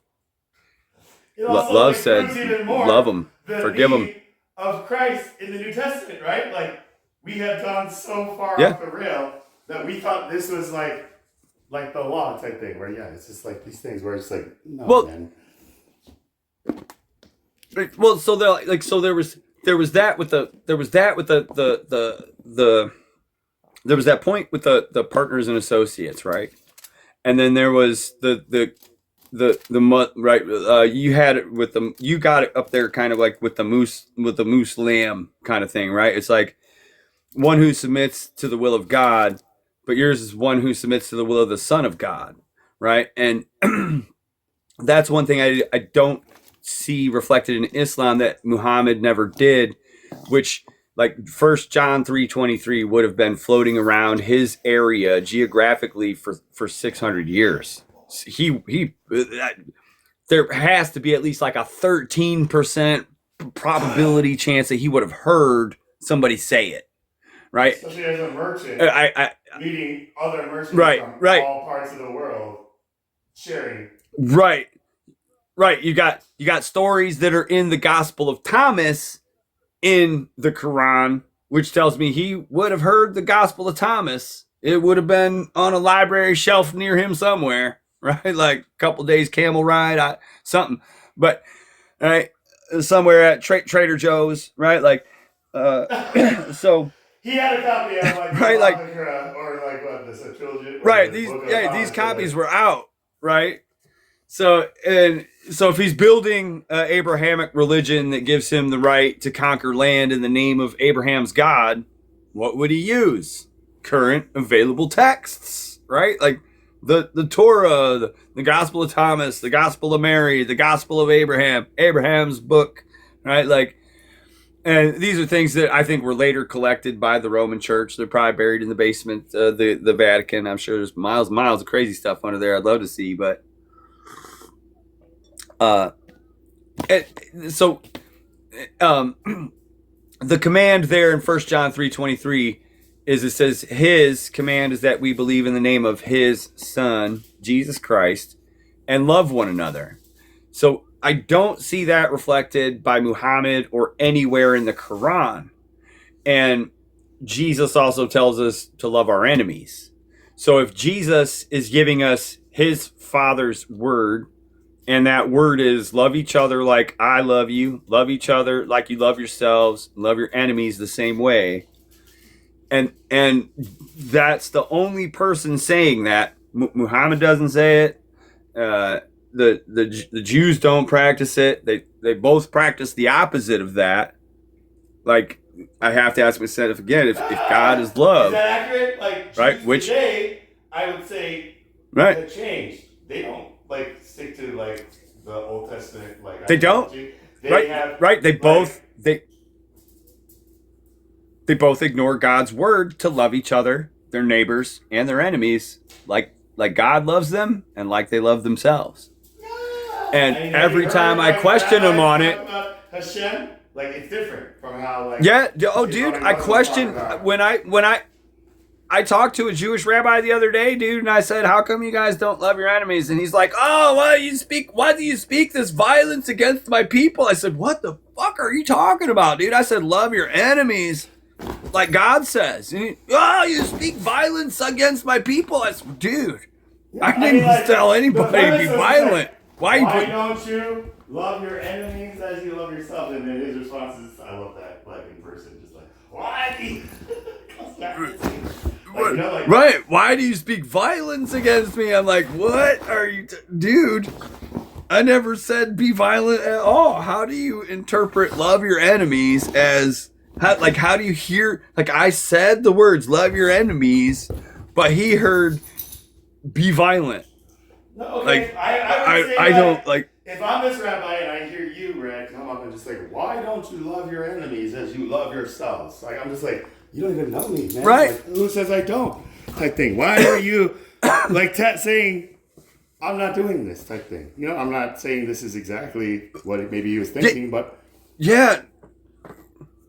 Well, we was talking about like, you know, what's happening in like Gaza, you know, Israel versus Palestine, right? Like, why can't Israel and Palestine just practice what their God says and love each other?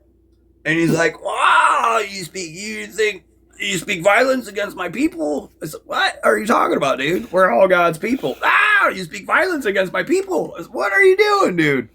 I haven't told anybody to be violent at all, right? I was just asking questions like, why you don't believe the fucking New Testament, dude? Like, what's up?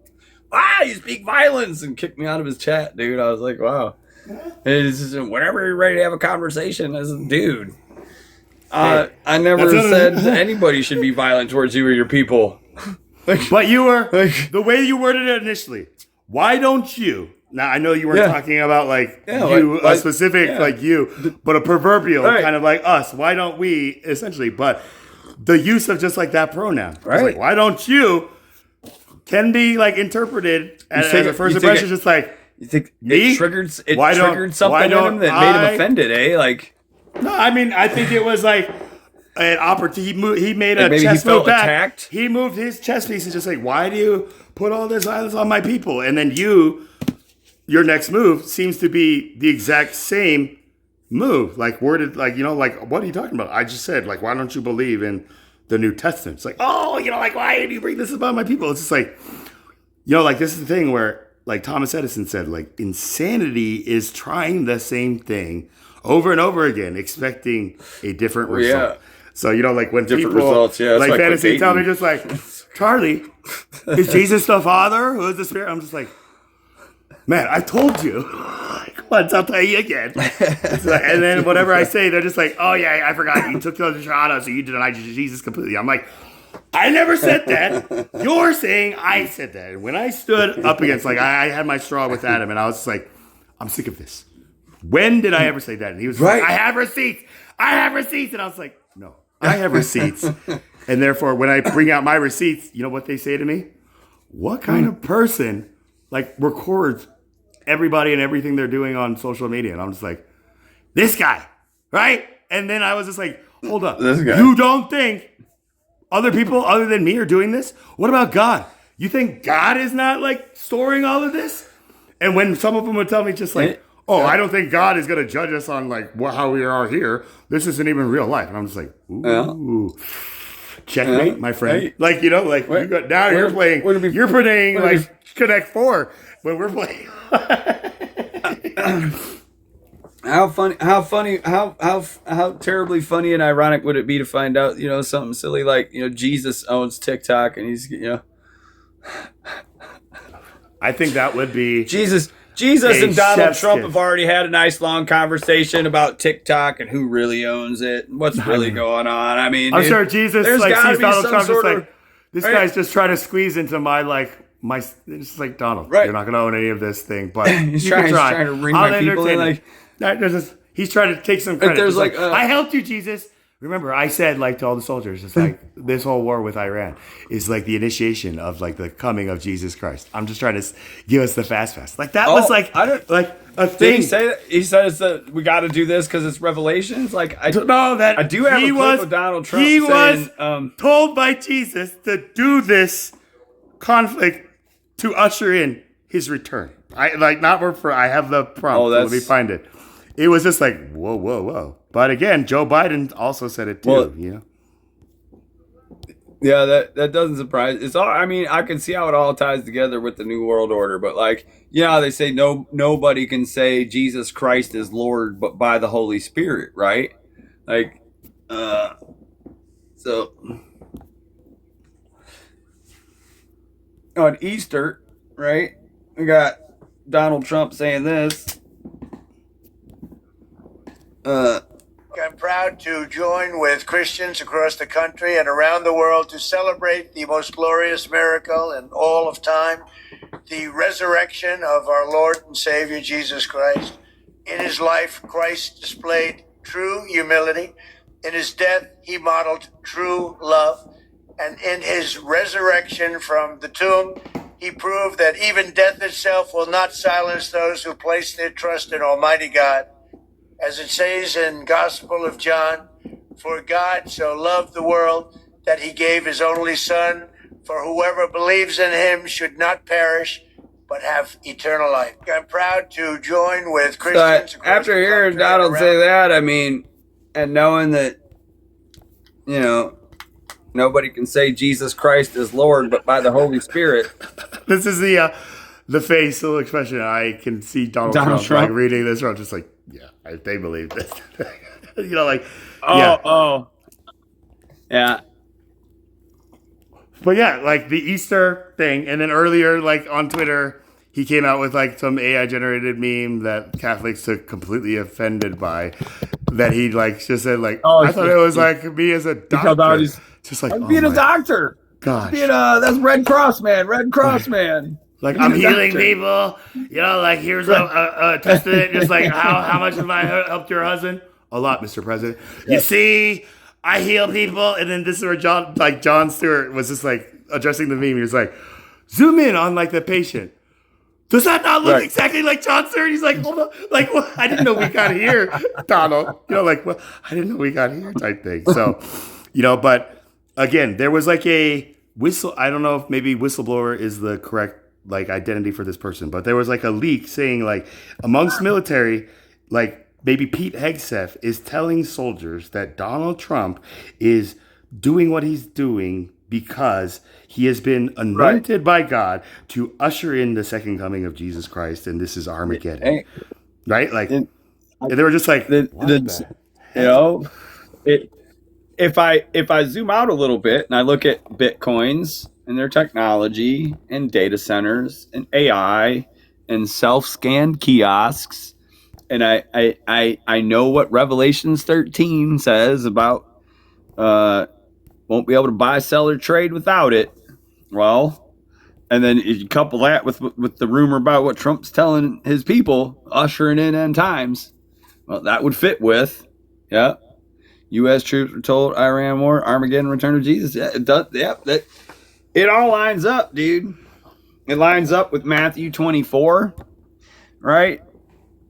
And right, who would come arrest you and decapitate you and think that they were doing God a service in doing so? Who's most likely on Earth in our planet to do that to another human being? An American. Can you hear me? Just off the top of your head. Did I lose you? Still there? Did it freeze? Yeah. I'm cycling through prompts, so I'm thinking about the question. I would say the question. A Second Amendment toting American is my biggest like. would decapitate you? Yeah, by like and think they were doing their God a service. Yeah. Why would Why would a gun-toting American do that? I can't see a situation where a gun-toting American would do that to you, though. Wild. What scenario does that happen in? I'm just curious. Like, did you see the one about Obama purchasing what was this it? kind of scenario, Red? When I see Americans wearing stuff like this with a sidearm, like on their thing, only God can judge me. That's what I'm talking about as like the threat here. You think that guy would cut your head off? I mean, and okay, think he was obviously doing not decapitate. maybe my question didn't make sense. Would that let me ask you this. You think that guy would just randomly grab you and cut your head off and think that he's doing God a favor? I mean, does it have to be like literally like beheading? You think it would be a person like this guy? You think it would be a person like this guy? Yeah. Wow. My country, like my people type thing. Like, you immigrants are not, this isn't your country. Go home. Go to your home type thing. Like, right? And I will defend my country from you foreigners trying to corrupt it with your ching chong chain, like whatever type thing. I was like, geez, guy. Like, I'm sorry. I'm sorry you don't like rice or something. But yes, this has been a real life, like, not threat to me. I have the armor of God now. But when I see people like this saying, this is Christian nationalism, treat your neighbors as you treat yourself. Only God can judge me. And if you try to sue me or attack me for a possession, I'm going to protect myself, and I have the full right given to me by, not by God, but by man, to defend myself and take a life if I feel my life is threatened. And there's the loophole. Hey, this like Korean Asian guy, I didn't know he was American. He just ran at me, and I didn't understand him, and I thought he was like one of those like immigrants I see on TV every day, and I just like, I have a concealed weapon, and I just defended myself. Sorry. Like, right? Goodness. I can see your perspective. That's fucking wild. It's not like so hang on. Perspective of a lot of people. So you don't see a guy like that saying something like, "Hey, little buddy, don't worry, I got your back. That evil man over there that wants to eat your children and have sex with your 5-year-old daughter, I'm not gonna let him." I would tell that guy, "Yo, man, I don't even have any children." So you're fighting a battle for somebody who didn't ask you to fight for them.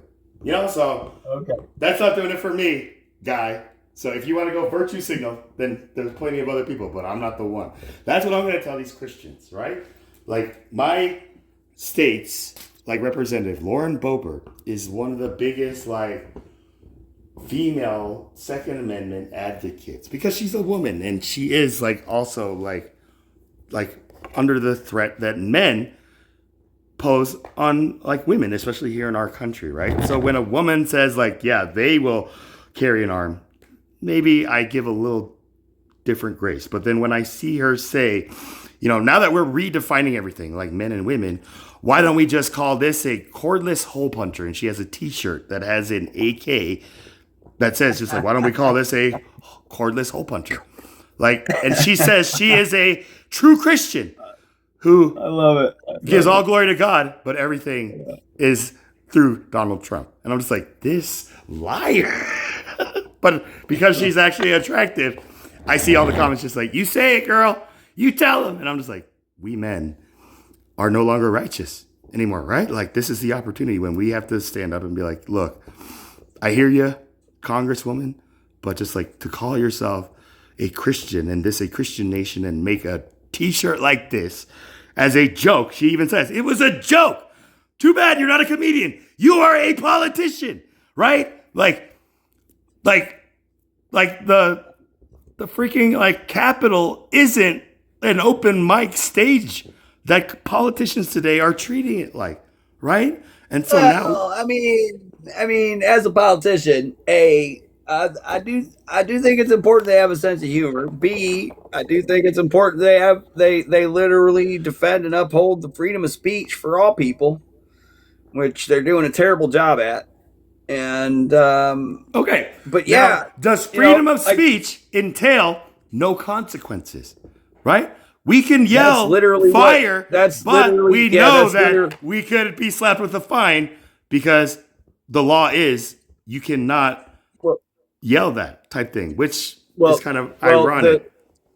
see that's yeah, that's the thing, man.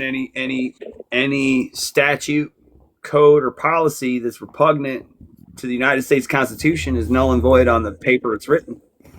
Doesn't matter how many people vote for it; it's null and void.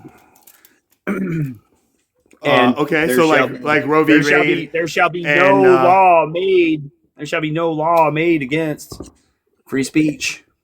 That's First Amendment, right? And that's why that guy right there has a pistol on his hip, so that nobody can tell him otherwise.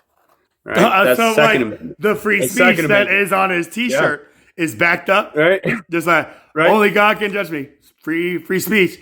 But with my Second Amendment, I'm gonna prove that I'm gung ho about this. Right? It's just like you could have just worn the T-shirt, it's just but I'm why not, add I'm not the sidearm? Right? Like yeah, it's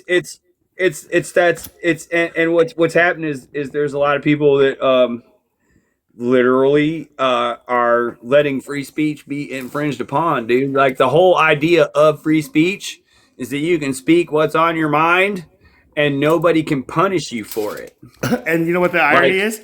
That now we are using TikTok censorship. We have to say grape and unalive.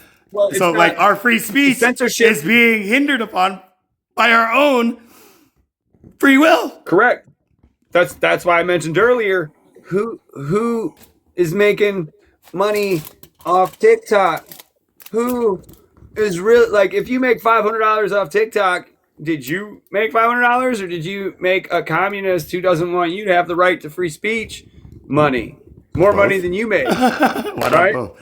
Like, you know, like let's say you made $500 in your 8 hours, but they as a corporation made a couple billion off of telling you what you can and can't say. And you happily obliged and took their $500. Like, how do you think that they profit off of that kind of censorship? They don't get paid every time they give a strike or like a ban or something on a. They get paid by the people that abide by their censorship, right? They got some wide margins, and they let people get away with some stuff, but they do have a double standard. There's women on here that show off their whole entire body parts through their clothing that make thousands of dollars just dancing around in their living room, but yet. Dude, not anymore. They can't do that kind of sheer thing like anymore, right? Like now they have to. I lost an account over speaking my opinion about spirituality. So to one of these like how's that women? Not a double standard? Right? I wasn't making TikTok $500 an hour, but this naked girl was, and still is. I lost my account, but if I'd have been making them $500 an hour, they might have let me slide some. Right? So it's what? I'm not sexy. It's just like, come on, man. Like we men have to like put some value back in like our own like self-image. But again, I feel you, Red. I say it's more for me aligned with like your other hypothesis on just like what if Jesus is the true CEO of TikTok and he's using this to come back and be like, all right, I've been watching each of your TikTok freaking accounts, all of them. Got it all on record, right? Got it all on record. I know everyone that you're trolling on and everyone that you're not trolling on. Don't fool me. Right? Every idle word, right? Every idle word, right? Like so. Yeah. I jokingly say that because like the first ban I ever got on TikTok was I said something in one of those lives where people whisper into their microphone and tap it with their fingernails and stuff, and they like scratch the microphone with their fingernail, right? Like the ASMR, right? It's like, what is this? Yeah, right. I typed in the chat something like, "I'd rather stick a nail in my ear," right? Like I don't understand you people, right? Like And boom, next thing I know, you're no longer allowed to type comments in live chats forever. And I was like, Forever? That's just like a little yeah, harsh. forever, dude. You know, I was like, what are you, Lord God? how Kicking me out of how Eden here? does, Just like, right, crazy. how's TikTok know it's gonna be around forever, dude? Like, what's going on? Okay, good point. Forever. Like, I was just, because I've been banned from places before, right? But none of them ever had the word forever there, right? So it was just, and so that, then I had to make another account and start all over. Yeah. So then I had to make another account because forever is forever, irrational dude. to me. So it's just like, yeah, I'll show you forever. I'm just going to make another account. And this is where I see TikTok just like, who does this person think they are? Do they really think we can't like track their IP address and clearly see that they don't take us seriously? Okay, let's see how much like they bite the hand that is like feeding them, or maybe not feeding them as much as it's feeding others. Right? So now here is the experiment. The people who cannot take like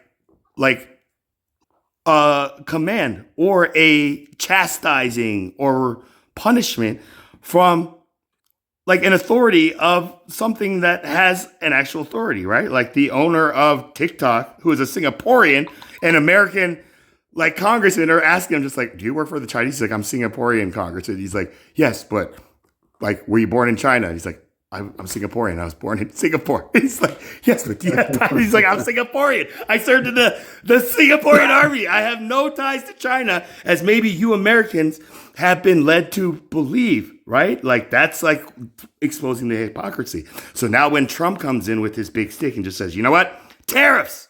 If you don't do what I say, taxes, taxes, taxes. And that is the thing that makes nations have to really submit. But once he's gone, what's going to happen? Reparations, probably, right? Well, like, so wait, what's going to happen? Some form of reparation where it's just like all these countries that were tariffed under Trump's thing, like, are going to be like, oh yeah, you know, like, if there's any weight to him saying he's ushering in the second coming of Jesus, right? If there's any weight to that, then that would add weight to the one world government. Affirming or a that's defaming if Christ, or detrimenting. It's dual pronged, right?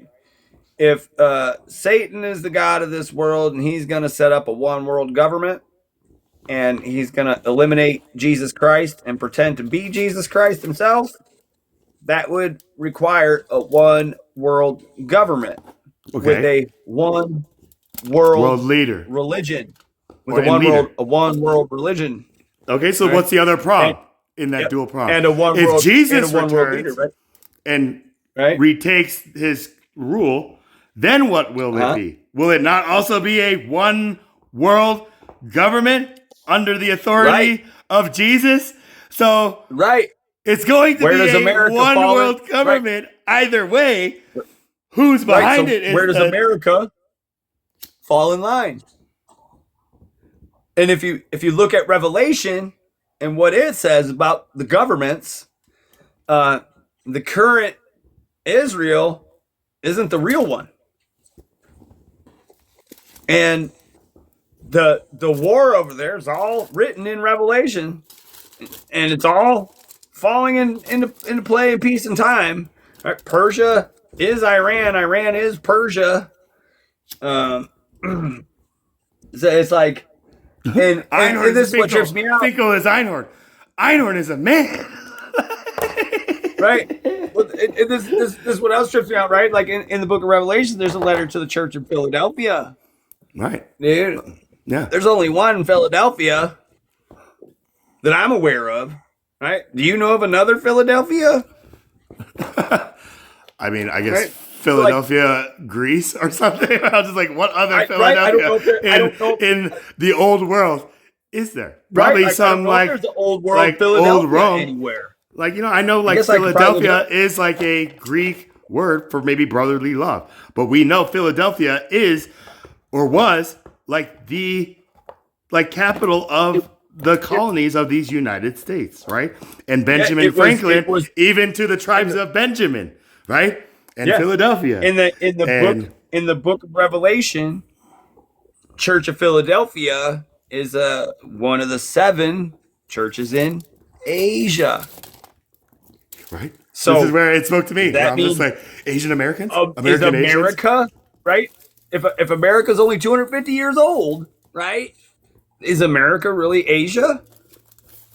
Because we're where Philadelphia is, and Philadelphia is one of the 7 churches, which puts a different like what happened between 1491 and 1776. It makes me think. Are we maybe led to believe that this is like Philadelphia, China? Is there a Philadelphia, China? We don't know. Right? Right? What if that's the case? Right? What if that's the case, dude? Dude, what if Jesus is freaking Chinese, bro, and we all been lied to? Hey, this is where the Seventh-day Adventist Church right. comes in. The Reverend Sung Young Moon, who started this Seventh-day Evangelist thing, where he said him and his wife are the second coming, and they created this like almost cult thing that was revered when he was alive, but then when he passed on, and it was like his predecessor or his, like, I don't know, whatever they call him, took over and did their own thing with it. It became dangerous, right? But again, like, yeah, Korean Jesus, like even in the movie 21 Jump Street, like Korean Jesus. I've never prayed before, so I don't even know how to. I don't even know if you just only handle Korean people's problems, but just like, I really don't want to mess this up. And then like, I see him just like, hey, stop bothering Korean Jesus. He busy with Korean shit.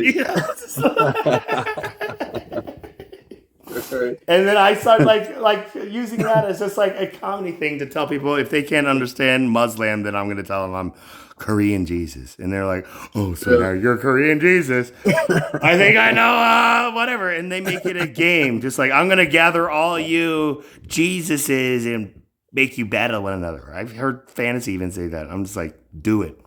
Do it. Do it. Like, so yeah. Do it.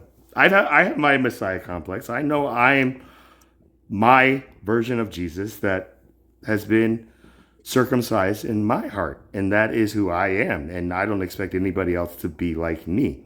I hope that they will be the way that they have been given, like snowflakes. When I hear people just like you're just a snowflake, I'm like, is that a diss? Are you trying to say you're a Korean snowflake?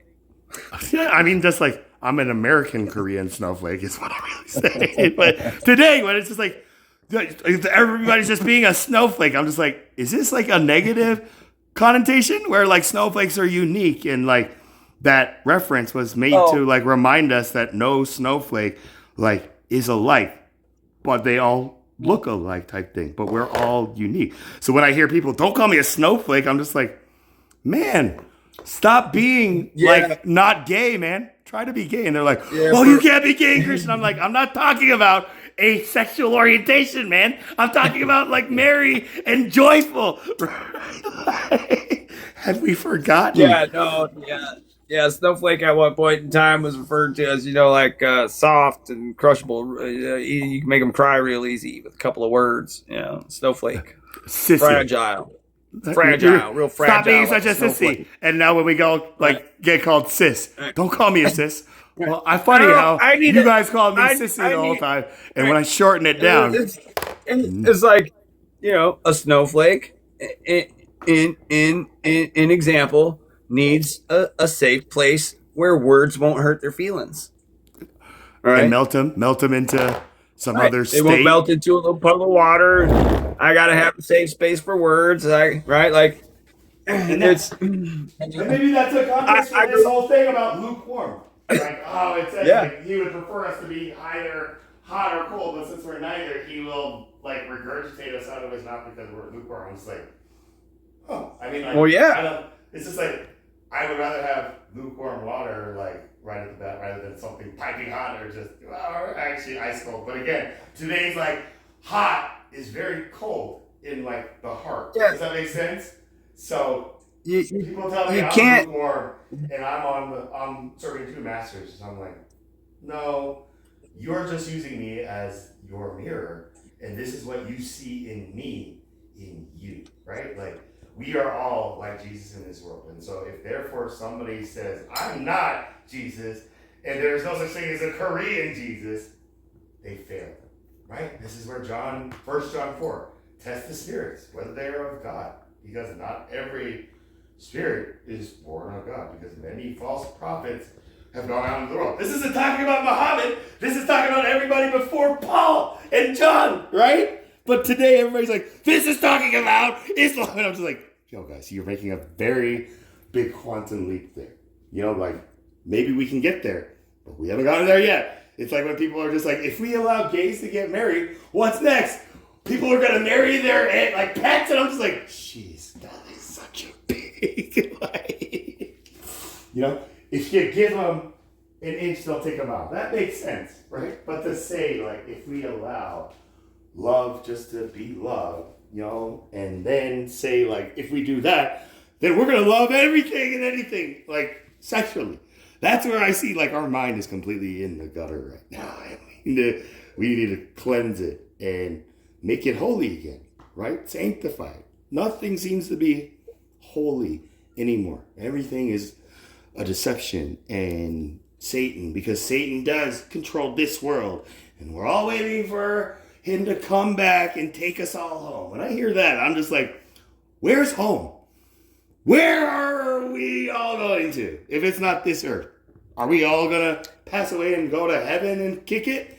Because that's where like a lot of like older rabbis will tell Christians, just like, then if you're so sure about your salvation, take a fast pass. Just go there right now. You know, don't wait. You're saved. Prove it. And then they say, oh, these Jews are evil, right? No, that's not what they're saying. They're calling us out on our tongue, because this is their scriptures, right? So if I think about it, when a rabbi told me, imagine having somebody tell you they know your like knowledge better than you and your people do, and ever will. Is that not a little offensive? I'm like, yeah, that's hell of offensive. Just like when I tell people I'm from Aurora and they're like, no. I'm just like, what do you mean, no? I can see how it's offensive, but like, if the words "thou shalt not kill" are in there, and you say you serve the God that says "thou shalt not kill," but you're out there killing, what? Well, how do you justify that by saying that the same God that said "thou shalt not kill," vengeance belongs to me, also said "go kill"? Like, don't you That's the thing. hear They're yourself not talk? Christians, right? They are Right, like, still a Semitic tribe, right? They are the right, Israelites, and, but then the Israelites. This is where but they have a common, but they're saying, like mantra, where it's just but like in eye their for an eye. but in You know, their like, but in their same in their same scriptures, their same God tells them that they're evil because they don't listen to him. So says who's evil? why would that make me evil for hearing his message and listening to him, and asking the people who say they're his and they're chosen not listen to him? Okay, well, Right. okay, to say you're the chosen people, but then you're not going to listen to the one who was like chosen by your Right. If the God. chosen people don't listen, if the chosen people don't listen to their own God, how am I offending them because I listen to their God? Right. It's only offensive when I would say we tell them you're wrong or you are evil. I think that's when it becomes like a line drawn in the sand, right? But if we just sit down, walk that extra mile, and like ask them, just like, you never read the New Testament. There's like YouTube, like creators who have a following, like they're like Jews for Jesus, and they go around like Israel asking just like Jews who are like Generation Z, just like, like you still don't like read the New Testament or haven't read the New Testament. Why? And you know what one of them said? Because I know what it says. Oh, really? What does it say? It says that it's all our fault and that we killed like they're like Messiah, but he's not, like that thing. It's just like, I know what it says. It's all our fault and we're the bad guy. I don't need to read it. He's like, I think that you do need to read it because it doesn't say any of that in the New Testament. Yeah, it doesn't say that. It says it's all Jesus' really? plan. He's like his reaction is like, really? Like, yeah, prove it. Yeah. It's like, well, right here. It's like there is no Jew nor Gentile. It is all now a circumcision of the heart. Like, you got to read this book, and then it's a beautiful thing. But the people who then are awakened, they're like, you know what? I've never been approached and shown it that way. So thank you. And then hopefully they will go with God and realize what this person did. One of theirs did for not only just them, but for everybody, right? Including the Arabs, who probably didn't even know they were part of this. Remember, Ishmael was a son, orphaned essentially, right? He was raised not by a father, and nor was he like his younger brother Isaac, who had a direct relationship to their father Abraham type thing, right? So when I hear the Arab people just saying Allah is not a father, he does not beget nor is begotten, I can see this as maybe their pain still from being separated as, oh, the Israel or the descendants of Isaac are the chosen ones and we're wiped out. When we hear or heard Jews just say Abraham's only begotten son, just really? His only? When I read that and I was Ishmael came before, I was who are all these people saying he only had one begotten? I'm these people are the liars type thing, right? And then I think about Moby Dick. Call me Ishmael, the whale, the great whale, Jonah and the whale. I never read Moby Dick, but I know the first line is call me Ishmael. That's the only time I've ever heard that thing before. So I started seeing these connections that I never saw before. Not because I was resisting seeing them, but because I wasn't looking for them per se. And so this is where I realized God's timing is perfect. And when we try to rush that on this earth, and maybe even as some rabbis would tell those gung-ho Christians who say they are saved and the Jews are the ones who are condemned because they don't accept Jesus as God. They're just Jesus is God? Okay, run that through me. And when they are explaining or hearing the explanation, they're well, it says in the beginning was the Word, and the Word was with God, and the Word was God. Jesus. It's okay, why are you calling all this violence against my people? Right? Yeah, I heard a rabbi, man, Freeman, just say if Christians love Jesus so much, why don't you just let him be in peace? Why try to cause all these conflicts on the name of Christianity, right? That's the thing. And then when it's announced by, Marco Rubio or whatever, that anybody in America who is saying Christ is king is being anti-Semitic, right? Now, here's an infringement of a freedom of speech, right? Anybody who says Christ is king is now going to be considered a thought criminal. This is the classification, thought crimes, right? And unorthodox belief that is against the accepted society's agreement. Does that make sense? Have you ever heard of thought crimes, thought criminals? This is the new thing that is driving the left kind of berserk.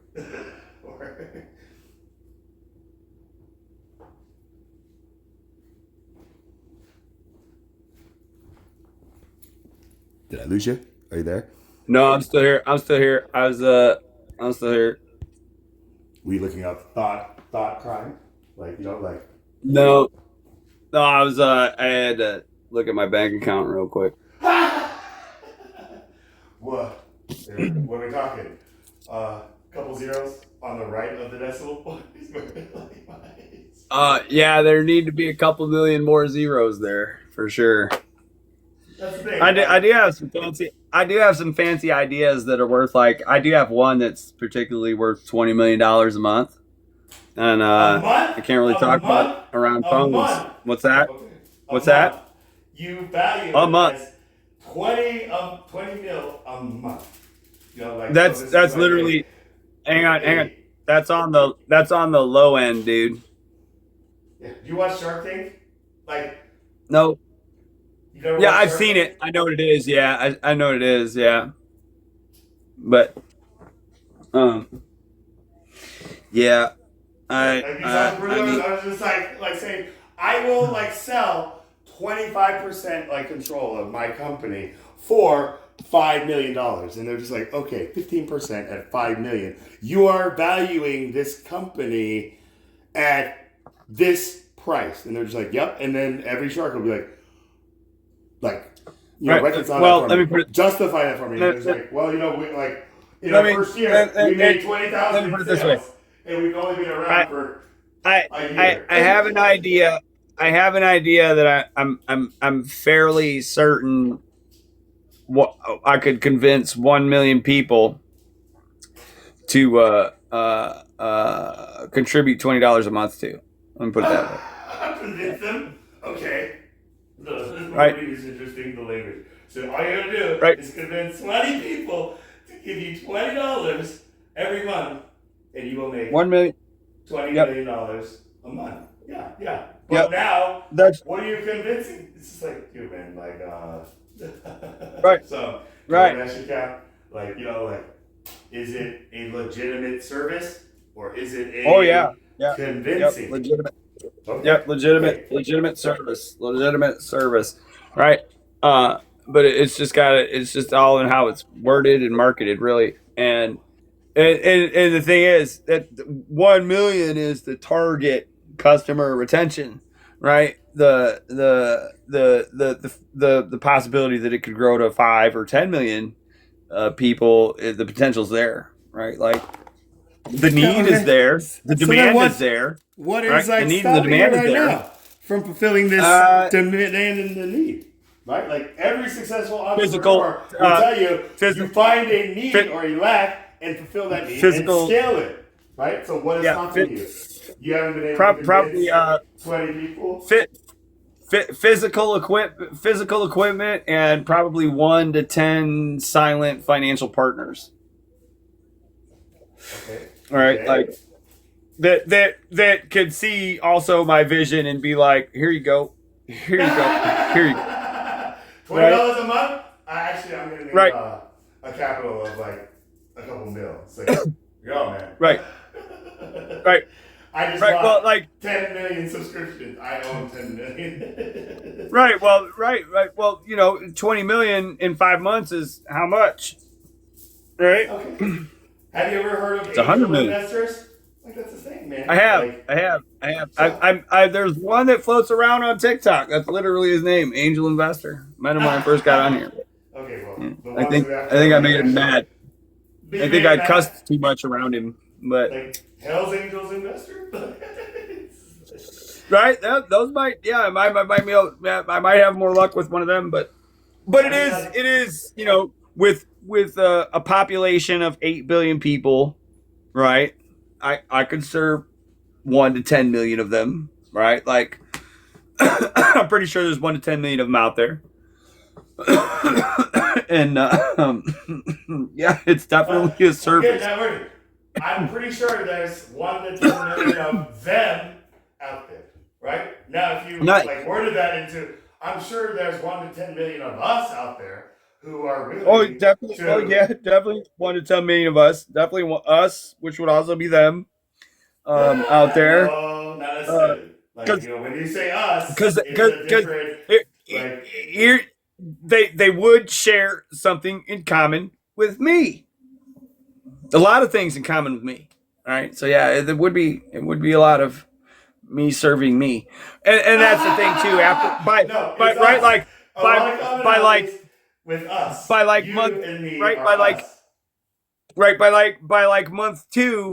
month 2 or 3, I do like the floodgates to my philanthropy would be wide open too, right? So it's like that's the philanthropy. start, right? Day It's two.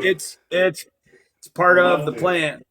Okay. Right, like, because dude, I can't just take from my countrymen. I'm required. It's my duty to give back. Right. So like, if they'll permit me to make these types of profits, dude, like it's my moral obligation to create good with it, co-create good with it, and make sure it's perpetual. That it'll keep going long after I die. Right. Like it's foundational kind of stuff, but the benefits. Who is it going to benefit? It's going to benefit orphans and widows, my guy. Everyone plus orphans and widows. Well, Right? I'm already out of that target demographic. I'm neither an orphan nor a widow. So it's like already you've lost the Well, potential. you're still included because you're fellow American. Right? Oh, okay. That's how it's still grafted. You're You part said of that, you're yeah. part of Okay. you're almost you're lost part me. of the you're part of the republic I pledged my allegiance to. To which it stands, right? One nation under God. Under God. Not under one world government. Under one. Well, if the God of nature is the God of Abraham, is the God of the Bible, is love, one nation under love, I can't see much wrong with that. Right. Under light, under good. Yep. Right? Like under love and in with truth. liberty, which we already established, like in Isaiah, like liberty is where the Holy Spirit is, or Luke, Mm-hmm. right? So here's that connection. So then, yeah, our Pledge of Allegiance is a covenant that we have been kind of like conditioning to understand, but then maybe we like choose to reject it as we get older and just say like it is not truth. It is not life. I'm not sure if it's Washington's flag idea or if it's just a flag he flew, but there's a white flag with just a pine tree on it. Are you familiar with that? No, I know the white flag of just like surrender, but not one with like a pine tree that George Washington raised. Okay. Yep. No. That's rumor. I have to double fact check it, but on whether or not Washington flew it. But I'm pretty sure it's referred to as Washington's flag. But it's also known, right? What's the shape of a pine tree? Generally. Are you talking about the state flag of Washington or President Washington? George Washington. George Washington. Yep. Let's see. George Washington. Images. Right. Okay, an appeal to heaven. Washington's. That's it. Yep. Okay. Because it's shaped like a pine tree, right? It's pointing up to God, right? Like when the trees grow towards the light, right? Towards the Creator, right? The sun. I guess you could see that deep. I see a tree. So yeah. Okay. So the flag of the U.S. state of Washington. So the state of Washington consists of the state seal in the center featuring a portrait of George Washington placed on a field of dark green. It is the only U.S. state flag to feature a green background and the only one with the likeness of an American president. The design okay, that's not it. So this was what? The heaven. That's the Washington state flag. Appeal to heaven? Yeah, like an appeal to heaven. Washington's appeal to heaven flag. Okay. The appeal to heaven flag, also known as the Washington's Cruisers flag, features a green pine tree on a white background with the motto, quote unquote, an appeal to heaven. Commissioned by George Washington in 1775, before we started our Revolutionary Battle of 1776, it was a profound symbol of colonial resistance. The resistance, right? The flag was designed by Colonel Joseph Reed, who served as Washington's military secretary. Its first use was originally flown in October 1775 on 6 schooners, including the Lynch and Franklin, that Washington commissioned as part of the Continental Army's naval fleet to intercept British supply ships. The Massachusetts Navy officially adopted it as their naval flag in April 1776. John Locke's influence, the phrase an appeal to heaven, comes from English philosopher John Locke's second treatise on government, 1690. Right to rebel, Locke argued that when citizens are stripped of their rights and have no earthly authority left to appeal to, they have the right to appeal to a higher power, God, to justify their rebellion against tyranny. The flag signified that the colonists had exhausted all peaceful, legal appeals to the British king and were seeking divine intervention in their fight for justice and independence, right? In the Declaration, it's like, let it be known to a candid world. Here are the list of grievances to the current king of England. Just like he's just ignored us. He doesn't come visit us ever. He just wants our money, right? Like if you compare what they were like to their complaints, you could literally replace the King of England with United States Congress. Right. Like it's a Mad Lib at this point, right? It's a mirror, dude. Like they're begging us to write a new Declaration of Independence. Not write a new one, but exercise it. The Declaration clearly states when like all they like, become you know, tyrannical. Right, like it all like leads to like depositism and just like all this thing. Then it is our right, it is our duty to overthrow like such as like governments and replace them with like institutions that we feel more like, you know, beneficial for the future. But it also says governments long established shall not be like changed for light and transient causes. Right. So here is right. So what does that mean? Yeah, I'd say if the language in the first declaration matches the behavior of the current administration, I'd say that's more than light and transient causes. I'd say that's exact same causes. Like right, if Congress, if current administration is doing what the King of England was doing, that they severed themselves from with that declaration. That was the joke on the Daily Show when John Stewart was like, when we in America hear the King of England currently tell American Congress, like, yo, man, we got to straighten up. We're in trouble. Right. You guys are getting a little reckless over here. What are you guys doing, man? Like, yo, man, our president is now the king. And this is like the president. You know, it's like things have gotten flippy-floppy, right? So, yeah, you're absolutely right. It's been mirrored. It's been mirrored now. Like, you know, like... Yeah. They're mirroring. Yeah. It's funny to see King Charles come over and be like, "Hey, you guys better settle down," right? Like, way to go, little brother. Like, he was a king raised to be this king, right? Like that's the thing. Trump was an entrepreneur. He's a businessman, right? So this is a king reminding a businessman and like his like cabinet, like you know, government, like yeah, you guys like emancipated yourself from my ancestors' monarchy, but I'm not your enemy. I'm not your oppressor. I am your family now, right? And we should remember that we are like cousins at this point. We're not like an enemy trying to like reestablish our kingdom against the West and you know type thing. Right. Have you ever heard like "Long Live Britannia" and the sun never sets on the British crown? Excelsior. No.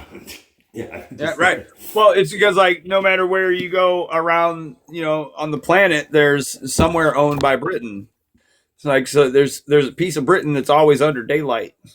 Right. It's an empire. The empire. Yeah, right. It's an empire. Right. But are we the freaking the rebellion? I don't know, man. Well, well, no, because what you would think, right? But like, sure, if history is accurate, yes, but if we're being lied to about our history, no, right? What if the British really won?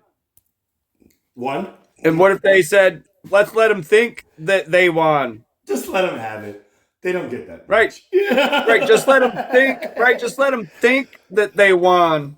Let kids be kids. You know, they think that they're a superpower. Just like we since the beginning if you look of at time. Well, if you look at like language, law, power, Did you legislation, hear that? Right? What is the American language? It's like English. It's like no, that's England's language. What is American language? English. Right, well, there's no, like America doesn't have its own language. That's the irony of Americans saying this publicly to anyone else. It's like, speak our language. It's like, that language is not your language. Right? It's actually England's language that you adopted as Americans and like put your own twist to it. But to say English is America's language is like a word crime, like the Weird Al song. If you can't write in the proper way, you know, it's like you're like, you know, like again, like word crimes are a whole different, like. Well, I think right. Well, it's American law was established and written in the King's English. That's why they say English is the American language, right? Because what's the Declaration of Independence written in? What's the Constitution written in? Right, but right? It's the short way to say that, just like English is the American language, and then like hearing somebody from England just being like, "No, it's not." Be like, "You're wrong, you Britannia, you redcoat, you." Right. I'm not saying it's the First Nations language. I'm not saying it's Native American language. I'm not saying it's Cherokee or Choctaw or Cheyenne or Apache. I'm saying the United States Constitution is written in the King's English because it's what the founders spoke. Yeah, you know, like right. It's what the framers. They didn't speak what the framers Arabic. Spoke. They didn't speak Chinese, but they knew Some people who Some spoke these languages, right? They didn't like dismiss anybody who spoke a foreign language. I'm pretty sure that George Washington was familiar with the Quran and I think had one. So it's not something they weren't aware of. Yeah, right? No, I found out that like a lot of the majority of slaves at that time of slavery were Muslims who followed the Quran, and they had like their own holidays, right? Like Ramadan and stuff like that, that they then had to create their own secret communication to like be able to do their godly like obligations and also not piss off their slave taskmasters at that time. Right? And so when I hear Americans today say just like Islam didn't even come into America until like 9/11, I'm just like, you do not know American history type thing. So like, again, like during Black History Month this last year of February, like on the History Channel, they ran an ad just like, did you know like Black history like was very like prominent with like Islam because this was the faith, just like, you know, yeah. But they weren't the ones who like were the extremists who say just like, no, go after them and take an eye for an eye, right? Let me ask you this about American history and Black American history. From a yellow man's perspective? Yep. Can you type John Brown abolitionist into your search bar? Is this something I'm gonna want in my search history? That's it. No, I'm just kidding. John. Oh yeah, you won't get arrested for it. You won't get arrested for it. Yeah, because I'm the arrestor. But again, I'm just saying. Okay. It's a safe legal search. This is your ancestor? This is the Brown ancestor that you're referring to? Uncle John Brown. Yep, Uncle John Brown. Uncle John Brown. Great uncle. Yep. Great uncle. 1859, Charlestown. I think it's great times 4. Right? Yep. Charlestown, West Virginia, Torrington, Connecticut. 59. Kansas City. Yep, Kansas City massacre. Abolitionists of what? Slavery? Yeah, the Civil War. Okay. What did John Brown do as an abolitionist? John Brown was a radical abolitionist who believed armed insurrection was the only way to destroy slavery in the United States. This was the founding of Republican Party. Anybody who called themselves Republicans in this time were saying they are against slavery. They are abolitionists. So unlike pacifists of his era, the Whigs, or whatever they call themselves, he financed and led militant campaigns, most notably the 1859 raid on Harper's Ferry to ignite a nationwide slave revolt. Brown's actions as an abolitionist evolved from assisting enslaved people to actively fighting pro-slavery forces. Underground Railroad conductor For over a decade, Brown ran an important station in Pennsylvania, Church of Philadelphia, and New York. His homes provided food, shelter, and concealment for hundreds of enslaved people escaping to Canada, allowing probably people like Harriet Tubman to do what she did, right? League of Rectamundo. Gileadites. In 1851, following the passage of the Fugitive Slave Act, he formed a militant organization designed to protect runaway slaves from being captured by federal authorities. The Django thing, right? Bleeding Kansas, 1856. After moving to Kansas Territory to ensure it entered the Union as a free state, Brown led violent retaliations against pro-slavery settlers. This included the Potawatomi Massacre, where he and his followers executed 5 pro-slavery men in response to attacks on anti-slavery towns. On October 16, 1859, Brown and 21 followers, including 5 black men, seized the federal armory at Harper's Ferry, Virginia, now West Virginia. His goal was to distribute weapons to local enslaved people and to spark a massive liberation movement across the South. The raid failed, and U.S. Marines led by Robert E. Lee quickly captured him. Brown was tried for treason against the Commonwealth of Virginia, found guilty, and hanged on December 2nd. Okay, so this wasn't natural causes. Yep. Like, right? Yep. Okay, so his radical actions and impassioned trial speeches polarized the nation, cementing his legacy as a heroic martyr in the North and a dangerous terrorist in the South, and ultimately helped trigger the American Civil War. Wow. What were his last words?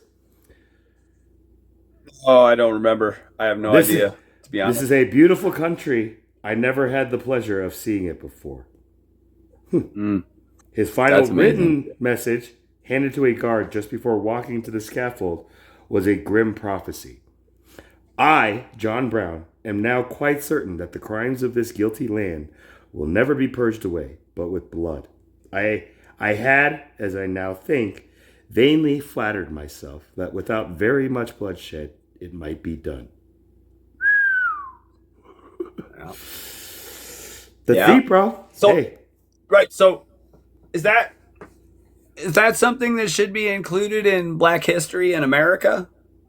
I mean, there is no Black history. It's all American history. So I think this should Is it just American history? In American history that ties in Black and white history together, right? This is like an example of when white America was sided with a Black America that was being enslaved by brothers. The War of Brothers and like cousins and stuff like that was what the Civil War was called. Like brothers against brothers.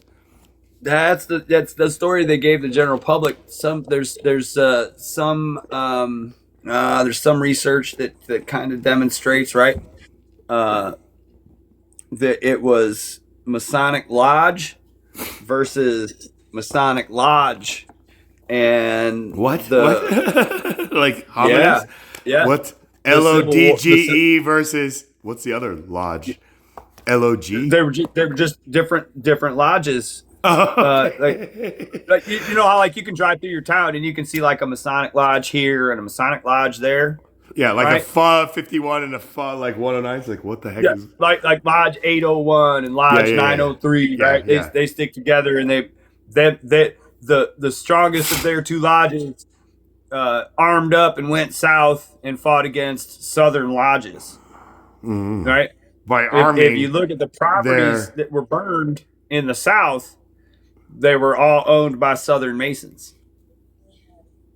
Enslaving Southern Masons who essentially weren't living out like I guess like the practices of Masons at that time, right? Masons were meant to be like a liberated they tried to make it look like they tried to make it look like slavery was the reason, but in reality it was a power and a land grab from the Northern Lodges and the Southern Lodges. Like the Northern Lodges had wanted to literally control the Southern Lodges.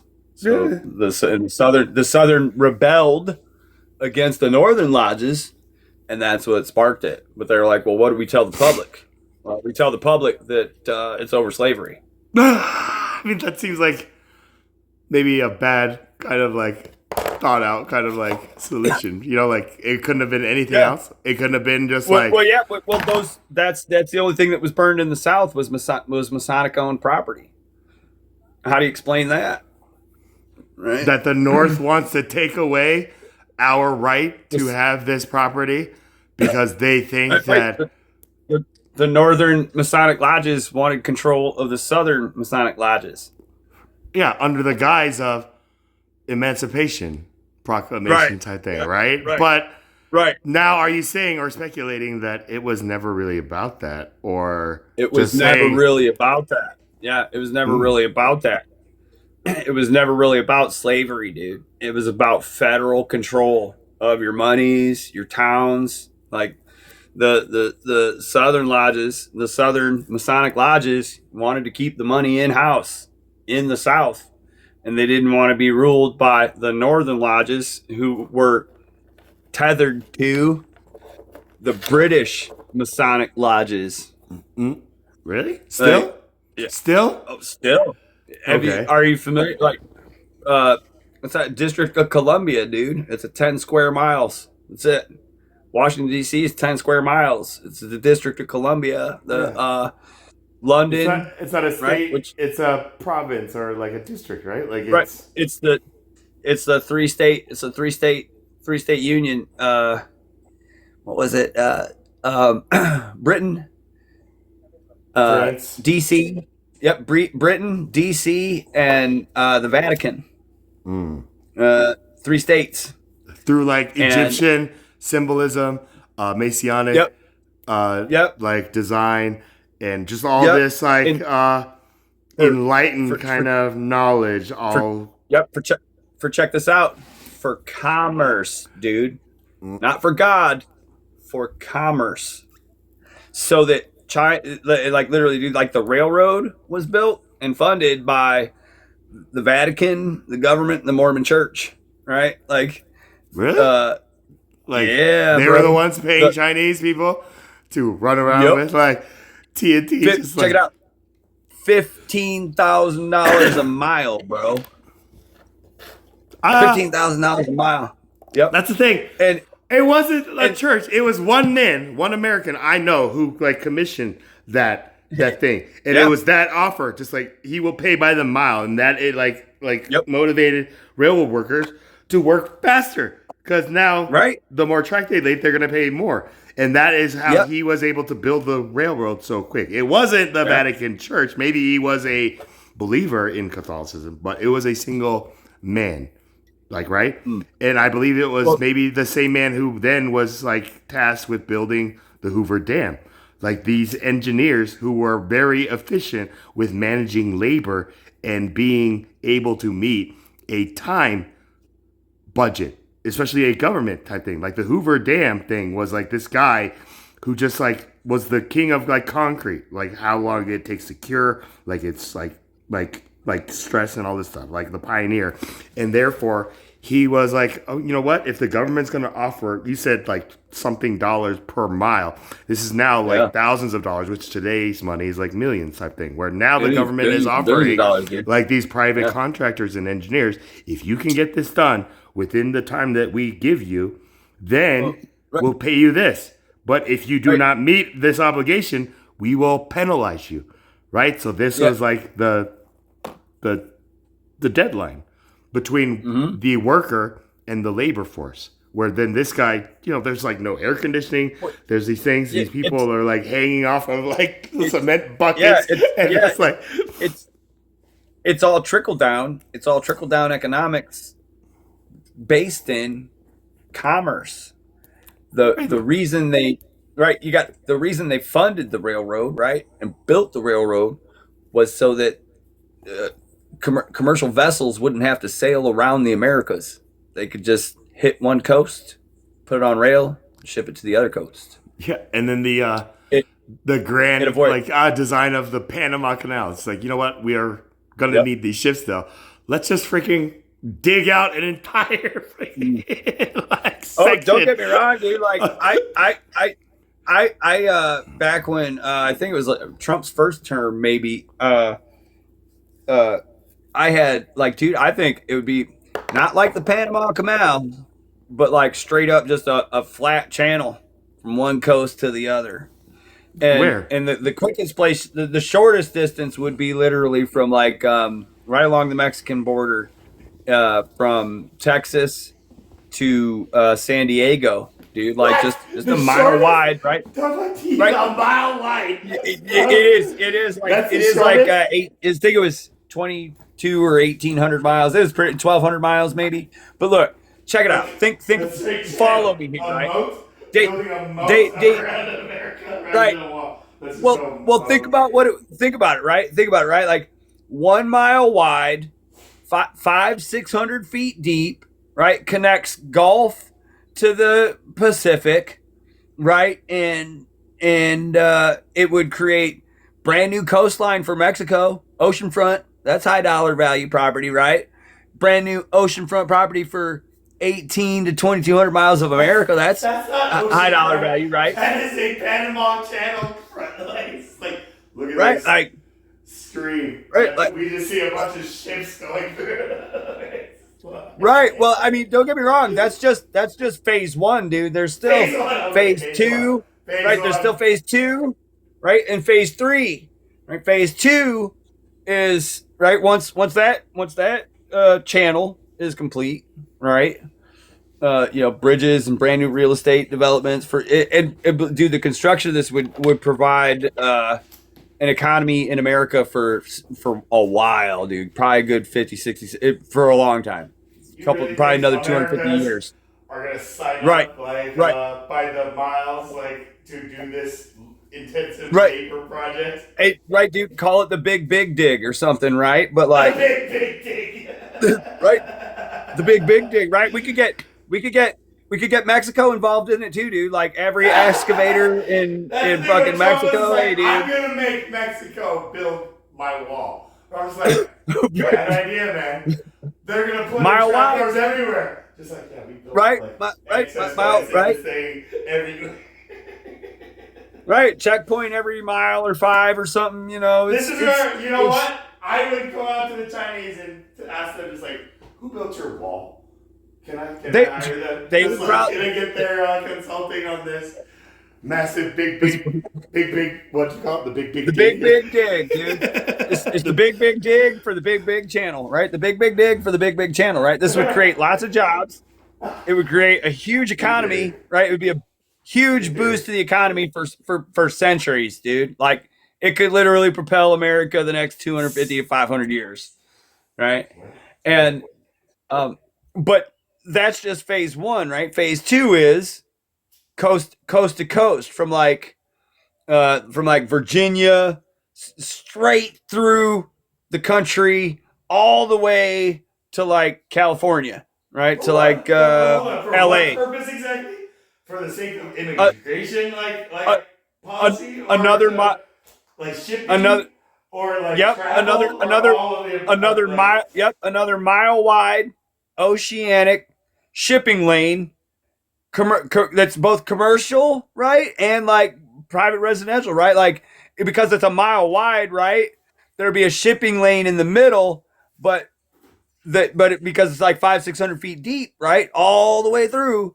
It would keep the ocean level, right? This would also be to prevent the oceans from rising, right? We need new channels need new places for the ocean to go, right? so all the brand new life, like drop, right? That's probably going to have some kind of like biological like consequence, like when the water level of the ocean is like lower because these channels. Oh no. Well, we're playing on the global warming, right? We didn't even say that. Globe is heating up. We have to introduce that climate change is right. The globe is heating up. The ice caps are melting. The ocean. So if the oceans are rising, we got to give them a place to go, anyways. Okay. Right. So it's this utopian scenario where Republicans believe in climate change. Then we will do. Right, so phase two is the mile wide channel from coast to coast in the middle of the country. I right? would say phase one is like establishing that climate change is real, and that's why we have to do this. Yeah. I would say that's the real phase one. After that,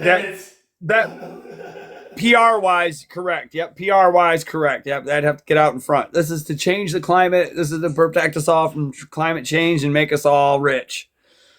Right, like two birds, one stone. This is where I think we are already way behind because there are things called ghost cities in China where they are like cities that are fully built, but there is nobody living in these cities. It is for the projected population growth of China, right? And also, in case of some kind of world like disaster event that will end up displacing populations, if they have to be displaced in China, China is preparing to be able to like harbor them. But America doesn't seem to be planning the same way. So when I like then think about movies like 2012, where China is the country that was where these like arc ships were being built that only the rich one percenters knew. I don't know if you've seen that movie, right? But it's like this whole thing with China. So we think China is an enemy. Like they've been around longer than this new world that we know. Yeah, that's what I was saying. They've got like a 10,000-year history, pretty sure, written, right? Yeah. They're not even, yeah, that's the thing where, yeah, like that's older than Samaria. That's older than Egypt. That's older. That's the oldest, right? They're the oldest civilization. That's why I was like, they were around when Egypt and Rome were at their peak, but Egypt did not go China. China did not do any commerce or trade with Egypt. They used Rome as the middleman, right? It was Rome that brought silk from the east to. Well, right. Like, what's the Silk Road? Where did that go? That went Rome through India to China, right? Yeah, because China was the one who had silk, and they guarded how they made it until somebody found out that it comes from insects, silkworms, right? That China was farming to produce this thing. And Chinese porcelain, once England found out how Chinese made porcelain, then they established their own version of porcelain that in the art world is not as valuable as Ming Dynasty porcelain, but they do hold value. But they're called British porcelain as opposed to ancient Chinese porcelain. You know? Oh yeah.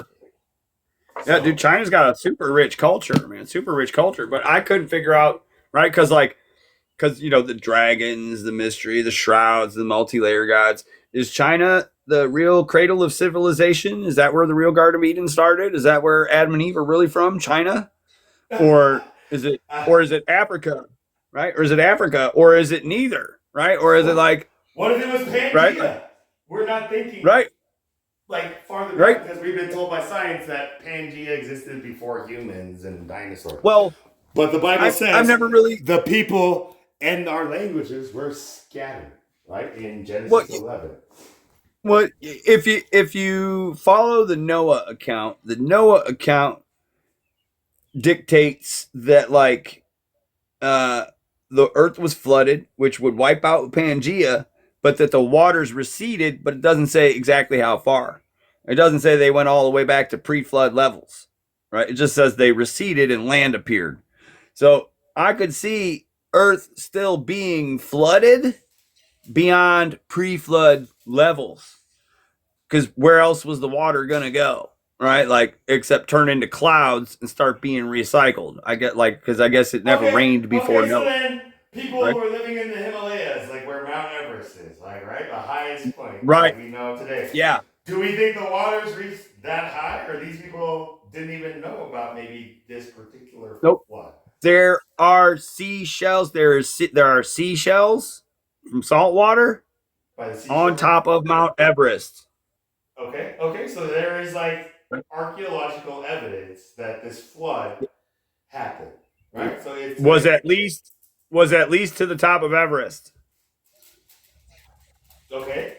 Now, when the waters receded, you're saying maybe Pangea, you said did this happen before or after Pangea broke up into the continents? Right. I don't think it broke up. I don't think it broke up and slid apart. I think if you drain the like if you like hypothetically lowered the oceans like 1,000 feet, you'd have Pangea again. That's why I say Earth is still flooded, and we live on mountaintops. See, like that theory is more of like the Bering Strait, where if the waters receded like 500 or a 500 mile, feet, like right? we will 500 see feet. There'd be a land land bridge. that connects Yep. Alaska to Asia, and this is the Right. next projected supercontinent, Amasia. Have you ever looked up Amasia? Right. I could see it. And that is a very big threat to humanity if that is what's going to happen. If all of a sudden Africa is flooded and now underwater, and the only land masses are China, Europe, and America, where are all the African people, all the South American people going to be displaced? Does that make sense? So when we are still fighting about like reestablishing control over our borders, that's backwards. There aren't supposed to be borders, right? Like, yep.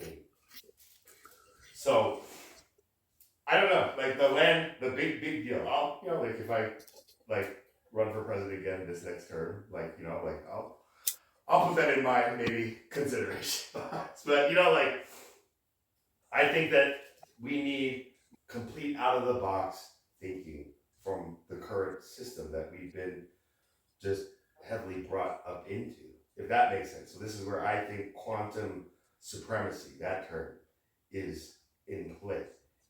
Quantum computing. This isn't necessarily like machines, but human consciousness processing information. Qubits is what they call it now. Like a qubit was the measurement building the ark. Like, Yeah. a qubit Yeah. as a man's like arm, like Nope. It's elbow to middle fingertip. Yep. Look, I'm just like, why did they just say that, man? An arm and a half. Right. Just like, Right. why Arm a and a half. cubit with a C and now a cubit with a Q? Which one is it? Right, and think about how different qubits were, dude. Right, like if you're 8 foot tall, your elbow to fingertips a little different than if you're 5 foot tall. Right. It's just we have to reestablish. Right. This is when like the metric and the standard. Yeah. Right. There's the little cubit and then the cubit. Right. Got the big qubit. Yeah. Right. Yeah. So after Trench 3, after Phase 2 is built coast to coast in the middle, then there's the final and third, which would be the one that is between United States and Canada, right? But that one would have to go around the Great Lakes, so it protects the fresh water, right? But that one could probably just be a little further north in Canada, mostly in Canada, right? Because got to protect the fresh water of the Great Lakes there. But remember, Canada is still Britain, right? So right. in a tough position hearing Americans and England like quarreling type thing. It's like, who do they side? Type thing. Yeah. I mean, I could see why Trump is all like, be my 52nd state, be my 53rd state, be my 54th state. Everybody should just be America. Right. Trump! Everything should just be Trump's America. That's the thing where it's just like, okay, man, we don't need to put your name on freaking everything, dude. Right. Well, I mean, it doesn't necessarily got to be Trump's, but don't get me wrong, man. I do kind of think the Canadian border and the Mexican border are stupid. Right. Okay, so then what did you think of his idea for revamping the Gaza Strip? Like, we're gonna completely gentrify it. You didn't use that word. Right. We're gonna make it the hottest place in the world. People are gonna making money hand over fist, and it'll sustain the economy for centuries. Like, come on, guys. Why not? And bringing in Jesus. It's a win-win. I think Biden would never do it. I think my big dig would be better for the American economy than tiny little Israel. No, this is the Gaza Strip. Right? It's not. Right. The Gaza Strip. It's not 1,800 miles, right? Which is more which is more land, right? The stretch between the Gulf of Mexico, I mean the Gulf of America, I mean the Gulf there in Texas, and San Diego, which I think is 1,800 miles, or the Gaza Strip, right? If they think of how many oceanfront properties, good real estate, right? So if there's 1,800 miles on the U.S. side and 1,800 miles on the Mexican, that's like 2,600 miles of brand new oceanfront property. Well, now you become an island, right? Mexican is now like an island. Right? Yeah, Mexico, South America would be more of an island then. Yep. Then they'd be an island nation. I don't know, dude. If they sat down, dude, I bet if you really crunch numbers, dude, that could probably boost the economy for centuries. And who knows what kind of cool stuff they would discover during the big dig, if you start in the middle and just start excavating down to below sea level, right? And then you just go mile wide, 500 feet below sea level from like a race, one side to the other. And then, all in the same day, it'd be a big, huge event. You just blow the wall up and boom, watch the ocean meet in the middle. And then from there, dude, sea life would do what sea life does. Flapping. Oh, I was like, oh man. Right, dude. We knew it'd be a tidal wave and then these a are little collision, right? Of the big dig. We already for this. More food for everybody here. Go to Red Lobster because it's going to be free shrimp night for everybody for centuries. This period of draining the ocean. Hey, there might be some sharks and some whales that have a few WTF questions of their own, right? But just I can't breathe. What's going on? Help me! Why is it so hot outside all of a sudden? Right, guys. Yeah, I mean, okay. Again, but it's an idea, right? But it's an idea. Maybe in the future. I don't know. But that's the thing, though. What it does is promote what I thought you were really resisting, commerce and just this capitalism and just this drive for wealth and currency and all that stuff. Yeah. Right? So how would it would be good for change all that? You think Jesus, when he comes back and he's just hey man, I heard about your big dig, Red, and I just want to say, how cool would that be? Or do you think how cool would that be? Really, Red? All right, how cool would that be? How cool would that be? And then he's gonna be hey, check this out. He's gonna be yo, check this out. You don't even got to use excavators. Look, I'm gonna hook you up. Just go over there and command it. Forget oceans, meet in the middle. I'm gonna turn the oceans into wine. I'm just gonna have all you drunkards drink all this ocean water out of it. Let's see how thing. That's the thing where I see him coming back and just being look, no more money. Yeah. There is no government except for what I established. And anybody who is not with me is against me and will be banished to the hottest place that we know of at that time. Yeah. Right? I mean, if it's invest in sunblock, SPF 3000, Right. If it's right, if God is love and his son is the truth and love's whole plan is that we be conformed to the image of the truth, then who could stop that from happening? Woo. Yeah, I mean, Trump, maybe he thinks it is. They're gonna try. I mean, he's right. Satan's gonna try to intervene and get us all to be conformed to his lies, but in reality, dude, Kingdom of God, a Trump resort. Oh yeah, right. Dang, he got his name on everything. I guess that's what Revelations meant when it said sound the trumpets. Trumpet. Yeah. Yeah. I don't remember. That's a meme. That's a meme. Maybe that will go viral. Just the kingdom of heaven on earth. A trumpet. Right. A Marriott.